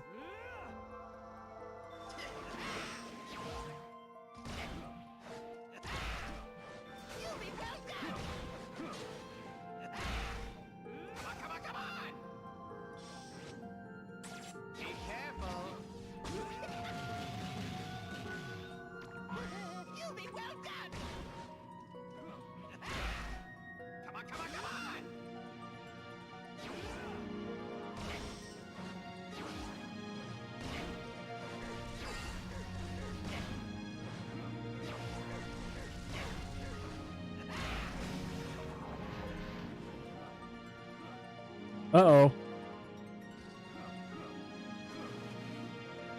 Hey, what's going on, buddy?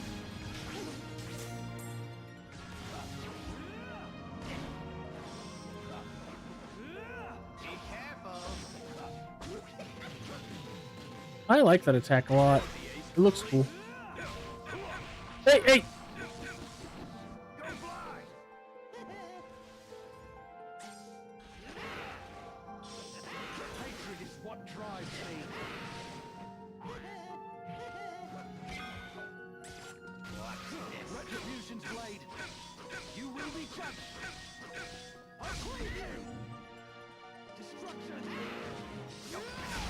Oh shit, bro.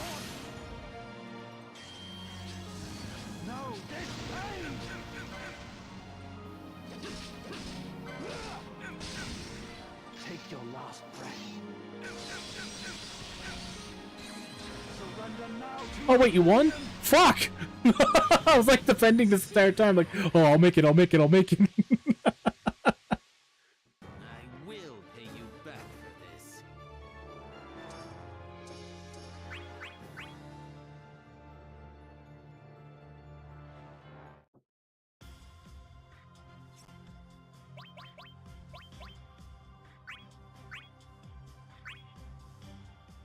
Let's see. She really sucks as an assist, if I'm being honest.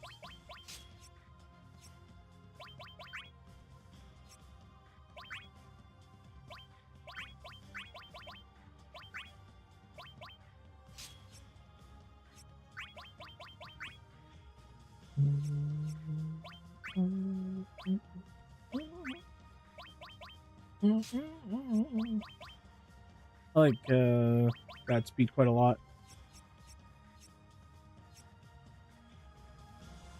Oh, right.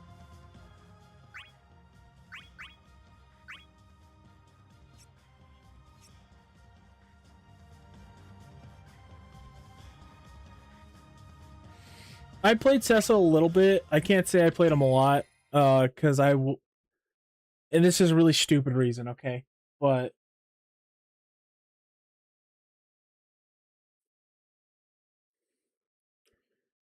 I don't like how he fights with toothpicks in this game. Until you go into EX, he's fighting with toothpicks, and I'm not down with that. Come then.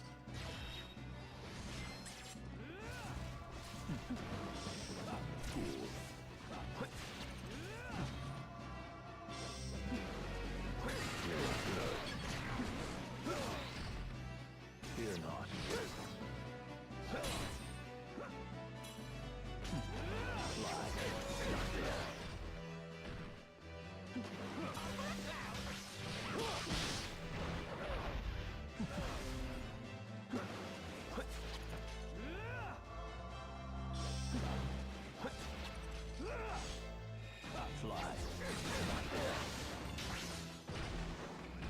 Ready.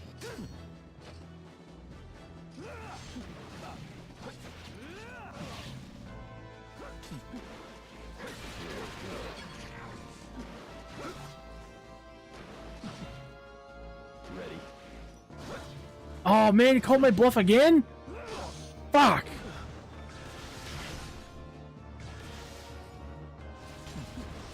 Hatred is what drives me. Fear not.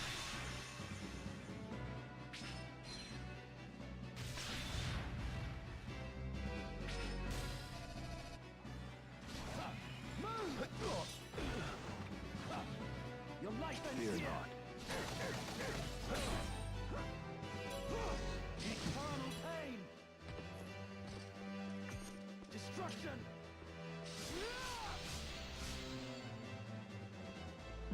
Destruction. Fear not. Whew, that was close. Fly. Fly. Fly. Ready.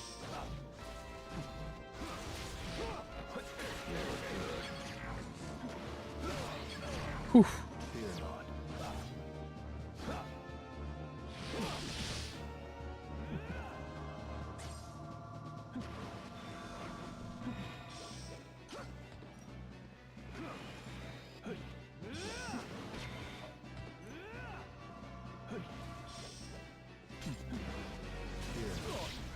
Oh fuck! Hatred is what drives me. There wasn't any fours like this in fucking the regular Pandemonium. Like, what the fuck?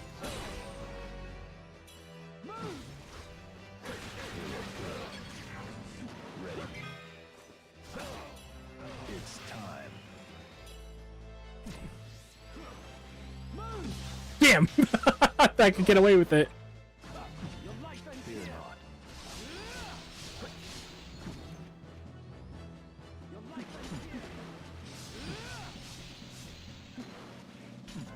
What is happening?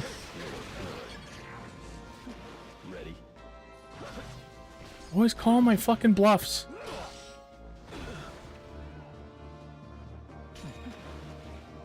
Ready?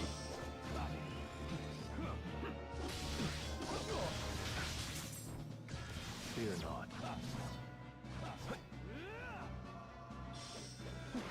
To the promised land. I was holding the button. I don't know what that was about.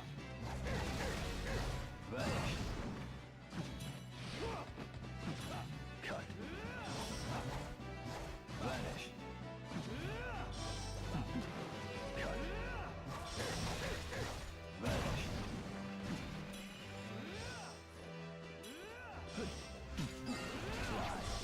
Not there. Fear not. Whew. Well, good match, man. I am a cut above you. That's his like OG 7 coat. That's awesome. I thought it was his Advent Children one.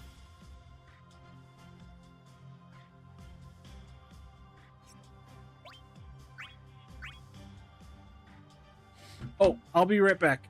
I almost forgot something very important that I did a couple hours ago. My laundry. So, quick intermission. Let's see.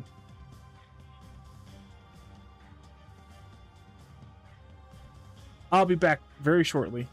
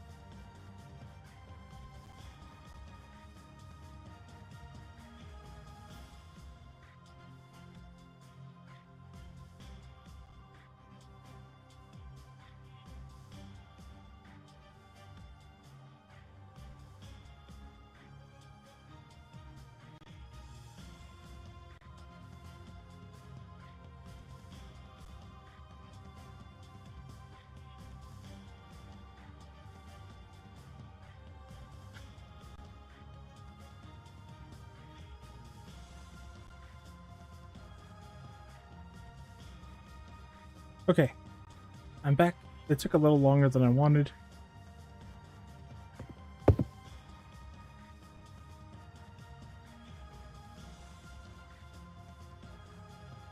After a couple matches, I'm gonna go downstairs and grab my dinner. And then after that, I think I'm gonna call it for tonight, and we can watch Silent Green.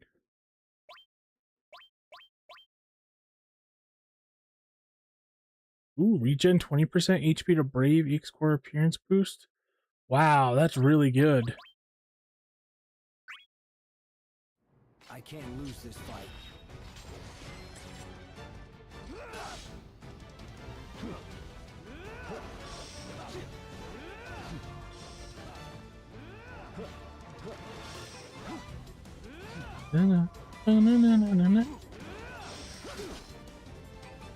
Good block. Chris was out for blood now.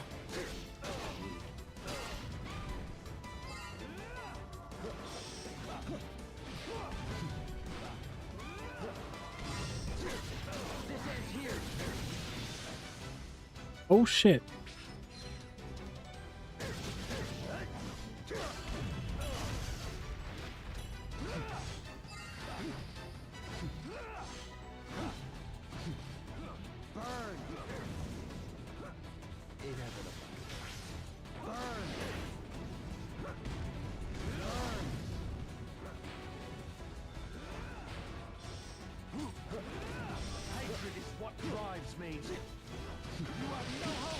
Oh shit!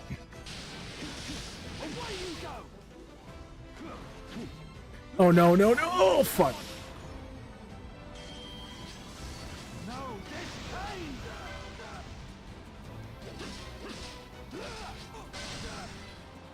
Take your last breath. Surrender now to oblivion. Ooh, that was close.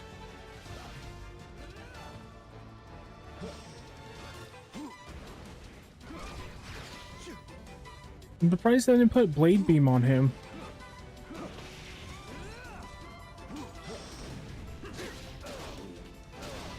Oh, Silent Green is an old sci-fi film I've never seen before, but it's referenced in everything. Like, if you've ever played the old RPG Xenogears, they reference that with the special feeding facility.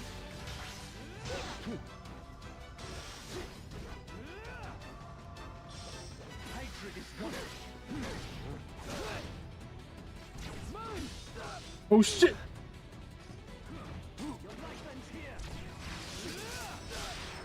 Oh really? Oh man, that was really close. Why does the map randomizer keep picking between this map and Pandemonium? It's kind of getting a little sus.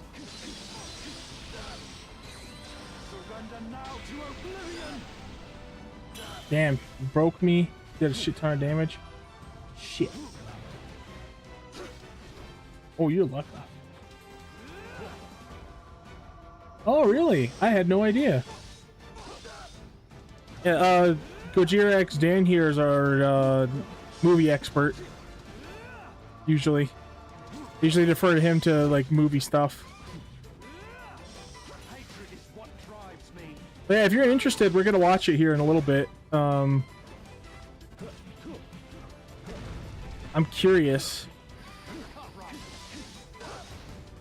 Damn, Chris was kicking my goddamn ass this time.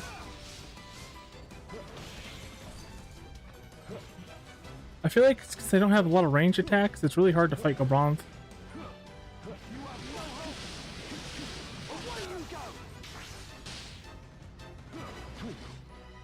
Yeah, see?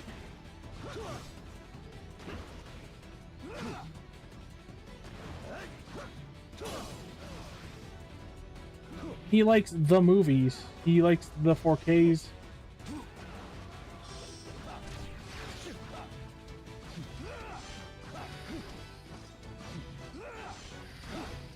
Really? Really? Fuck you, Crisp.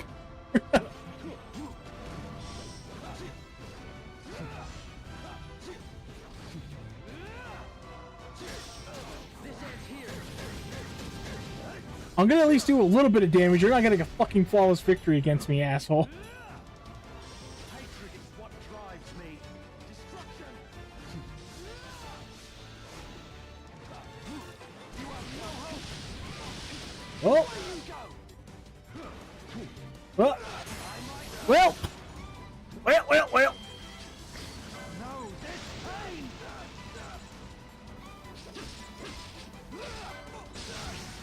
Take your last breath. Oh, I'm sick of fucking me. I'm done, bro. Surrender now to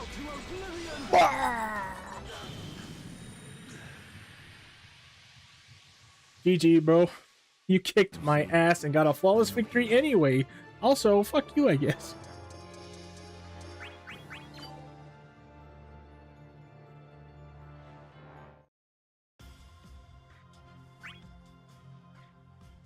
Alright, let's see.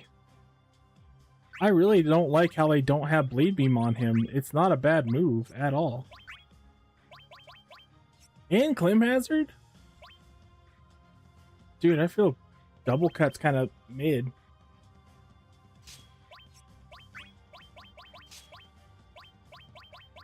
Fire Gun's okay, I guess.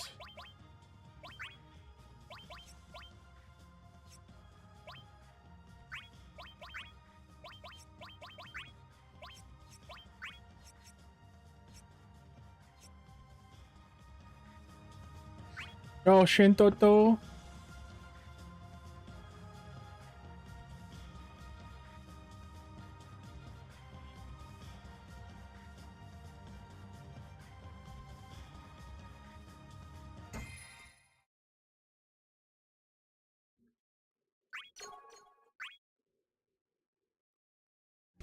Ready?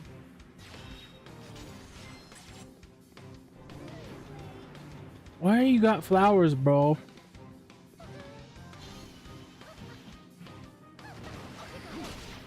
This is it. Get out of here. Oh, paperweight. Oh no, I got slowed. This is it. Get out of here. You're gone.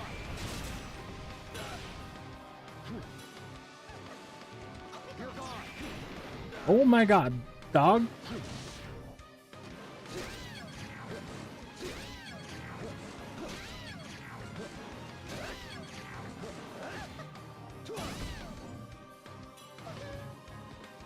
You're gone.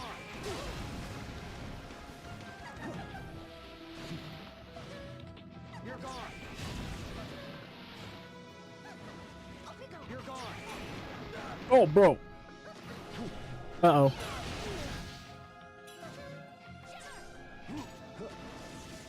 Don't worry, I'm gonna come up there and beat your asses. It's just a word. Fuck you, Sephiroth.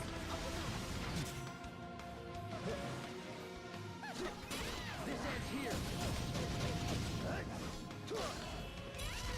No hard feelings.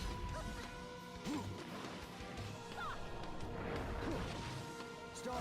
He better have Meteor Rain in Part 3. I swear if he doesn't have Meteor Rain in Part 3, I am going to riot. Then I will agree with everybody who says something bad about the remake trilogy.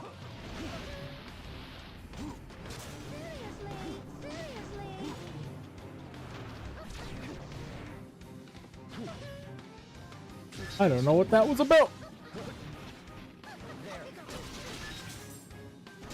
Over here. Stars. Rain down.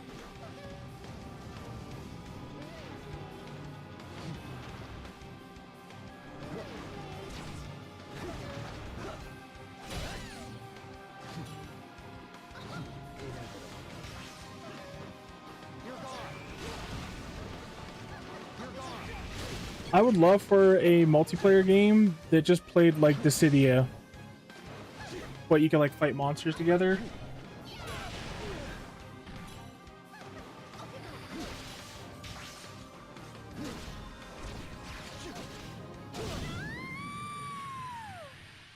Sorry, you could not win this potato, bro.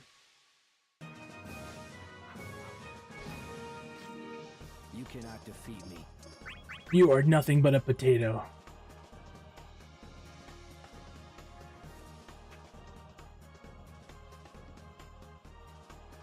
I'm also a 16-year-old boy in a 21-year-old body. Don't think about it.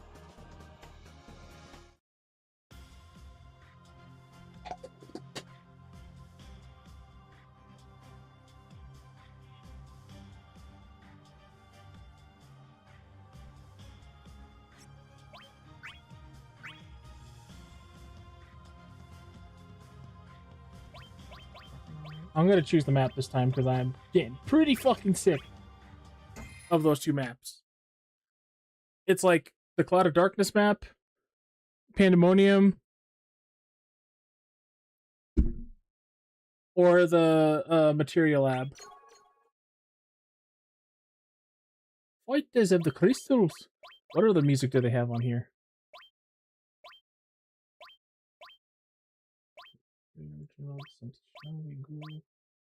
Easy Chocobo.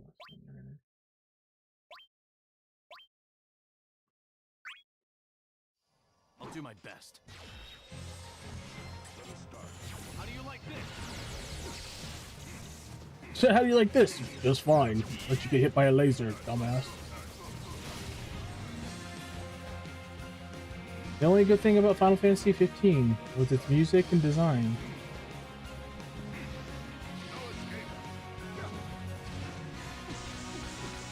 Oh my god, you bro, you and your balls, bro.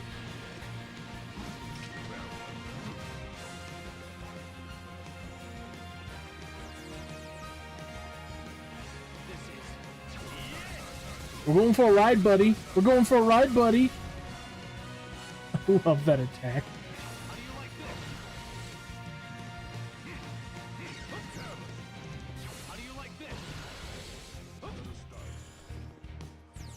Oh, the riff for the map? Yeah, I love the riff.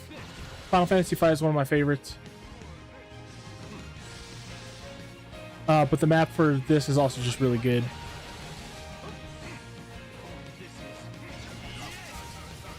Going for a ride, buddy?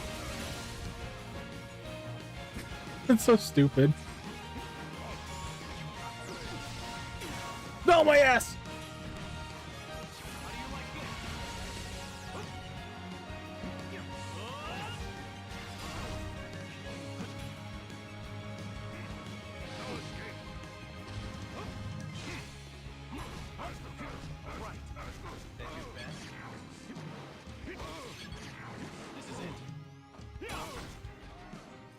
Whew.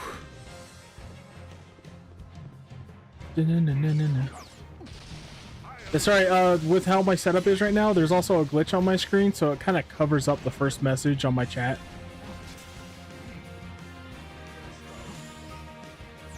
So if I don't reply to you right away, that's why. Just spam me. Oh!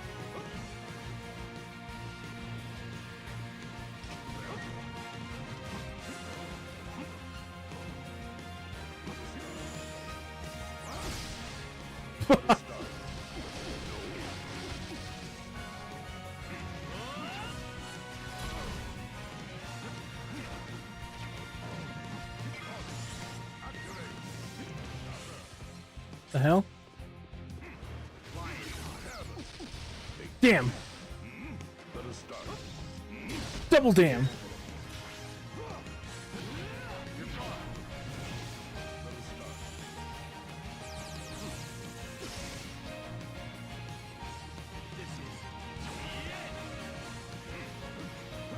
Yeah, you better get out of here, bro. You better get out of here, bro. Yeah.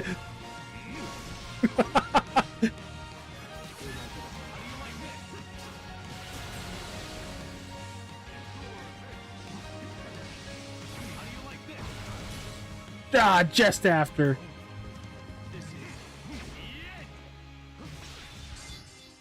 No, don't do it, Odin.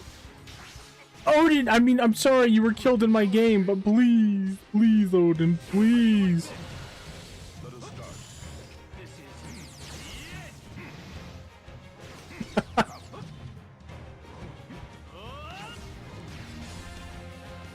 No fucking way.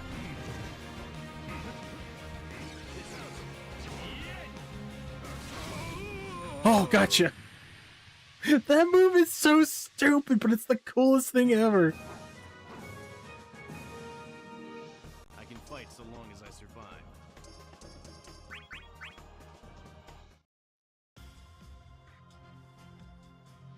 Okay, I probably have time for one more.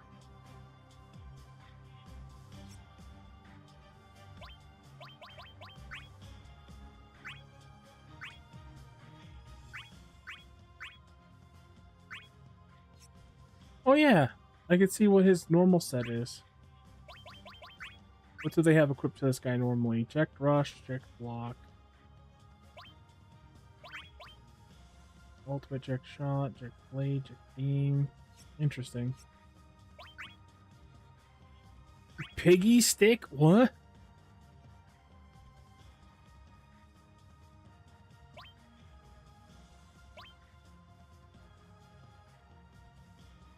What?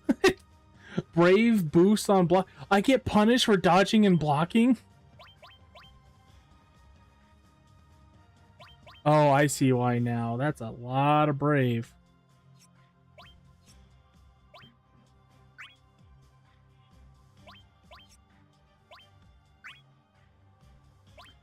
Dude, the 4 fiends from Final Fantasy IV are boring as heck.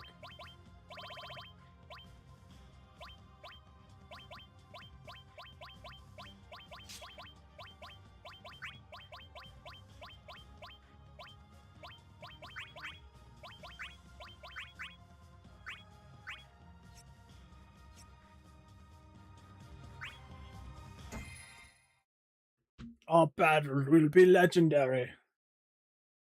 Oh, sorry, gotta check. Someone pinged me.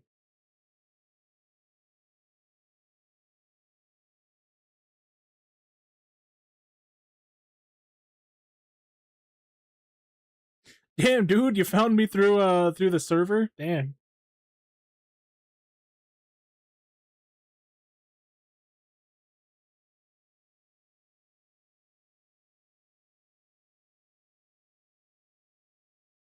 I'll have to look into that.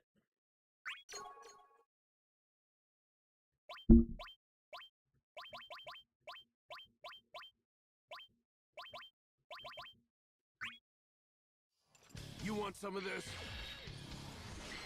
Give me strength. You ready? Yeah. Dun, dun, dun, dun.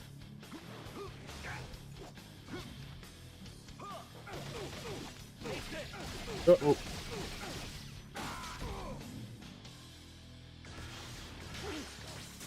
What? Why?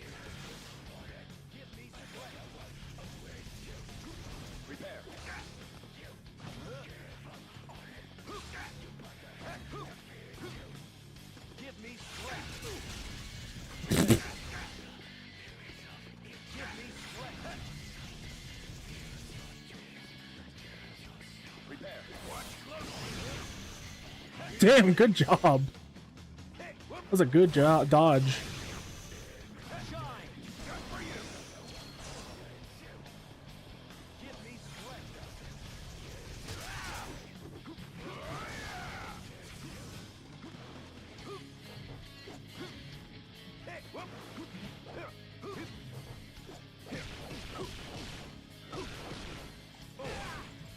Timing is so hard to get.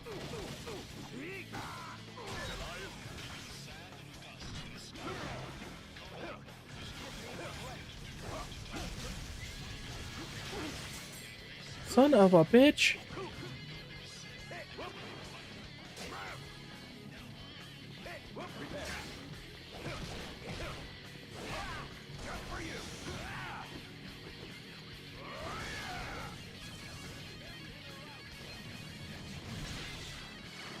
Come to me, poo-poo.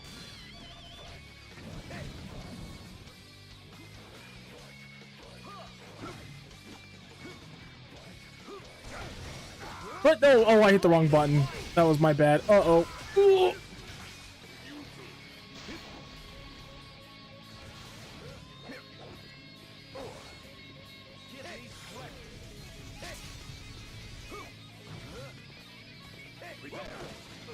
Damn. Double damn.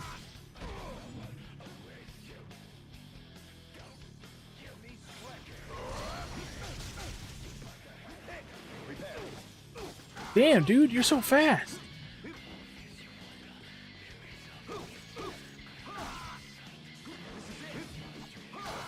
Oh, I'll get my ass kicked.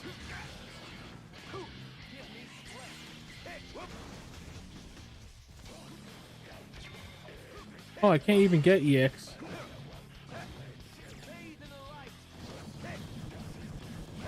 Oh, that's funny. Well, we're about to watch it here in a second. Unless you'd rather watch it on the Blu-ray. Or 4K. Man. Sorry, I'm trying to fight at the same time. My bad. Really?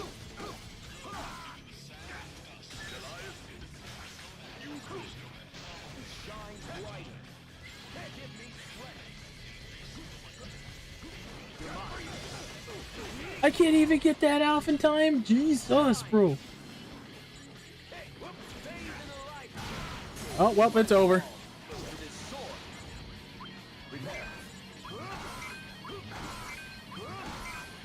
Okay, that was kind of a quick match, and also I sucked ass trying to do fancy shit. I'll do one more, and then I'm going to go grab my dinner.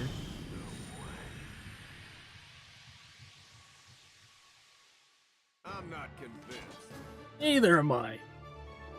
Who is this guy? Fucking Crisps or something?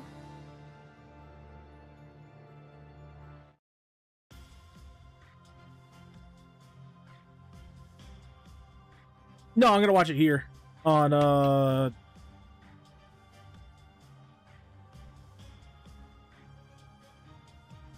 Twitch. Sorry.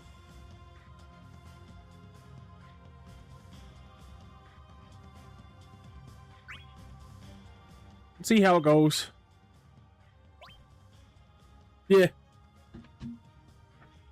Because I read up on it and it should be fine to broadcast it. So I was going to try it out. It is iffy, but I'm also a small channel and like, with, you know, what's the big deal? I'm going to watch it with like 1 or 2 friends, some viewers.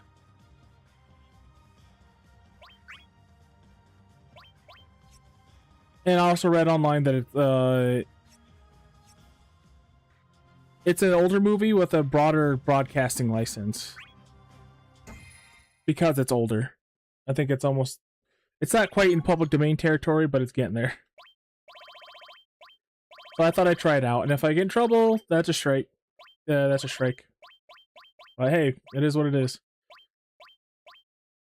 I also am planning to... there's a dub of Last Order for Final Fantasy VII. It's a fan-made dub, so that's totally fine to watch. We're going to watch that.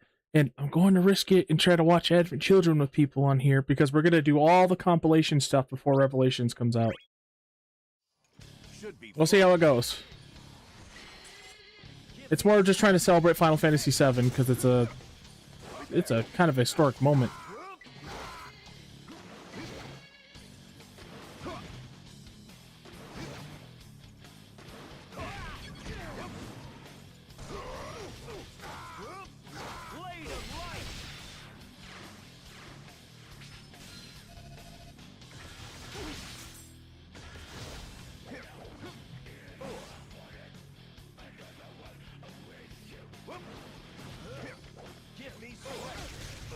That's not what I wanted to do. I have mixed feelings about the remake, but overall very positive. And I know it sounds a little contradictory, but like there's some things I'm worried about with it. But overall, the experience I've had playing Remake and Rebirth are pretty fantastic. I love the battle system, and I like a lot of their decisions, not all of them. I do miss the horror elements from the original game.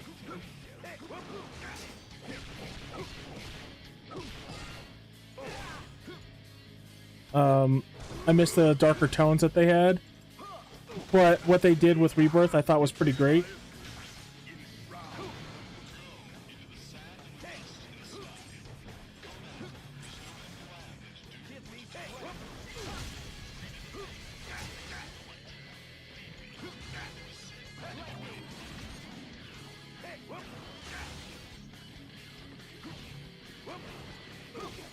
Damn.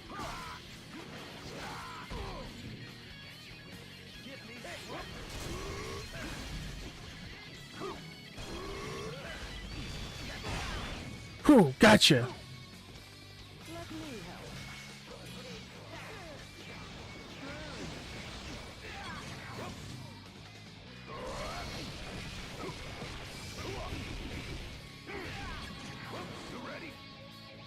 Always call my goddamn bluffs. But I do really like the remake. I think that depending on what they do, if they can even like meet half fan expectations for the ending and do something meaningful with it and make sure Aerith doesn't fucking live.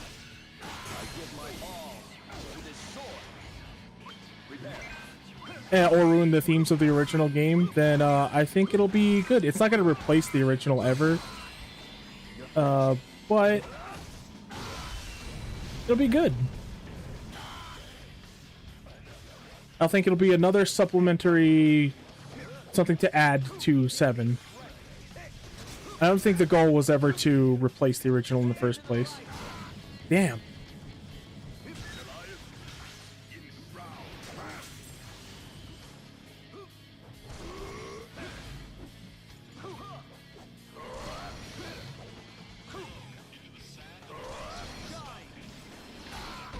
Oh my god, I thought it was the shining wave or whatever. That. Oh, what? See, I was pushing to the left and it made me go back. I don't like how they map the controls for this. Damn. Double damn. Triple damn. Quadruple damn.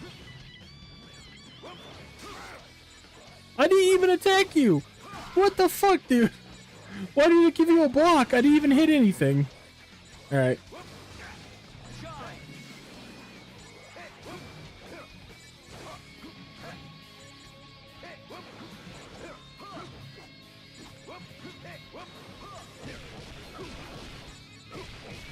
Oh, okay, playing Jacked Online is just not ever going to be a thing. Alright. GG's. Good job, buddy.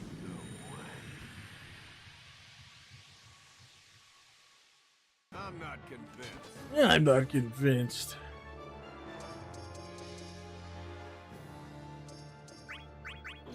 It'd be sure would be exciting to get all these drops, you know, if it wasn't 100% complete file. And we gotta watch this now or I won't be able to watch it at all. So I'm gonna go grab my dinner. But it was fun playing with you. It just turns out that I have to work at 9 in the morning and it's 1 in the morning at present. So after this, I'm gonna head straight off.